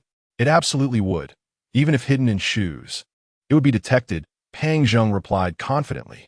Chun Bo felt helpless, as this proved Yu Sheng's suspicion was entirely dismissed. He said, "If anyone asks, just say I conducted a body search." "Understood. You can rest assured," Pang Zheng replied, feeling completely relieved. Suddenly, he took out his phone and searched for images of various types of trays. The results displayed an array of shapes, including a lighter shape, a bulb shape, and various peculiar forms. His eyes widened as a bad feeling washed over him.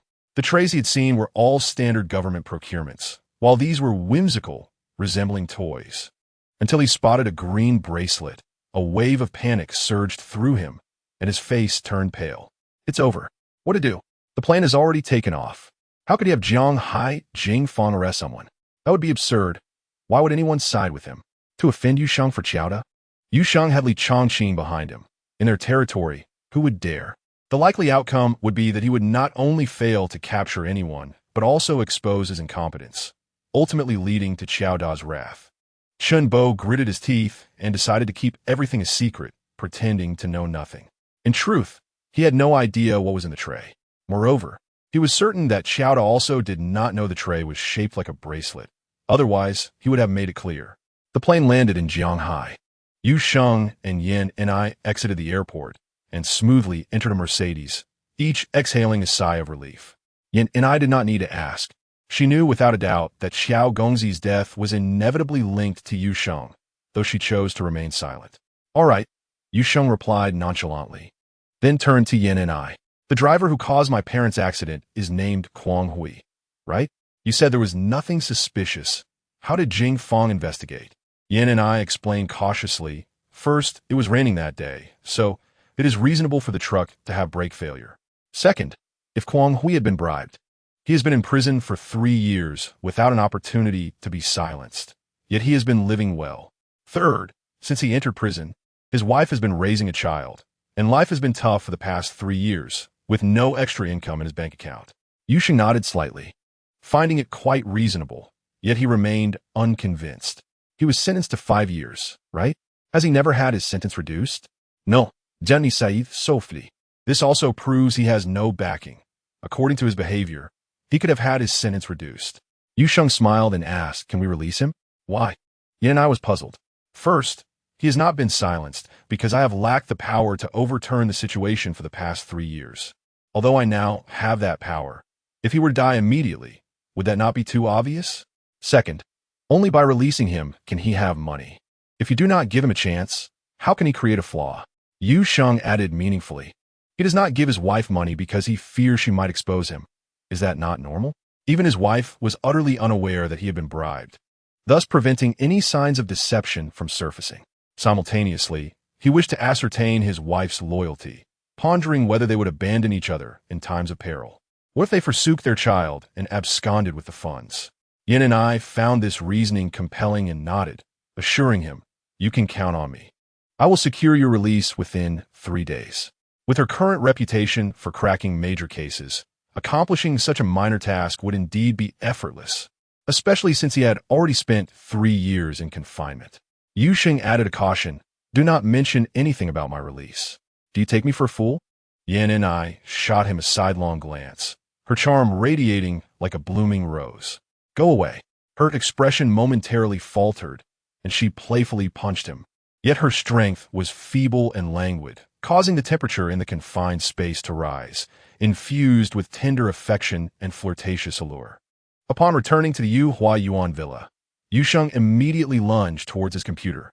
He swiftly extracted the fake bracelet, performing a magical maneuver to snap it apart, revealing the hidden interface. His heart raced, nearly leaping from his throat as he trembled slightly while connecting the device to the computer, eager to unlock the treasure concealed within. As anticipated, the computer screen displayed an encrypted document. Yu Sheng felt as though he had struck gold. He downloaded a password removal software and, with the precision of a master craftsman, forcibly unlocked the document. At that moment, his eyes widened in astonishment, his face a canvas of pure ecstasy. Indeed, it aligned perfectly with his suspicions. The document was dense with passwords, resembling an arcane script with an exceedingly complex arrangement that dazzled the senses. This was the private key to a Bitcoin wallet. Whoever possessed the private key held the key to unlock the treasure, claiming the Bitcoin nestled within the wallet. These Bitcoins were akin to phantoms, untraceable and without provenance. For this reason, Bitcoin has long been a favored instrument for money laundering and a prime vehicle for transferring domestic assets abroad. Yu Sheng was well-versed in these matters. He adeptly opened the Bitcoin software and, using the private key, obtained the public key. The public key functioned like a publicly accessible email address. Anyone could know it, but only the owner could enter. Upon opening the wallet, Yu Sheng gasped in disbelief. There were astonishingly 15,000 Bitcoins. At the current price of $60,000 per coin, the total value exceeded $900 million. $900 million, a staggering sum, equivalent to 63 billion yuan. Yu Sheng acutely felt the weight of wealth, leaving him slightly breathless. This sum was enough for a life of indulgence, though he had no desire to live extravagantly. Yet, the sensation of possibility was entirely different from that of deprivation. An uncontrollable joy surged within him, as if the entire world celebrated his fortune. Chapter 57. First, let us attend to the marriage. Yu Sheng swiftly created his own Bitcoin wallet, transferring all of young Master Qiao's Bitcoins into it, deleting the private key from the device and replacing it with the newly stored public and private keys. The device could continue to be used without needing to be replaced. Consequently, even if young Master Qiao had a backup, it would be of no use. The $900 million had irrevocably changed hands. One cannot become wealthy without unexpected windfalls. A horse cannot thrive without midnight grass. Yu Sheng chuckled contentedly, deriving pleasure from young Master Qiao's misfortune. Even if young Master Qiao were to find out, he would not dare make a fuss, for he would face charges of possessing unexplained wealth. Why do thefts occur frequently, yet no prominent figures ever report being robbed? Because even if a thief confesses, it is of no consequence. Impossible, it never happened, I haven't lost anything, is the standard response from the elite. In the basement, a group was diligently constructing a vault, while another was installing and calibrating various stone cutting and engraving machines. 8 jadeite rough stones lay in a corner, guarded by 2 newly hired bodyguards named Mao Zhongyu and Guichun. Boss, Yang Kai and the others have gone to investigate Kuanghui. If you have any tasks for us, just let us know. Mao Zhongyu approached Yu Sheng, eager to please. Although their salary was merely 8,000, they were quite satisfied. It was security work that didn't require standing guard, making it exceedingly easy. Yu Sheng frowned. He had not instructed Yang Kai to investigate. It seemed that those two believed it was their duty and needed no prompting. However, this could easily arouse suspicion. Suddenly, the phone rang. It was the top supervisor of the venture capital company, Wang Yinga. Haven't I already resigned? Why are you still contacting me? Yu Sheng replied bluntly. Hey, brother, I have good news for you. Your resignation has not been approved by the general manager, but this is a blessing in disguise. You won't need to come to work anymore. Your position will be changed to a consultant, and you'll be paid according to consultant standards. What do you think? Yu Sheng was taken aback. The general manager was a foreign returnee and surely wouldn't be so capricious. This maneuver was quintessentially Chinese. It was somewhat reminiscent of how bank employees often come from families of major clients. Most deputy general managers in state-owned companies are women. This led Yu Sheng to contemplate the various shareholders of the venture capital company, all of whom were formidable capitalists, adept at navigating the complexities of business.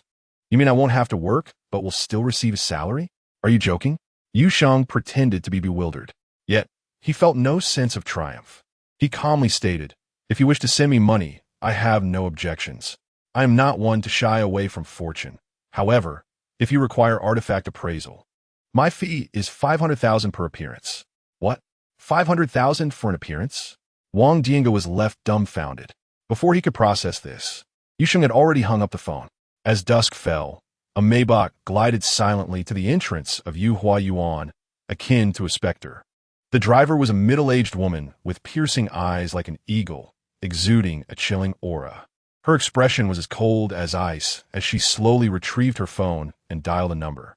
"Yu Sheng, I have something to discuss. I'm in the Maybach at the entrance of Yu Hua Yuan." "All right." Yu Sheng did not inquire about her identity. Those without status could not afford Maybach, and assassins would not choose to act at the entrance of Yu Hua Yuan. The woman seemed somewhat surprised by Yu Sheng's decisiveness. Her prepared taunts went unused, for he displayed no fear, willing to meet anyone. Soon, Yu Sheng exited the gate, still clad in simple attire, and displaying no hesitation as he entered the passenger seat of the Maybach. The two exchanged glances, their eyes locking as if engaging in a silent duel. Yu Sheng had to admit he had never encountered such a dangerous woman. She emanated a powerful oppressive force, akin to a volcano on the brink of eruption. The woman, too, felt astonished. She finally believed that this young man was indeed extraordinary, capable of maintaining such calmness in their gaze. "My name is Cheng Wenxiao. I have not heard of you. Please speak plainly about your business." Her gaze deepened as she replied softly, "I am Yan Ni's mother." Yu Sheng instantly felt a surge of discomfort, his expression contorting in pain as he stared at the woman, slowly furrowing his brow. Yan Ni's mother had come to confront him? After a full 10 seconds, he unexpectedly extended his hand, seeking to shake Cheng Wenxiao's hand. "Hello, it is a pleasure to meet you." Cheng Wenxiao was taken aback, but appreciated his formal tone, indicating that Yu Sheng and Yin and I had not reached a significant stage in their relationship, making matters much easier. Thus, she formally shook his hand. In that instant, Yu Sheng shivered, overwhelmed by an absurd sensation. This was outrageous. Holy Mary! This woman is a virgin daring to impersonate Yan Ni's mother? My heavens! He had nearly been deceived. Aside from their ages aligning, nothing else matched. Yu Sheng found the situation overwhelmingly absurd, suddenly laughing. "You claim to be Yan Ni's mother. Are you jesting? Look in the mirror. Where do you resemble Yan and I? Are you gilding your own visage?" Cheng Wenxiao suddenly realized she had been outwitted by this young man. Her expression darkened abruptly, and the chill emanating from her intensified. She was tempted to eliminate him directly, but the thought of Yin and I restrained her. After several changes in expression, she finally composed herself and said, "You may inquire with Yin and I." "All right." Yu Sheng shamelessly took a photograph and sent it along with a message to Yin and I. "This woman is named Cheng Wenxiao. She claims to be your mother. Do you recognize her?" Yu Sheng continued, "We are having a pleasant conversation, so rest assured." He certainly did not believe that a maiden could be a mother, let alone a stepmother. However, if Yin and I acknowledged it, he would have no recourse but to comply, as he did not wish to be overly demanding. Rubbing his cheeks, he endeavored to force a smile. "So it truly is Yan Ni's mother. I always felt that Yin and I had endured endless grievances, prompting her escape to Jianghai. It appears that my instincts were indeed correct. By the way, elder sister, what business do you have with me?" Cheng Wenxiao was taken aback. "What did you just call me?" "Elder sister," Yu Sheng replied with an expression of utmost nonchalance. "Are you misunderstanding something?" Cheng Wenxiao understood, but became even angrier. She straightened her face and declared, "Since you call me elder sister, I shall accept you as my younger brother. I am aware that your parents have passed, and now, as your elder sister, I cannot neglect your marriage. Here is the plan. I will introduce you to a girl who is undoubtedly a suitable match. With an elder sister to oversee, no one will dare oppose it. You two should arrange a marriage at once. Yu Sheng stumbled slightly. Your words are rather domineering. Are they not? Setting aside whether I agree or not, you wish to arrange my marriage without even meeting the girl? Chapter 58. Tong Lin's overconfident foe. How could Yu Sheng possibly consent to such an absurdity? Yet, he did not wish to escalate matters unnecessarily and thus resorted to clever repartee. Elder sister, my parents were murdered, and I have yet to avenge them. Would it not be inappropriate to marry before settling this score? Oh, Chen Wenxiu was taken aback once more. She could not counter this reasoning, for with her status, she had to maintain a moral high ground. Who was responsible for your parents' demise? Although this contradicted the information she possessed, she did not doubt its veracity, for she had witnessed too much darkness and bloodshed to believe in mere coincidences. Every chance occurrence was invariably connected to an underlying necessity. On the surface, it was Kwang Hui, sentenced to 5 years for vehicular manslaughter, yet Yin and I had promised to release him within 3 days, after which I would follow the trail and uncover the true mastermind. I can handle all of this, so there is no need to trouble my elder sister. This last statement suddenly reminded Cheng Wenxiu of a series of deaths surrounding Yu Sheng, all of which had no connection to him. She did not believe he was truly uninvolved. Rather, it indicated he possessed the capability to orchestrate such events. After all, his assistance to Yin and I was quite evident, and no one could achieve such stealth without leaving a trace. Therefore, Cheng Wenxiu personally sought out Yu Sheng, as she wished to avoid overstepping. In her heart, the ideal scenario was for Yu Sheng to marry and then remain by Yin Ni's side, perpetually assisting her without hindrance. After contemplating, she smiled and asked, "Speak honestly with your elder sister. Have you ever considered marrying Yin and I?" She was prepared to lay her cards on the table. Yu Sheng's lips curved into a radiant arc as he solemnly declared, "I swear by my parents' names, the spirits of my ancestors, the might of Pangu, and the virtue of Inhua, that I have never contemplated marrying Yin and I." This proclamation was nothing short of earth-shattering. Chen Wenxiu found it hard to believe. Yet Yu Sheng spoke nothing but the truth. The psychological shadow left by Su Meiwan loomed over him like a vast cloud, casting darkness upon all horizons, instilling within him a profound fear and aversion towards marriage. He now felt that anyone expressing a desire to marry him wished to bring about his demise. All love was but an illusion. Desire was the concealed essence. Thus, Yu Sheng believed that remaining unmarried was a safeguard. Even if Yin and I were as beautiful as a celestial being, she could not mend the wounds within his heart. The experience of death during that injection etched an indelible mark upon his soul. Whether mature or innocent, youthful or divine, none could awaken the long-buried desires within him. What he yearned for was merely a fleeting moment of joy, to be crystallized in the most beautiful instant, concluding before pain could ever arrive, leaving only eternal beauty behind. Only the transient could be everlasting. Therefore, he offered the price of a villa in exchange for Yin Ni's first night, a proposition he made with utmost sincerity. Unfortunately, Yin and I consistently refused. Everything unfolded as Yu Sheng had anticipated. The promised dinner saw Yin and I absent, and she offered no explanation. He did not inquire either. It was rather peculiar that they lacked such mutual understanding. Surely, she would be dining with her mother. Originally, Yu Sheng intended to visit Kwang Hui's home that evening to see his wife, but now he hesitated to leave, fearing Cheng Wenxiu might suddenly demand to see him again. Yu Sheng quietly finished his dinner alone when the phone rang abruptly. He glanced at the screen and was taken aback to discover it was Tong Lin. "Are you still using this phone number? Why haven't I been able to reach you since I graduated?" Yu Sheng's question seemed somewhat foolish, tinged with an unspoken melancholy. Despite having moved on, the memories of his once fervent love lingered in his heart, indelibly etched. Tong Lin seemed to pause for a moment before replying in an exaggeratedly high-pitched voice. "Really? I have always used this number. By the way, I would like to organize a class reunion. The bonds we form in school are invaluable, and it is essential to maintain them. Don't you think?"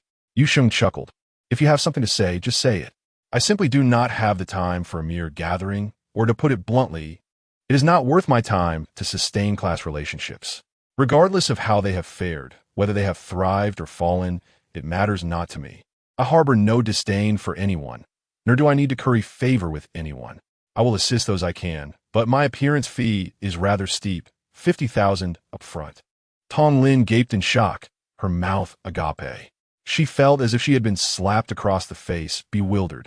She had assumed that by lowering herself to organize a gathering, she was granting Yu Sheng an opportunity to once again indulge in the sycophantic behavior of old, perhaps treating her at a five-star hotel under her name to enhance her prestige.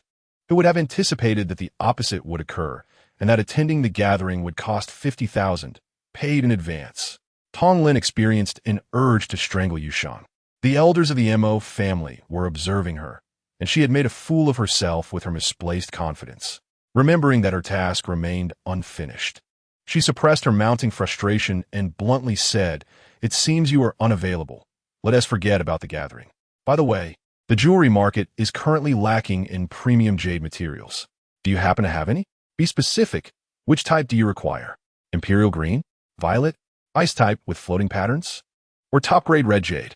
Tong Lin was once again taken aback, glancing at the family elders nearby.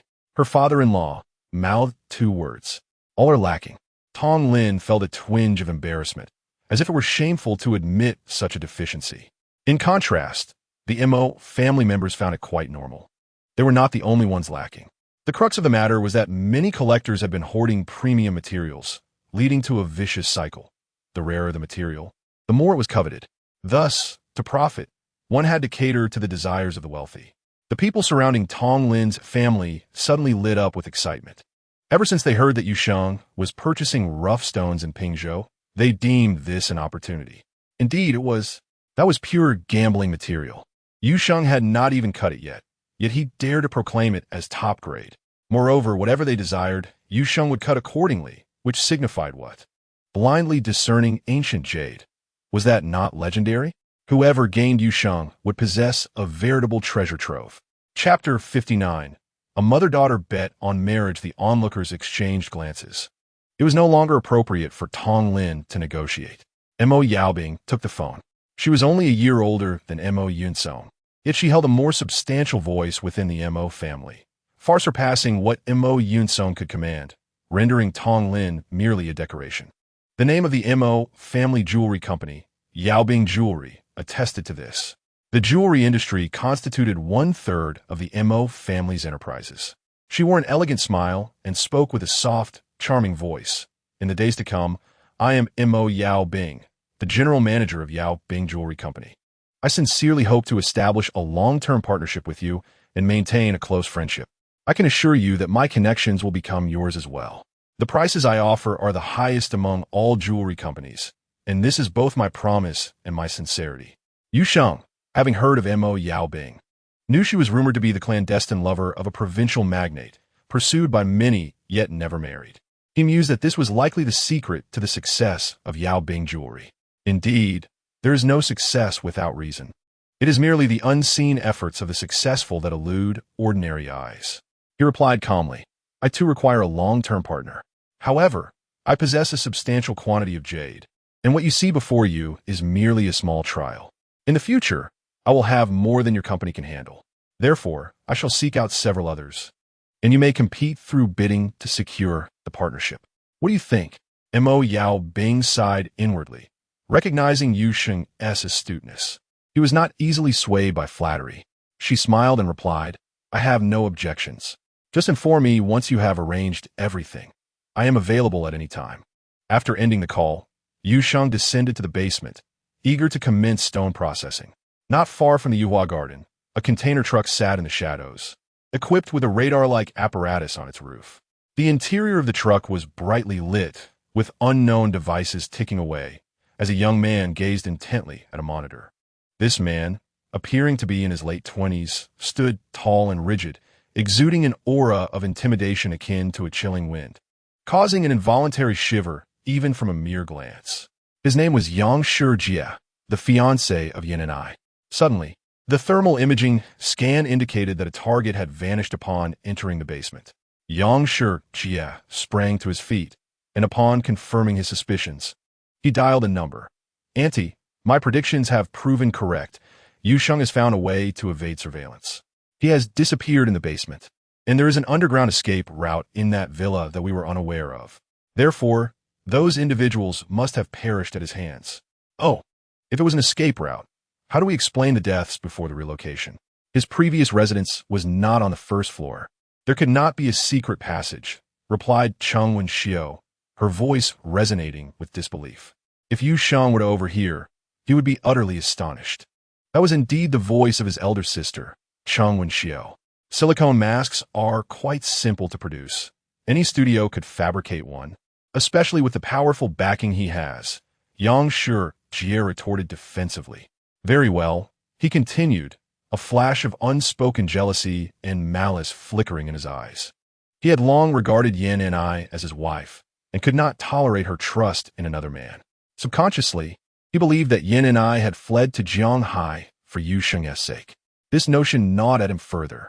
As an elite of the Yang family and a leader for 3 generations, he was born with a proverbial silver spoon, always looking down with pride and indifference upon women who would vie for his attention. Yet, Yin and I was different. She not only disregarded him, but had also escaped. This infuriated him, igniting a fierce desire for conquest within. He refused to accept such a humiliating defeat in his life. Clenching his teeth, he uttered, "Annie, if he's gone to kill Kwang Hui's wife and children, would Yin and I still trust him? If he dares to harm children, not only Yin and I, but I too would not spare him," Cheng Wenxiu stated firmly. If Yu Sheng were to act thus, he would be no different from a butcher. What do children have to do with this? After hanging up, Cheng Wenxiu turned to Yin and I and asked, "Do you know what Yu Sheng is up to?" Yin and I chuckled, "I have no idea, but I am certain he is not going to harm Kwang Hui's family. Yu Sheng is not a mindless fool." Implicitly, she suggested that Yang Shi Jie was the fool. Cheng Wenxiu sighed. Yang Shi Jie isn't as foolish as you think. He likely intends to commit murder and frame Yu Sheng. Yin and I paused, pondering the practicality. What good would that do? After killing someone, how could he frame Yu Sheng?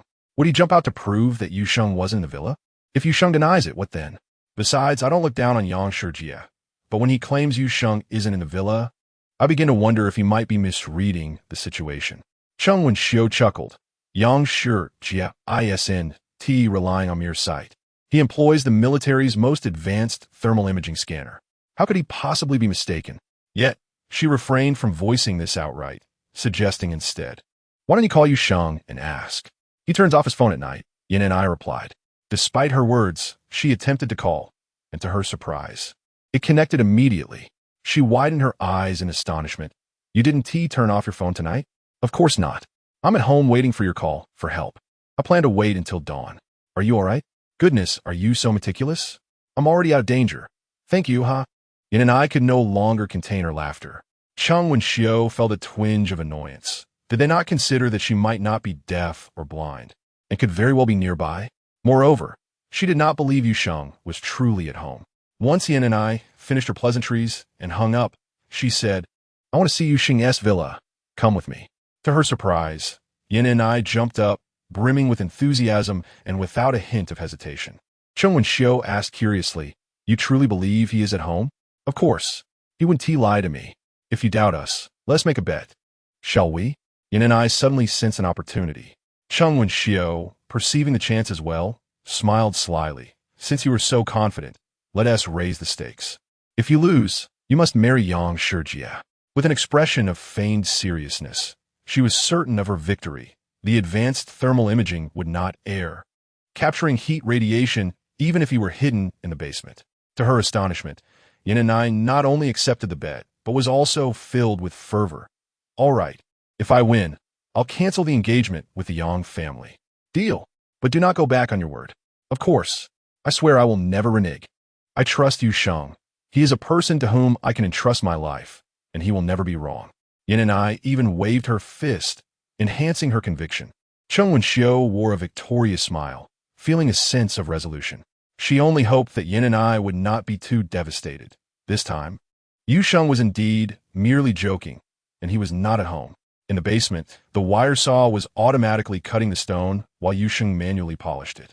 Certain items did not require cutting, such as Fu Lu Shou Shi, which were specifically purchased for carving. The skins could still serve as bases for sculptures or add a touch of color to the entire piece. As he polished the stone, Yu Sheng envisioned the original stone morphing in his mind, ultimately discovering a shape that harmonized perfectly with the stone's color distribution. His thoughts grew increasingly vibrant, continually optimizing in his mind.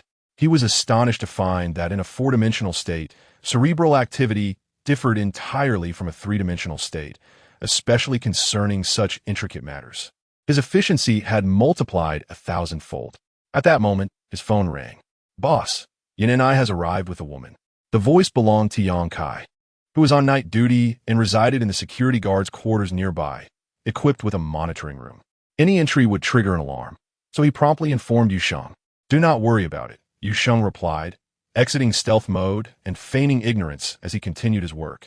Yin and I could enter the villa through facial recognition, needing no one to open the door, and her fingerprints and facial scan could unlock the safe. Yu Sheng's actions were not those of sycophant. He required a backup plan. If he were unable to operate from afar, he could rely on Yin and I to execute certain tasks.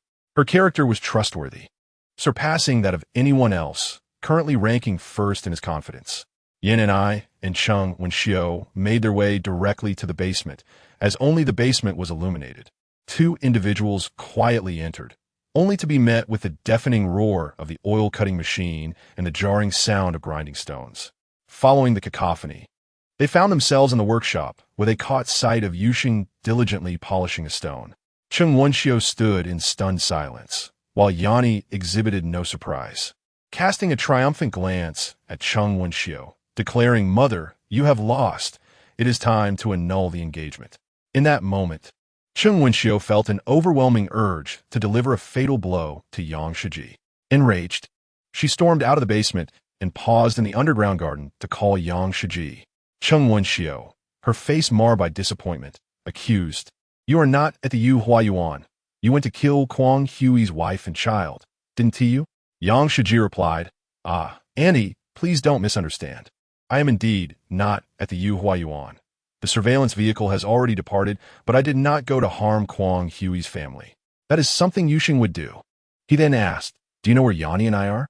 Yang Shiji instantly sensed the gravity of the situation and trembled as he inquired, "Where?" "We are at the Yu Huayuan. Yuxing has been in the basement polishing stones all along." "Can you successfully frame him?" "If Kuang Hui's wife and child are already dead, you must handle the aftermath yourself. Do not involve Yuxing, for that would entangle Yanni as well, especially since Yanni just orchestrated Kuang Hui's release." Cheng Wenxiu abruptly ended the call. In truth, she had misunderstood. Yang Shiji had not initially deceived her. The thermal imaging scan of Yuxing had genuinely disappeared, not as a ploy to frame him. However, Cheng Wenxiu was unwilling to entertain the excuses of a failure. Moreover, Yang Shiji offered no defense, inadvertently confirming the absence of the surveillance vehicle. How foolish! Cheng Wenxiu swiftly condemned him to death. Being ruthless is not a crime, but stupidity is a capital offense. With such blatant errors, who has the time to constantly clean up after him? The most intolerable aspect was that he had lost utterly after just a single encounter with Yuxing. A glance at Yuxing's actions revealed no faults. The superiority was evident. Yanni, gleefully smiling, exclaimed, "Mother, I will always love you." With that, she flitted away like the wind. Yanni remained astonished. How dare she address my mother as elder sister? Then, Yang Kai heard the pained cries of the boss, echoing relentlessly, stirring both heaven and earth. "Why won't you admit your mistakes?" Yanni asked, fatigued and perplexed. "You say she is your mother?" "Yes." "Your biological mother?" "Of course, my biological mother." "Impressive. Do you realize your mother is a virgin?" Yanni was momentarily taken aback, struggling to believe it, but ultimately chose to accept it. "How did you discern that?" "I recall you could tell at a glance that when Shu was not a virgin." Yuxing replied earnestly, "This secret of mine is quite valuable. If you desire it, your first night is barely sufficient for a trade." Had Yang Kai heard this, he would have immediately understood why the cries never ceased. He vowed never again to bow to women, only engaging in transactions without romantic entanglements. He resolved to never become a sycophant in this life. Naturally, he would never stoop so low as to strike a woman. He merely allowed Yanni to vent her frustrations. Exhausted and breathless, Yanni finally relented, exclaiming, "All right, you are not wrong. I was wrong. Is that acceptable?" "No, you're not wrong either. None of us are wrong." Yuxing replied with a gentle laugh. "If a problem can be resolved with money, do not use love. If it can be solved with sweat, do not use tears." Yanni finally grasped the essence of his words, smiling as she inquired, "Did Tong Lin hurt you that deeply?" "Believe it or not, it is unrelated to her." "Then how did you achieve this enlightenment?" "Hee, that is a secret. Would you like to trade?" "All it requires is lying in bed together, embracing for a night." Without any further actions, Yanni shot him an exaggerated eye roll, internally cursing, "With that wolfish expression of yours, do you take me for a child?" Yet, she was ultimately a clever woman. An icy demeanor would only push a man further away. It was essential to allow him some advantage to channel his negative energy, preventing him from seeking solace in another woman's embrace. A mere embrace would suffice, but nothing beyond that. Of course. Suddenly, Yuxing swept her into a princess carry. Yanni gasped, "What are you doing?" "Embracing you. I'm doing nothing else." Huh. Only then did Yanni recall what she had consented to. Yet the scene before her was not what she had intended. She wished to resist, but found herself utterly powerless. Her struggles only appeared to be playful. With embarrassment, she finally closed her eyes, relinquishing her desire for control. As they lay down, sparks ignited between Yuxing and Yanni. It dawned on Yanni that she was merely igniting a fire in a barrel of gasoline. It was not merely a matter of catching fire, but of potential explosion. Hastily, she pressed Yuxing's hand and said, "Wait, I stay behind to discuss serious matters with you. You must be cautious of Yang Shiji." Chapter 61. Yuxing's revenge. Yanni recounted the events of the night in detail. Yuxing, indeed, had his attention diverted. After a moment of contemplation, he slowly stated, "Kuang Hui's wife and child are surely dead. Otherwise, Yang Shiji would have certainly defended himself. To handle the aftermath, the best course of action is as he suggested. Silicone masks are so inexpensive now. It would take little time to create 2 replicas. After dawn, find 2 individuals to wear them and simply leave the country." "Indeed, that sounds plausible." Yanni nodded in agreement. "He will undoubtedly harbor intense hatred towards you and will seek revenge fervently. He is a former Special Forces soldier, having risen through military ranks, possessing remarkable execution capabilities, far more dangerous than that spoiled scion Kai Yuhua." After speaking, she felt a twinge of confusion. "I can't shake the feeling that Yang Shiji wouldn't make such a basic blunder. Did you truly disappear?" Yuxing's heart tightened, a chill coursing through his spine, and all desires evaporated. Yang Shiji had discovered that the time he had vanished coincided perfectly with his own absence. He feigned indifference, casually stating, "Of course not. I was in the basement the entire time. By the way, how did he monitor me?" Yuxing suddenly felt a wave of relief. Seeing with one's own eyes was utterly impossible. This meant that his secret was exposed, and the best method of revenge was not to frame him, but to broadcast this secret widely, ensuring that it became known to all, leading to Yuxing's misfortune. He would either be shackled or relegated to a mere tool. However, if it was a thermal imaging radar vehicle, the response would be much simpler. A single reminder to Yang Kai would suffice. Such a large device will be detected immediately upon its return to the Yuhua Yuan. If Yang Shiji fails to handle the aftermath and is pinned with guilt, what repercussions will that have for your mother? Yuxing inquired nonchalantly. Yanni's heart raced as she realized Yuxing's intent. This was a vengeful act that would not wait until morning. He would forego even her delectable presence to exact his revenge. Yanni felt a surge of indignation. "I am uncertain, but my mother once mentioned that a single thread can affect the entire fabric. She likely doesn't wish to witness such drastic upheaval." "Oh, is it possible that your mother wants you to stay for this very reason?" "You should inquire." Yanni was left speechless. You truly dare to think so positively? Though she was skeptical, she obediently sent her mother a text. Yuxing seeks revenge, aiming to solidify Yang Shiji's guilt. Should I intervene? Yanni's mouth fell agape in shock, realizing that Yuxing had been correct all along. Politics is merciless. If one cannot forge alliances, a swift betrayal follows. Upon reading the message, Yuxing smiled, gently cupping her face and placing a soft kiss upon her cheek, then said, "Sleep well. A good night's rest benefits your skin." Yanni had no choice but to feign cuteness.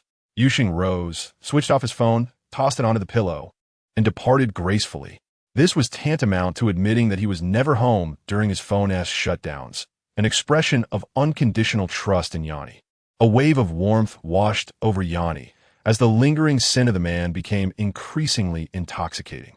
Her exquisite cheeks blossomed into a radiant smile, and she murmured softly, "Fool. If you push a bit harder, I might just relent." Truly foolish. Yusheng arrived at Kwang Hui's residence, carrying only a bag of drugs. Before him lay a dilapidated old neighborhood, shrouded in darkness, devoid of any property management. Kwang Hui's residence was situated on the first floor. Peering through the window, he observed a pitch-black interior, devoid of any illumination. The breath sensor indicated that there was no one inside, nor were there any corpses. It was evident that the body had been removed. Yet, he remained undisturbed, resolutely maintaining his vigil. His plan was deceptively simple: to fabricate evidence, as concise and flawless as possible.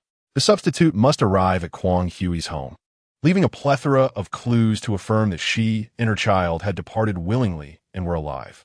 Thus, all that remained was to await the substitute's arrival, seizing an opportunity to conceal a kilogram of white powder within her luggage. Indeed, he had little faith that the airport authorities, notorious for their vigilance, would allow her to smuggle such contraband aboard a flight. They would likely scrutinize even the most innocuous items. Moreover, the airport was bound to conduct thorough searches. Drug traffickers were treated with utmost severity, necessitating complete disrobing for inspection, thereby exposing any silicone masks. This plan would surely catch Yang Shiji off guard, leaving him utterly unprepared. Perhaps it would be prudent to arrange for a live stream with an internet broadcaster to further complicate matters. At that moment, a taxi halted below, and a portly middle-aged man alighted. He casually glanced around before hastily entering the building, producing a key to unlock Kwang Hui's door. Yusheng was taken aback. How could a man have arrived? This was entirely outside the script. The middle-aged man exercised caution while entering, and Yusheng seized the opportunity to slip inside. Kwang Hui's abode was indeed barren, lacking any valuables, and being a household with children, it was in disarray, as expected. However, there were no traces of blood, indicating that Yang Shiji had executed his task with precision. The man, evidently a newcomer, secured the door and, with his rotund belly, conducted a swift inspection, confirming his solitude before retrieving his phone. Yusheng noticed he dialed a contact named Niu Qianqian. "Qianqian, bring the child to my place. Unit 103 of the paper mill staff quarters, and do not let anyone see you." "Guan Ziming, why do you want us to go to that wretched place? Are you planning to sell us?" "What nonsense. If there is something serious, we can discuss it in person. It's not convenient over the phone. I won't go unless you clarify. What necessitates bringing the child? I warn you, if anything happens to me, a video detailing your corruption and illicit affairs will be disseminated across all major platforms. No one will be able to suppress it, and you'll face the same fate." "Qianqian, you've misunderstood. Am I a miser? I'll transfer an additional 200,000 to you if you help me out by bringing the child." Upon hearing of the money, Niu Qianqian immediately brightened. "Sure, just transfer it first, and I'll bring the child over as soon as I receive it." Guan Ziming hung up, muttering a curse under his breath. Damn it, this leech. He gritted his teeth and transferred the promised sum. Time was of the essence. He urged her to hurry and reminded her to bring the child. Yusheng discerned that this still adhered to his meticulously crafted script. The only difference was that Yang Shiji had delegated the task to Guan Ziming. This created a firewall that shielded Yang Shiji from any fallout should things go awry. A cold smile crept across Yusheng's face. What if Guan Ziming were to meet with misfortune? Chapter 62. The sole secret to success after ending the call. Guan Ziming began rummaging through documents. This time, it required little effort. He unearthed a plethora of items, including his ID card, household registration, and property deed, all accounted for. He scrutinized the property deed with intense focus. Yusheng's eyes widened. Could it be that he intended to sell the house? If that were indeed his plan, it would be an egregious display of greed, wasting time for a mere pittance, ultimately leading to his own downfall, potentially infuriating Yang Shiji. The quickest solution would be to pawn it off to loan sharks. If the mask could arrive sooner, everything could be resolved tonight or at the latest by tomorrow morning. Guan Ziming murmured to himself. Yusheng suddenly grasped the situation, feeling a twinge of admiration for Guan Ziming's cunning. He was not wasting time. Rather, he was erasing the last vestiges of irrationality. Shortly thereafter, a knock echoed through the door. A sultry woman, exuding an aura of allure, appeared at the threshold. Accompanied by a 7- or 8-year-old boy, Guan Ziming hastily ushered them inside, swiftly closing the door behind them. Niu Qianqian, puzzled, inquired, "Is this rundown place yours?" "Not at all. Get the child to sleep first." Without further questioning, Niu Qianqian led the child into the bedroom, her annoyance escalating as she observed the untidiness, exclaiming, "Is this fit for human habitation? Keep your voice down. We must make do." Guan Ziming gestured with his finger to indicate silence. The child, still at an age of deep slumber, quickly succumbed to sleep. Don't ask why. Knowing too many secrets is not advisable. Just follow my instructions. Tonight or tomorrow morning, someone will deliver 2 silicone masks, one for you and one for the child. This will serve as your identification. He then handed Niu Qianqian Kuang Hui's wife's ID, which bore the name Li Changjing. Understanding dawned upon Niu Qianqian as she solemnly replied, "This is too risky. I need more money." "What nonsense! You need only board a plane and leave. Why would you demand more? Don't underestimate me. This is a matter of life and death. The person is already dead, isn't he? Otherwise, would the house be in your possession? That is not an issue." Once Niu Qianqian heard that the money from the house would be hers, her spirits lifted, and she agreed without hesitation. Yu Sheng listened intently, realizing that Guan Ziming had no intentions of letting the two escape. He merely aimed to remove them from Jianghai. However, upon reflection, this did not seem problematic. The pivotal factor lay in the boarding records, which could affirm their living departure. Even if they cannot be traced, Yu Sheng felt a pang of regret. This fellow was exceedingly cunning and had left too soon. Had the mask arrived before their departure, he could have simply captured the drug traffickers. Now was evidently not the optimal time for apprehension. If Guan Ziming chose to end his own life to shoulder the blame, it would not implicate Yang Shiji. Niu Qianqian, growing weary, began to inspect the room, checking the bedroom, bathroom, and kitchen for hidden money, only to discover the place was devoid of any wealth. Little did she realize that while she found nothing, Yu Sheng had stumbled upon a treasure. In the kitchen, a newly tiled wall bore signs of recent repairs, seemingly innocuous, dating back 3 years. Yet, concealed within the tiles lay bars of gold. Where did the gold come from? Why hide it within the wall? Why refrain from spending, despite such poverty? Yu Sheng had finally uncovered evidence of Kuang Hui's deliberate murder. The gold bars totaled a staggering 1,500,000, equating to 1 million at 3 years ago's market rate. Who had orchestrated the murder for such a sum? Yu Sheng pondered this conundrum. His parents were ordinary individuals, lacking power or influence, yet someone had been willing to pay $1 million to eliminate them.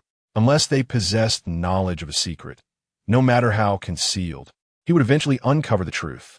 At this moment, Niu Qianqian, unable to contain her impatience, succumbed to slumber on the couch. Yu Sheng seized her phone, activated silent mode, and messaged Yan Yi. "Do you know Guan Ziming?" He asked from the Municipal Armed Forces. Yan Yi, without needing to inquire, recognized it was Yu Sheng, the individual who seldom used a phone but always had one in hand. She had grown accustomed to this.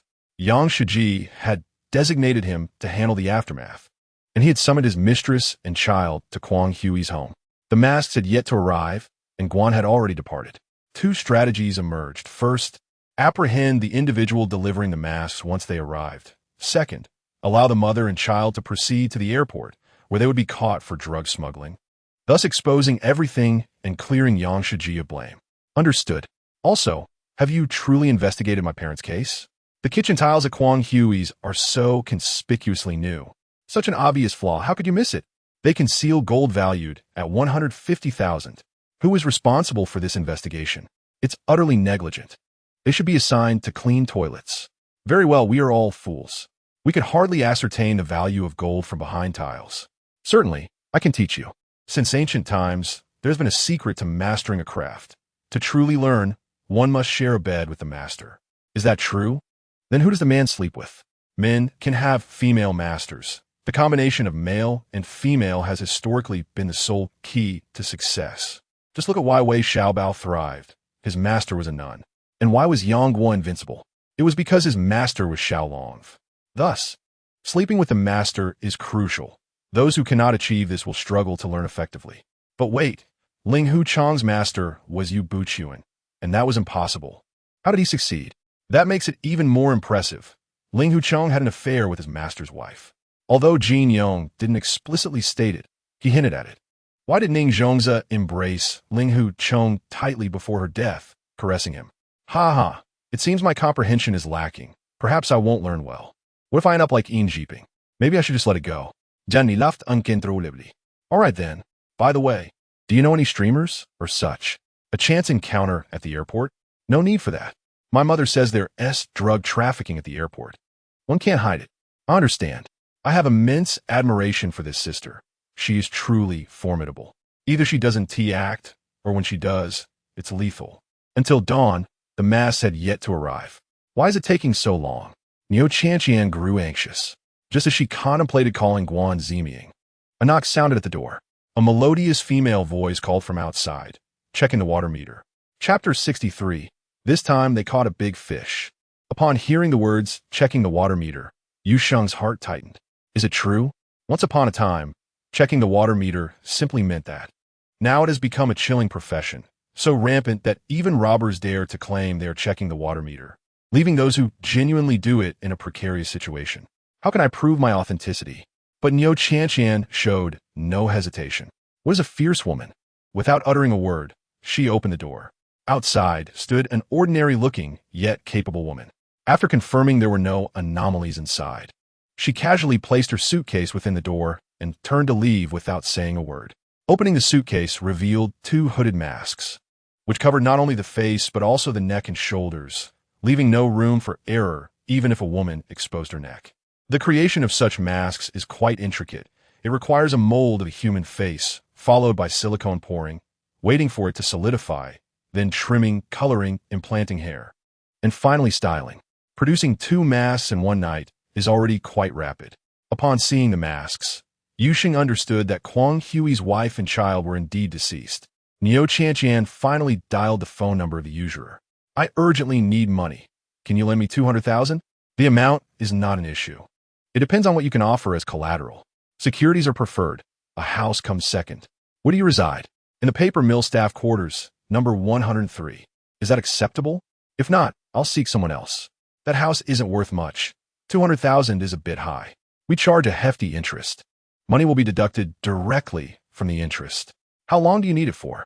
I need to rescue my husband from prison. Once he is out, he will receive a sum of money. I don't know how many days it will take. All right, I will bring the money over. But don't play tricks on me, or the consequences will be severe. Don't waste my time either. If I wait half an hour and you're not here, I'll find someone else. The 2 quickly reached an agreement. Niu Chanqian hurriedly lifted her child from the bed, donned the masks, and changed into Li Changjing and her son's clothing. After adjusting in front of the mirror to ensure there were no flaws, 20 minutes had passed just as there was a knock at the door. Niu Chanqian signaled for her child to enter the room, then opened the door alone, only to find 5 men waiting. She smirked, bringing so many people. Are we going to war? She genuinely felt no fear. As Guan Ziming was in charge of armed operations, she dared to draw blood from him, let alone these men. The leading man also found her to be exceptional and smiled gently. It's a habit. They're just idle. He then led his men straight into the house, scanning the room with a frown without taking a seat, merely inspecting the property deed on the table. Soon, both parties signed a contract, and a bag of money was placed on the table. In less than 5 minutes, the usurer left with the property deed. Everything unfolded just as Yu Sheng anticipated. The man hadn't sent anyone to follow Niu Chanqian, as such collateral was unnecessary. Niu Chanqian packed the money into the suitcase, secured the documents, and then let her child out in a bold manner. She opened her phone and sent a message to Yin Ni. Have you gone to the airport? I can't not go. It would raise suspicions. I can't clarify my situation otherwise. All right, what a pity. Keep me updated with any news. Rest assured. By the way, is Kwang Hui still being held? With the evidence of that gold, a retrial is entirely possible, and he could be sentenced to death. Releasing him only to arrest him again would lead to greater despair. Based on Niu Chanqian and Guan Ziming's accounts, investigate the scene, and then find the gold. Remember, it's the gold they discovered. Intertwine the two events completely, allowing Kwang Hui to witness Guan Ziming's confession, revealing who killed his wife and child.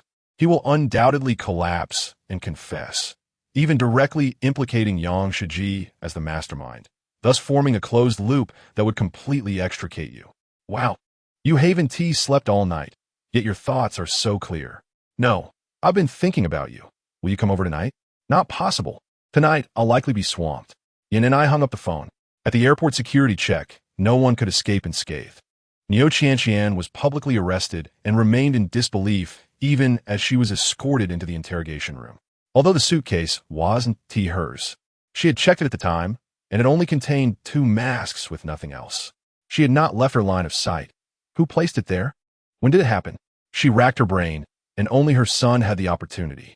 But the two had already been separated, making it impossible to inquire. In the interrogation room, there were only 2 female officers, one conducting the interrogation and the other taking notes. Take off your clothes, the interrogating officer indicated with a stun baton. That might have been placed by my son. I didn't know, Niu Qianqian attempted to explain. I said take off your clothes. We need to check. The female officer raised her voice sharply. Check what? Are you afraid I'll feel inferior? Are you jealous that I'm older than you? Niu Qianqian suddenly shouted, striking at the core of the matter. The officer before her was quite robust. It was very likely she harbored jealousy, although she would probably never admit it. The surveillance will record everything. What are you afraid of? The officer was not at all angered. Instead, she was exhilarated. The more intense the resistance from the suspect, the more excited she became. Perhaps she had caught a super big fish. Every drug dealer was to be treated as a treasure to excavate, to put it mildly. Her bonus for the second half of the year depended on this, and more broadly, a promotion was possible. Thus, this was merely the beginning. Niu Qianqian clearly did not comprehend this logic yet, and had not learned to be submissive, continuing her haughty demeanor. It's precisely because there's surveillance that I can't take it off. What if you threaten me with the video? Wow, you have a way with words. Your mouth is as sweet as honey, the officer retorted, jabbing her with the stun baton. Niu Qianqian screamed. She truly did not wish to resist, but she could not remove it. Doing so would expose the masks. The recording officer noted, engaging in rigorous policy education. As for the discrepancy with the surveillance, well, the cameras were forgotten to be turned on. No drug dealer would confess immediately. All required arduous policy education. Finally, Niu Qianqian expressed her willingness to cooperate. The surveillance was activated. Everything proceeded according to standard procedure. Please remove your clothing. We need to ascertain your gender. All right. Niu Qianqian cursed the female officer in her heart, but did not dare to resist any longer. She had realized she had fallen into a trap. Today, she had no choice but to confess. She strongly suspected that the person who set up this trap was Guan Leoi, as only he had the motive. She cooperatively removed her clothing, revealing evident layers of skin. The eyes of the 2 female officers widened. Remove the mask. The voice of the female officer trembled, and the recording officer forgot to write anything down. Their hearts raced. They had truly captured a formidable criminal, possibly one of prehistoric proportions. Chapter 64. What I pursue is simplicity. Once the seed of suspicion is sown, it takes root and flourishes. Before confessing, Niu Qianqian posed 2 questions. Are you certain that the package I possess contained drugs? Could it not simply be a bag of sugar my son carelessly packed? The female officer smiled, surprisingly amiable. By sight, by taste, or through chemical analysis, that bag not only contains drugs, but its purity exceeds 90%. I can responsibly assert that possessing over 50 grams of heroin at this purity warrants the death penalty. You possess a kilogram. Do the math. It's enough to warrant 10 executions without question. Do you think claiming ignorance will help? What drug dealer hasn't uttered those words? Understanding dawned upon her. Her son truly knew nothing and would not be implicated. Right? All right, I will confess everything. Niu Qianqian gritted her teeth in fury, her eyes wide with rage, and immediately divulged all that implicated Guan Leoi in her persecution. She not only accused him of murdering Li Changjing and his mother, implicating her in the crime to absolve herself, but also revealed his corruption, bribery, and affairs with all the evidence, recordings and videos, at her disposal. As for the drugs, She genuinely had no knowledge.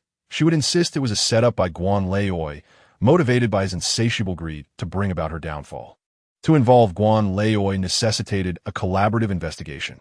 The airport promptly reported to the Air Police headquarters for documentation, ensuring no one could cover it up, and directly informed the Municipal Bureau.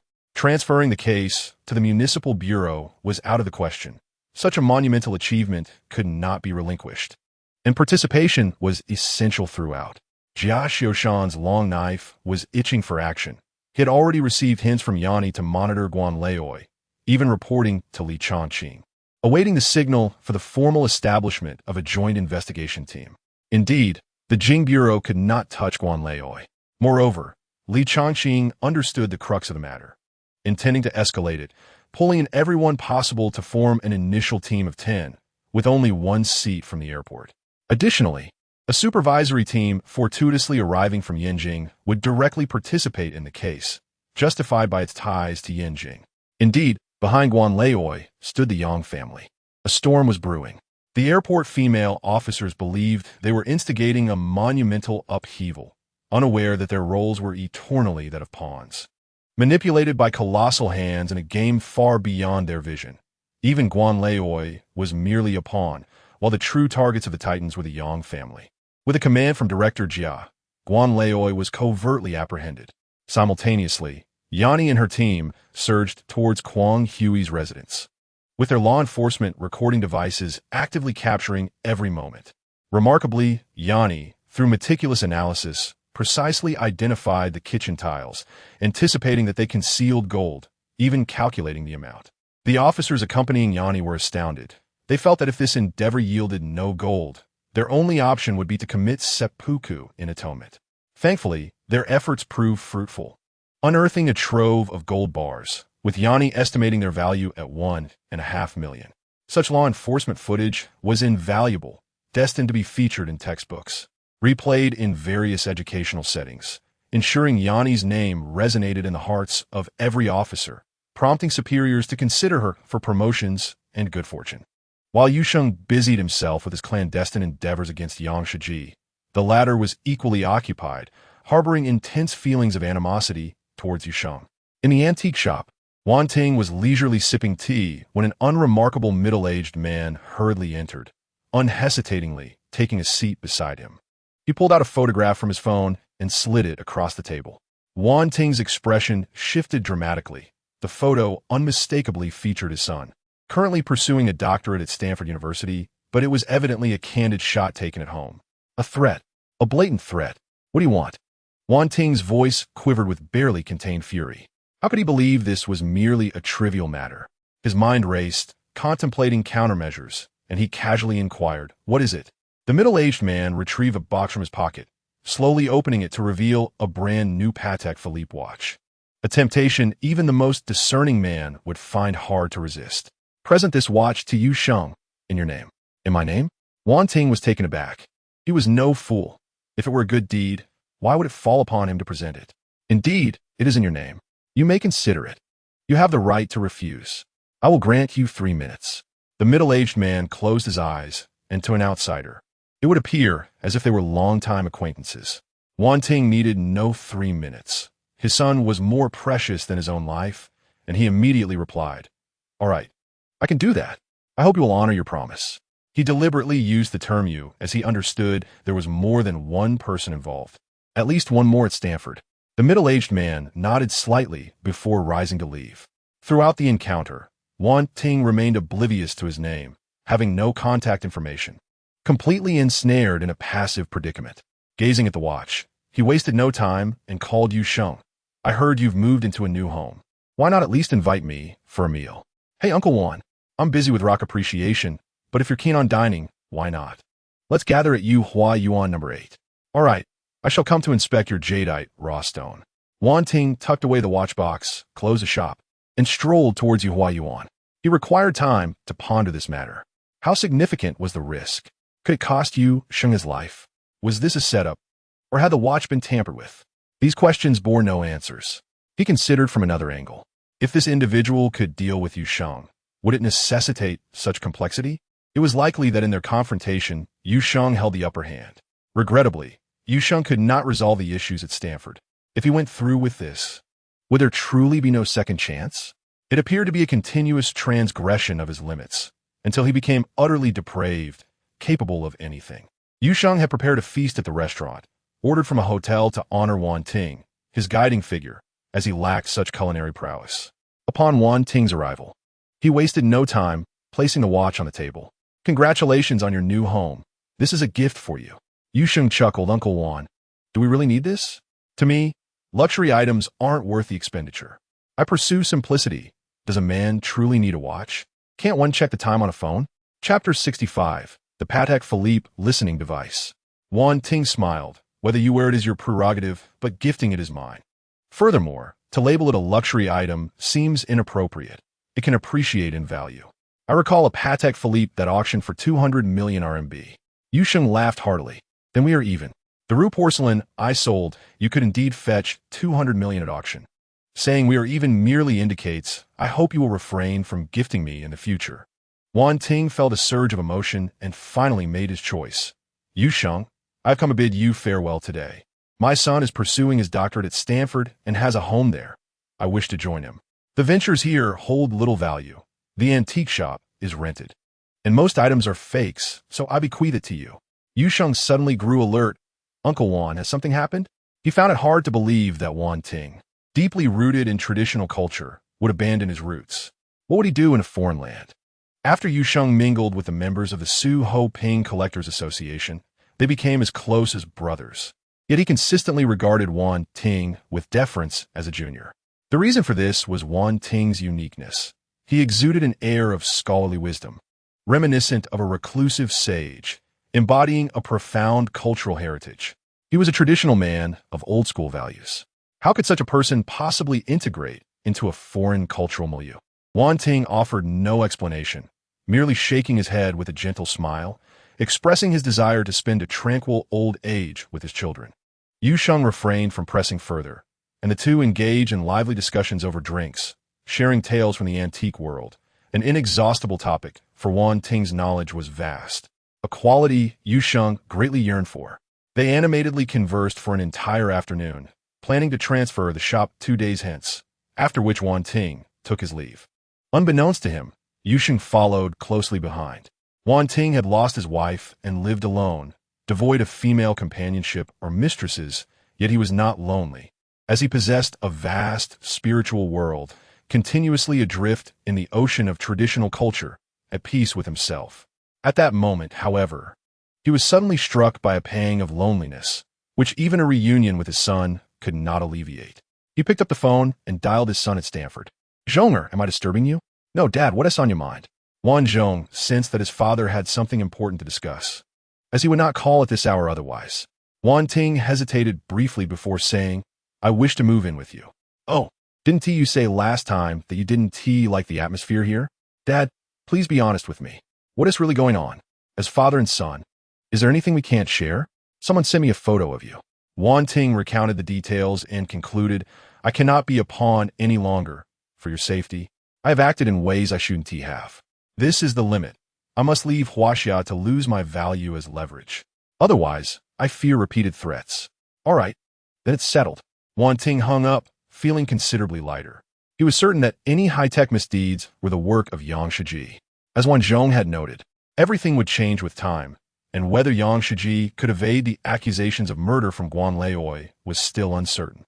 It was likely that Guan Leoi would not easily back down, and he awaited good news from Yin and I. "Since you wish to eavesdrop, I shall allow you to listen to your heart's content." He took a watch into the basement, uncovered the wire cutter, which was currently engaged in automatic stone cutting.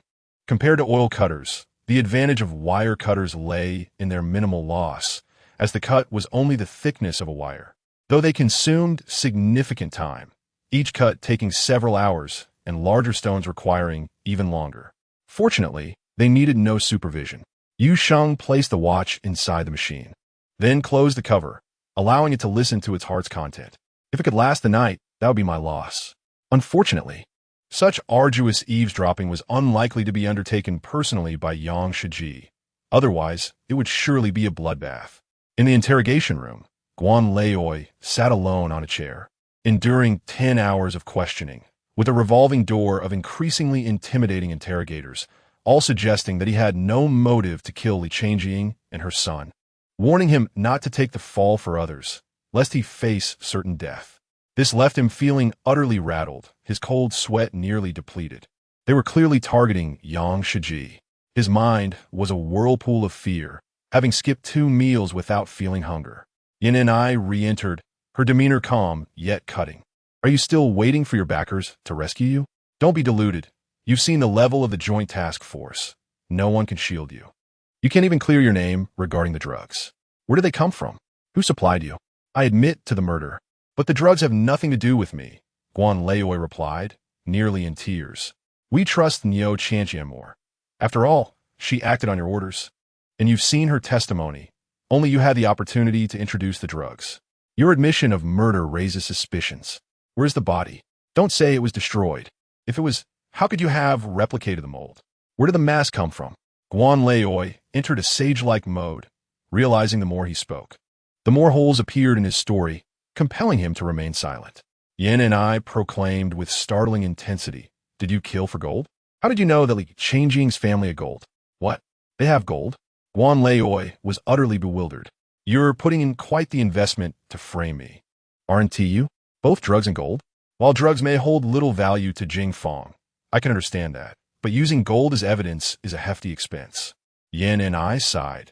Hidden within the kitchen tiles is gold worth 1,500,000, which has already been located by Jing Fong. You admit to murder, yet claim ignorance of the gold? What, then, was your motive for the killing? Care to share? Speaking up might earn you a meal. Guan Leoi swallowed hard, longing for a sip of water, yet no one acknowledged his plight. He simply could not fathom how Li Changjing's family, in such dire straits, could possess gold. He was even less inclined to believe that Yang Shiji would commit murder for it. 1,500,000. Was that even money to Yang Shiji? It would barely count with 3 more zeros added. Just reveal the mastermind behind this, and we will overlook your transgressions. After all, those aren't criminal offenses, and they're not our concern. Speak up, and you can leave the Jing Bureau. Keep silent, and prepare for a death sentence. No one can save you. Can you bear such heavy charges, both drugs and murder? Yin and I repeatedly suggested and guided him, assuring him that if he claimed both the drugs and murder were ordered by someone else, he would face little consequence. Misconduct wouldn't lead to death, at most. Dismissal and confiscation of property would suffice. As Chapter 66 unfolded, with Yin and I believing Guan Leoi was on the brink of collapse, she received a text message. The Yang family had made significant concessions, signaling an end to this matter. Someone would compel Guan Ziming to take his own life.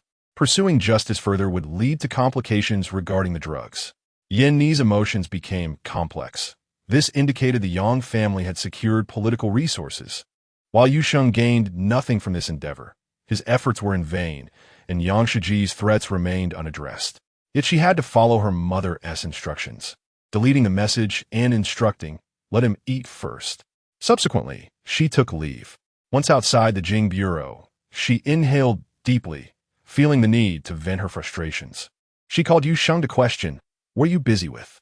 Ancestral. I'm working hard to make money. Simply put, I'm processing stones. What good is earning all that money if it doesn't change the world? Oh, when you're lying on a hospital bed in desperate need of funds. How will I explain to the doctor? Withdraw support? Fine, you make a fair point. Of course, you should possess the flair to contend with the heavens. For victory and defeat are common in warfare. Do not be overly concerned about minor losses. You still lack a broader perspective. Come now, for a woman to gain clarity, she must be with a man. Yin and I chuckled. You say that. And how can I proceed? She demurely added, I'm not in the mood today.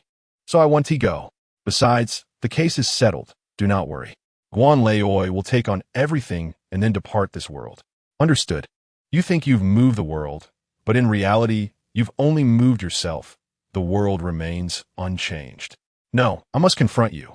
Why are you more insightful than I? A warm welcome. A man's value lies in his ability to relieve a woman's stress. Yu Sheng laughed heartily. When Yin and I arrived at the villa's dining hall, Yu Sheng had prepared a candlelit dinner. Her heart raced with anticipation, uncertain whether she could escape the evening's challenges. Yu Sheng embraced her warmly, and before they could progress further, Yin and I playfully pressed her finger against his lips. Have you never encountered a gentleman? At the very least, one should courteously finish the wine, exchange a few tender words, and make a plethora of empty promises to set the mood before revealing one's true intentions. The problem is, I've never been pursued by a gentleman. I lack experience. Yu Sheng smiled, gently taking her hand and leading her to sit down. Delicately lifted her wine glass, inhaling its aroma before she chuckled softly. Freshly opened red wine is rather unpalatable. It is best to let it breathe for a day or utilize a decanter. You truly possess no experience, akin to a gluttonous child. Have you never shared a drink with Tong Lin? Yu Sheng replied with a smile. No. Perhaps it is because I have done nothing that I can easily relinquish it. Or perhaps the cost of relinquishment is too low, thus rendering it unworthy of cherishing. Nodded in agreement, her voice gentle as she inquired, Are you hastily seeking to possess me, fearing my absence? Yu Sheng realized he had been ensnared in her words and laughed heartily. Not at all. I'm not in a rush. I merely fear that you might consider me less than human. Smiled, then resumed her poised and haughty demeanor, declaring, If you dare to touch me tonight, I shall retaliate fiercely. By the way, do familiarize yourself with the crime of assaulting an officer. Then I shall rest easy, he replied. You dine while I discuss matters of importance. Composedly began her meal. Yu Sheng elaborated on the situation regarding Wan Ting, concluding, I have a thought.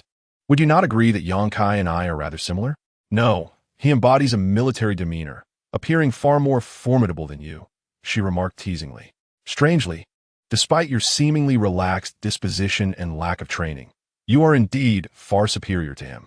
Unbeknownst to her, the aloof goddess facade had faded. Are you suggesting that he could be exposed should he wear my mask? Pondered before responding, if I were in his position, I would certainly discern the truth at a glance, though others might not. Especially when he remains silent and still, it becomes challenging to differentiate. It all depends on whom you intend to deceive. Deceiving Yang Shiji would be impossible, as he is a military officer trained in espionage and is well acquainted with such tactics. Yu Sheng's enthusiasm waned sharply. Damn, I forgot he is a professional. After a moment of contemplation, an idea sparked in his eyes. Could it be that he intends to deceive me? Are you implying he would don the mask and confront you directly? Paused in disbelief. Is he truly that reckless? This is within the country. For Yang Shiji, executing missions abroad and committing murder is deemed legal, regardless of the rationale or madness behind it. However, within the nation, the law must be upheld. Yu Sheng's eyes gleamed with excitement as he lowered his voice. What is most likely to drive him to madness is tonight, having suffered a significant loss. And there you are.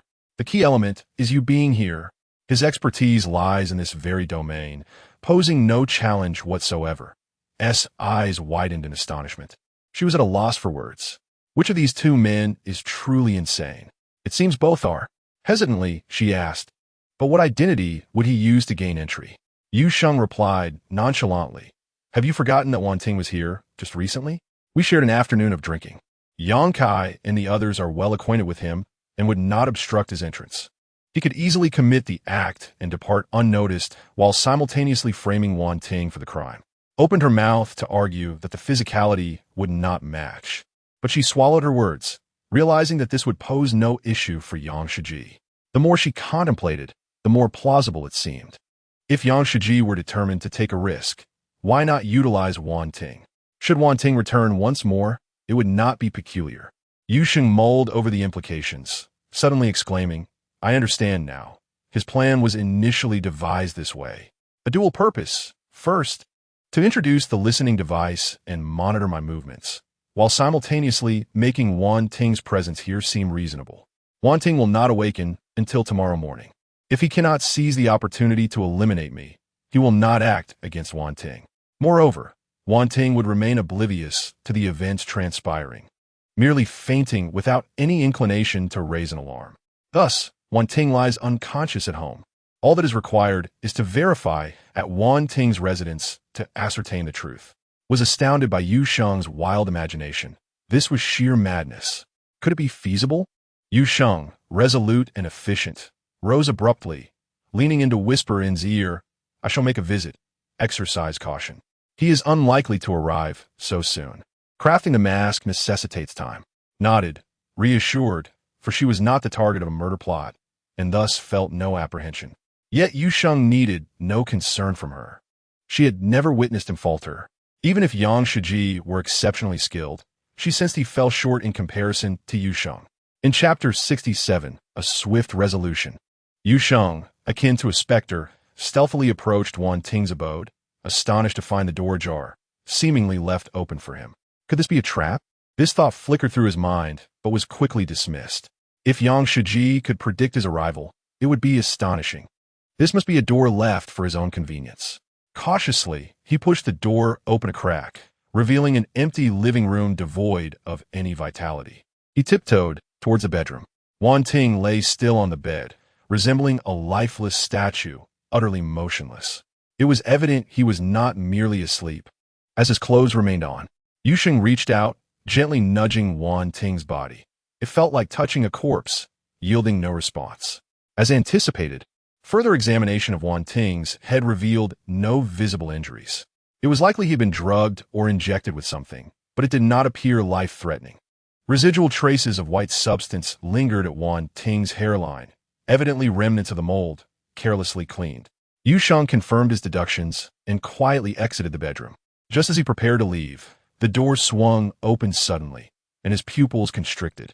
A woman clad in a form-fitting black outfit entered, her short hair neatly styled. Her piercing gaze sharp, she moved with the grace of a leopard, each stride exuding power and confidence, a gleaming dagger clasped firmly in her hand. As she closed the door, her eyes scanned the living room, and without pause, she glided into the bedroom. Yu Sheng almost acted, realizing that if she intended to murder Wan Ting, he must intervene. However, the woman merely approached the bed, checking if Wan Ting remained unconscious, before retreating from the room. She meticulously searched each room, particularly the study, expending considerable time as if in pursuit of a secret. Ultimately, her efforts bore no fruit. It was merely a study, devoid of any hidden agendas. She produced her phone, dialing a number, and Yu Sheng observed intently as the name displayed was Shaning. "I am Wan Yao. I have found no evidence to substantiate that Wan Ting is a spy. Remain vigilant to avoid any unexpected visitors that may expose our plans. As of midnight, if I do not contact you, it means no evidence has surfaced, and you are to eliminate all traces and withdraw. If I do call, you are to administer a heart attack inducement to Wan Ting. Understood?" Wan Yao terminated the call and settled onto the sofa.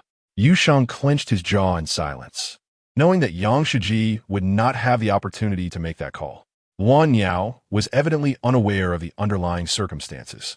Yang Shiji was misusing public resources for personal vendettas, necessitating a pretext. He falsely claimed Wan Ting was a spy, with reasoning readily available. His son, Wan Zhong, was pursuing a doctorate at Stanford, rendering him susceptible to coercion or bribery by adversaries, thus casting Wan Ting in a suspicious light. Consequently, the vast machinery of the state would mobilize. Capturing a photograph of Wan Zhong would be trivial.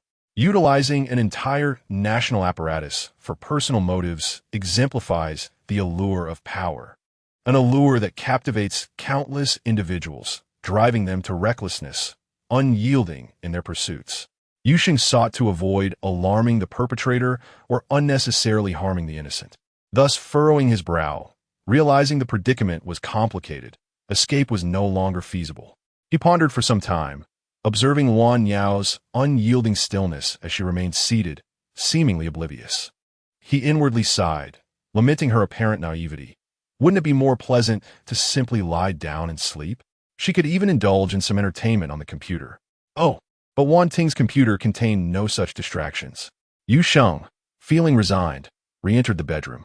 Soon, Wan Yao heard a sound emanating from within, a soft thud. As if struck by lightning, she sprang into action, her dagger ready in hand as she approached the bedroom door, pushing it open directly. Upon entering, she found Wan Ting still lying motionless on the bed. As she searched meticulously, Yu Sheng had already exited through the door. Wan Yao heard sound from outside, and her scalp tingled with shock. She dashed out again, yet nothing was to be seen. The door remained firmly shut. Her eyes widened in bewilderment, filled with suspicion and confusion. Ultimately, she felt a creeping paranoia, wishing for her mother's insight, as the elderly often possessed a knack for elucidating such supernatural occurrences. Yin and I feigned seriousness, but her suppressed smile betrayed her. Can one truly dine alone at a candlelit dinner? Surely, you must have gained something. I eagerly await to hear of it. Yu Sheng refrained from mentioning Wan Yao and merely stated that Wan Ting was unconscious, with signs of struggle at his hairline. Yin and I understood, and the two resumed their meal nonchalantly, their minds elsewhere. They no longer sipped wine, merely awaiting the impending thunderous blow. Will Yang Shi Jie come in person? I have my doubts, Yin and I suddenly remarked. Yu Sheng paused, uncertain of her reasoning, yet it resonated with him. Yang Shi Jie would likely be more cautious after this ordeal, and his kind was not lacking in steadfast loyalty. Otherwise, how could he explain to Wan Yao after achieving success? Would impersonating Wan Ting and killing Yu Sheng serve to prove Wan Ting was a spy?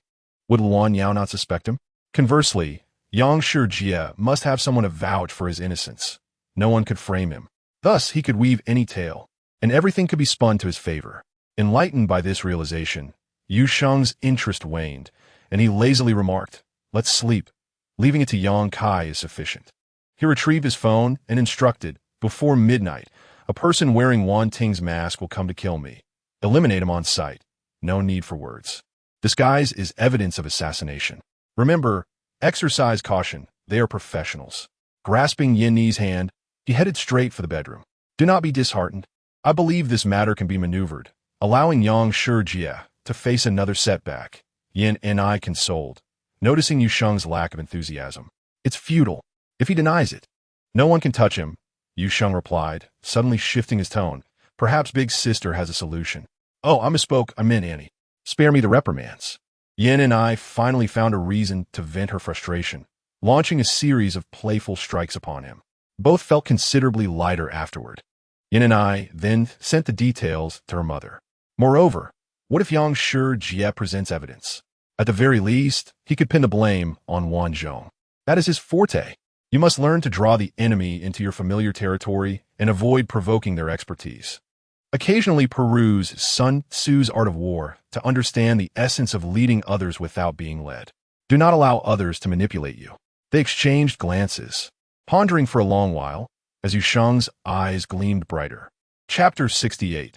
I prepare to offer myself, Cheng, when Xiu's remark about leading others without being led struck Yu Sheng like a bolt of enlightenment, awakening him to the essence of warfare.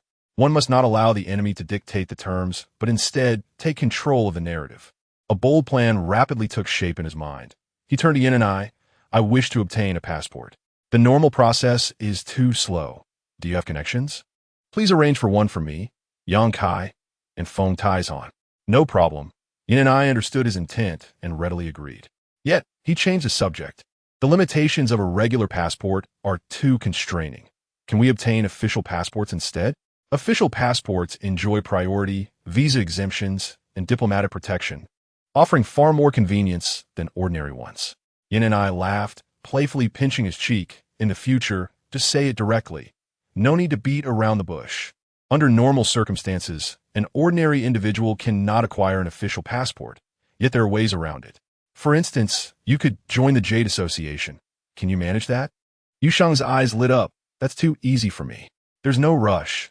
Once I sell the jadeite, someone will bring it up.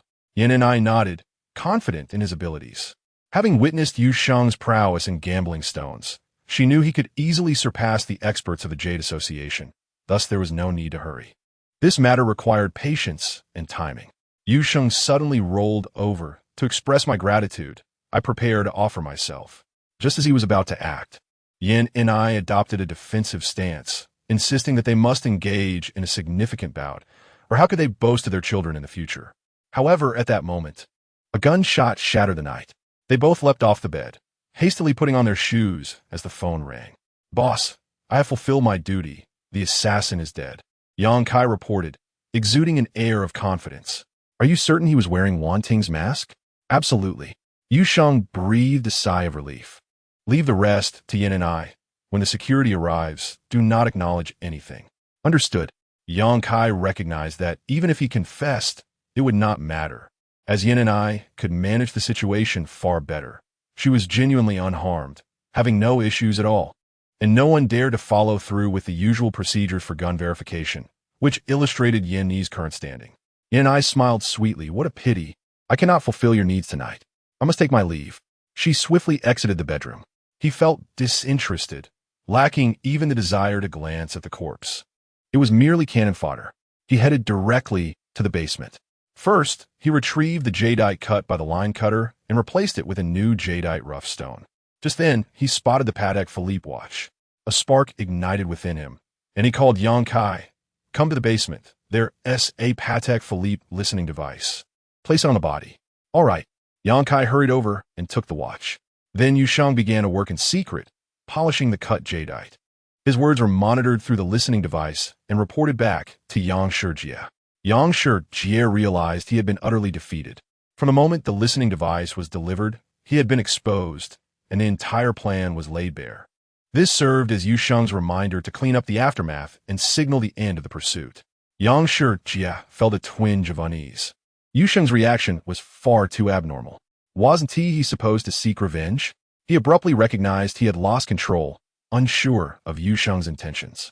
Yet, Yusheng could see through all his maneuvers. With a dark expression, he called Luan Yao, instructing her to withdraw.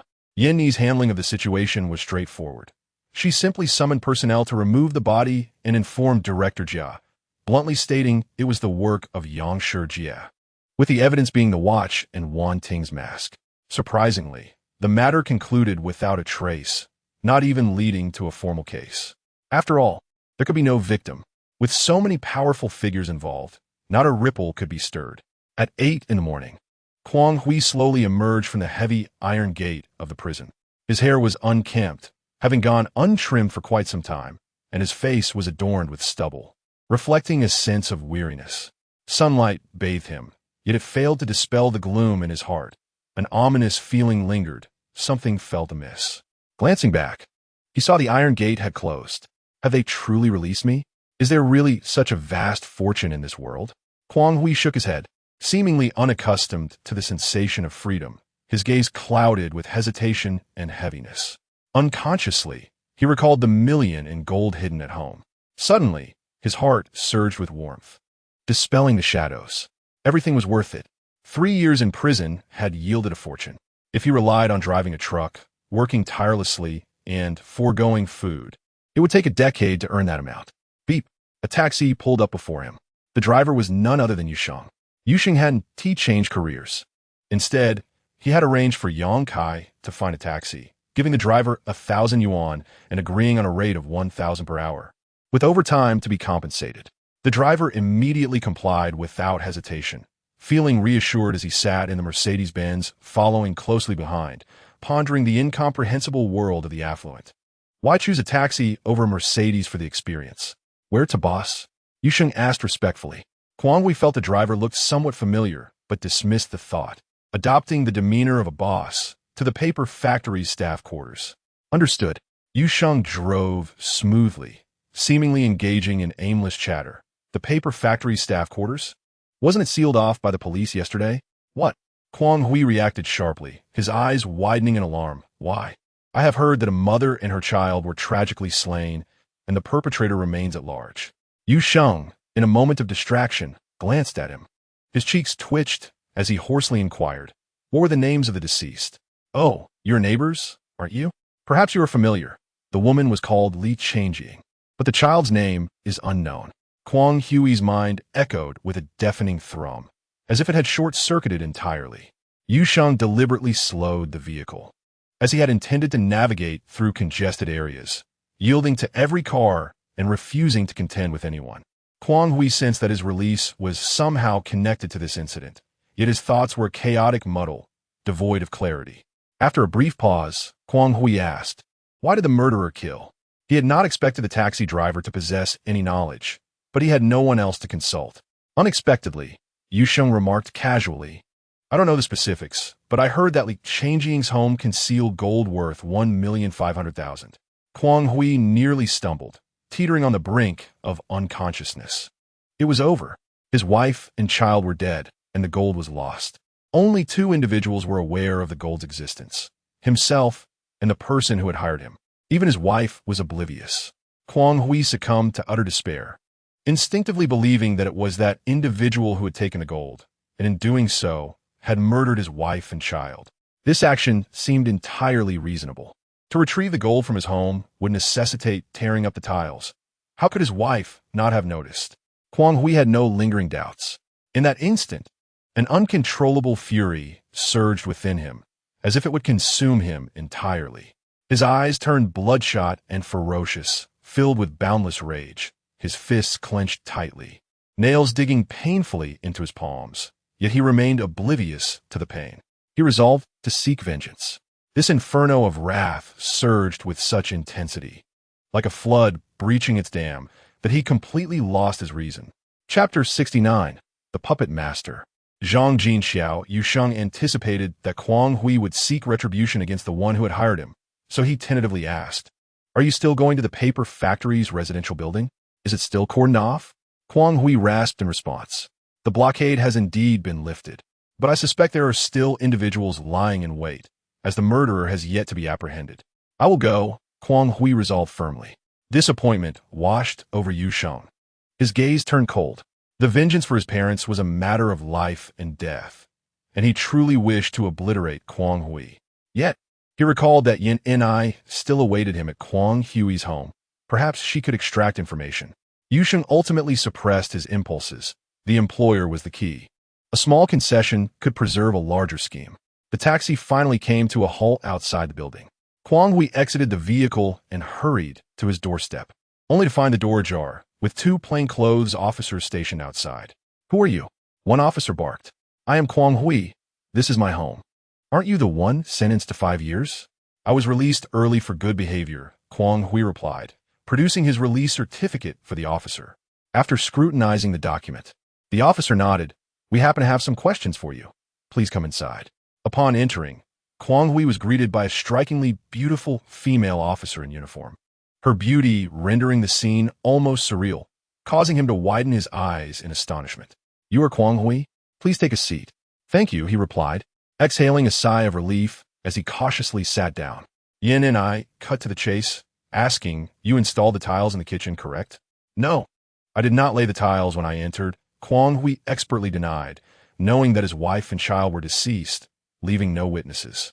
Yin and I appeared to accept his denial and swiftly shifted to another question. "Where did your wife's gold come from?" "I do not know." "Are you aware that she and your child have been murdered?" Blood vessels strained in Kwang Hui's eyes, yet he gritted his teeth and replied, "I do not know." Kwang Hui was unaware that the case had already been resolved. They were not investigating the current matter, but rather probing into a hired murder case from 3 years prior. He had devised a plan in the taxi, viewing this as an opportunity to use someone else's hand strike. He feigned contemplation and declared, "I suspect Zhang Jinxiao." "Zhang Jinxiao?" Yin Ni's eyes lit up, sensing success. She believed that this individual was likely the employer. Zhang Jinxiao's influence in Jianghai surpassed even that of Tang Laoda, placing him among the top 3. However, while Tang Laoda as primary enterprise was drug trafficking, Zhang Jinxiao as was smuggling. Of course, they both engaged in various legitimate businesses, garnering numerous accolades and participating in charitable endeavors, presenting a facade so polished that it appeared pristine upon casual observation. Kwang Hui sought to wield this opportunity without realizing that it was meticulously crafted for him, solely to uncover the identity of the employer. "Once, I visited his entertainment venue to find a lady, only to be extorted in a heavenly jump scheme, losing 5,000 yuan. Yin and I chuckled. "Do you realize what you are suggesting? A notorious crime lord personally extorting you for a mere few thousand yuan?" "I believe in the existence of heavenly jumps, but I do not believe in extortion. His scheme was likely designed for you to eliminate 2 individuals, correct?" A violent tremor coursed through Kwang Hui, his eyes wide with terror as his heart surged with tumultuous waves of fear. An overwhelming dread washed over him like a tidal wave, as if he had plunged into an unfathomable abyss. In that moment, he was completely awakened. From the very beginning of his release, he had sensed something amiss, and now the truth lay bare before him. This was a meticulously orchestrated trap, a perilous snare crafted to extract his confession regarding the incident from 3 years prior. Under normal circumstances, even if his wife and child had been slain, he He would never admit to anything. Premeditated murder was a capital offense. Yet now, it felt as though a breach had been made in a sturdy dam.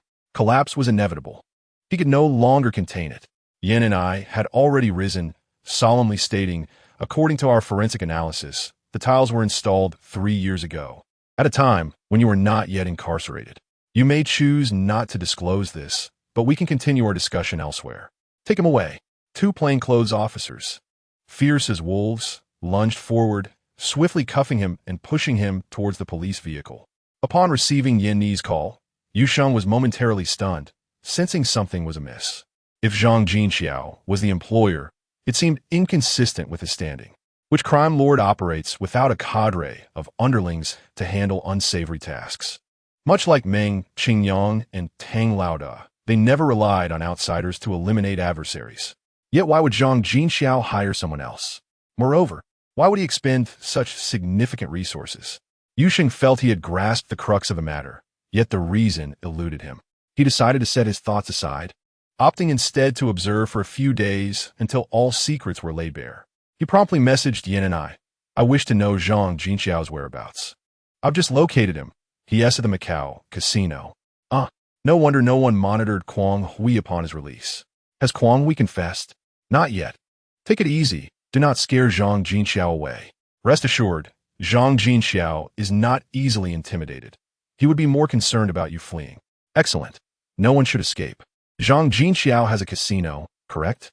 Is he collaborating with the Macau casino? I am uncertain. The casinos are not public knowledge. Akin to high-end clubs with casinos that are generally inaccessible to the average person. I suggest you inquire with Wang Ziyan. He is a wealthy individual with familial mining interests and is the most sought-after patron in casinos.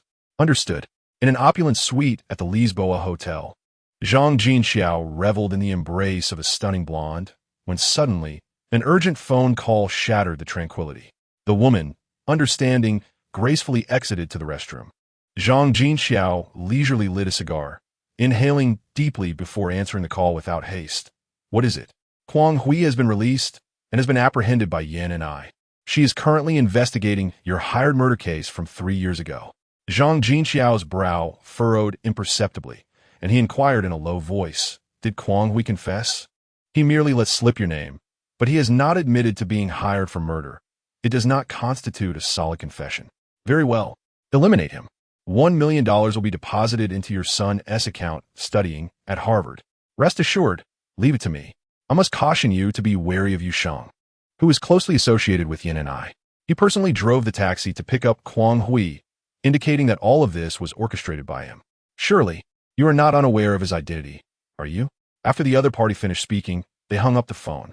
Zhang Jinxiao muttered to himself, Yu Sheng, the son of Yuanli? Is he seeking revenge for his parents? He then revealed a disdainful smirk. Little bastard. I was commanding the Zhanghai when you weren't even born yet. Just wait. I will personally ensure your family reunites. With that, he crushed his cigar. Chapter 70. Too many lice don't bite Wang Ge. Are you familiar with the casinos in Zhanghai? Yu Sheng inquired over the phone. Wang Ziyan chuckled heartily. There are quite a few casinos in Zhanghai. If we're talking about the most upscale, that would be the casino on the 3rd floor of the Beijiao Club. All the gaming equipment has been imported from Macau. However, to enter the club, one must first obtain a membership card, and it must be approved. And who owns that club? Yu Sheng continued to probe. Nobody knows such matters. The nominal owner is Feng Laowu, but he is merely a lackey of Zhang Jinxiao. The true beneficiaries, apart from Zhang Jinxiao, are certainly the big shots of Zhanghai. Otherwise, that place would have been taken down long ago. Who are those big shots? A hint of curiosity crept into Yu Sheng's voice. Unclear. Just think about it. Nobody dares to touch that place, and you will understand how deep the waters are. It's a genuine money-making machine. Wang Ziyan's voice carried a measure of awe. Oh, I would like to witness it. Can you take me in? Yu Sheng asked casually. Of course. However, you cannot bring bodyguards inside. That's against the rules, Wang Ziyan cautioned. And if I win money, what if they want to kill me? Yu Sheng's tone was calm, as if he were discussing an utterly mundane matter. What if I win 100 million? He added with a hint of jest. The casino will accuse you of cheating, regardless of evidence, Wang Ziyan said, beginning to sweat. He thought to himself that Yu Sheng might be serious. He possibly possessed that kind of ability. I'm just asking. Who has time for gambling? We can discuss it another day, Yu Sheng concluded, hanging up the phone, his mind already set on probing the casino's background. He directly called Yin and I. Please inquire whether the third floor of the Beijiao Club, the largest casino in Shanghai, can be sealed off, and if not, why? Yin and I sighed. If it's the Beijiao Club, there is no need for approval. It is on the list of key protected private enterprises. Are you astonished? That club pays taxes and is different from other clubs, contributing over 100 million in taxes annually. Just understand it as legitimate. Yu Sheng's eyes nearly bulged. Could it really be operated this way? This casino license is far too inexpensive, he remarked. Yin and I continued to advise. Such high-end clubs are inaccessible to the common folk. They only exploit the wealthy. You should not fixate on it. Fine, I want to touch the casino, but Zhang Jinxiao must die. Protection means nothing. Yu Sheng's tone was calm yet resolute. Yin and I quickly replied, it is best to have solid evidence of his crimes. I will handle it, and you should try to distance yourself. Otherwise, the impact will be severe. After all, he's a private entrepreneur with various honors. No problem. I believe the charge of drug trafficking would suffice, say 20 kilograms. Which big shot would dare to defend him? Moreover, eliminating him on the spot would be the most secure method, ensuring that no one is implicated, while also confiscating Zhang Jinxiao's assets, leading to a win-win situation. What do you think? Yin and I smiled sweetly. Indeed, the quantity for drug trafficking is sufficient to seize assets. I support you. However, the prerequisite is to clarify the reasons behind the murder case from 3 years ago. Later that evening, Yu Sheng awaited Yin and I, but received a call from her instead. Yin Ni's voice bore a hint of frustration. Quang Hui is dead from food poisoning. We haven't determined who did it. Yu Sheng laughed heartily. Shouldn't we celebrate his death? Come, darling, let us rejoice. Your master offers you consolation. Get lost. I'm not in the mood. Yin and I snapped, hanging up the phone. Yu Sheng chuckled to himself, genuinely in good spirits. He had avenged part of his parents' grievances, with only Zhang Jinxiao left. He then continued polishing the exquisite jade.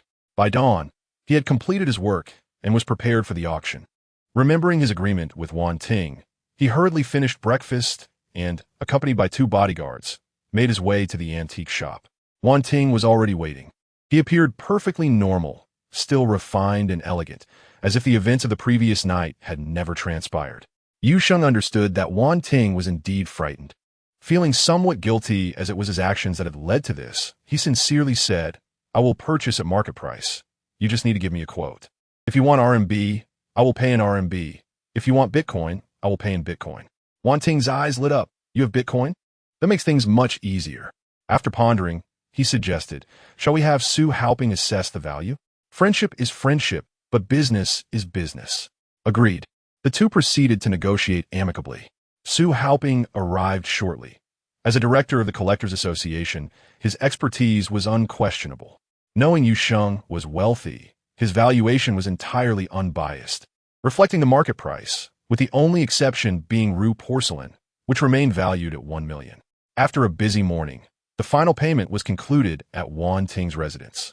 In total, 193 Bitcoin, equivalent to 80 million RMB, along with the house and antiques, including those treasured cultural relics and books, now belonged entirely to Yu Sheng. This realization left Yu Sheng somewhat reflective. With his current reputation and status, selling Rue porcelain would not fetch less than 1 billion.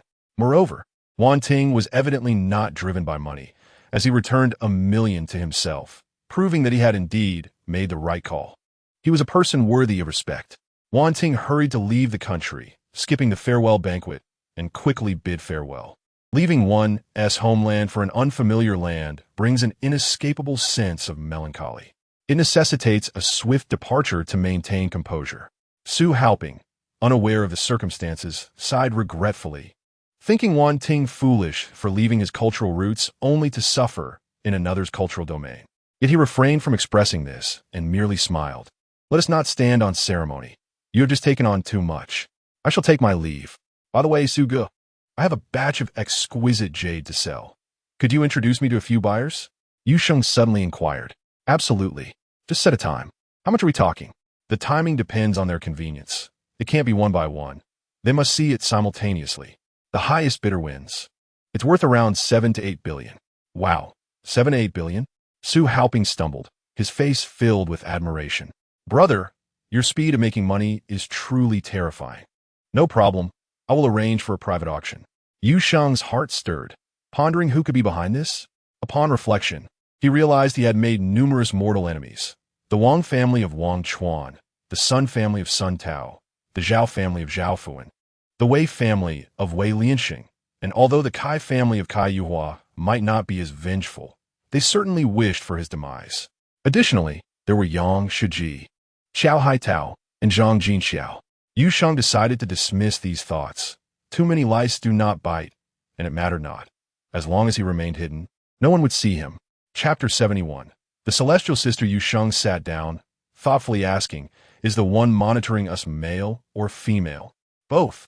It seems they are not from a single group. Feng Taizhan replied gravely. There are more than one already discovered. What about those we have not found?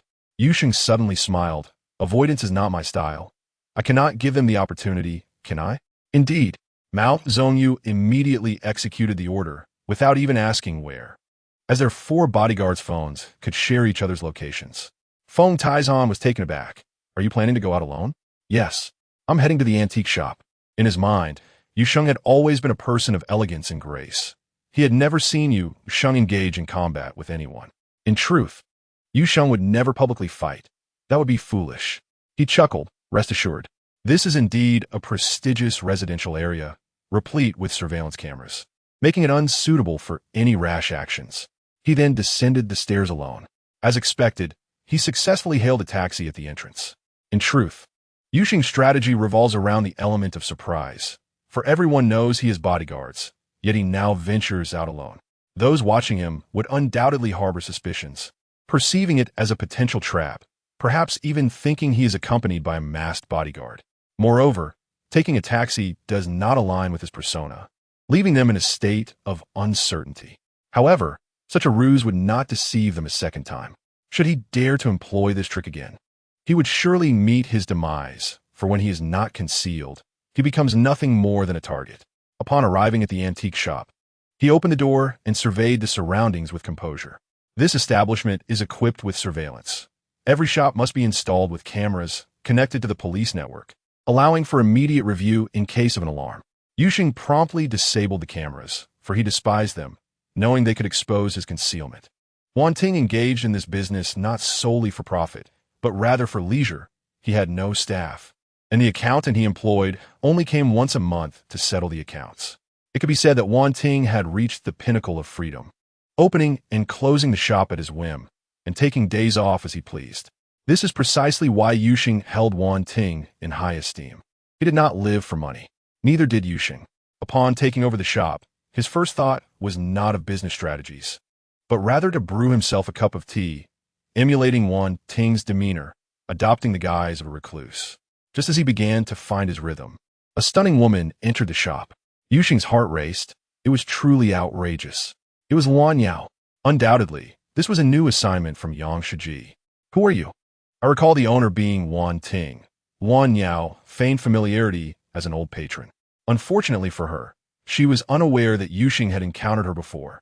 Her pretense became a farce. He chuckled. I'm a new owner. Wan Bo has gone abroad, and this shop has been entrusted to me. Please, have a seat and enjoy a cup of tea. After all, you are my very first customer. This statement sounded somewhat peculiar, akin to a duck selling itself. Luan Yao was unperturbed and took a seat, glancing around and inquiring, are all your items genuine? No, nearly all are replicas. A few pieces of Republic-era porcelain lack value. To put succinctly, the total worth of everything in this shop does not exceed 100,000. Yu Sheng spoke with an air of nonchalance, as if a keyboard warrior critiquing an online store, unreservedly delivering a negative review. Luan Yao appeared taken aback, scrutinizing Yu Sheng intently before accepting the teacup and asking, so, are you planning to sell authentic items? Of course. I cannot allow even a single counterfeit to pass through my hands. It would tarnish my reputation in the industry. Yu Sheng asserted with conviction. Luan Yao paused, feeling astonished once more, and asked, is your reputation truly valuable? Indeed. My fee for appraising an artifact is 500,000. You may look into it. My name is Yu Sheng. Yuxing exuded an aura of an expert, never inquiring about Luan Yao's name to spare her the need to fabricate one. A flicker of confusion crossed Luan Yao's eyes. A person who does not sell counterfeit goods is a spy? She asked, her gaze unfocused. Wan Ting was doing well. Why did he leave? He was implicated due to me. Someone photographed his son and used it to blackmail him. He did not wish to endanger me, hence his departure. Yuxing sighed, silently pondering whether she possessed any sense of urgency, compelling him to reveal everything. Luan Yao fell silent, momentarily concealing her thoughts behind her teacup before inquiring. His son is abroad, correct? Whom did you offend? I have not offended anyone, but my girlfriend is quite beautiful, which seems to be a crime in itself. Innocent individuals may suffer due to the envy of others. It all depends on who is judging. When power speaks, even money must retreat, Yuxing lamented. Luan Yao froze, and after a moment, she tucked a stray hair behind her ear and sipped her tea. Her profession forbade her from casually consuming items given by others. Yet inexplicably, from the moment she met Yuxing, she trusted that the tea was pure. Had she known that Yuxing excelled at administering drugs, her thoughts might have diverged. At that moment, a young man casually entered the shop. Yuxing's heart raced. He whispered urgently, "The man sent to kill me has arrived. You must leave." Luan Yao was taken aback, instantly alert, her demeanor transforming as if she were a cheetah poised to pounce.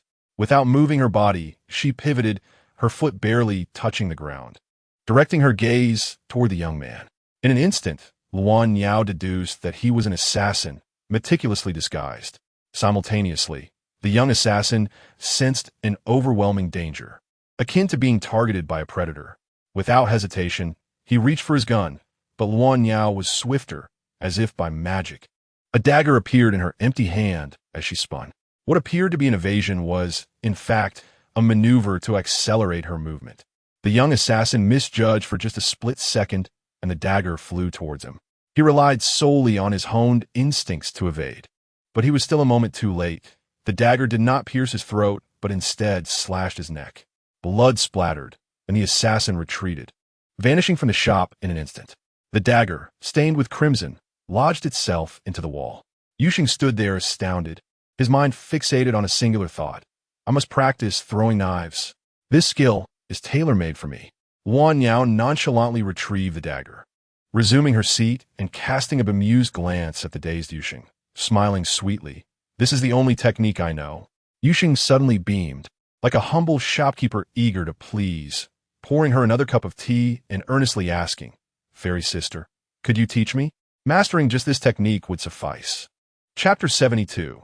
The joy of zero-cost purchases. Luan Yao was momentarily at a loss for words. There was no real technique involved.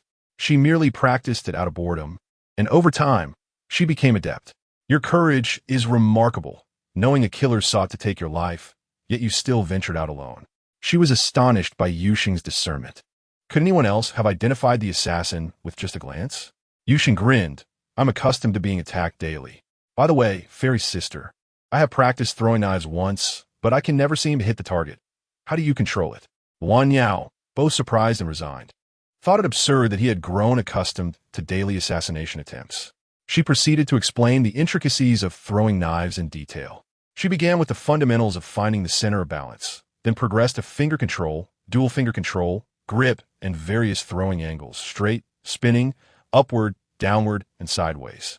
Finally, she introduced her unique technique of spinning to accelerate, which was highly deceptive and packed greater power. Encountering it for the first time, one might mistakenly believe she was merely dodging, making it a miracle that the assassin escaped alive. Yuxing listened with rapt attention, his eyes gleaming.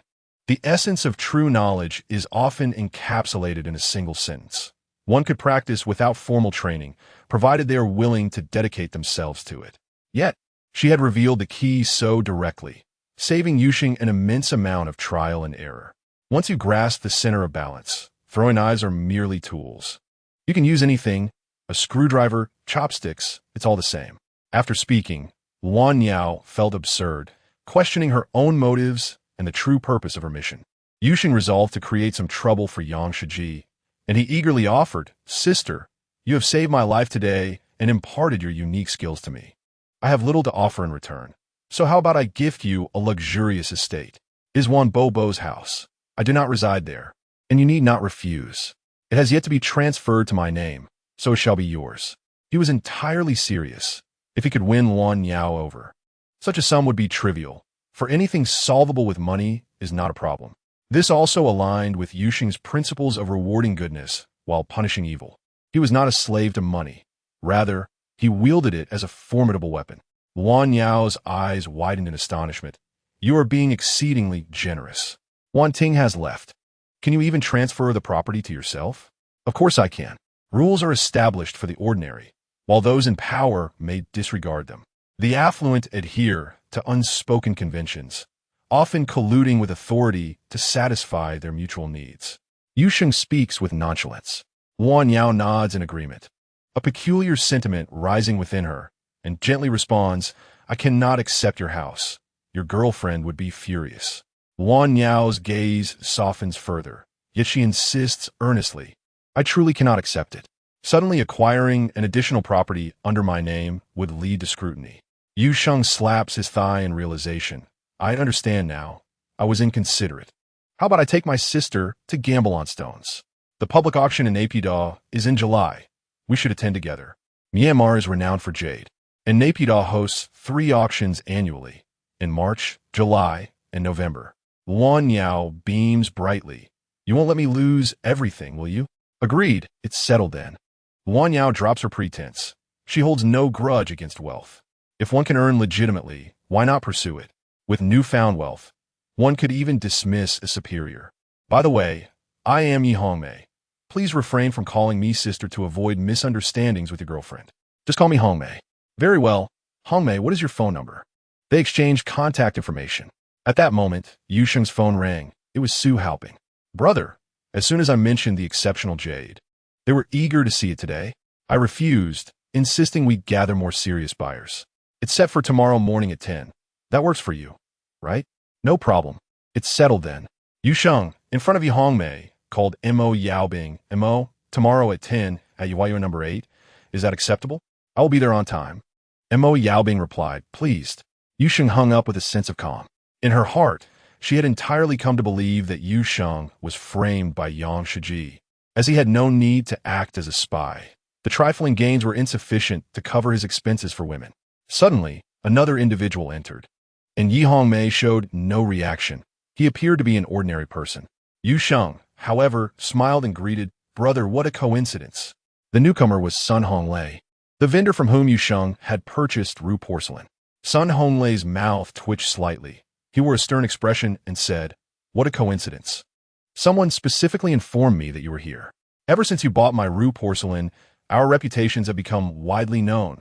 Yours is good, while mine has turned into a joke on Antique Street. Daily, people approach me, casually chatting only to inquire about this matter, offering insincere comfort. I would rather they not comfort me. The concern merely serves to gawk at my misfortune. Do you know how much I suffer? Shouldn't you offer me some compensation? Yi Hongmei smiled gently. Yusheng laughed heartily. So you blame me? Well, with boss one abroad, this shop is now mine. Take whatever you fancy, just this once, and no more. Sun Honglei's eyes lit up. You mean it? I can take it? Yusheng, unconcerned about a few fakes, feigned distress and warned, don't go overboard. Rest assured, I can't carry too much, Sun Honglei reassured, hurriedly departing. Yusheng looked at Yi Hongmei, shrugged, and said, if I am not in pain, he will be. If I am in pain, he will find joy. Such is human nature.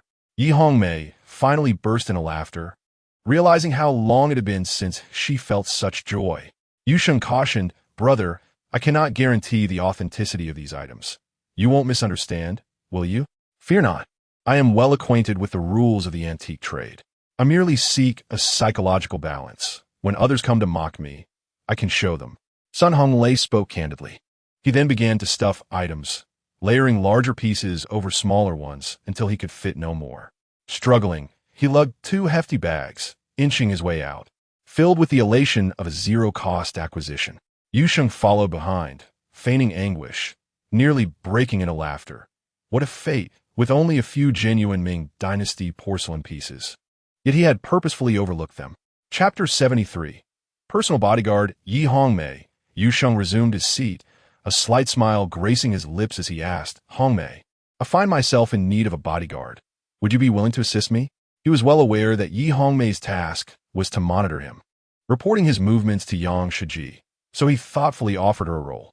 This way, he could turn the tables and keep an eye on her, indirectly gleaning Yang Shiji's intentions. It was also a gamble, wagering on Yi Hongmei's integrity.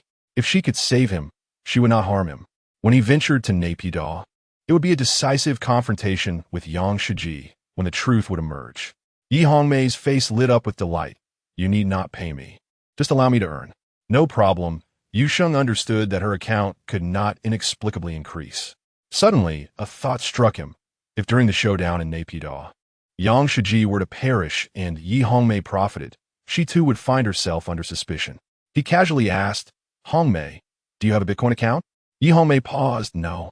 An idea flashed in Yu Sheng's mind. What if he transferred the funds to her boyfriend? Would that not resolve everything perfectly? He inquired, do you have a boyfriend?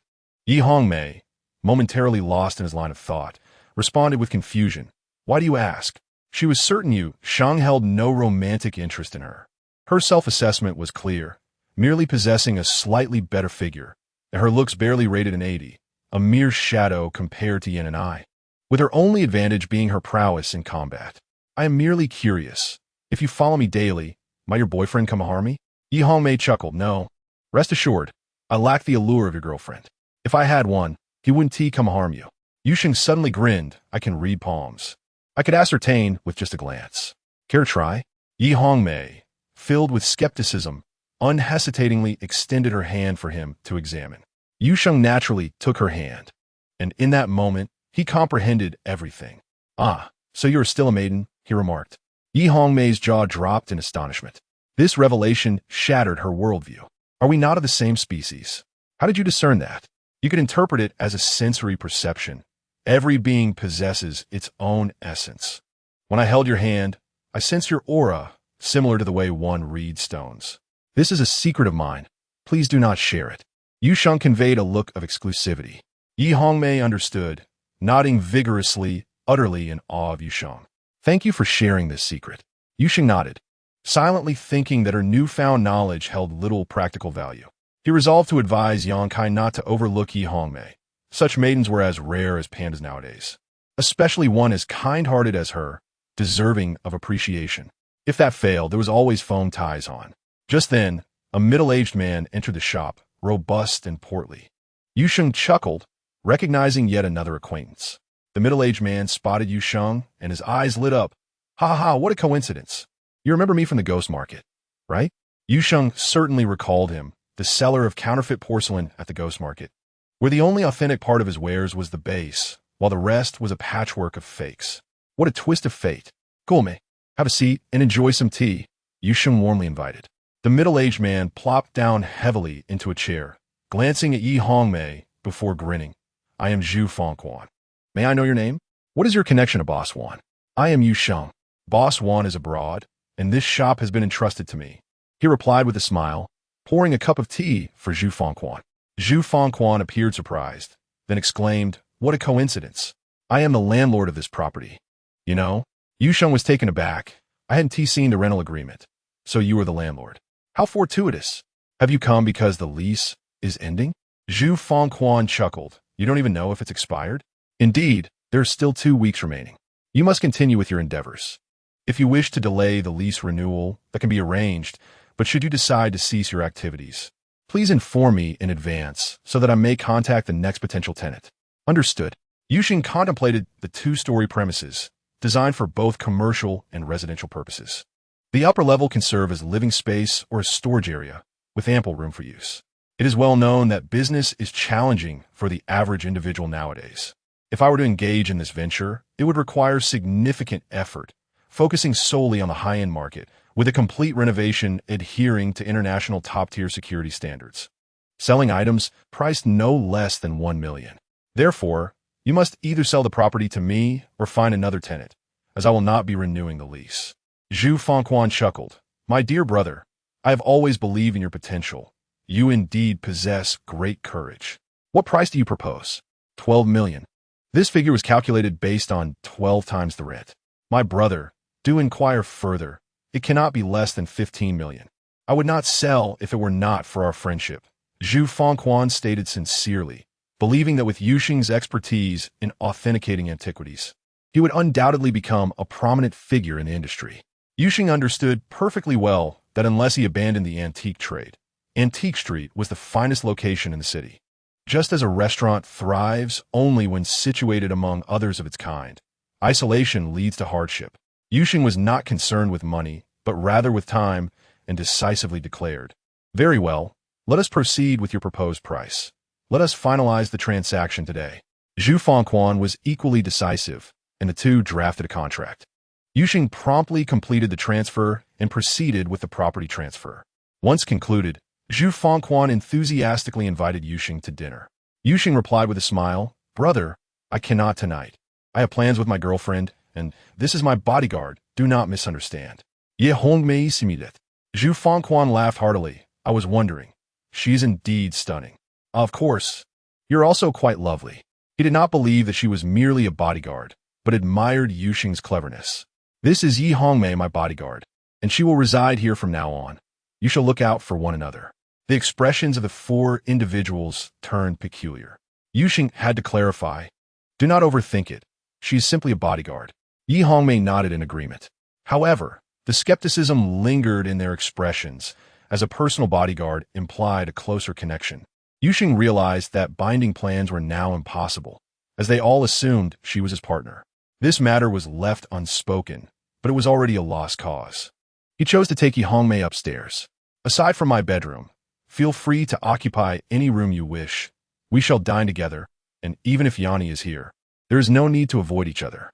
Yuxing intended to maintain close surveillance. "All right," Yi Hongmei responded cheerfully, feeling no need for discretion, embodying the adage that one who stands upright need not fear shadows.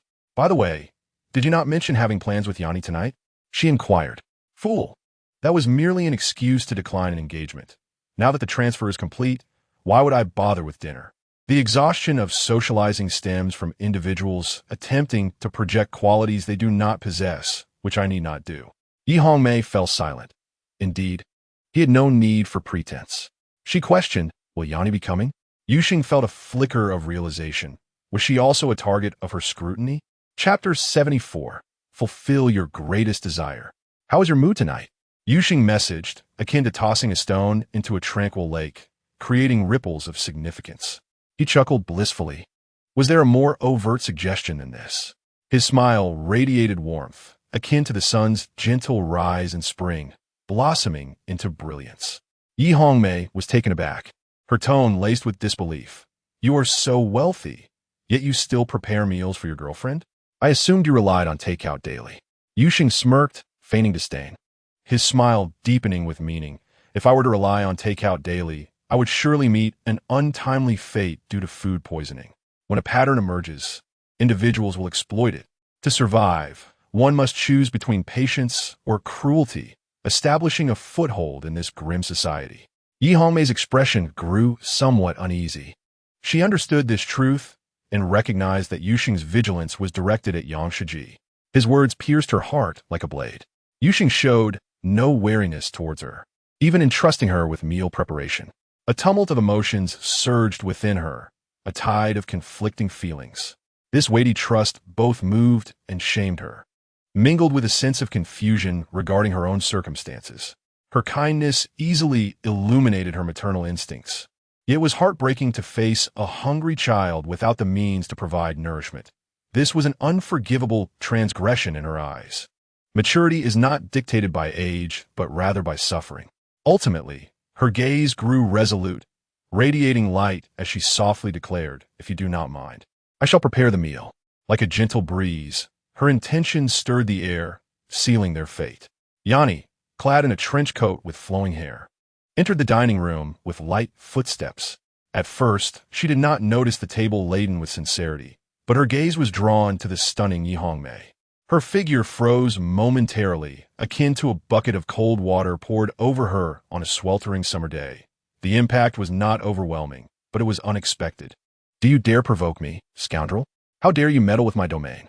The moment encapsulated Yanni's most primal instincts. Her inner strength surged forth, shattering the veneer of civility and plunging her into a savage state governed by the laws of the jungle. Yet, the profound legacy of her family and the art of concealed weaponry manifested in her demeanor. She swiftly presented a flawless smile, embracing Yusheng, then pinched his side and whispered in his ear, "You are in deep trouble." Simultaneously, Yusheng retorted, "We will discuss this later." The two engaged in an impromptu performance worthy of an Oscar, with Yusheng enthusiastically introducing, "Darling, this is my newly appointed bodyguard, Yi Hongmei." Yi Hongmei, not daring to remain seated, approached with a beaming smile. "Hello, Yanni. Hongmei, your figure is truly remarkable. I envy you." "Men value physique over beauty," Yanni remarked, her tone dripping with admiration. This compliment left the innocent and kind-hearted Yi Hongmei at a loss for words. Yet, Yanni, with a warm smile, took her hand and seated her, as if imparting sage advice. "You clearly lack social experience. Many women are often deceived by men repeatedly. Why? Because only con men can fulfill their desires, while ordinary individuals cannot. Be cautious." Clearing his throat, Yusheng swiftly interjected, "Darling, did you receive any alerts from the hospital today? Someone was stabbed in the neck and is either hospitalized or deceased." Yusheng hastily recounted the events of the assassination attempt he had faced that day. Yanni grasped the situation. Such coincidences were rare. The assassin may not have been prearranged, but Yi Hongmei was undoubtedly a spy sent by Yang Shiji to infiltrate Yusheng's life. She immediately altered her demeanor, dropping any pretense and sincerely expressing her gratitude. However, she firmly believed that without Yi Hongmei, Yusheng would have been unharmed. Had she not held this conviction, she would not have dared to lure the enemy into the open. The dinner concluded harmoniously, with Yanni praising Hongmei's culinary skills. Though inwardly she scoffed. Is this it? At least her facade was acceptable, allowing Yusheng to breathe a sigh of relief. Hongmei remained composed, having no intention of competing for Yusheng's affections, thus feeling entirely at ease. Once the meal was finished, Yusheng promptly announced his intention to go online, granting the two women space for private conversation. He opened his computer and searched for flying knives on a shopping platform, finding none. He changed his search to sharp knives, yielding a plethora of results, with images glistening invitingly. Following Yi Hongmei's advice, he believed any knife would suffice, even a kitchen knife. He selected the most expensive option, a 6-inch Damascus boning knife priced at 267 yuan, and ordered 10. Then, he purchased a cutting board, opting for the cheapest option, as he feared the more expensive ones would not fit, particularly the ironwood cutting board, which sounded exhausting just to consider. Remembering Yanni's promise, Yusheng felt a surge of excitement. In haste, he entered the bathroom, taking his first earnest shower as a sign of solemnity.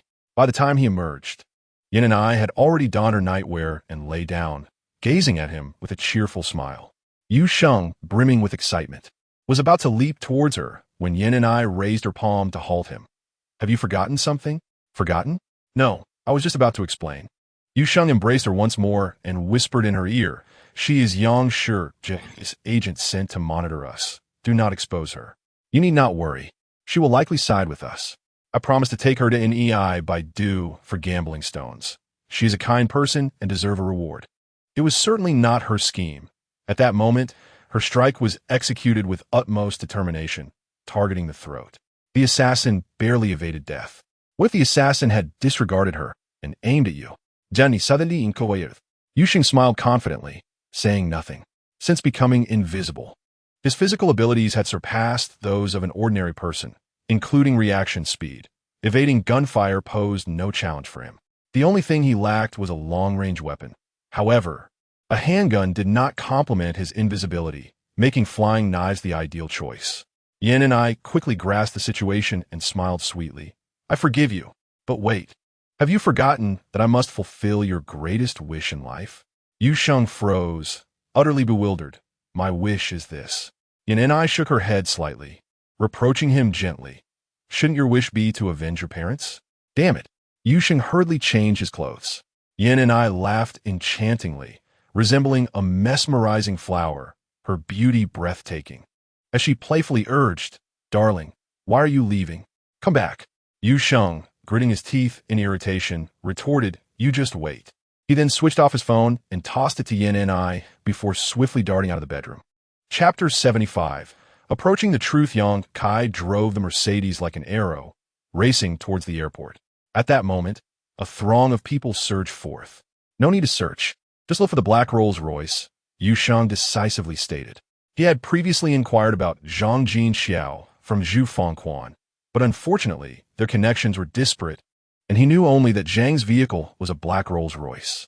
Yang Kai quickly circled around, taking a sharp breath. "It's not here. Have you arrived too late?" "No. This old fox might have switched cars." Yu Sheng felt a twinge of admiration. His efforts had seemingly been in vain. This was indeed a headache. Yu Sheng furrowed his brow, observing intently, when suddenly, his gaze locked onto a group of people, one of whom was surrounded and obscured from view. They boarded 4 Mercedes. "Let us take a gamble and follow them." Yu Sheng pointed decisively, opting to trust his instincts. If someone had an even grander presence than Zhang Jin Xiao, he would concede. Yang Kai cautiously trailed from a distance, ensuring they did not need to draw nearer as long as the lead car did not turn. After pondering for a moment, Yu Sheng speculated, "He isn't wary of me. For someone like him, enemies are as numerous as the rivers. That must be a daily occurrence." However, Yang Kai suddenly exclaimed in shock, "Wait, there's another Land Cruiser behind the Mercedes. It could easily overtake us but maintains a fixed distance, just like we are." Yu Sheng's brow furrowed deeply. Indeed, the occupants of the Land Cruiser must have noticed their pursuit. This tailing is bound to lead to misunderstandings. "We must overtake them," Yu Sheng declared resolutely. Yang Kai smoothly accelerated, gliding effortlessly in a graceful arc between the Mercedes and the Land Cruiser. The Land Cruiser slowed down, now trailing Yang Kai's Mercedes. The young man in the driver's seat wore a cold expression akin to a chilling sword. He pulled out his phone and swiftly dialed a save number. "Check a license plate." The young man in the Land Cruiser hung up, his gaze deepening like a still pond, growing colder as he murmured, "Troublesome, I'm a step too late." The 4 Mercedes continued to advance at a steady pace, while Zhang Jin Xiao in the lead vehicle received a call from one of his subordinates in the trailing car. "Boss, 2 vehicles are following us from behind. 1 Mercedes and 1 Land Cruiser." "Oh, the Mercedes is likely that reckless little brat. Yu Sheng, he poses no threat. But we must be cautious of the Land Cruiser." Zhang Jin Xiao's expression darkened ominously. In an instant, he made a decision. "Split up. Vehicles 3 and 4 head to Jinshui Wan. Lead the Land Cruiser away. Once I deal with Yu Sheng, we'll strategize further." Zhang Jin Xiao was confident that the Land Cruiser would not realize he was in the lead vehicle, as he had executed a diversion. The one surrounded by the crowd was not him, but rather a subordinate in Vehicle 3. Sure enough, as they split into 2 groups, the Land Cruiser unhesitatingly followed Vehicles 3 and 4. Yu Sheng, however, promptly decided to follow the lead vehicle. The reason was simple. The luxurious residences in the direction of Vehicles 3 and 4 were exclusively located in Jinshui Wan. Wan Ting's house was there, and there were no independent villas that matched Zhang Jin Xiao's status. Yang Kai let out a sigh of relief. Only 2 Mercedes left. Let us hope we Haven T gambled incorrectly. It should be fine. However, I suspect the occupants of the Land Cruiser are from out of town. Otherwise, they wouldn't have been so easily lured. Yu Sheng's intuition was remarkably sharp. Yang Kai grew anxious. "Boss, it's too dangerous for you to go alone." He couldn't understand why Yu Sheng always took the lead at critical moments, as if Yu Sheng were protecting them, leaving him with a sense of unease. Yu Sheng smiled and explained, "If our car doesn't leave, Zhang Jin Xiao will know I'm here. So only if you leave do I have chance." He had rushed out without the time to grab the drug box. However, there might not be another opportunity tonight, until he uncovered the truth behind his parents' demise. He could only continue to monitor from the shadows. Yang Kai had no rebuttal and chose a concealed spot to let Yu Sheng out, then swiftly surpassed Zhang Jin Xiao's Mercedes, speeding away. Upon arriving at the Dreamland Manor, Zhang Jin Xiao was astonished. This kid knew I was staying at Dreamland Manor and just left? He quickly dialed the internal line. "What is Yin and I doing now? What has she been up to all day?" "She's been investigating you." Rest assured, her investigation is futile. As a key protected private entrepreneur, Bureau Chief Jia has no authority to act against you, and Li Chong Qing Wun Ti dare act unilaterally. Any proposal to move against you would surely be vetoed. You only need to deal with Yu Sheng as quickly as possible. He is the only unstable factor, and he will never abandon his quest for revenge. Understood. No more than 3 days. Zhang Jin Qiao hung up the phone and exited the car, surrounded by his subordinates as he entered the villa. At that moment, Zhang Jin Qiao finally breathed a sigh of relief, feeling as if he had stepped into a fortress, enveloped in a sense of security. After sitting on the sofa, he called the substitute in Vehicle 3. What's the situation on your end? Boss, as soon as we entered Jin Shui Wan, that Land Cruiser drove away. He likely figured out he was following the wrong car. Zhang Jin Qiao hung up the phone, sitting there in a daze. After a while, he murmured anxiously, if that person sent someone to clean up, finding this place wouldn't be difficult. Just check the surveillance. They will likely come knocking soon. Killing me would be the perfect cleanup. This way, Yu Sheng will never uncover the truth. Yu Sheng, like a phantom, remained concealed, hearing everything with perfect clarity. As tumultuous waves surged within him, it turned out that Zhang Jin Xiao was also being manipulated. Yu Sheng was left utterly stunned. The individual pulling Zhang Jin Xiao's strings was evidently not from Jianghai. What exactly were they trying to conceal? Why not come directly to kill him? Was it to keep him in the dark while eliminating his parents? Yu Sheng found himself in utter bewilderment. How could this be possible? His thoughts became increasingly chaotic, teetering on the brink of a mental breakdown. The entire villa was suffused with a palpable aura of menace. Unfortunately, Zhang Jin Xiao remained entirely unsuspecting of Yu Sheng's presence. Chapter 76. You may begin your performance within the opulent residence at Jin Shui Wan. 8 subordinates were engaged in deliberating over takeout options. Zhang Jin Xiao's house was never occupied, leaving no food supplies whatsoever. All right, this should suffice. It's clear you only know how to eat. The speaker slammed the table and admonished. Clad in attire reminiscent of Zhang Jin Xiao, he bore only a slight resemblance to him in spirit. His name was Ji Xiang. It was precisely due to this name that Zhang Jin Xiao had chosen him as his double, in hopes of attracting good fortune.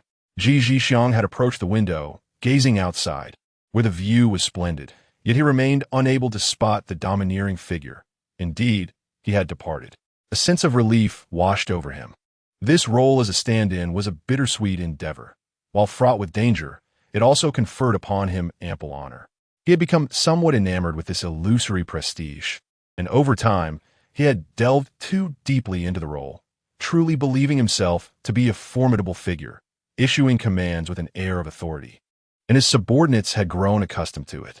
Before long, there came a knock at the door. So soon? This was perhaps the swiftest delivery he had ever encountered. A poor review was in order. It was too fast. One of the subordinates, grinning widely, went to open the door, completely unguarded. The moment the door swung open, his sidearm was snatched away, and, simultaneously, his throat was shattered. The ruthless assassin, like a wraith, glided past the subordinate, who fell lifeless, the door closing behind him. Ji Xiang and his 7 companions were equally unprepared. The assassin's firearm was now aimed at them. Do not move. Your lives belong to you, not to Zhang Jin Xiao. The 7 subordinates froze in place. Cold sweat drenched Ji Xiang's back as he dared not compare his speed in drawing a weapon against this individual, especially since he was not proficient in marksmanship. While the intruder was a master assassin, his calm gaze instilling terror, his movements sharp enough to instill dread. The corpse of the subordinate, taken in an instant, left them in despair. In just one fleeting moment, they lost all will to fight.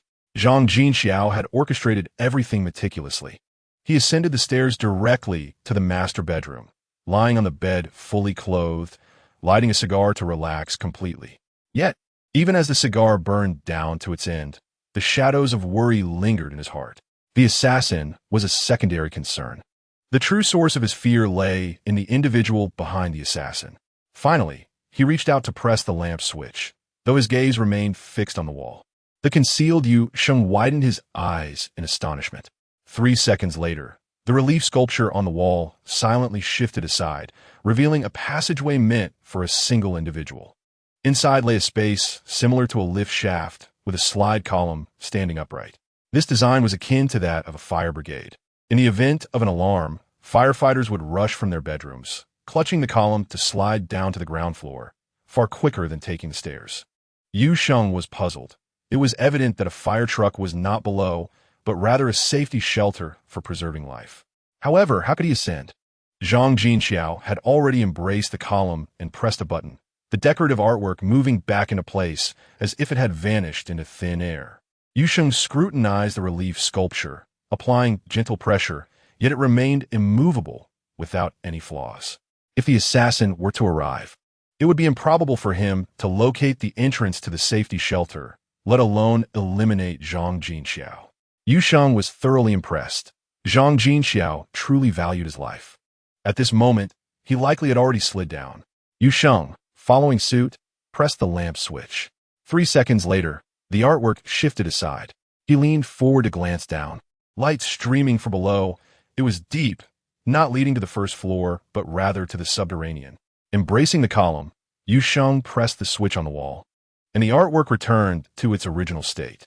In the darkness, he began his slow descent until he landed silently. The sight that greeted him left him astonished, his eyes widening, his mouth agape, nearly drooling. This was indeed the design of a safety shelter. Although it consisted of but a single room, it was fully equipped. In addition to the essential sleeping area, there was a kitchen, a sanitation area, and a storage area, all separated by glass partitions. With the storage area neatly stocked with various canned goods, including red and white wines, everything one could desire. What truly astonished Yu Sheng was the sight of a stunning blonde beauty lying naked atop an ivory bed. The visual impact was overwhelming, both in figure and visage. Truly unparalleled. Had he not been invisible, he surely would have been bleeding profusely from his nose. Upon closer inspection, he noticed a slender metal chain attached to the woman's ankle, linking her to the bed. However, the length of the chain did not impede her access to the restroom. At that moment, Zhang Jinxiao stood at the foot of the bed, locking eyes with the reclining beauty. The woman's gaze was filled with icy disdain. She seemingly no longer felt humiliation, only an endless reservoir of hatred buried deep within, waiting for an opportunity to erupt. Zhang Jinxiao suddenly smiled. "Helen, how have you been contemplating these days? I told you I would possess you, and I have succeeded. I said you would have to plead for me. Are you prepared?" "No, you have not possessed me. I am prepared to become your grandmother." "Please call your grandfather," Helen retorted coldly, her words implying a vulgarity that perhaps Zhang Jinxiao, lacking proficiency in the subtleties of the language, failed to grasp, rendering them somewhat peculiar. "My apologies. My grandfather has been deceased for many years.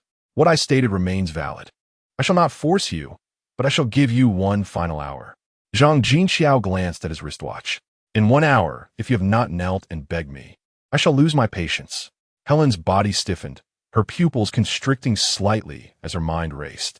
Suddenly, she suggested, "How about we play an escape game? If you win, I shall yield." "Oh, then you shall escape first," Zhang Jinxiao replied with a mocking smile. "That chain is not made of ordinary material. A hammer could not break it. There is no mobile signal here. How do you intend to escape? Since it is a game, it must be fair. You are a man. How can you lack gentlemanly decorum? That would only invite contempt from women. You should unlock it for me first, and see if I can escape. This is your stronghold. What are you afraid of?" "Ha ha!" Zhang Jinxiao laughed heartily. "Do not harbor delusions. You are already my captive. What further gentlemanly conduct is required? No. If you grant me a glimmer of hope only to plunge me into despair, I shall resign myself to my fate," Helen said earnestly. "After all, a dead horse can be treated as a live one. One must not give up, for what if I succeed?" Zhang Jinxiao pondered for a moment, considering the proposition. Since he had nothing better to do, he replied with interest, "Shall I give you a hammer?" "No. Let me see what the key to the chain looks like." Helen lifted her leg. Yu Sheng then noticed a lock on the back of her ankle, securing the chain. It turned out the chain was indeed unlockable. Zhang Jinxiao thought for a moment. Merely observing would not suffice. He immediately produced a small key, holding it between his thumb and forefinger for Helen to see. "Are you eager to know where the key is? Planning to seize it? No problem. I shall grant you a chance. Are you ready?" With a flick of his wrist, He sent the key soaring through the air, tracing a parabolic trajectory before landing in the far corner. Helen's entire body turned cold. Even if she succeeded in striking Zhang Jinxiao down, she would still be unable to retrieve it. The chain's length only allowed her to reach the restroom. It was utterly impossible to grasp the key. "You may commence your performance," Zhang Jinxiao said, observing her expression of despair with a mocking grin. Chapter 77. To kill you takes, but an instant Helen's heart was consumed with boundless regret, as if enveloped in a dense shroud of leaden clouds. In her attempts to deceive Zhang Jinxiao, she had lay rigid, like a statue, missing the singular opportunity to escape. At the moment Zhang Jinxiao unveiled the key, that had been the optimal moment. What she needed to do was leap up with the swiftness of a leopard. Yet, this chance slipped away from her grasp. "You are a despicable, shameless demon." She seethed with anger, feeling played. Remaining still was futile. She abruptly sat up, glaring at Zhang Jinxiao with the ferocity of a mother tiger, prepared to clash with him. Zhang Jinxiao, however, was not intimidated. He had no desire to engage in a physical confrontation, as that would insult his intelligence. He took a step back, a slight smile gracing his lips, as he said with an air of mockery, "Do not be impulsive. The time has not yet come. I shall grant you another chance. How about that?" Zhang Jinxiao, with an unhurried demeanor, remarked, "If you share a drink with me, I shall keep the key on my person. Whether you can obtain it depends solely on your capabilities." Helen pondered for a moment. The wine was still sealed, and even if he harbored intentions of drugging her, he had no opportunity to do so. Thus, she nodded in agreement. "Very well, but you must specify the amount we shall drink. I absolutely refuse to touch white wine. I only indulge in red. Rest assured, we shall share a bottle, each taking half. Upon finishing, I will fulfill my promise," Zhang Jinxiao replied as he made his way to the storage area. Helen observed his every move, sensing no trickery. As he poured 2 glasses, her final shred of doubt dissipated. She was certain the wine posed no threat. Zhang Jinxiao raised his glass, subtly indicating, as if to showcase his sophistication, "I had no intention of coercing you, as that would diminish the thrill of conquest. However, today is exceptional. I require relaxation. Whether you consent or not, life necessitates a sense of ritual. Cheers." With her apprehensions laid to rest, Helen, eager to confuse Zhang Jinxiao and seize the key, did not hesitate to take a generous sip. The red wine flowed smoothly, akin to silk, down her throat, leaving no discernible fault in its wake. Yet, once she finished, an unsettling feeling washed over her. This wine was amiss. Newly uncorked red wine should not behave this way. It seemed to have been aerated. Cautiously, she inquired, "What have you put in the wine?" Helen's physical sensations grew increasingly disconcerting. "But you didn't drink it, you bastard."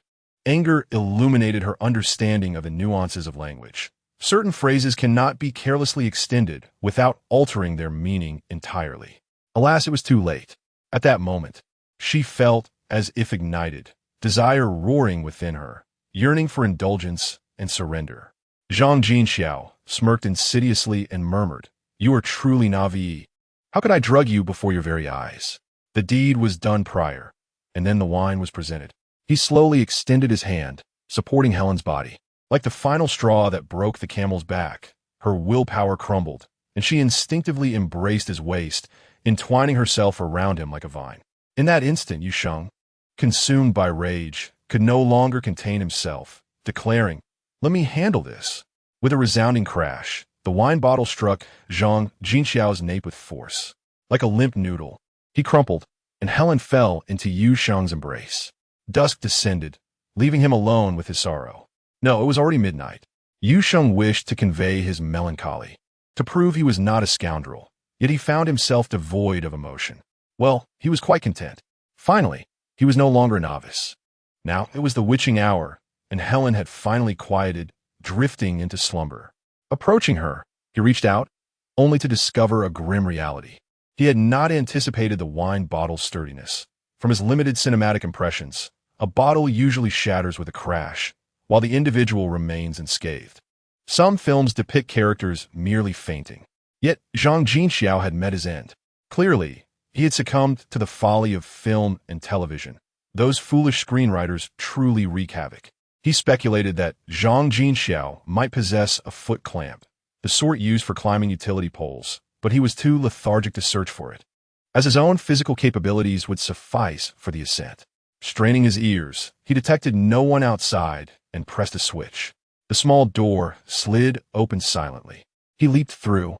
They collided in an instant, both momentarily stunned. The domineering assassin had not anticipated that the secret chamber he sought would reveal itself, nor that Yu Sheng would emerge from it. Yu Sheng, however, quickly deduced that this individual was indeed the ruthless assassin. Strangely, neither of them made a move, as if both had something to convey. You seem to be wearing a mask. Here, to kill Zhang Jinxiao? Yu Sheng ventured. You've already killed him? The overbearing youth countered, seeking to ascertain Yu Sheng's awareness of the truth. Yu Sheng feigned. Zhang Jinxiao has confessed. There is nothing left to conceal. The audacious youth chuckled. So he is dead. Yu Sheng's heart sank. Was his deception so glaringly obvious that it led the other to conclude he was unaware of the truth and deduce Zhang Jinxiao's demise? He pressed, Who exactly are you? My identity is of little consequence.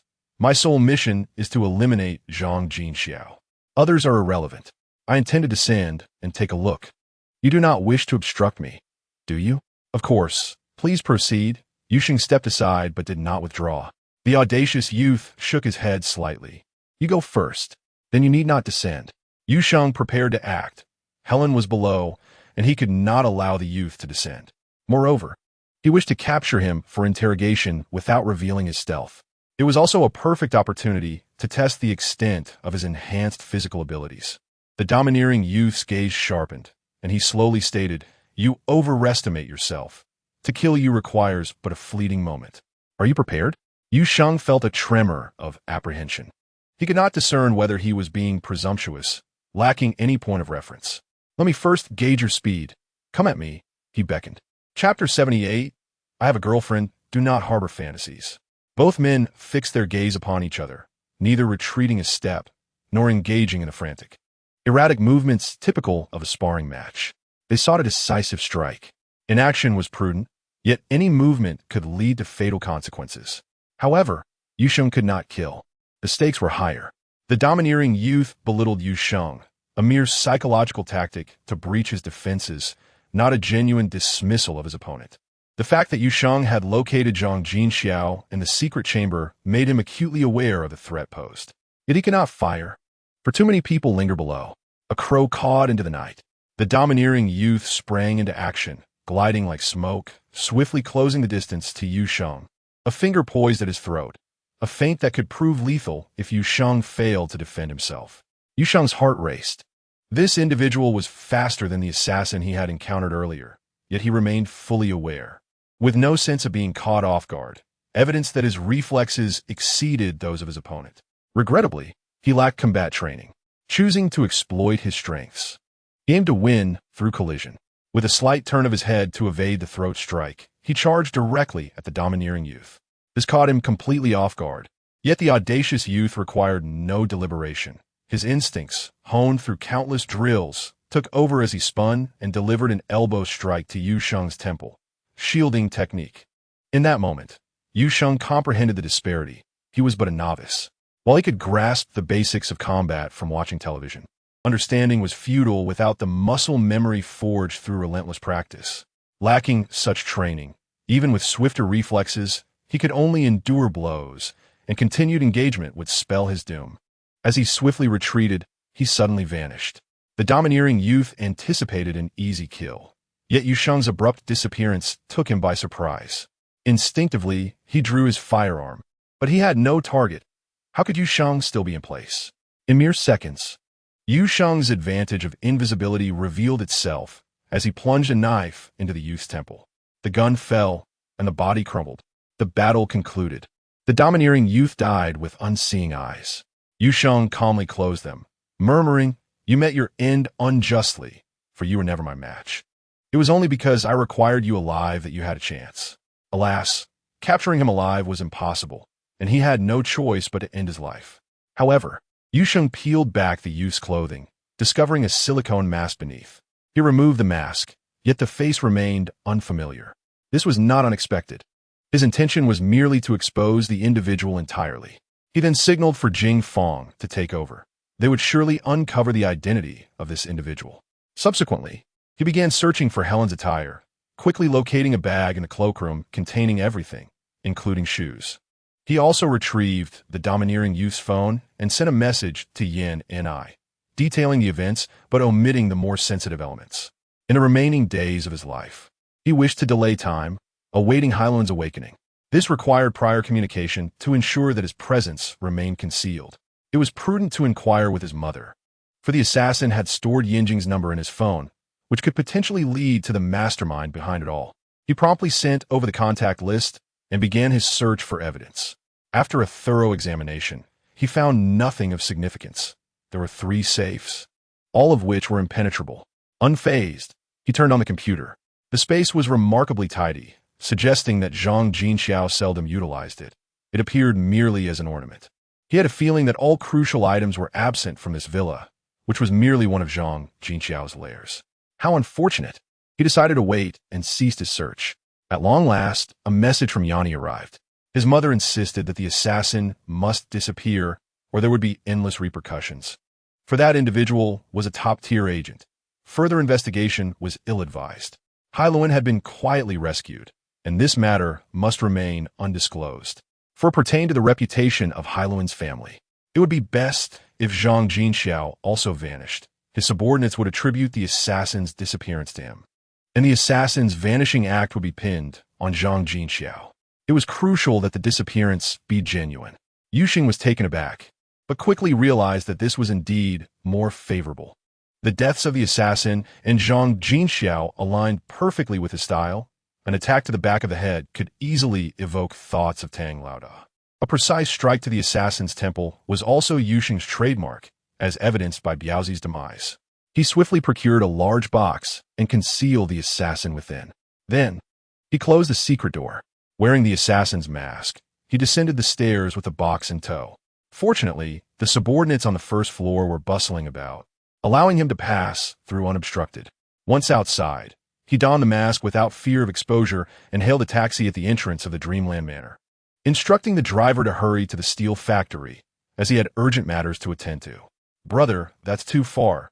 We can't make it," the driver replied, primarily out of fear, worried that Yuxing intended to rob him, given his intimidating demeanor. "You look like a man of distinction," the taxi driver remarked excitedly, launching the vehicle into motion. Upon re-entering the secret room, he found Hailuan still deep in slumber. In the box, he discovered foot restraints, which he first secured himself before placing Zhang Jinxiao into the box for transport. The restraints were quite convenient, even while carrying a box. Yuxing's physical abilities were not overstretched until dawn broke. Only Hailuan remained, which posed the greatest challenge. At that moment, Hailuan finally opened her eyes, momentarily dazed, before sitting up abruptly. Upon seeing Yuxing, especially with the mask, she felt a mix of surprise and trepidation. Yuxing gestured towards her feet, prompting Hailuan to realize that her chains had been removed.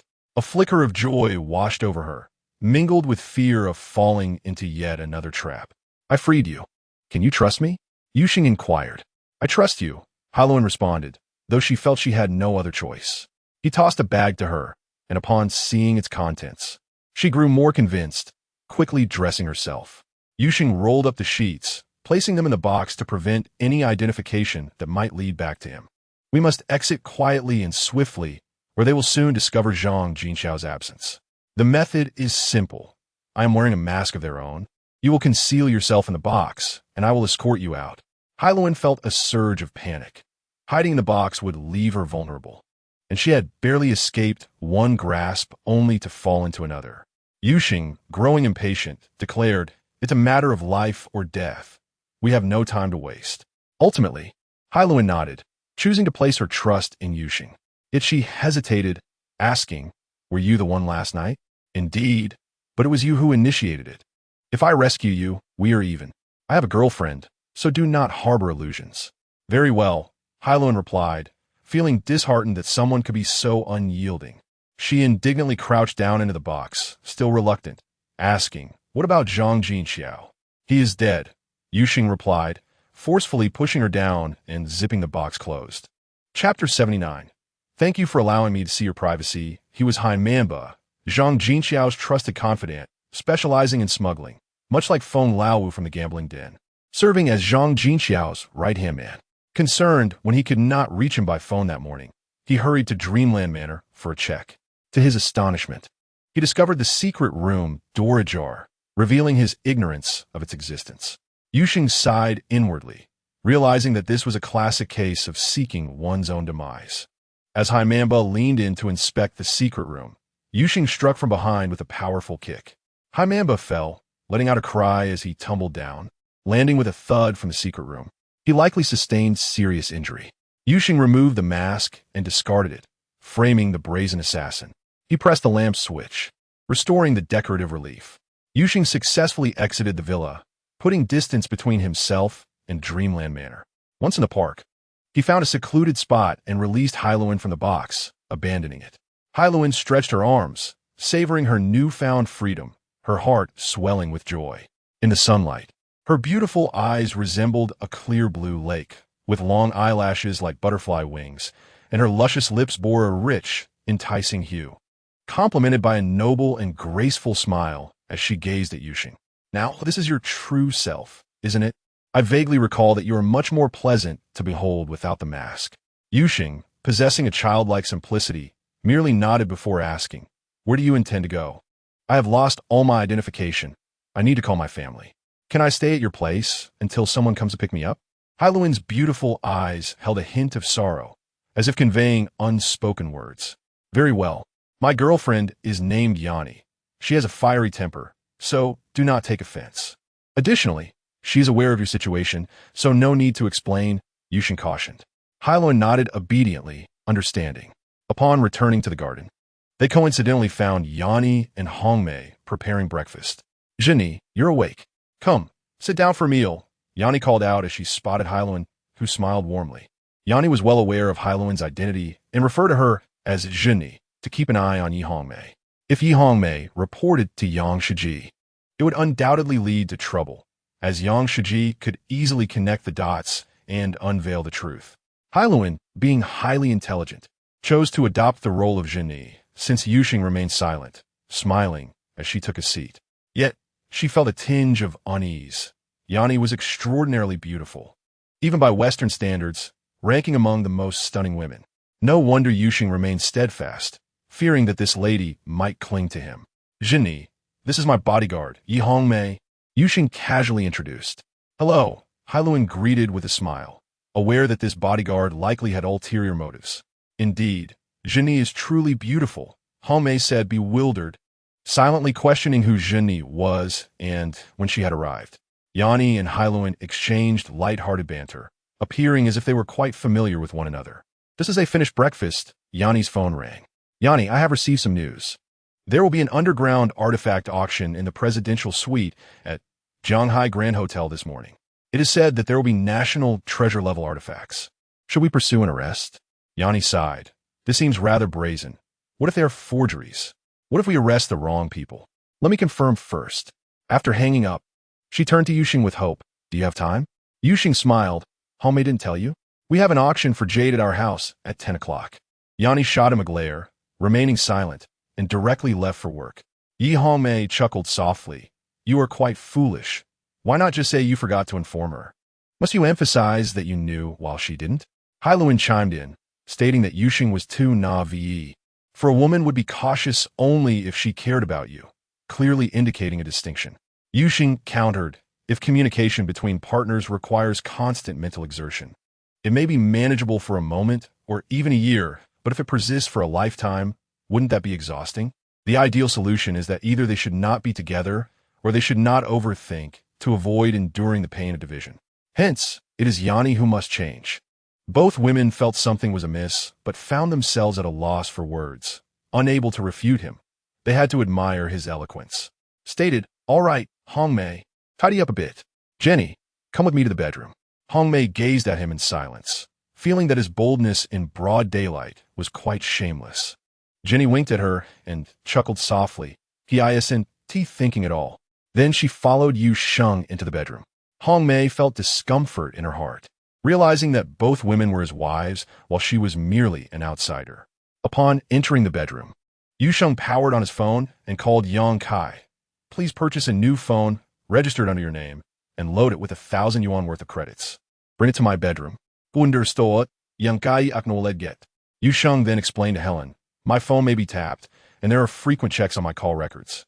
Therefore, you cannot use my phone to call. I never carry my phone when I go out at night. Helen nodded in understanding, recognizing that someone like Yu Sheng required strict monitoring, especially at night, to prevent him from seeking women in private rooms. She then mentioned that she was going to take a shower and entered the bathroom. At that moment, a call from Feng Taizan came in. Boss, your online order has arrived. Bring it to my bedroom. When Helen emerged from the bathroom, wearing her nightgown, she found Yu Sheng hanging a cutting board on the wall. Curiously, she asked, why are you hanging a cutting board in the bedroom? Doesn't that ruin the aesthetics? Yu Sheng glanced at her and replied, please note, the cutting board is not the focus. Aesthetics are not the priority. The crucial element is the flying knife. Moreover, the bedroom is private, and so is the flying knife. Both should not be displayed casually. Helen beamed with understanding. I see. Just like a woman's private parts are not public, her living space is. Yu Sheng stumbled slightly. Your command of Chinese still has considerable room for improvement. Just then, there was a knock at the door. Yang Kai delivered the newly purchased phone. Helen excitedly went to the terrace to make a call. Yu Sheng had no intention of eavesdropping. He continued practicing his flying knife. Soon, Helen approached Yu Sheng. Her voice tinged with melancholy as she softly said, the embassy car will pick me up this afternoon. I will be leaving, perhaps never to return. Do you have any wishes at this moment? Yu Sheng looked at Helen seriously and replied, wishes? What are those? Oh, do you mean love? Sorry, but I do not possess such feelings. Our interaction was merely a transaction. You exchanged your beauty and body for your freedom. Now, the transaction is complete, nothing more. However, Helen laughed, resembling a dazzling pearl radiating brilliance. She remarked, you pretend to be cold and emotionless, but your efforts are in vain. Truly cold individuals do not need such pretense. Perhaps a woman has left a profound scar in your heart, and you are overly cautious in your self-protection. But that does not change your inherently loyal nature. Yu Sheng instinctively touched his nose and suddenly smiled, asking nonchalantly, so what do you wish to convey? Would you like to do it again? Helen's expression grew ever more intriguing. To do it again, I merely desire a grand conclusion, after which we shall part ways peacefully. With that, she let her nightgown fall to the floor. At precisely 10 o'clock, guests began to arrive in droves, leaving Yu Sheng astonished. He had never anticipated over 100 attendees. Suge, did you invite all of these? Yu Sheng inquired incredulously. No, I only notified 7 people. I'm not sure how the news spread. Some of these people I don't even recognize. Of course, there are bodyguards and experts among them. But this is still quite extraordinary. The market is in dire need of premium jadeite, Su Haoping replied swiftly as he greeted the guests. Introducing Yu Sheng to influential figures such as jewelry company executives, Jade Association experts, and prominent collectors amidst a cacophony of lively conversation and enthusiastic commercial exchanges. Yang Kai and Feng Taizan nervously monitored the crowd, wary of potential assassins blending in. Helen had not intended to make an appearance, but upon witnessing the lively atmosphere, she decided to step out, attracting the heated gazes of numerous men. She was already accustomed to such scenes, feeling indifferent with Hongmei by her side. Tong Lin had accompanied Mo Yaobing and felt an overwhelming complexity of emotions. Initially, she had followed her mother's wishes, quietly ending her relationship with Yu Sheng to marry into wealth, believing she had made the right choice by forsaking ephemeral love for fortune and prestige. However, she now realized she had become a great joke. The man she had abandoned surpassed her husband in wealth, women, and social status. Mo Yunsong was merely a member of the Mo family. His influence was limited, and he could only access a few million. Yet Yu Sheng was a figure of immense authority, owning a villa worth over 100 million, just by organizing a jade auction. More than 100 people had shown up before it was even made public. The beautiful women surrounding Yu Sheng, not to mention his legitimate girlfriend Yin and I, were far superior to Jenny, who had a vague relationship with him. Had she truly abandoned him or inadvertently facilitated his transformation into a butterfly? Tong Lin's heart grew increasingly bitter. There was no greater anguish than sewing for someone else's wedding while witnessing them become a bride. Even her own marriage could not ease the pain. Mo Yaobing glanced at her, gravely whispering in her ear, "I didn't expect so many people to bid. It might depend on you now. Establish a good rapport with him. This is extremely important for the MO family. If we fail to secure the premium jadeite, we shall be reduced to a second-rate jewelry company. Thus, any price is worth paying, even if he desires to sleep with you. As long as you don't speak of it, who would know?"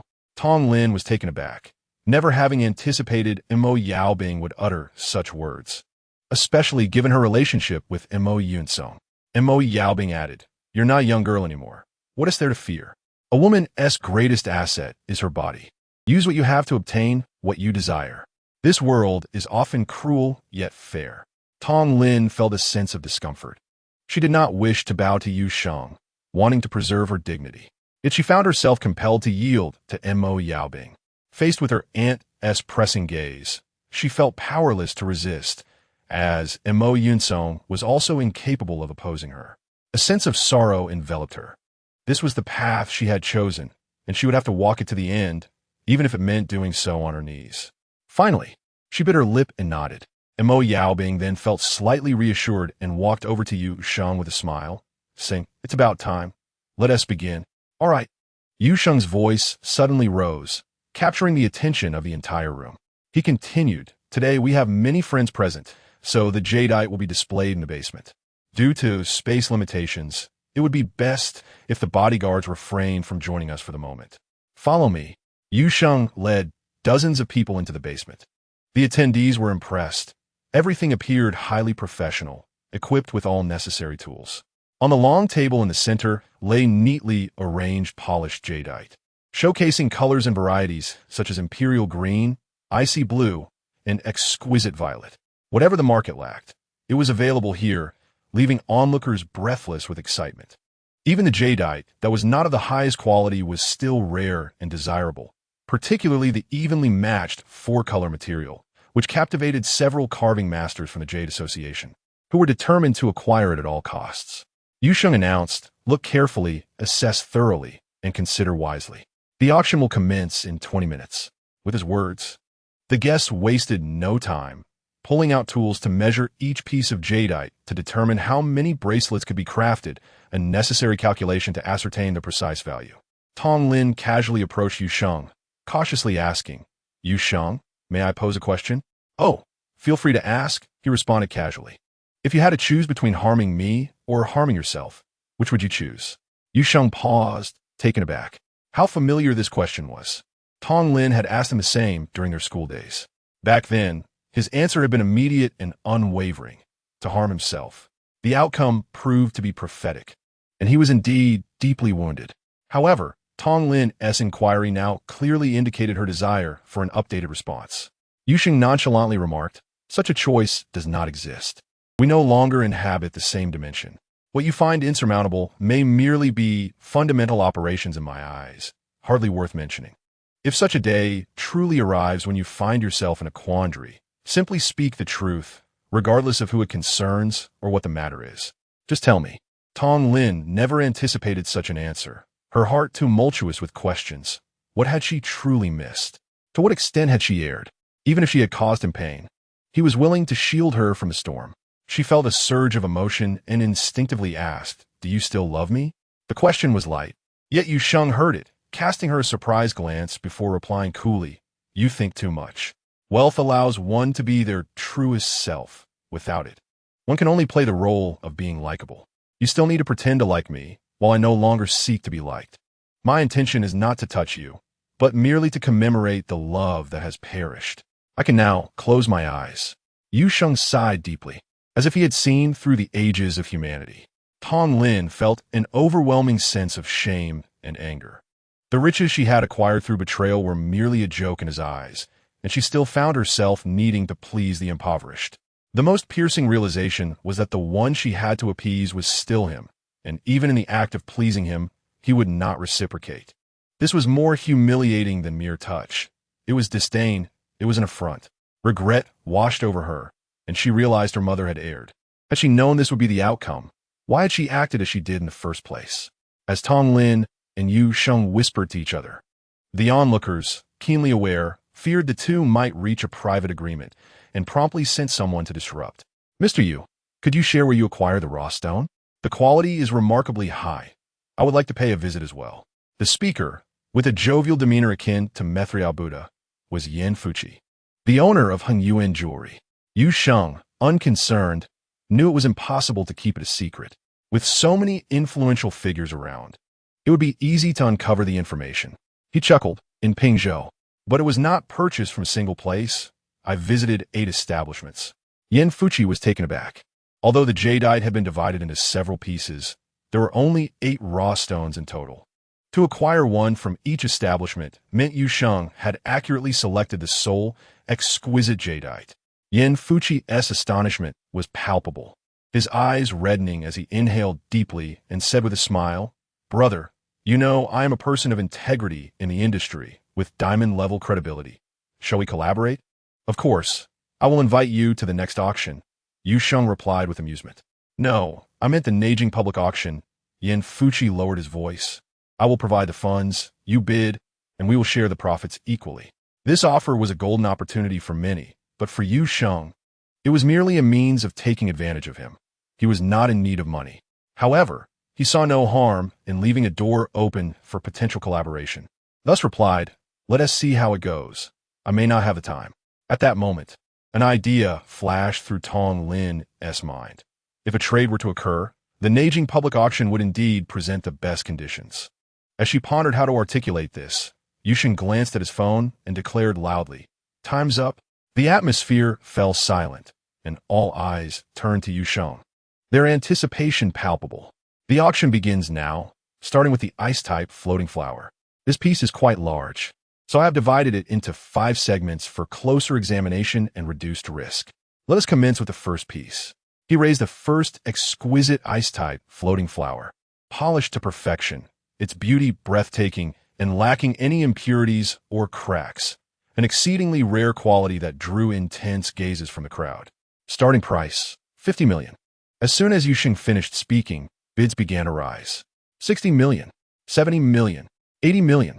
The bidding escalated until it reached 100 million, at which point Yin Fuchi finally spoke, 110 million. The crowd hesitated, with many pieces remaining. What would happen if they let this one go? However, Yu Sheng offered no time for contemplation, calling out, "Sold." The crowd erupted in a stir, realizing his temperament was formidable. They understood that next time, hesitation could lead to missed opportunities. Yin Fuchi felt assured he had snagged a bargain. It was unlikely a lower price would arise again. His face beamed with joy, and he transferred the funds to Yu Sheng, placing the jade at his feet. But this was not the end. The crowd took the opportunity to examine the jade further. Contemplating their limits, Yu Sheng raised the second piece. Ice-type floating flower, starting price remains 50 million. Let us begin. 100 million, 110 million, 115 million, 120 million. Mo Yaobing, seizing the moment as the price stabilized, finally spoke up, regretting not securing the first piece. She had to showcase her strength this time, lest she miss out on future collaboration with Yu Sheng. This seemingly straightforward auction was fraught with complexity. No one was a fool, and Yu Sheng was the greatest treasure of all, simply overshadowed by the crowd. Whomever Yu Sheng chose to partner with would emerge victorious in the jade industry. So, with a mindset of prioritizing reputation over profit, everyone was prepared to spend liberally. Mo Yaobing dared not place all her bets on Tong Lin, resolving instead to secure a piece for herself. Yu Sheng, recognizing her efforts, promptly declared sold. The crowd was left speechless. He was that eager? Waiting could have easily garnered an additional 5 million. Mo Yaobing's smile widened. Although the piece was pricier than the first, she deemed it worthwhile, as Yu Sheng's impression of the Mo family held significant value. Yu Sheng lifted the third piece. Note, this one is the lightest. Starting price is still 50 million. Let us begin. 100 million. At 500. At 1,000. 120 million. Yin Fuchi spoke again. Sold. Yu Sheng waited a moment before confirming the sale, earning the crowd's admiration. Tong Lin's emotions were indeed tumultuous. The man who once belonged to her, now a figure of power and influence, commanded respect, with others now beholden to him rather than the other way around. His wealth no longer required him to seek approval, and he moved with complete freedom. Yu Sheng operated with decisiveness, wasting no time as he presented the fourth piece. showcasing it to the crowd with a smile. "This is the finest quality of the lot. Starting price 50 million. Let us begin. 150 million. The exclamation rendered the crowd momentarily speechless, realizing it was none other than Guo Jinqing, a prominent figure from the Collectors Association. Eyes turned in his direction, as his presence was seen as a market disruptor. It was individuals like him that made exquisite jade so scarce as they hoarded them. The rarity of such pieces allowed them to dictate prices. Yu Sheng, however, did not wait, and as soon as the crowd recognized who had bid, he swiftly declared sold. Regret washed over the onlookers. That piece was a masterpiece. Guo Jinqing laughed heartily. "Brother, I appreciate your style. Come find me for drinks in Yanjing." He made the payment and excitedly carried the piece away, satisfied with his acquisition, as it stood as a top-tier work of art in its own right. The final piece, an exquisite ice-type floating flower, had a starting price of 50 million, 120 million, 130 million, 140 million. As per Yu Sheng's custom, no one dared to hesitate. If they wished to seize it, they had to act swiftly. The price was significantly higher than the first, yet the quality remained the same, leading to a lull in bidding. True to form, Yu Sheng did not wait and called sold. The buyer is Gao Chong, a professional manager from Defu Jewelry. He bears no semblance of triumph, rather appearing somewhat disheveled, clearly demonstrating a lack of judgment compared to Yan Fuqi. In the end, he did not seize a bargain, but rather paid the highest price. Indeed, his bid of 140 million surpassed Guo Jinqing's 150 million.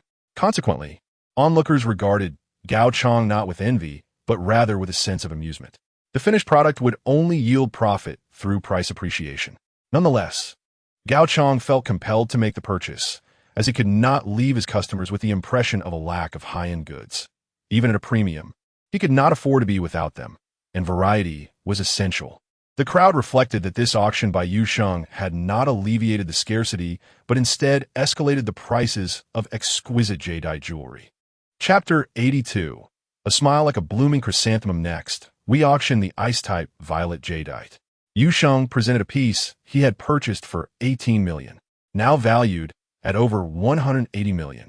In contrast, an ice-type flower jadeite, acquired for merely 3 million, fetched an astounding 640 million. This exemplifies the allure of high-stakes gambling. When one strikes the right chord, they ascend to celestial heights, with ethereal beings vying for their affection. "You boss, may I inquire about the other half?" Gao Chong from Defu Jewelry asked. The crowd shared his curiosity. To whom had the other half been sold? This was no trivial matter, directly impacting pricing and exclusivity. Yu Sheng replied with a smile, "I did not cut it. It was already prepared in the Pingzhou market. I did not purchase the other half." Gasps of astonishment echoed through the room. "You did not buy it, so I must?" Gao Chong exclaimed in frustration. How could one buy half and leave the other half behind? Someone questioned, prompting a stir among the crowd. Had the art of gambling stones reached such a level of mastery? In contrast, the jadeite kings remained silent, observing. A few elder members of the Jade Association exchanged glances, whispering, "This individual must join the Jade Association for proper oversight. Indeed, send a female secretary. My daughter will do. She's a rare beauty. Let us be realistic. Beauty serves only as a means of seduction. Who would marry her? My niece graduated from Harvard Business School. Old man, we are discussing secretaries, not your shameless desires." Tong Lin winced, closing her eyes in distress. The more exceptional Yu Sheng became, the more her suffering intensified. When others admired him, she had turned away, only to find herself now yearning for his recognition. She felt that Yu Sheng was destined to become a nightmare throughout her life, and this nightmare was merely beginning. Yu Sheng called out, "All right, if there are no further questions, the starting price is 90 million. Let us commence." 150 million.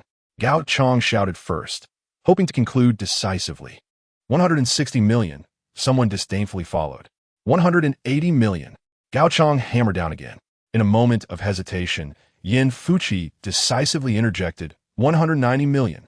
This settled the matter. Mo Yao Bing's courage dissipated like air. Yu Sheng decisively declared, transaction confirmed. The crowd was completely convinced. This individual bore a grudge against money, not pausing for a second. Yan Fuqi displayed a smile reminiscent of a benevolent Buddha. Profitability was secondary. He He merely wished to showcase his capabilities and gauge whether Yu Sheng was worthy of partnership. Tong Lin reflected that merely the ice-type flower jadeite and the exquisite violet had allowed Yu Sheng to profit over 800 million.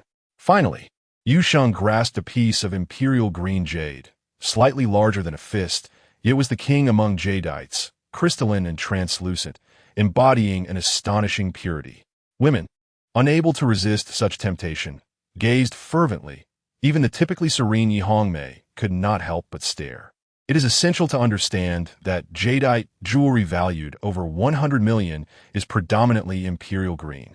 Yet Yu Sheng appeared to hold a common stone, calm and unperturbed, imperial green.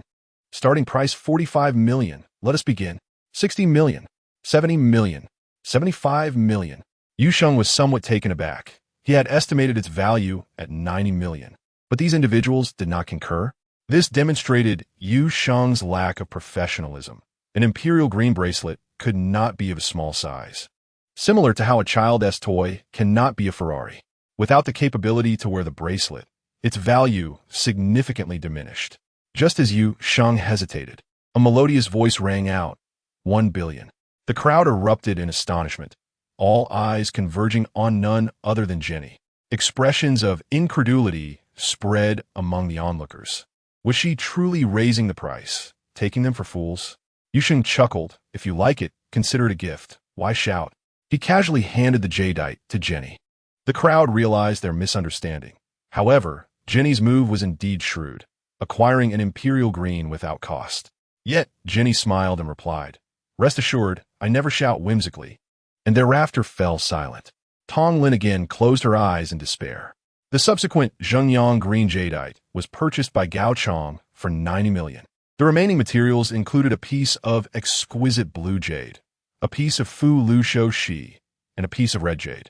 Yu Sheng remarked, "I had initially intended to carve these 3 pieces, but seeing so many here today, I would not want to disappoint, so let us auction them all." The crowd, seasoned and cunning, quickly deduced that Yu Sheng intended to participate in the internal bidding. Exquisite blue jade, starting price 45 million. Let us begin. 90 million. Gao Chong hammered down again.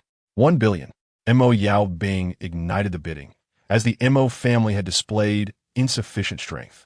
Gao Chong felt somewhat frustrated. This price was quite uncomfortable. Yu Sheng had already confirmed. Transaction confirmed. Only 2 pieces remained. The red jade was valued at merely 8 million. With only Fu Lu Shou Shi holding significant worth. Yu Sheng wasted no time.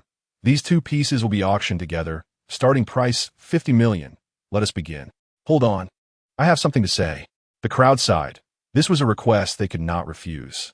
The speaker was the esteemed carving master of the Jade Association, a figure of immense repute, Lu Xiuan. Lu Xiuan inquired earnestly, "Yu Sheng, who did you learn carving from?" The crowd instantly grasped the intent. These were cunning foxes seeking to benefit without cost. Yu Sheng smiled. "I have not learned carving formally. I merely possess some inspiration I wish to express. What it eventually becomes is inconsequential, as I do not intend to sell it. I merely wish to cultivate my temperament." The crowd silently marveled. What a clever retort. The old master, however, was unfazed, his face thick as a wall. "Yu Sheng, it is commendable that you do not concern yourself with money, unencumbered by material possessions. One can soar to great heights and touch the zenith of life. I am nearing the end of my days, and I have yet to find a disciple I can take pride in. Today, upon meeting you, I feel a fateful connection. I wish to accept you as my final disciple. Would you be willing?" Gasps of astonishment rippled through the crowd. Was he truly risking his own reputation?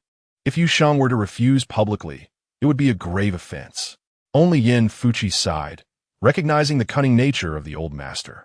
Lu Xiuan had discerned Yu Sheng's disregard for wealth simply by observing his gift of jade to Jenny. Indeed, Yu Sheng laughed heartily. "Since you hold me in such high esteem, I shall gladly become your disciple.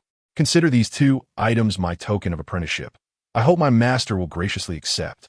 Esteemed guests, this auction has concluded. A cacophony erupted among the crowd, akin to the dispersal of a film audience. Those who left empty-handed felt their journey was not in vain, having gained insight into the myriad ways one could acquire jade without expenditure. Tong Lin cast one last glance at the man who was once hers, the wealth and glory that belonged to her, before departing in despondence. The greatest victor was undoubtedly Lu Xiuan, whose smile blossomed like a chrysanthemum. He had managed to vex his two elderly friends, who lamented, "We simply lack your audacity. What makes you worthy to be Yushang's teacher?" Chapter 83. A romantic farewell, master. Please enjoy some tea. At the apprenticeship banquet, Yusheng respectfully offered with both hands.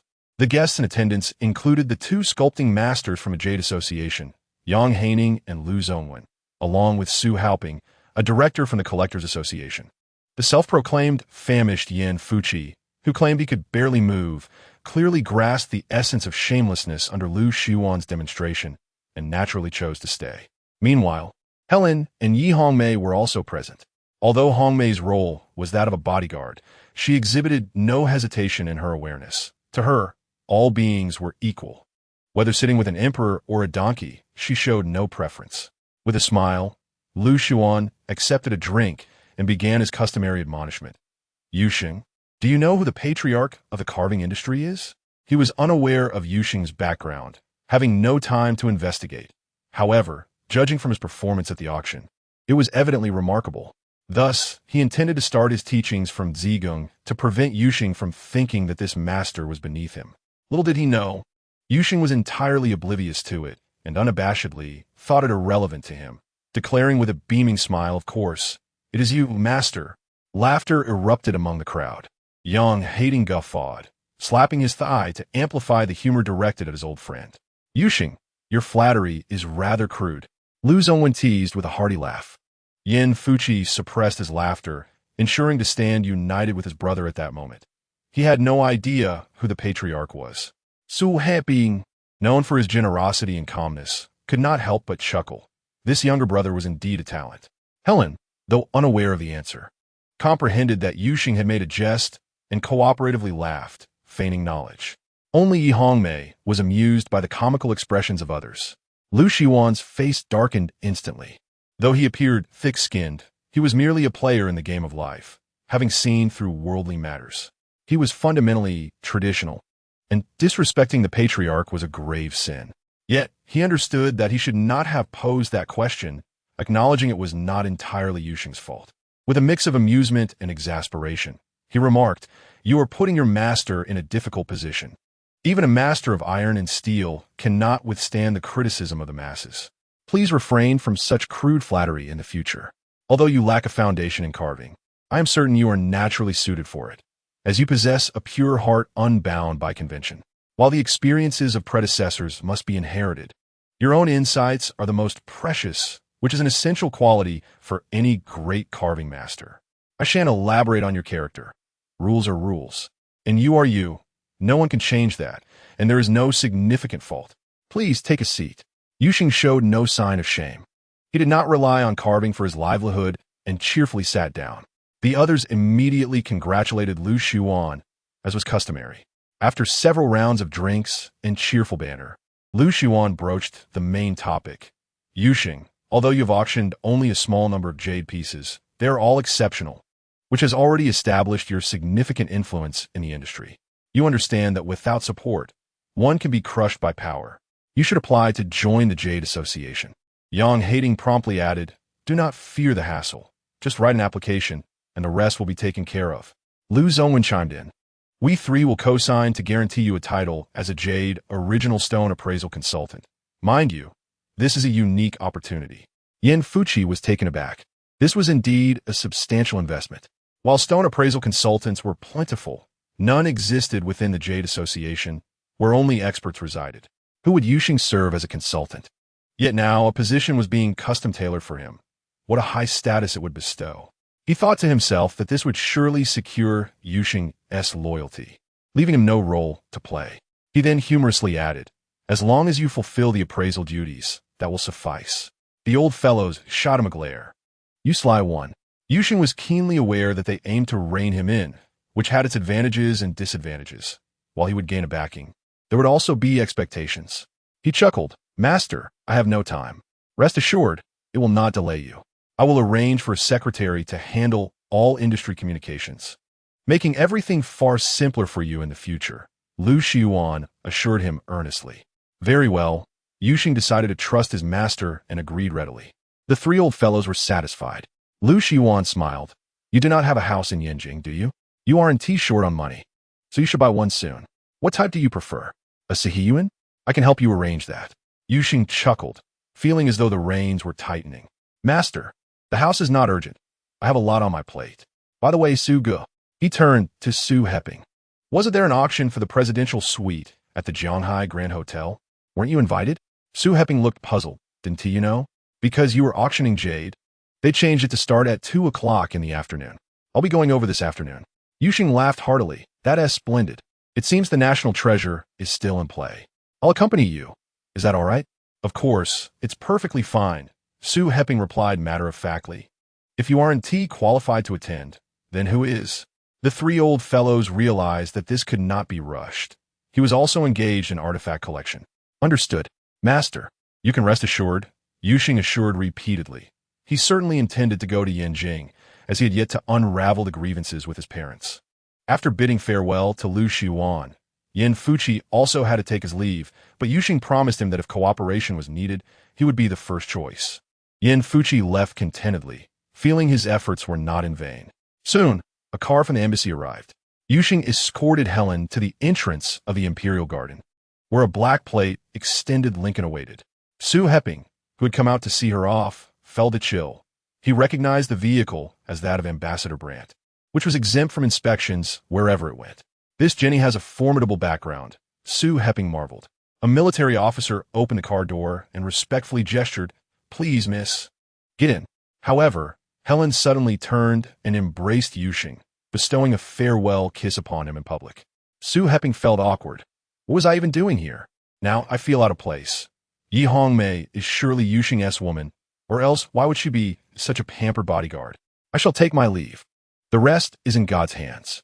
Helen resolutely turned and entered the vehicle. The officer swiftly closed the door and politely acknowledged Yuxing. Thank you for taking care of the miss. Goodbye. Yuxing nodded as the officer took the passenger seat, and the Lincoln silently departed.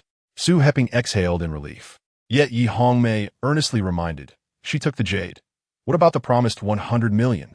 Su Heping stumbled, realizing this woman was terrifying. Her words had stripped the romantic atmosphere down to its bare bones. Chapter 84. The auction of the presidential suite. Yuxing glanced at Yi Hongmei, gritting his teeth, and said, You stay at home. We're going to the artifact auction. Su Heping nearly burst into laughter. Did that not imply she was not a bodyguard? Yi Hongmei's subsequent behavior further confirmed she was not merely a bodyguard. She cheerfully declared, If I had nothing to do, I would call Yanni for a chat. So much has happened today, for instance, just now. Oh, by the way, I need someone to carry the money box. Let us go together. Yuxing suddenly changed his tune. Ha ha ha, Su Heping finally cracked. Yet he quickly concealed it. Bro, you don't need to bring cash. You can pay with Bitcoin. Wait, does everyone use Bitcoin for payment? Yuxing questioned, suddenly suspicious. He could willingly give others Bitcoin, but he was doubtful about them asking him to pay in Bitcoin. How would the auctioneer know he possessed it? Su Heping, however, did not think much of it. No, you can use cash, USD, Euro, Bitcoin, but transfers are not allowed. Oh, good. I have dollars, Yuxing said, feeling relieved. The Mercedes-Benz halted in front of the Jianghai Grand Hotel. Yuxing and Su Heping exited the vehicle, with Yi Hongmei trailing behind, carrying the box.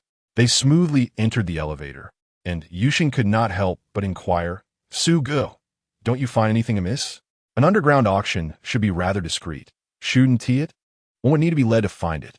Su Heping chuckled and remarked, What you described is undoubtedly freshly unearthed.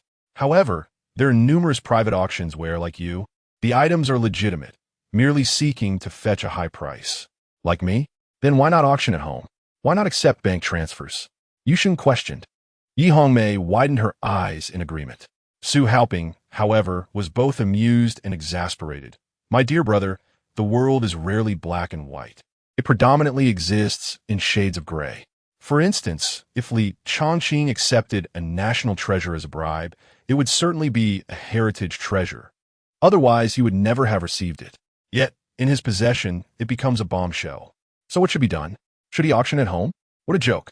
Even the auctioneer must not have any connection with him. By choosing the presidential suite, he is effectively assuring you that he can handle it.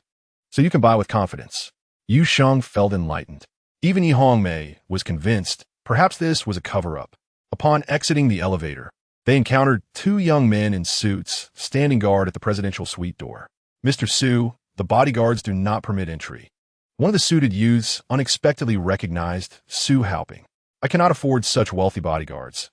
This is Yu Sheng, Mr. Yu. Su Haoping replied with a smile. Oh, so it's Mr. Yu. My apologies. Please proceed.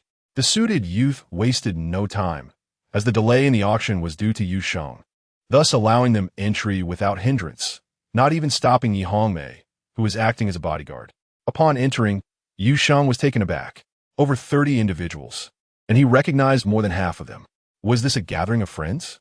Zhang Dianzhong, chairman of Jingwei Electronics; Wan Balan, general manager of Han Hai Group; Prince Sin, heir to a mining fortune; Zheng Yunlong, owner of the antique market; Luo Xinju from Xinghua Auction House; landlord Zhu Fengquan, and Wei Tianhong from the Wei family, among others, were present, some of whom had attended the Jade auction earlier that day. Upon seeing him, everyone greeted him warmly, creating an atmosphere akin to that of an international superstar walking the red carpet. Even though Yu Sheng was dressed quite ordinarily, lacking even a watch, he still cast Su Haoping into the shadows. Yi Hongmei had to concede that a man's success bore little relation to his attire. Clothing merely indicated whether he had a spouse. Yu Sheng exuded an air of immense confidence and composure in his every gesture. And when people recalled that he had just received $1 billion, he emanated a subtle opulence coupled with an uncharacteristic maturity for his age, devoid of any youthful impatience. Yu Sheng smiled and acknowledged each person in turn, missing no one. After he took his seat, a robust middle-aged man stood up and announced, "Esteemed guests, the time has come. Our auction shall commence. Allow me to introduce myself. I am Zhang San." Laughter erupted among the crowd. A name was sufficient. Curiously, Yu Sheng turned to Su Haoping and asked, "Do you know him?" Su Haoping shook his head. "No, I have no recollection."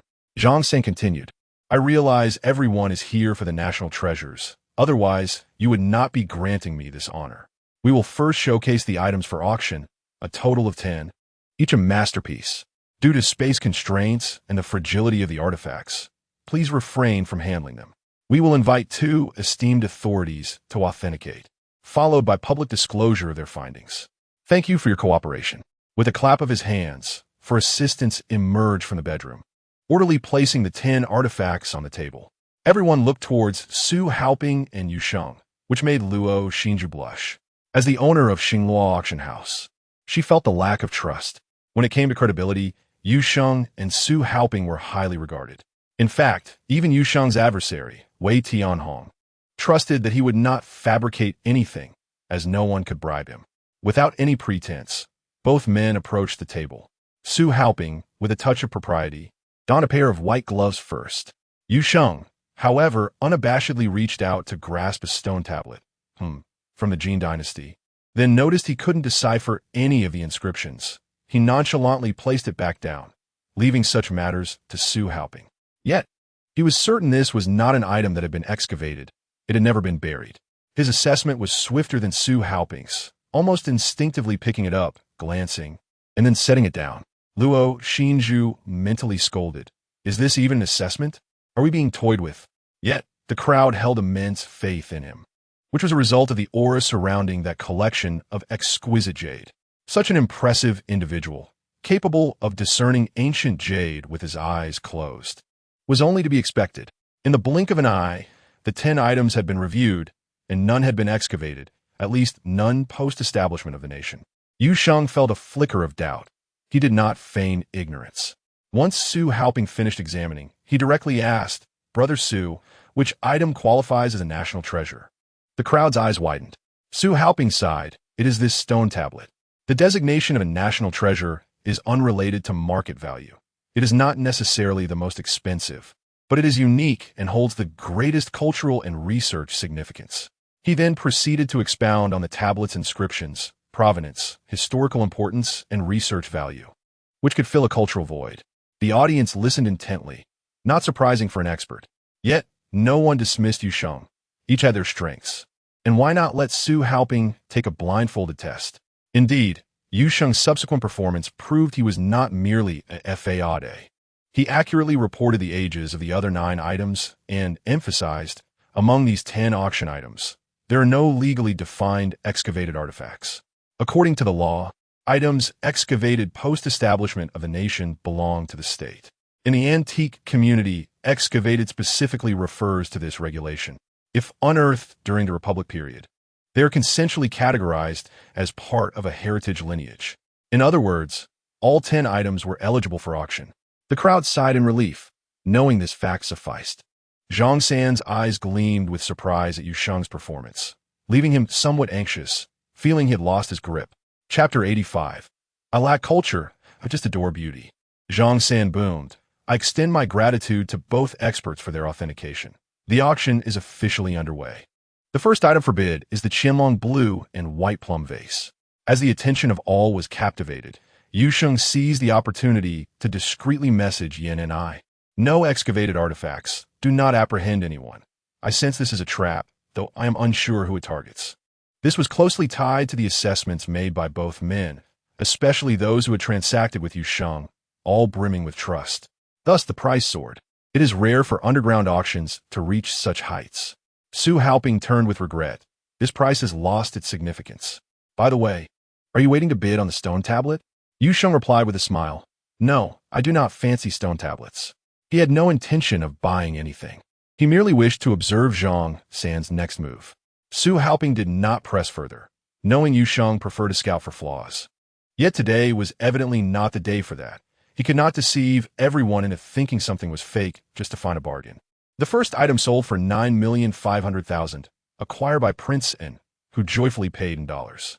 Yu Sheng mused. Having a mine at home ensures a stable income. It seems he must regularly take a cut.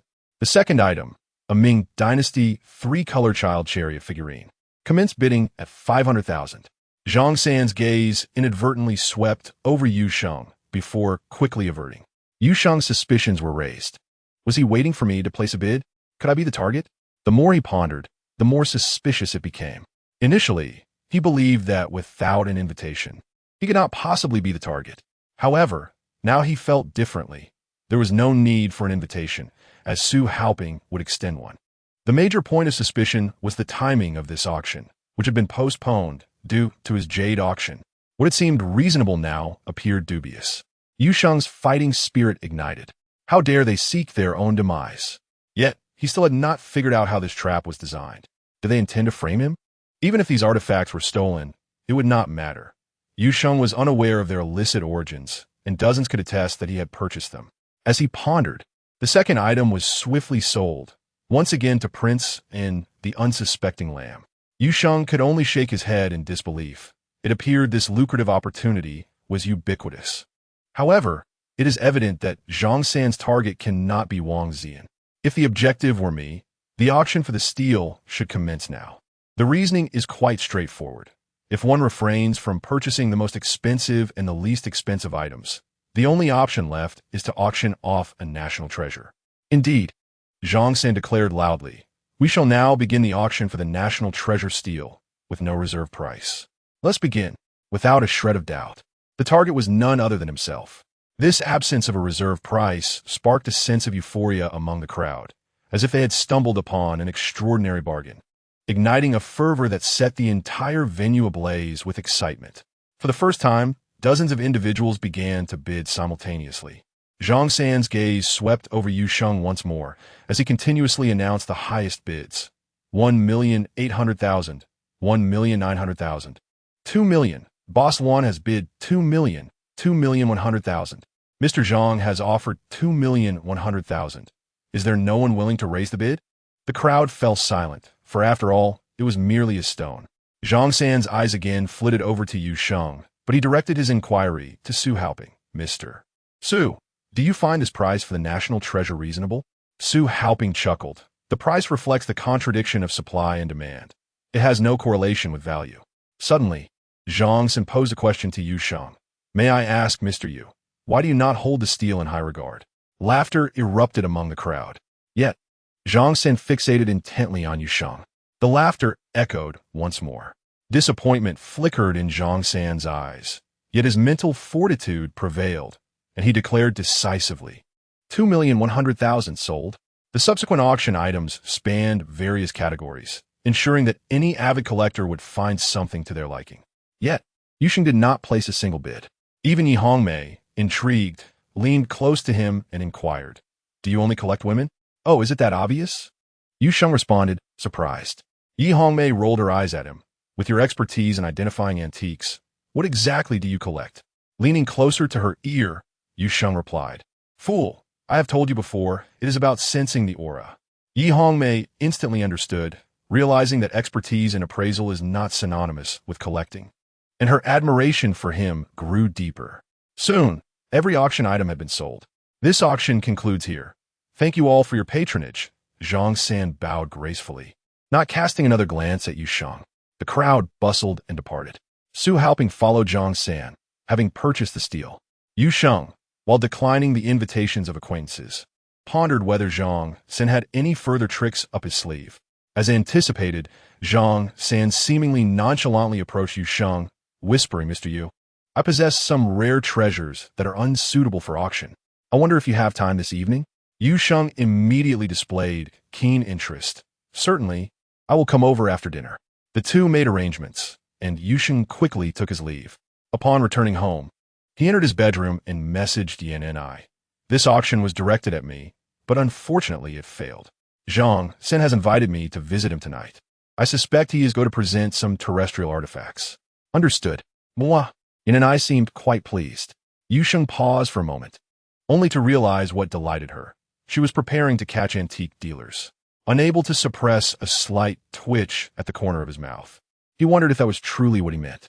Well, he switched off his phone and stashed it beneath his pillow.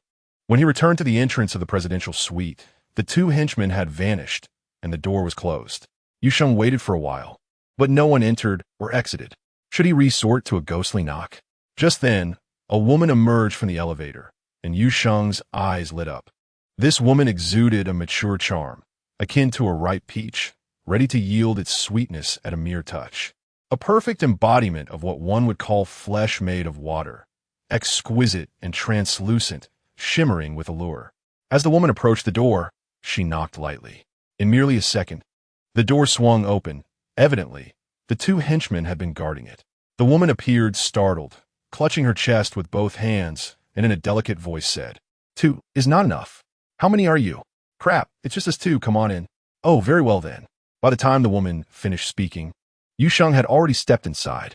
Chapter 86. The top hacker Yusheng entered the living room and discovered a slender young man, wearing glasses, seated on the sofa, seemingly around 20 years old, and looking somewhat malnourished. Before him lay a laptop, upon which he was engrossed in a game. Zhang San sat beside him, smoking, his expression somber as he observed. The scene resembled that of an irritable parent watching their child study. Upon seeing the woman enter, Zhang San extinguished his cigarette in the ashtray, stood up, and pulled the woman into the master bedroom. Yusheng found this odd. The woman was no longer flirtatious and was as quiet as a cat. Yusheng did not follow Zhang San. He was more intrigued by the slender man in glasses. This individual could not possibly be idle.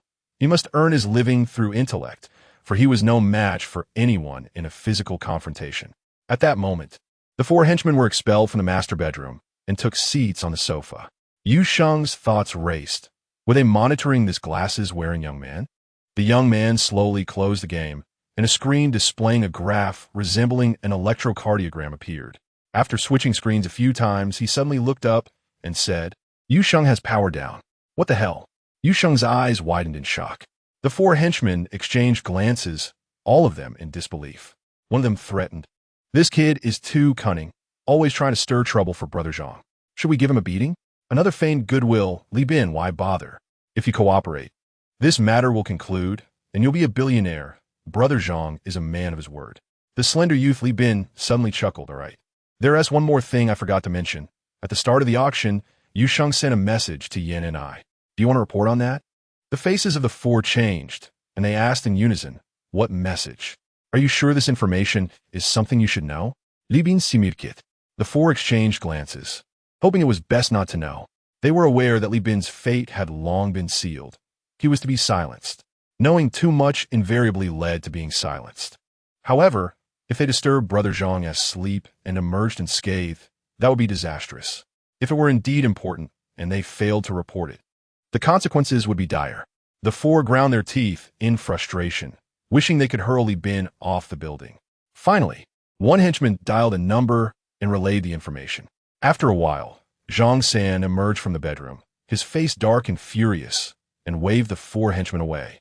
Suppressing his anger as he demanded, "Why did you only mention the message sent during the auction now? Li Bin Li susuri retorted.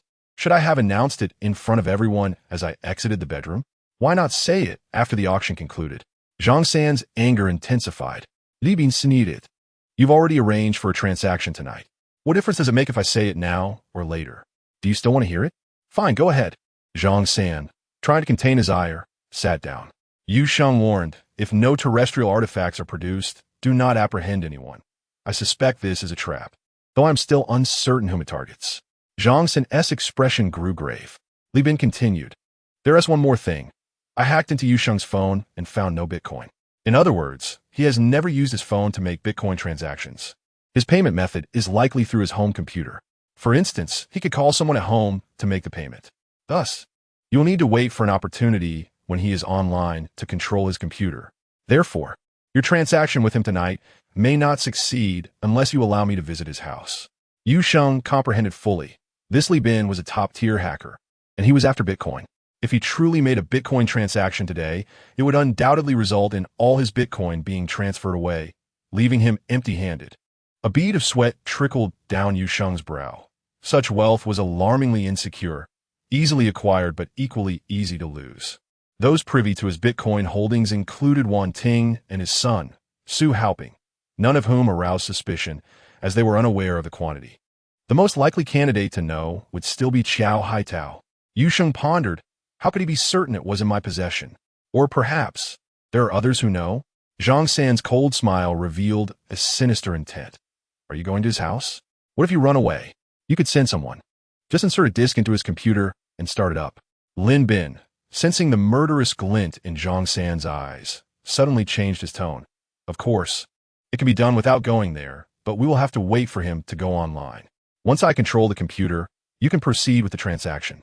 Zhang San's frustration peaked, wishing he could simply throw Li Bin out of the window. Did you just say he turned off his computer? Yes, Li Bin replied earnestly.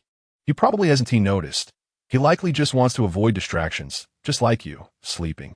Zhang San nodded in agreement. He'll be online tonight. Can you ensure you can hack in? Absolutely. I stake my life on it. If I can't get in, I will jump from this 8th-floor window, Li Bin declared without hesitation. Zhang San felt considerably better, despite the window being sealed, rendering any jump impossible. No problem, Li Bin assured him. This time, Yu Sheng followed Zhang San into the bedroom. Upon entering, he was taken aback. The woman had not removed her clothing at all. She stood by the window, resembling a sacred statue. A thought flashed through Yu Sheng's mind. This woman was certainly not a mere prostitute. She had come to meet Zhang San under this guise. Indeed, Zhang San approached her from behind and softly recounted the events, devoid of any suggestive gestures. Yu Sheng sensed a direct collaboration between the two, representing two formidable factions. A powerful alliance must be tied by mutual interests. Yu Sheng pondered deeply. The notion of shutting down one's computer had nothing to do with who one slept with. He himself turned off his every night, even when no woman was present. However, shutting down so early today must be related to this situation. He suspected that every time the computer was turned off, someone mysteriously died or vanished, like Zhang Jinxiao. The woman sighed softly. Yu Sheng's heart surged with intense murderous intent. This woman had been monitoring him daily.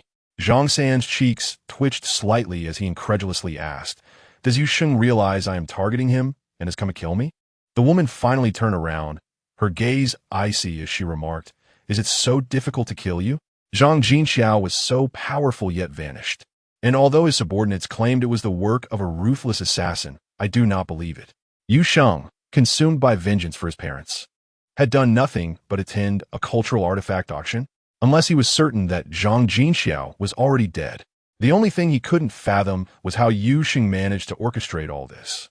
Yu Sheng's murderous resolve intensified, and he sentenced the woman to death. It had to be executed tonight. Yet before carrying it out, he wanted to uncover the identity of the man behind her. It was inconceivable for a woman to lack a man behind her. From Su Meiwan onward, there had been no exceptions. Chapter 87. Do you have any last words? Zhang San, with a grim expression, inquired. Do you mean there is no chance of success? I didn't say that. It all depends on your abilities, the woman smiled, as if providing encouragement. You are under Qiao Haitao's wing. I cannot interfere with you. As long as you remain alive in Jianghai, the ninth master will ensure your safe retreat. But the premise is that you must not die at Yushang's hands. Yushang's heart raced. Who was the ninth master? Undoubtedly, this woman was connected to him. As for Zhang San's affiliation with Qiao Haitao, Yushang had already anticipated it. The woman, sensing the tide turning, felt it unnecessary to wade through this murky water and engage in a deadlock with someone as unfathomable as Yushang. She decisively stated, I will take my leave. Do you need anything else? Yushang's murderous intent reignited. Attempting to leave? That was a fool's dream. She would bear the burden. Zhang San pondered before making a choice. I do not believe Yushang can come directly to eliminate me. I need an antique worth over 10 million. That way, Yushang cannot simply pay with cash. With that, he turned it apart. Zhang San, caught off guard, stepped forward. In that instant, his body stiffened, his eyes reflecting profound agony as he gasped for air, unable to produce a sound.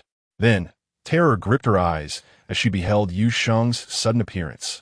Zhang San collapsed to the ground, reduced to convulsions. The woman trembled in shock, overwhelmed by the revelation. Yushang had been present all along, listening to their scheming against him. Finally, she broke down, urine streaming down her thighs, forming a small puddle on the floor. What is your name? Yushang inquired softly. I am Sun Mingxiang. Please don't kill me. I am willing to serve you, she pleaded, her eyes brimming with tears, her voice barely a whisper. Not collapsing out of courage, but because her entire body felt numb. Why have you been monitoring me? I haven tea. I absolutely haven tea. The woman finally burst into tears. Who is the ninth master? Yushang pressed on. Sun Mingxiang, as if grasping at a lifeline, quickly replied. The ninth master is the top boss in Jianghai. He does not need to monitor anyone. Countless bigwigs stand behind him, and whatever he wants to know, someone will inform him. Yushang was astonished. He had been moving too swiftly and was unaware of such layers. Curiously, he asked, who ranked him? The ninth master. What about the 8 before him? There are no others before him. He was originally called Jiuyi, referring to liquor, as he monopolized the liquor supply chain in Jianghai. Over time, people began to refer to him as the ninth master. What is he doing now? He runs an underground bank. Besides providing high-interest loans, he also facilitates money laundering for various bigwigs, transferring funds abroad. Li Chongqing does not dare to touch him. For if he were to fall, all of Jianghai would descend into chaos and paralysis. Sun Mingxiang cautiously hinted, hoping Yushang would refrain from silencing her. Yushang finally understood how Qiao Haitao and the ninth master were intertwined in their interests. Both were involved in Bitcoin money laundering. Yushang sighed. Do you have any last words? Sun Mingxiang promptly fainted. 10 minutes later, a piercing scream echoed from the bedroom. The underlings rushed in, their expressions frozen in disbelief. The scene depicted a fierce struggle between the woman and Zhang San, leading to mutual destruction. 6 underlings instinctively pieced together the scenario. Evidently, the woman was a meticulously disguised assassin who had seduced Zhang San to seize his knife and plunged it into his lower back, and in his dying moments. Zhang San had twisted her neck. They had no doubts, for the knife had been switched, and it was indeed Zhang San's. Li Bin had also rushed in, but at this point, no one paid him any mind. A quick glance told him an opportunity had arisen. Observing the dazed 6 underlings, he cautiously advised, if you wish to survive, grab the money box and flee quickly. Involving Qiao Haitao will surely lead to your doom. The 6 underlings shuddered, exchanging glances, then comprehending each other's choices. They then looked at Li Bin, planning to eliminate him first. Li Bin nonchalantly remarked, by the way, do you need Bitcoin? Hide it for now. When I acquire Yushang's Bitcoin, I will grant each of you Bitcoin worth $100 million. This promise was far more generous than Zhang San's. 6 individuals amounted to $600 million, and he did not even blink. The 6 underlings exchanged glances once more. suddenly realizing that killing Li Bin would yield no benefit. It was wiser to keep him alive for safety before seeking him out again later. They quickly divided the money boxes, ensuring no one was left with any excess, for time was of the essence. They needed to find a secure place to regroup. Not a single cent was left for Li Bin as they hurriedly departed. Li Bin scoffed derisively, "A bunch of fools. It's just a small amount of money. Once I obtain Yusheng's Bitcoin, I will hire assassins on the dark web. None of you will escape." Yusheng was taken aback. It turned out that being forced did not necessarily indicate one was a good person. He had initially hesitated on whether to let Li Bin go, only to discover that Li Bin harbored such grand ambitions. Li Bin picked up Zhang San's phone and, after a swift series of actions, eradicated the Trojan and erased his fingerprints. Just as he set the device down, a heavy blow struck the back of his head, plunging him into darkness. Li Bin felt no pain as he entered the box, along with his computer. "He sincerely wished for you to be as strong as iron, forging good steel." Yusheng, carrying the box, vanished without a trace. He first sent a message to Yan Ni, Jiu Ye's woman, Sun Mingxiang, killed Zhang San, who then managed to counterattack before he died. All 6 of his underlings were present at the time, and fearing that Xiao Haitao would silence them, they took the auction money and fled. Did no one at the hotel report this? Yan and I understood. There were no antiquities dealers left to apprehend. If it was indeed Jiu Ye's woman, no one would dare to report it.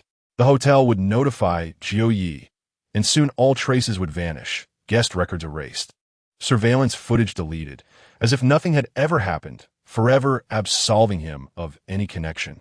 Yusheng gasped. Was Jiu Ye really that formidable? Yet this was preferable, as it eliminated any suspicion from falling upon him. Yin and I, come here. I have a secret to share. You're doomed. I'll come and kill you tomorrow. Yusheng laughed heartily. Just then, an unfamiliar call came through. Yusheng, this is Jiu Ye. Chapter 88. The Threat of Jiu Ye. Yuye? Yusheng was taken aback. Indeed, I am currently at Jianghai Hotel. You should come.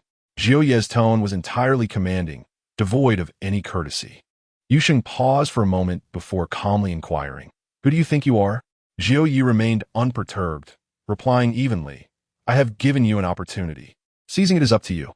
My woman did not die in vain. Do you think such a clumsy cover-up could deceive me? Oh, your woman is dead.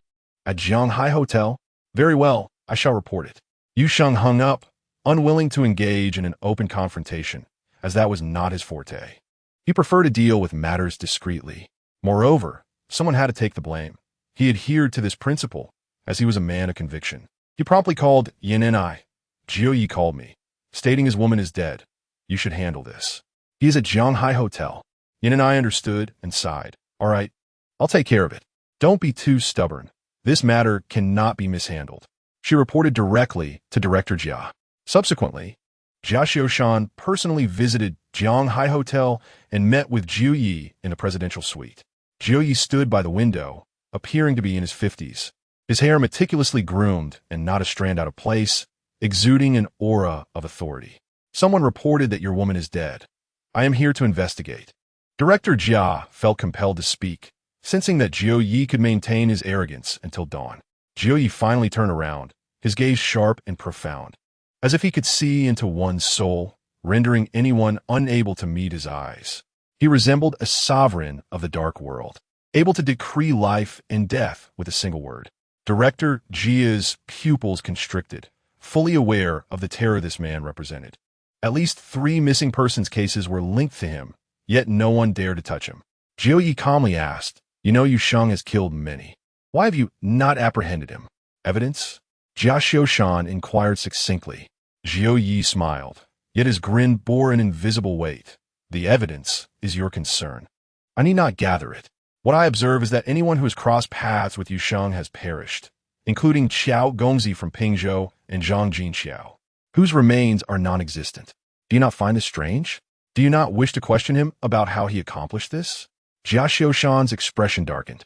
If we could apprehend individuals based solely on conjecture, this world would descend into chaos. He truly wished to assert that if such a method were viable, Jiu Ye should be the first to be apprehended. Jiu Ye continued his reasoning. You are concerned about Yin and I. Yet you overlook one fact. The Yin family has never acknowledged Yusheng. This is not merely a matter between 2 individuals. It involves the union of two families. But where is Yu Sheng's family? Why does he have to ally with the Yin family?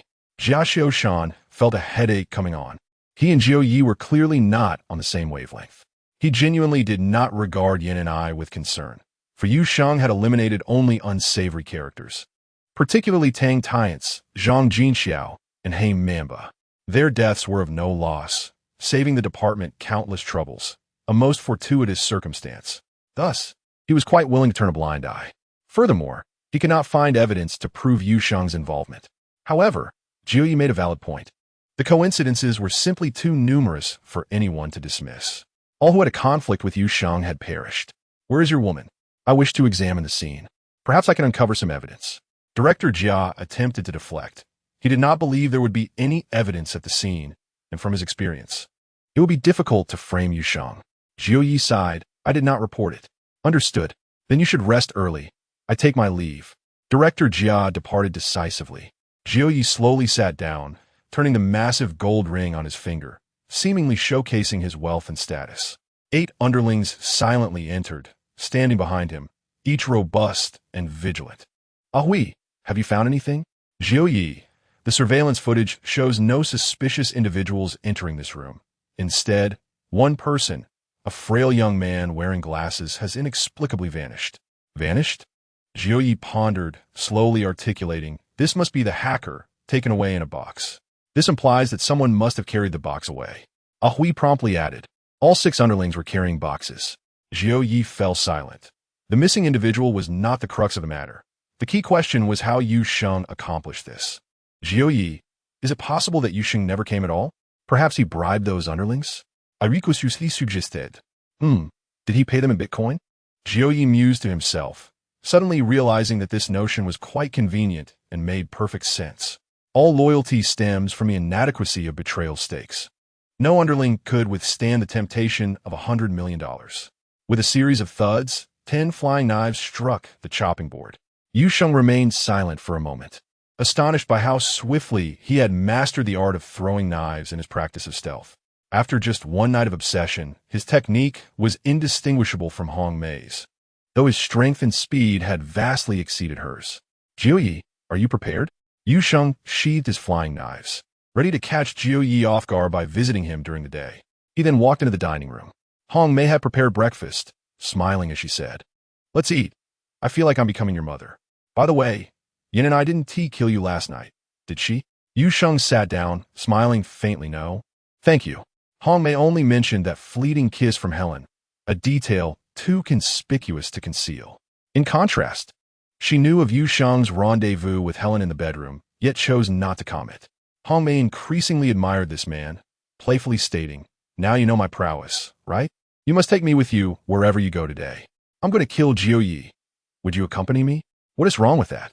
You think I'm unaware? You didn't actually go look for Yin and I. The dead person at the hotel was your doing. Rest assured, I won't tell anyone, Hong Mei declared earnestly. Yu Sheng nodded. Indeed, Hong Mei was no fool. After they finished their meal, Yu Sheng called Yin and I. Tell me where Jiu Yi is. Jiu Yi cannot be touched. He is akin to a malignant tumor that cannot be carelessly excised.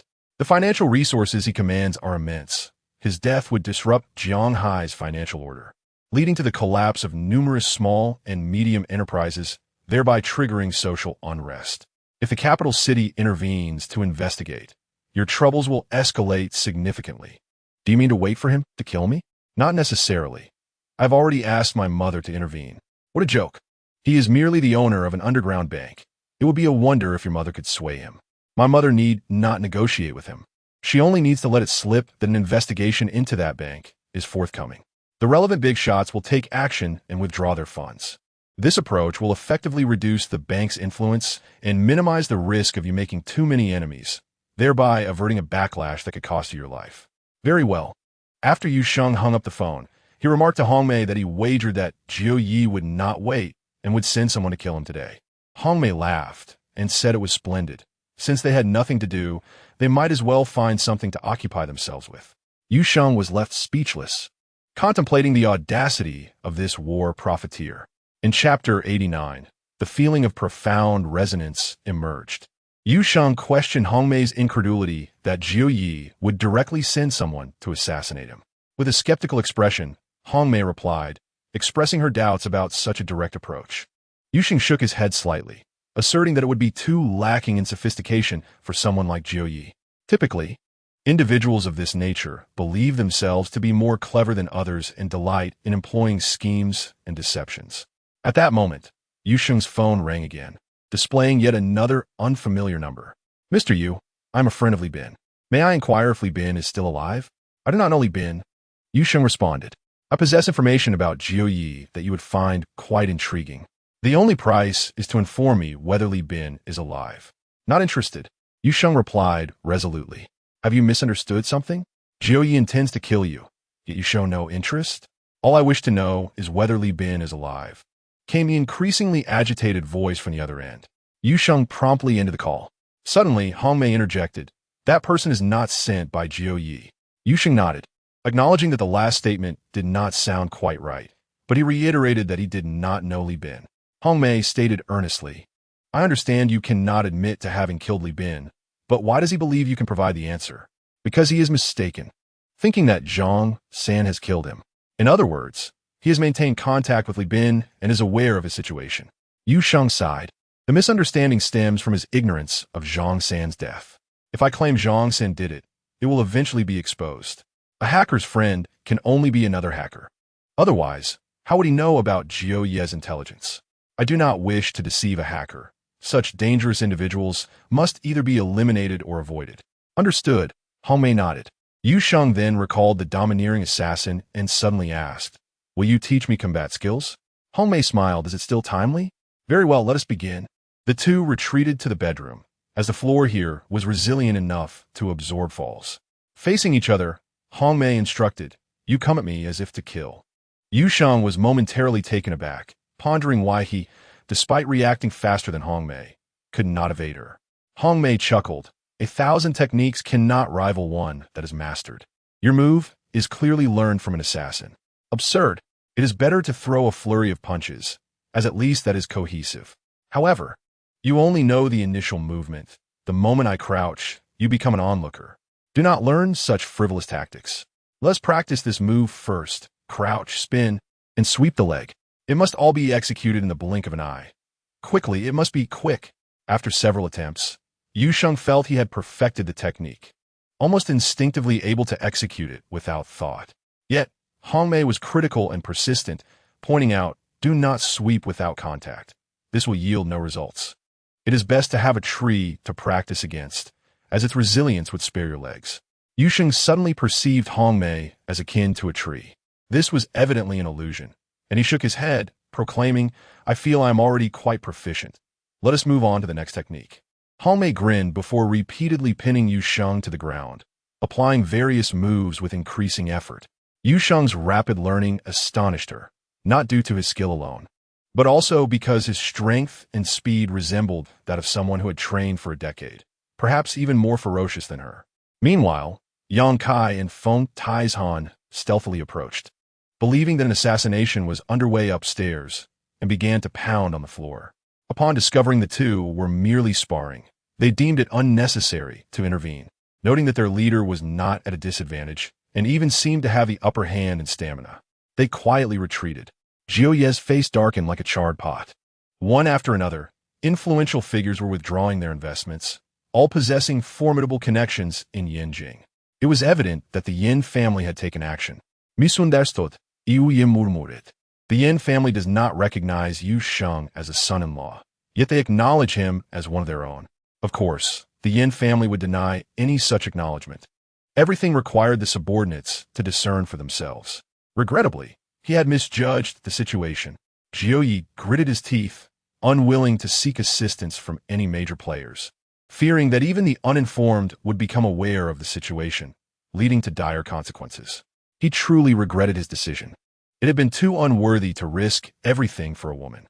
Years of wielding power had led him to become overly arrogant, forgetting that when authority speaks, even wealth must retreat. At this moment, he felt a fatal crisis looming. The true hunters had yet to strike, yet the storm was brewing ominously. Yu Yin nodded, acknowledging that this would reveal the crisis prematurely, but he saw no other option. Has Shoppy made any moves? He inquired, his ferocity apparent, fully aware there was no retreat. Yusheng would not spare him. We are waiting for Yusheng to emerge, Ahui replied. Very well. Jiuyi closed his eyes. Yusheng laughed heartily, reveling in the moment. Hong Mei, pinned beneath him, indignantly exclaimed, You scoundrel, let go. All right, he replied, hastily ending their play, concerned for her dignity. You should go shower. You are quite sweaty. This was a stark contrast to Yusheng, who had not broken a sweat at all. In a fit of embarrassment and anger, Hong Mei kicked out, this time devoid of technique. Unexpectedly, Yusheng did not evade, allowing her to land a kick. He chuckled. You must be hungry. I shall prepare a meal for you. This turned her anger into teasing. She shot him a glare before heading off to shower.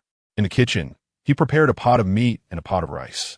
Hong Mei smiled, appreciating the simplicity of it all. She realized that her perception of Yusheng had become increasingly favorable, from his soul to his physique, from his combat skills to his decision-making. Every aspect resonated deeply with her. This realization sparked a hint of concern within her. Was there something wrong with her?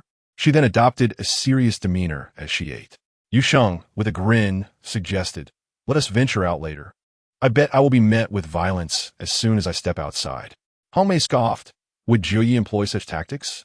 I wager that as soon as you step out, you will be met with 3 gunshots from 3 different assailants.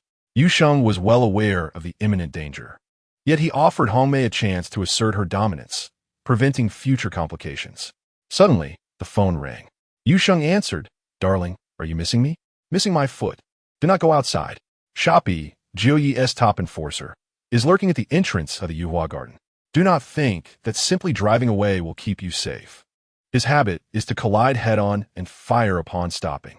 See, you claim you're not thinking of me, yet you have investigated so thoroughly. Fine, I truly hope you.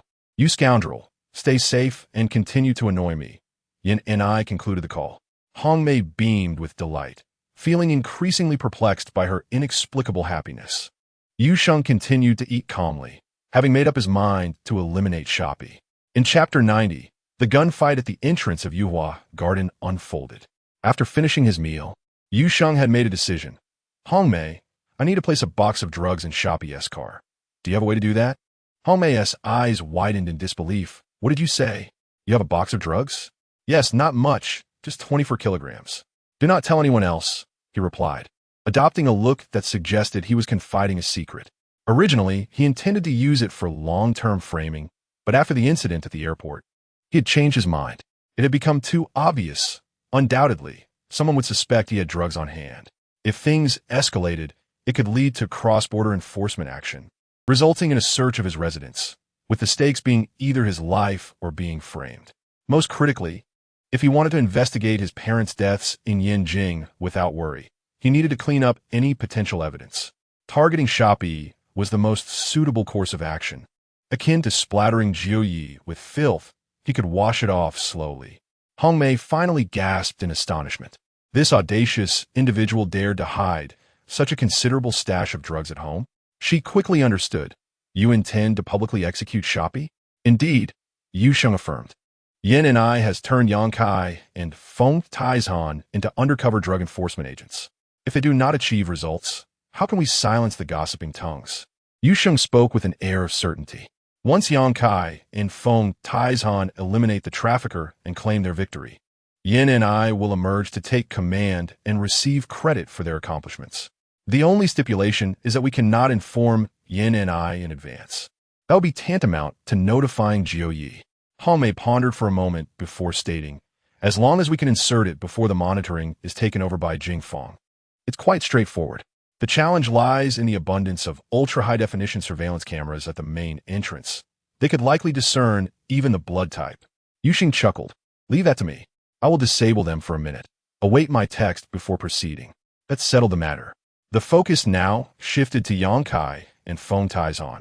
And we mustn't forget Mao Zhongyu and the other 2. No. They're only receiving 8,000. They're not Jingsha, so we can't employ them in this manner. 2 from Yang Kai will suffice. In fact, under the condition of no restrictions on killing, Yang Kai alone will be enough. Hong Mei nodded in agreement. Indeed, We must not let excessive caution hinder us. Yuxing then summoned Yang Kai and Feng Taizhan, and the four conspired together. They requested Yanni to send over a photo of the target, meticulously considering various contingencies to ensure no detail was overlooked. Subsequently, Yuxing opened the safe and retrieved a box of drugs, handing it over to Hongmei. Each then set off on their separate tasks. Yet, Yang Kai and the others mistakenly believed Yuxing was merely disabling the surveillance for a minute. This was the only flaw in their plan. Unbeknownst to them, Yuxing would not allow such a significant oversight. He vanished into thin air. In the driver's seat of a Santana, Shoppy was having his meal when sudden agitation overcame him. His instincts had always been sharp.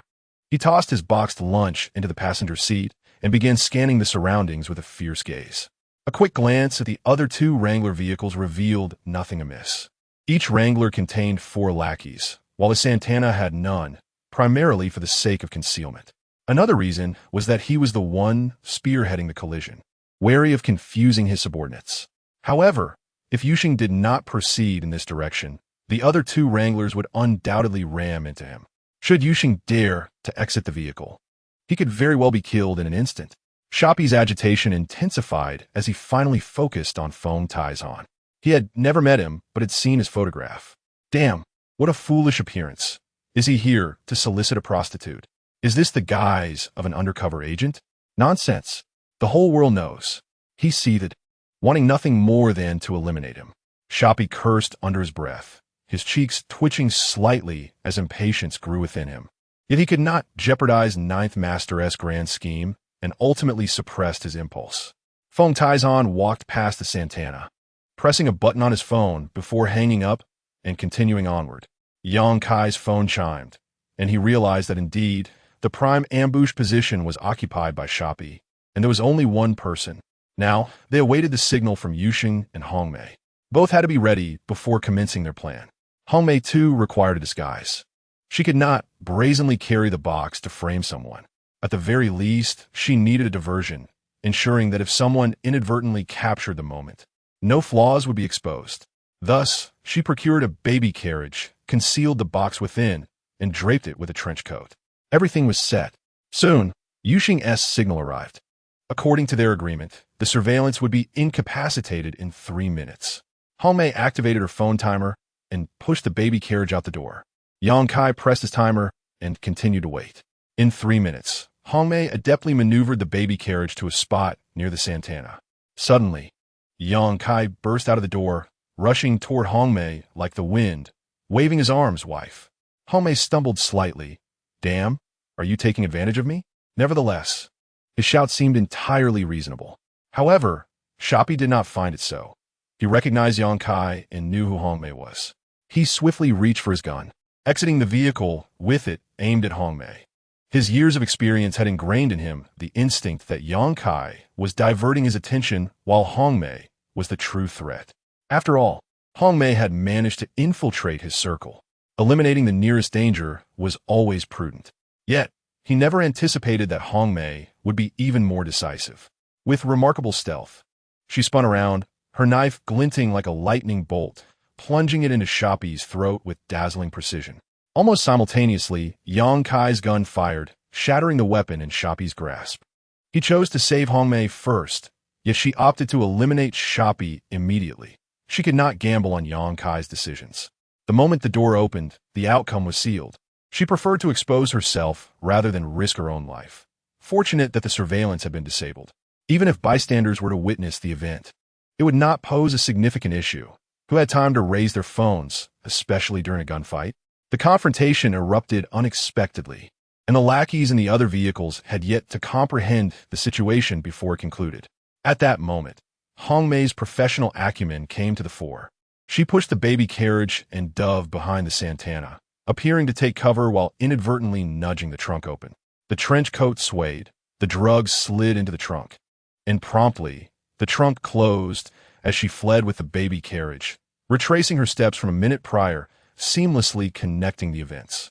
Yang Kai had already turned to face the 2 oncoming Wranglers, drawing all attention toward himself. The 2 Wranglers charged at him, intending to run him down. Yang Kai remained composed, shooting through the windshield, instantly killing the driver, causing the vehicle to veer and collide with Shoppy's car. No one pursued. This was a deliberate release. For without a transaction partner, how could they trade the drugs?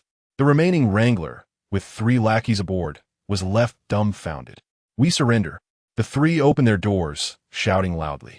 Feng Taizan and Yang Kai rushed in from either side, and 3 shots rang out, taking them down. "Who permitted your surrender?" With such a vast quantity of drugs, it was unacceptable for anyone to live. Chapter 91. A moment of enlightenment. Yanni received a call from Yuxing, instantly feeling her scalp tingle. She hurried to report to Director Jia, requesting he personally oversee the matter, as others could not bear the pressure. Director Jia was equally stunned. He knew without inquiry that this was undoubtedly Yuxing's doing. The quantity of drugs was impeccable. Tang Laoda had 25 kilograms, the airport had 1 kilogram, and Shoppy had 24 kilograms, adding up to precisely 50 kilograms. He immediately instructed, "I will bear all the pressure. You must conclude the case as swiftly as possible. We cannot allow Ninth Master to intervene. As long as the drugs were real, they had to remain genuine. Such an accomplishment was not to be dismissed." He then called the media, instructing them to promptly release a news bulletin, announcing the recent bust of a drug trafficking case, resulting in the death of drug lord Shoppy and 3 others. They set the narrative, ensuring no one could reverse the situation. Yanni swiftly led a team to the scene, completing photographs in a minute, and the bodies and vehicles were removed without even establishing a cordon, rushing away. The guards at Yuhua Garden were left in shock. At that moment, Director Jia was facing reprimands. A call from the provincial leader came through, a thunderous roar echoing. "You have gone too far. Who authorized you to release the news bulletin? This case is riddled with doubts, and your hasty conclusions suggest you are concealing something. Are you attempting to frame someone?" Director Jia replied firmly. "Shoppy is implicated in over 100 cases, having killed at least 3 members of the Jing. The guns are real. The infiltration at Yuhua Garden is real, and even the high-ups in the capital are monitoring Ninth Master. Is there a distinction in drug trafficking? What did you say? The high-ups in the capital are monitoring?" After all, the provincial leader was unaware. Yet, the leader did not harbor doubts. He was merely infuriated, abruptly hanging up. Director Jia sighed in relief.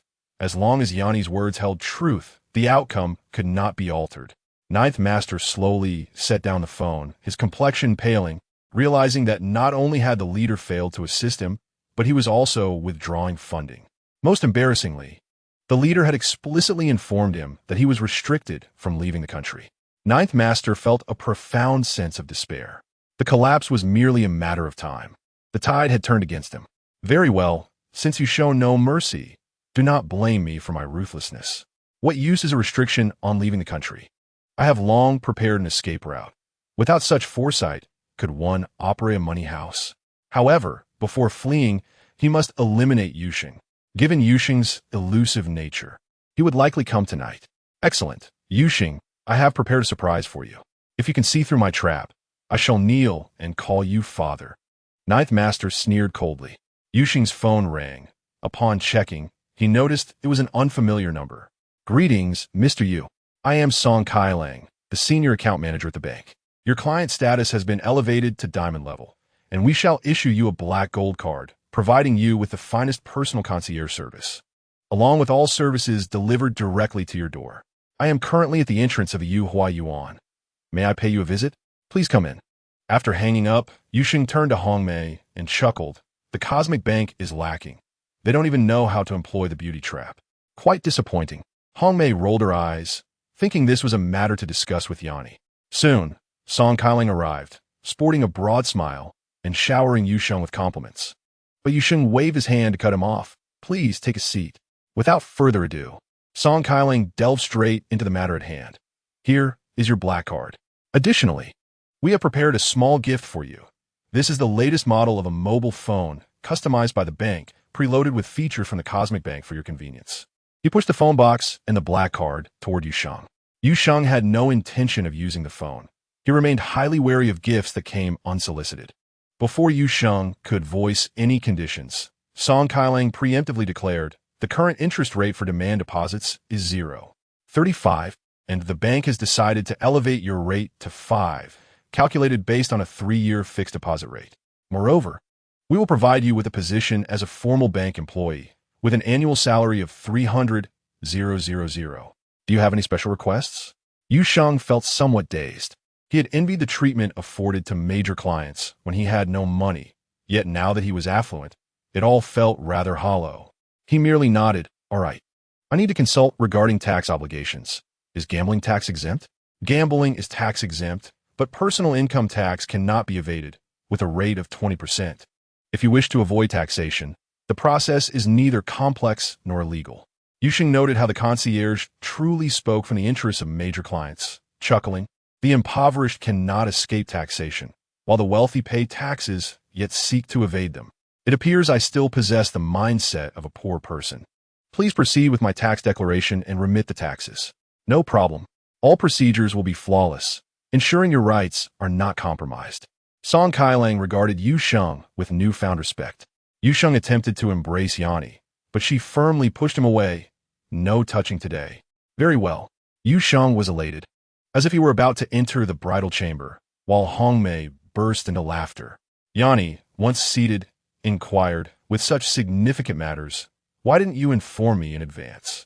The situation at the bureau is akin to a sieve. Wouldn't that be equivalent to informing Joey? By the time you gather your team, the target would have already fled. Do you think me foolish? I wouldn't say I discovered a smuggler only to realize my mistake afterward. Words are futile. As long as she moves, they will understand. She switched to another pressing question. You must eliminate any traces of drugs. Are there any left? Do you think me foolish? To engage in such a grand endeavor a third time? Yusheng scoffed. Yanni smiled, and the trio began their meal. It was at this moment that Yi Hongmei realized. Looking at Yusheng, Yanni forbids you from touching her, yet you are elated. You plan to seek out Jiui tonight, don't you? You must take me with you. Don't even think of slipping away quietly. I will guard the entrance. Yanni chuckled softly. Yusheng's eyes twinkled. Hongmei, I assure you, there will be no fatalities tonight. I am merely going to monitor Joey, who should logically be escaping at this hour, correct? He glanced at Yanni, who nodded. He has been restricted from leaving the country. He cannot escape. Yet Hongmei shook her head. There are too many ways to escape. I will accompany you to keep watch. Yusheng felt exasperated. He wasn't there to monitor anything. He merely sought to locate Joey's Bitcoin and plunder it. Yet Yanni grasped the crux of the matter. Hongmei, what method do you believe he will employ to escape? Quite simply, he must possess another identity, one that genuinely exists, traceable at the bureau, complete with a birth record, a track record of life, a bank account, investment and consumption records, real estate, flight records, and even a legal identity abroad in a respected profession. However, his appearance would differ entirely from Joey's, as he would don a silicone mask, allowing him to board a plane unabated. Hongmei's words were like a revelation, awakening Yusheng and Yanni to the truth. Chapter 92. A solo venture into the crocodile's den. Hongmei, filled with pride, drove her Mercedes, intent on uncovering how Yusheng operated. Observing the impassive Yusheng in the passenger seat, she reassured him, do not worry. Anything I see will remain confidential. Yusheng chuckled inwardly. What could she possibly perceive? Not only had he not turned off his phone, but he also brought it along in the Mercedes. The Mercedes halted before a nondescript office building, where Hongmei parked and turned to Yusheng, anticipating how he would infiltrate. To her surprise, Yusheng directly dialed Joey's number. Joey, I have arrived. Oh, Joey chuckled. I instructed you to come to the hotel yesterday. Were you today? Yanni mentioned you were at the company. I am downstairs. Good. You exhibit courage. Come up alone. Yusheng ended the call and instructed Hongmei. Wait here. Hongmei was speechless. Was he courting death? Even with me, you wouldn't be sufficient. So wait here. I am merely altruistic. To preserve Joey and stabilize the financial order, it is my duty. With a righteous demeanor, Yusheng exited the vehicle. Hongmei was torn. No matter how she viewed Yusheng, he didn't seem foolish, yet the reality unfolded before her eyes, akin to a meat bun tossed into a tiger's den. Yusheng entered the building, and as the back door closed, four henchmen surrounded him, while another 8 remained at rest, only the visible ones. Is this how Joey instructed you? Yusheng inquired curiously. To see Joey, you must first surrender your weapons. I possess no weapons. Apologies, we must search you. Joey has disappointed me. There is no need for us to meet. Yusheng turned as if to leave. Suddenly, a surge of aggression erupted. One henchman unleashed a devastating kick aimed at Yu Sheng's face, executing a sweeping strike. It was a catastrophic blow. The other three henchmen erupted in a frenzy, attempting to swarm him, but Yu Sheng's speed advantage became apparent. He lunged toward one henchman while simultaneously distancing himself from the other two, sweeping low and sending one crashing to the ground. With precision, Yu Sheng maintained a slight edge, and the two remaining henchmen soon found themselves incapacitated, though not severely harmed. He was not there to kill. Such overt actions were not permissible. Eventually, someone shouted, "Stop!" Yu Sheng smirked, glancing at the speaker. "Please follow me." The henchman led the way. Jiuyi's orders were to test the waters and then bring him in. Entering this space meant he was at the mercy of Jiuyi's whims. Even the bureau agents would vanish without a trace. Soon, they entered Jiuyi's office, and Yu Sheng's eyes widened. It was indeed vast, ample enough for a game of basketball. Jiuyi lounged on the sofa, a cigar between his lips, observing Yu Sheng with the intensity of a hawk. 8 henchmen flanked him, poised and menacing. This was the true elite of Jiuyi's crew, each capable of taking on 10 men, far beyond the abilities of the 4 below. Yu Sheng stood firm, mockingly grinning. "What an imposing aura, Jiuyi." Jiuyi replied coolly, "I am quite curious as to why you have come so openly. This is not your usual manner." It seemed Jiuyi held a profound misunderstanding of him. He had always been forthright. "I have come today to discuss cooperation with you." "Cooperate with me? Absurd." Jiuyi scoffed with disdain. "I could overlook the murder of my associates. But you have sullied my reputation, believing that with the Yin family backing you, I would not dare to act against you. You think you can leave here alive?" Yu Sheng's laughter grew more radiant. "It seems Jiuyi is prepared for flight.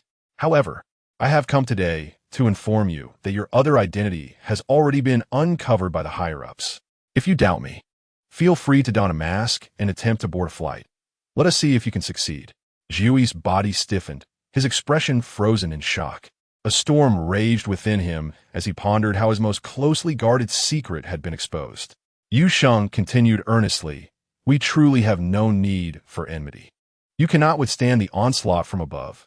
Why not consider cooperation? At the very least, I can ensure your safety." "Do you represent the Yin family?" Jiuyi questioned with skepticism. "However, Yu Sheng represents himself. It matters not how one discusses it. How do you intend to cooperate?" After asking, Jiuyi felt it absurd. Could this person truly be trusted? Yu Sheng glanced at the 8 subordinates. Jiuyi waved his hand, instructing them to leave. The 8 subordinates were somewhat taken aback. This fellow was exceedingly perilous. Nonetheless, they eventually exited the office. "Please, take a seat," Jiuyi gestured. Yu Sheng sat down and calmly stated, "The financial order must not be disrupted. Once the funds are released, they should not be reclaimed, especially those allocated to small and medium-sized enterprises, as this would lead to bankruptcies and unemployment among the populace. Destroy all evidence." Jiuyi countered, "And who will foot the bill? Me or those bigwigs?" "Certainly, it will be those bigwigs. Just ensure complete destruction of the evidence and disperse the involved parties, so that no trace remains, and you can board the plane safely. The higher-ups will no longer pursue you. This matter will be settled. Naturally, those bigwigs will not let you off easily. That is your own concern. Consider it well." Jiuyi remained silent for a long while. This indeed appeared to be the best option for a safe escape. The price would be facing the wrath of the bigwigs later, but at least he would be secure for the moment. The choice hinged on whether Yu Sheng spoke the truth, that his identity was already under the control of the state, making escape impossible. Yet, if Yu Sheng were uncertain, he would not have come alone to negotiate with him. It was likely that the outside was already under surveillance. The actions of the higher-ups would remain unknown to the localities. After much contemplation, Jiuyi finally made his decision. "Very well. I shall destroy it immediately. Do you require surveillance?" "No need. Surveillance does not guarantee deception. Just remember, if it leads to financial turmoil, bankruptcies, and societal unrest, the state will not spare you. Destroy everything and leave at once. Do not wait for those bigwigs to react." Upon finishing, Yu Sheng left without obstruction, and everyone was astonished that Jiuyi had allowed him to depart so easily. Once outside the building and in the bins, Hongmei could hardly believe her eyes. Reaching out to touch his face, checking if he wore a mask. "Hurry up, what are you touching? This is chargeable." Yuxing replied impatiently. Phew. Hongmei finally confirmed that it was indeed Yuxing and felt entirely at ease. As she drove, she asked, Has Jui disappeared? Gone. Do not inform anyone, Yuxing cautioned. Hongmei was stunned.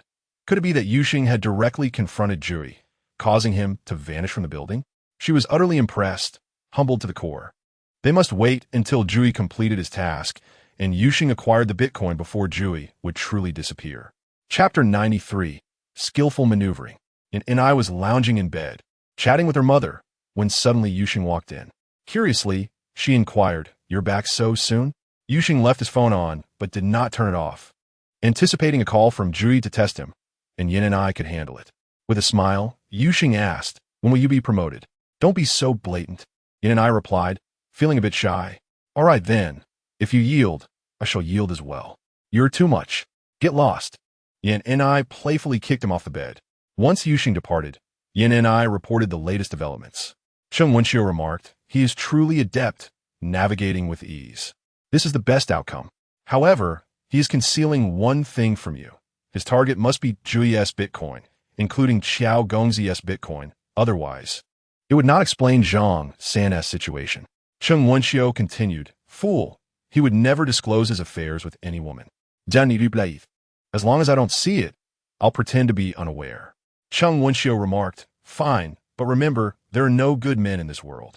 So-called good men are merely incapable, and you wouldn't be interested in them. You've chosen your own pit. Jump in and accept your fate. Happiness or suffering. Both are essential experiences in life, and neither will be absent. Just don't cry. Yin and I giggled, Thank you, Mom. Cheng Wenxiu added, My agreement holds little weight if your father disagrees. Yuxing felt fortunate for Jui's concession.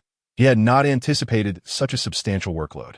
He assumed all items to be destroyed were within the building and could be resolved in minutes. Had it not been for Hongmei's presence, he might have undertaken the task himself. Upon returning to Jui's office, he found only a Hui remaining to guard, while the others had been dispatched. Jui sat there, seemingly deep in thought for an extended period. He suddenly asked, Hui, do you find Yuxing trustworthy? Jui pondered this, nodding in agreement. Hui promptly took out his phone and dialed a number. Song Kailang, please call Yuxing. Any excuse will do, and see if his phone is turned off. Yuxing was impressed. He could not help but admire Jui's pervasive influence. The phone gifted by Song Kailang now seemed increasingly suspicious, almost certainly compromised. Yet, Yuxing bore no ill will towards Song Kailang.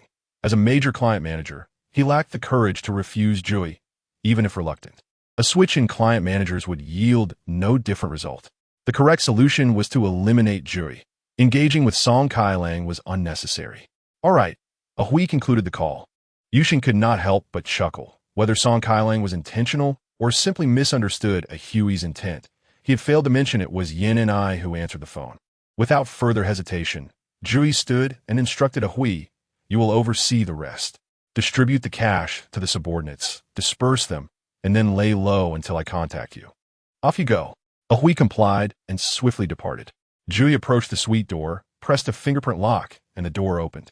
Inside was a lavish bedroom, with a safe nestled in the corner. Jui expertly opened the safe, retrieving a small briefcase and a mask. As he began to undress in preparation to don a mask, Yuxing no longer hesitated. The Bitcoin private key must be within that briefcase. There was no need to wait. Jui would not likely reveal it to him. Yuxing delivered a heavy punch to the back of Jui's head. With a thud, Jui collapsed to the ground. He could distinctly hear the sound of his skull caving in.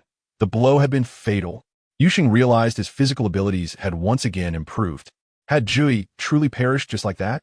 It felt overly smooth. Could it be a problem? This thought flickered briefly before being dismissed. Jui was prepared to leave and was about to don the mask. What issues could remain? It was time to verify the Bitcoin. He opened the briefcase. In that moment, another thought flashed through his mind. Something was off, but it was too late. A bullet struck him in the chest.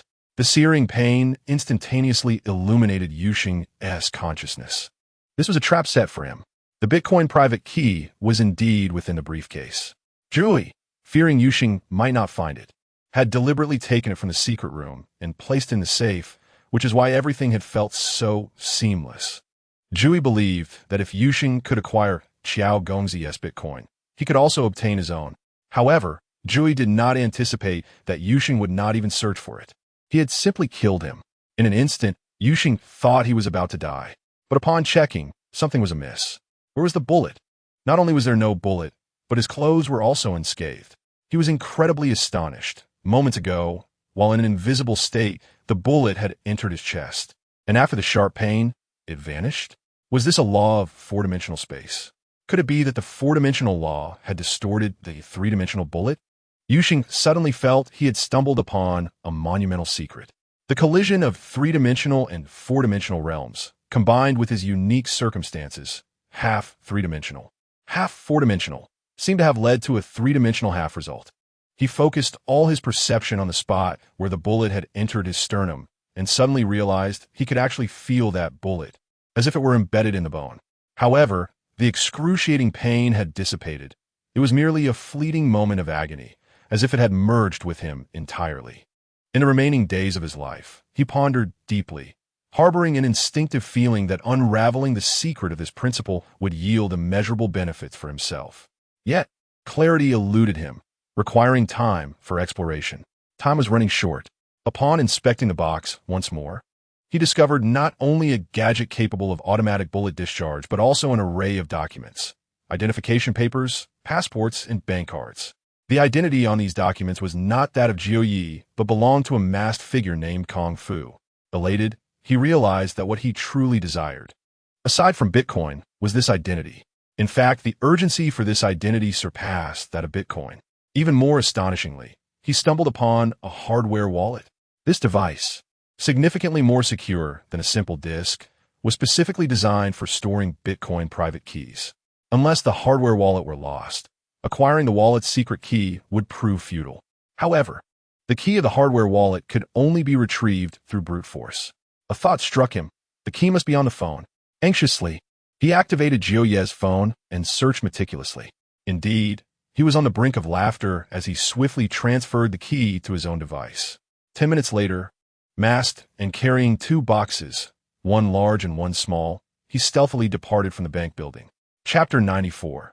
The four-dimensional space, he required an undisturbed space for thorough contemplation. Placing the suitcase on the coffee table, he settled onto the sofa, shedding his clothing and removing the mask to conduct a meticulous examination. To his relief, he found no trace of injury on his sternum, yet he could distinctly sense the bullet lodged within.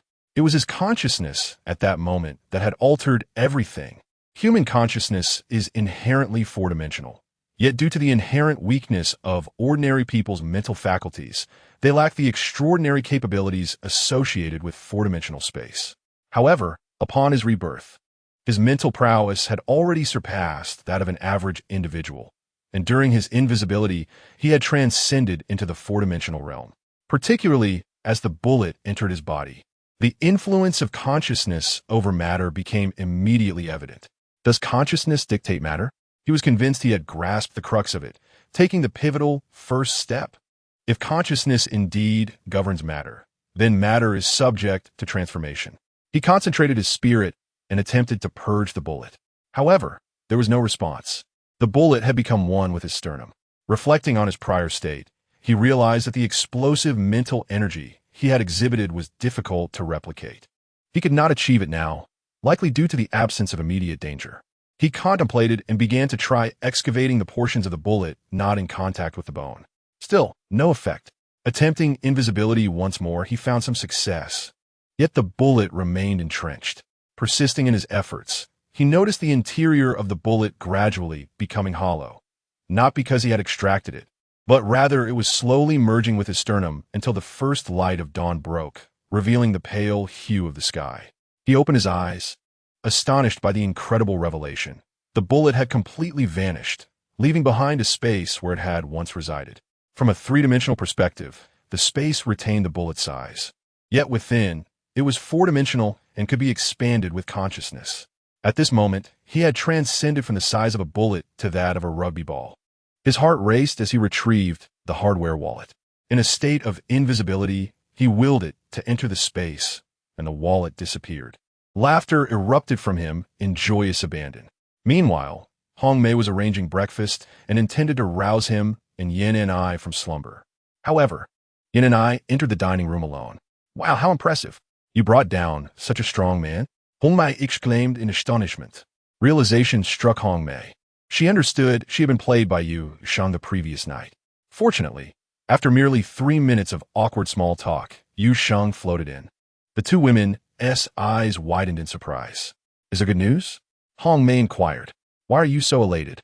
Yu Shang sat down gracefully, letting out a long sigh. Please observe closely. This is anguish. The two women exchanged glances. Yu Shang continued to lament. I have a monumental piece of good news.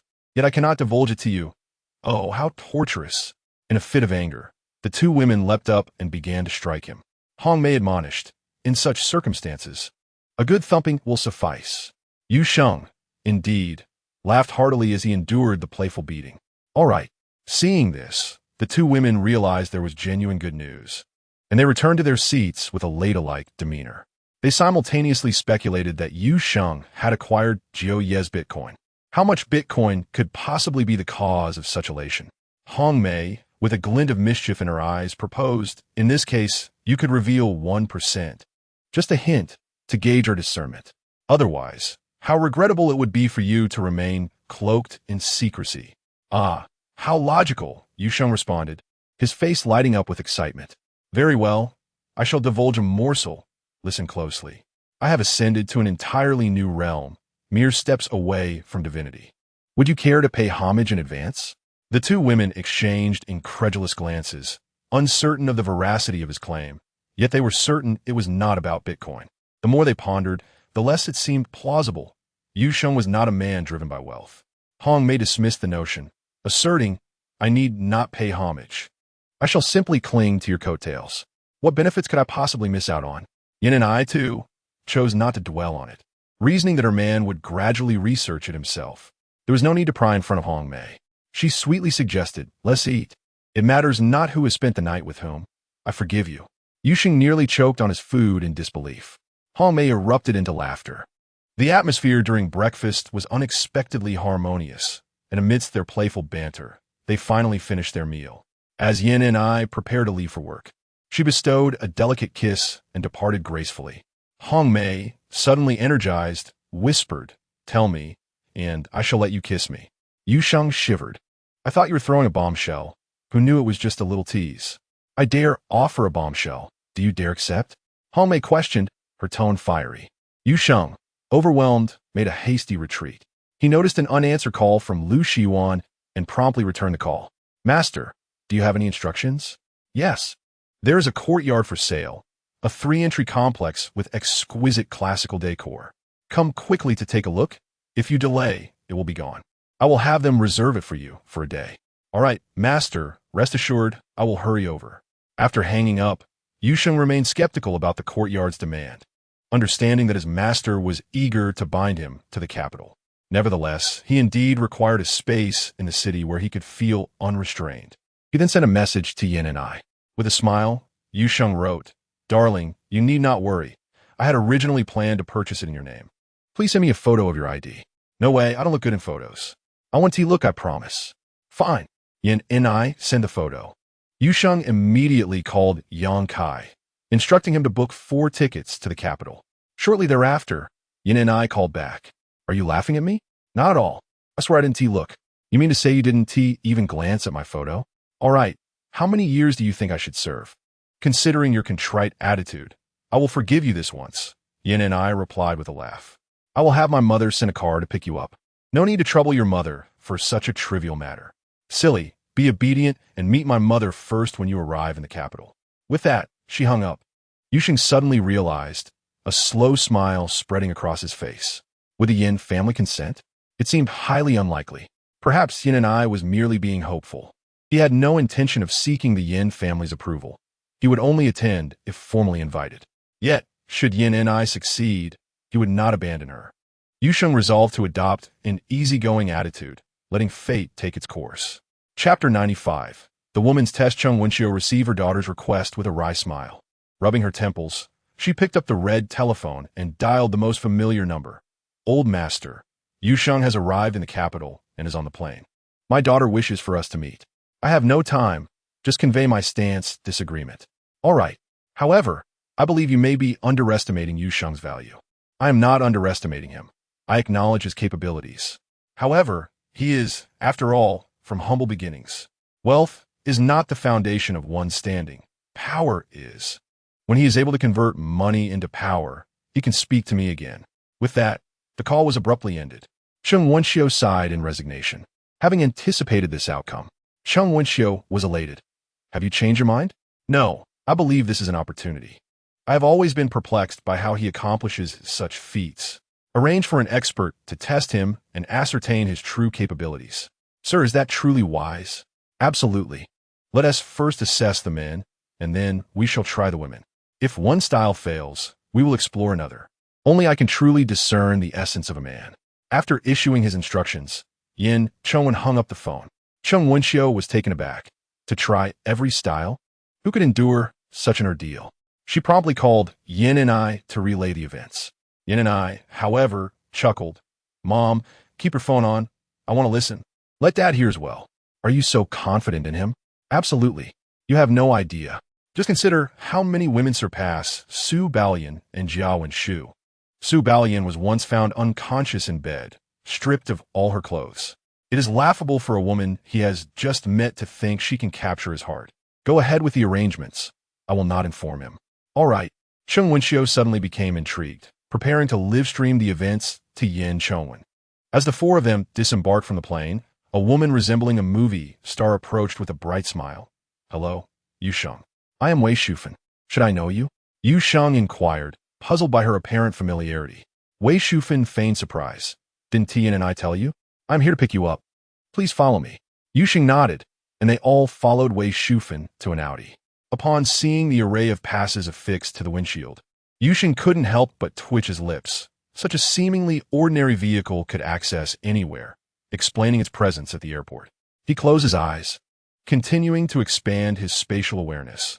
Though not as effective as invisibility, it was better than idleness.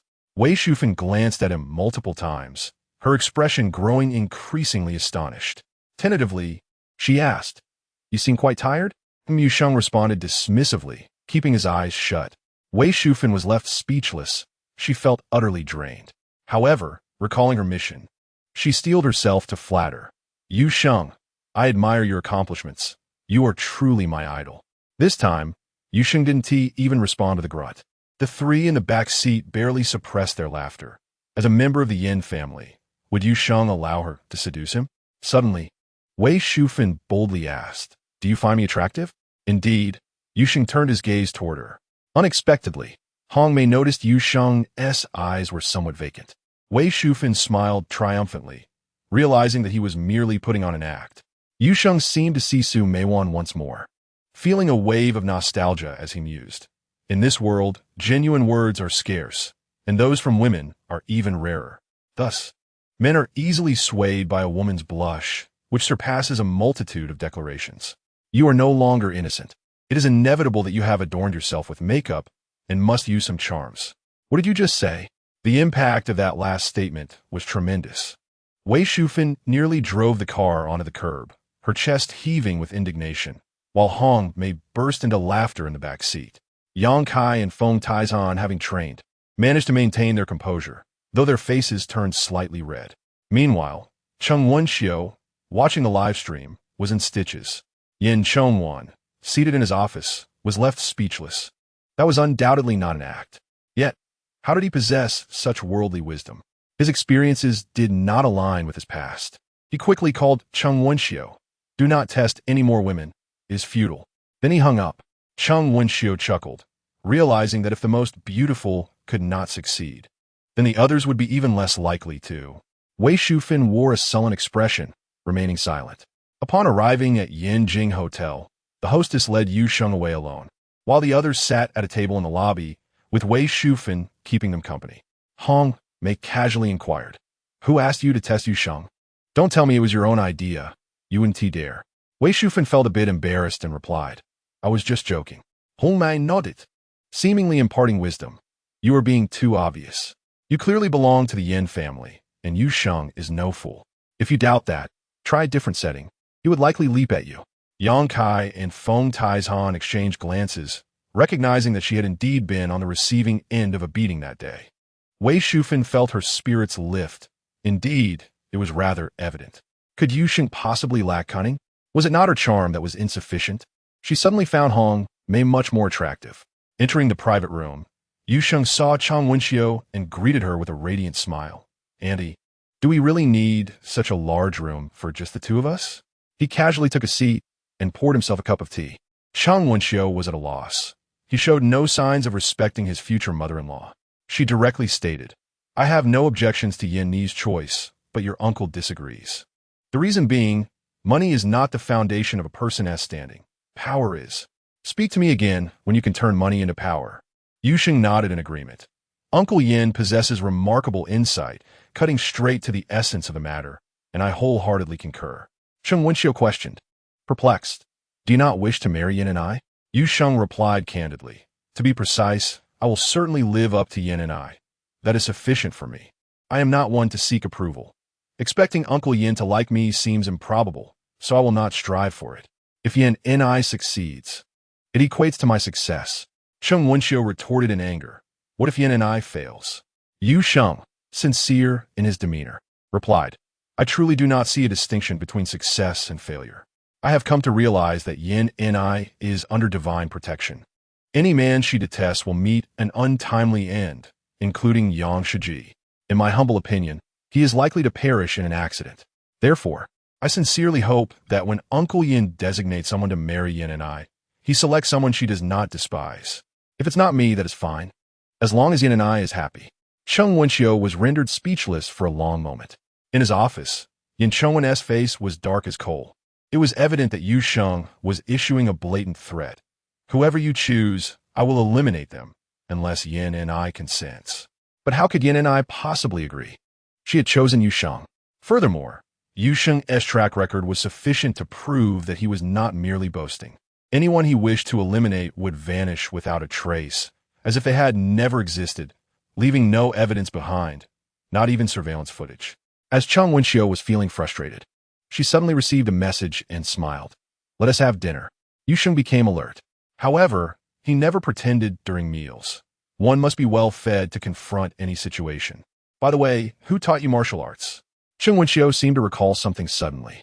"I did not practice martial arts." Yu Sheng promptly cut off the topic. "Oh, then you should prepare to be beaten. A skilled fighter is coming to challenge you shortly." Cheng Wenxiu wore a look of amusement. Yu Sheng laughed. "Auntie, what is the point of fighting?" "There is no point. I heard you are the one Yin and I fancies, and he wants to see if you are worthy." "Understood. But I do not perform for an audience. What if I accidentally kill him?" Yu Sheng asked innocently, not wishing to be beaten and doubting that the expert Cheng Wenxiu found would be able to defeat him. That would be too dismissive of the capital. Cheng Wenxiu felt a pang of anxiety. If anyone else had said such words, she would have scoffed. Yet Yu Sheng had taken down top operatives, undoubtedly skilled in assassination. Combat is one thing, but assassination is another. Perhaps Yu Sheng might not excel in combat, but he surely excelled in stealth. Cheng Wenxiu felt a headache coming on. Fortunately, another message arrived, and she discreetly glanced at it, gasping in astonishment. Her husband was truly ruthless. She sighed. Opportunities are equal, and life and death are left to fate. Yu Sheng nodded nonchalantly. "Then I shall rest easy." Cheng Wenxiu's headache intensified. She understood that the current situation was decidedly unfavorable for Yu Sheng, as he excelled in covert assassination, while this was a face-to-face confrontation. Unfortunately, the originally arranged expert was a trusted ally, merely a test. However, Yin Chengwen denied this, substituting it with a member of the Wang family and escalating it to a deadly confrontation. The Wang family harbored deep-seated grudges against Yu Sheng, particularly since the slaughter of Wang Shiguang, which had resulted in the deaths of Wang Chuan, Wang Shifan, and Wang Yin, all distinguished elites from the second and third generations. Furthermore, they endured the humiliation of Wang's public execution of Director Huang at a banquet using castor bean toxin, nearly leading to their obliteration. Fortunately, at the last moment, Wang Yin and his nephew took their own lives to preserve the family legacy, leaving only Wang Hai to uphold the second generation. Wang Hai, Yu Sheng scoffed, seeing him as a lingering threat that needed to be eradicated. At last, a knock echoed through the air. A robust young man strode in, his gaze piercing like that of a hawk, unmistakably brimming with animosity. "We can do this," Wang Shiting declared first, his confidence resonating like thunder. Yu Sheng merely nodded in silence, rising to move toward a spacious area, casually shedding his coat.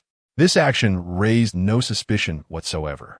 However, with his coat grasped in his left hand, it naturally shielded his chest, while a flying knife materialized in his right hand, leaving Wang Shiting no time to contemplate. It was startlingly abrupt. With a swift motion, Yu Sheng spun and swung his coat. This was a diversion, akin to a magician's trick, designed to capture the audience's attention and conceal the true maneuver. Yu Sheng's sleight of hand was not merely in the spin, but crucially in the garment. After all, this was a safe distance. The coat's motion could not reach Wang Shiting, making it easier for him to be distracted. In the blink of an eye, which felt like an eternity, the coat missed its target, but the glint of the blade swiftly found its mark in Wang Shiting's throat. Yu Sheng exhaled in relief. This was his first time exerting his full strength. His power and speed had already surpassed that of Hong Mei by a significant margin, and his disguise was executed with finesse, having contemplated it since their meal together, ultimately achieving a fatal blow. He resembled an unparalleled master. The entire sequence unfolded as if he merely donned and doffed his coat, as though engaging in no other activity, to perish without even having the chance to retaliate. What greater regret could there be? Cheng Wenxiu was already in a daze. Yin Chongwan, who was watching the live broadcast from his office, was equally stunned. He had speculated countless times about Yu Sheng's victory, yet he never anticipated it would come so swiftly. Wang Shiting had not even made a move before meeting his demise. They could hardly fathom that Yu Sheng was armed. How had he passed through airport security? Reflecting on Yu Sheng's previous actions, it seemed that carrying a knife through security was perhaps the least challenging feat and entirely plausible. "Thank you for your hospitality. Auntie, I shall take my leave," Yu Sheng stated leisurely before exiting hastily. Cheng Wenxiu chuckled, realizing he had genuinely feared she might betray him, then called Yin Chongwen. "Sir, do you still believe Yu Sheng is underestimated?" "Of course. Someone else could have achieved it as well. He merely excelled in concealment."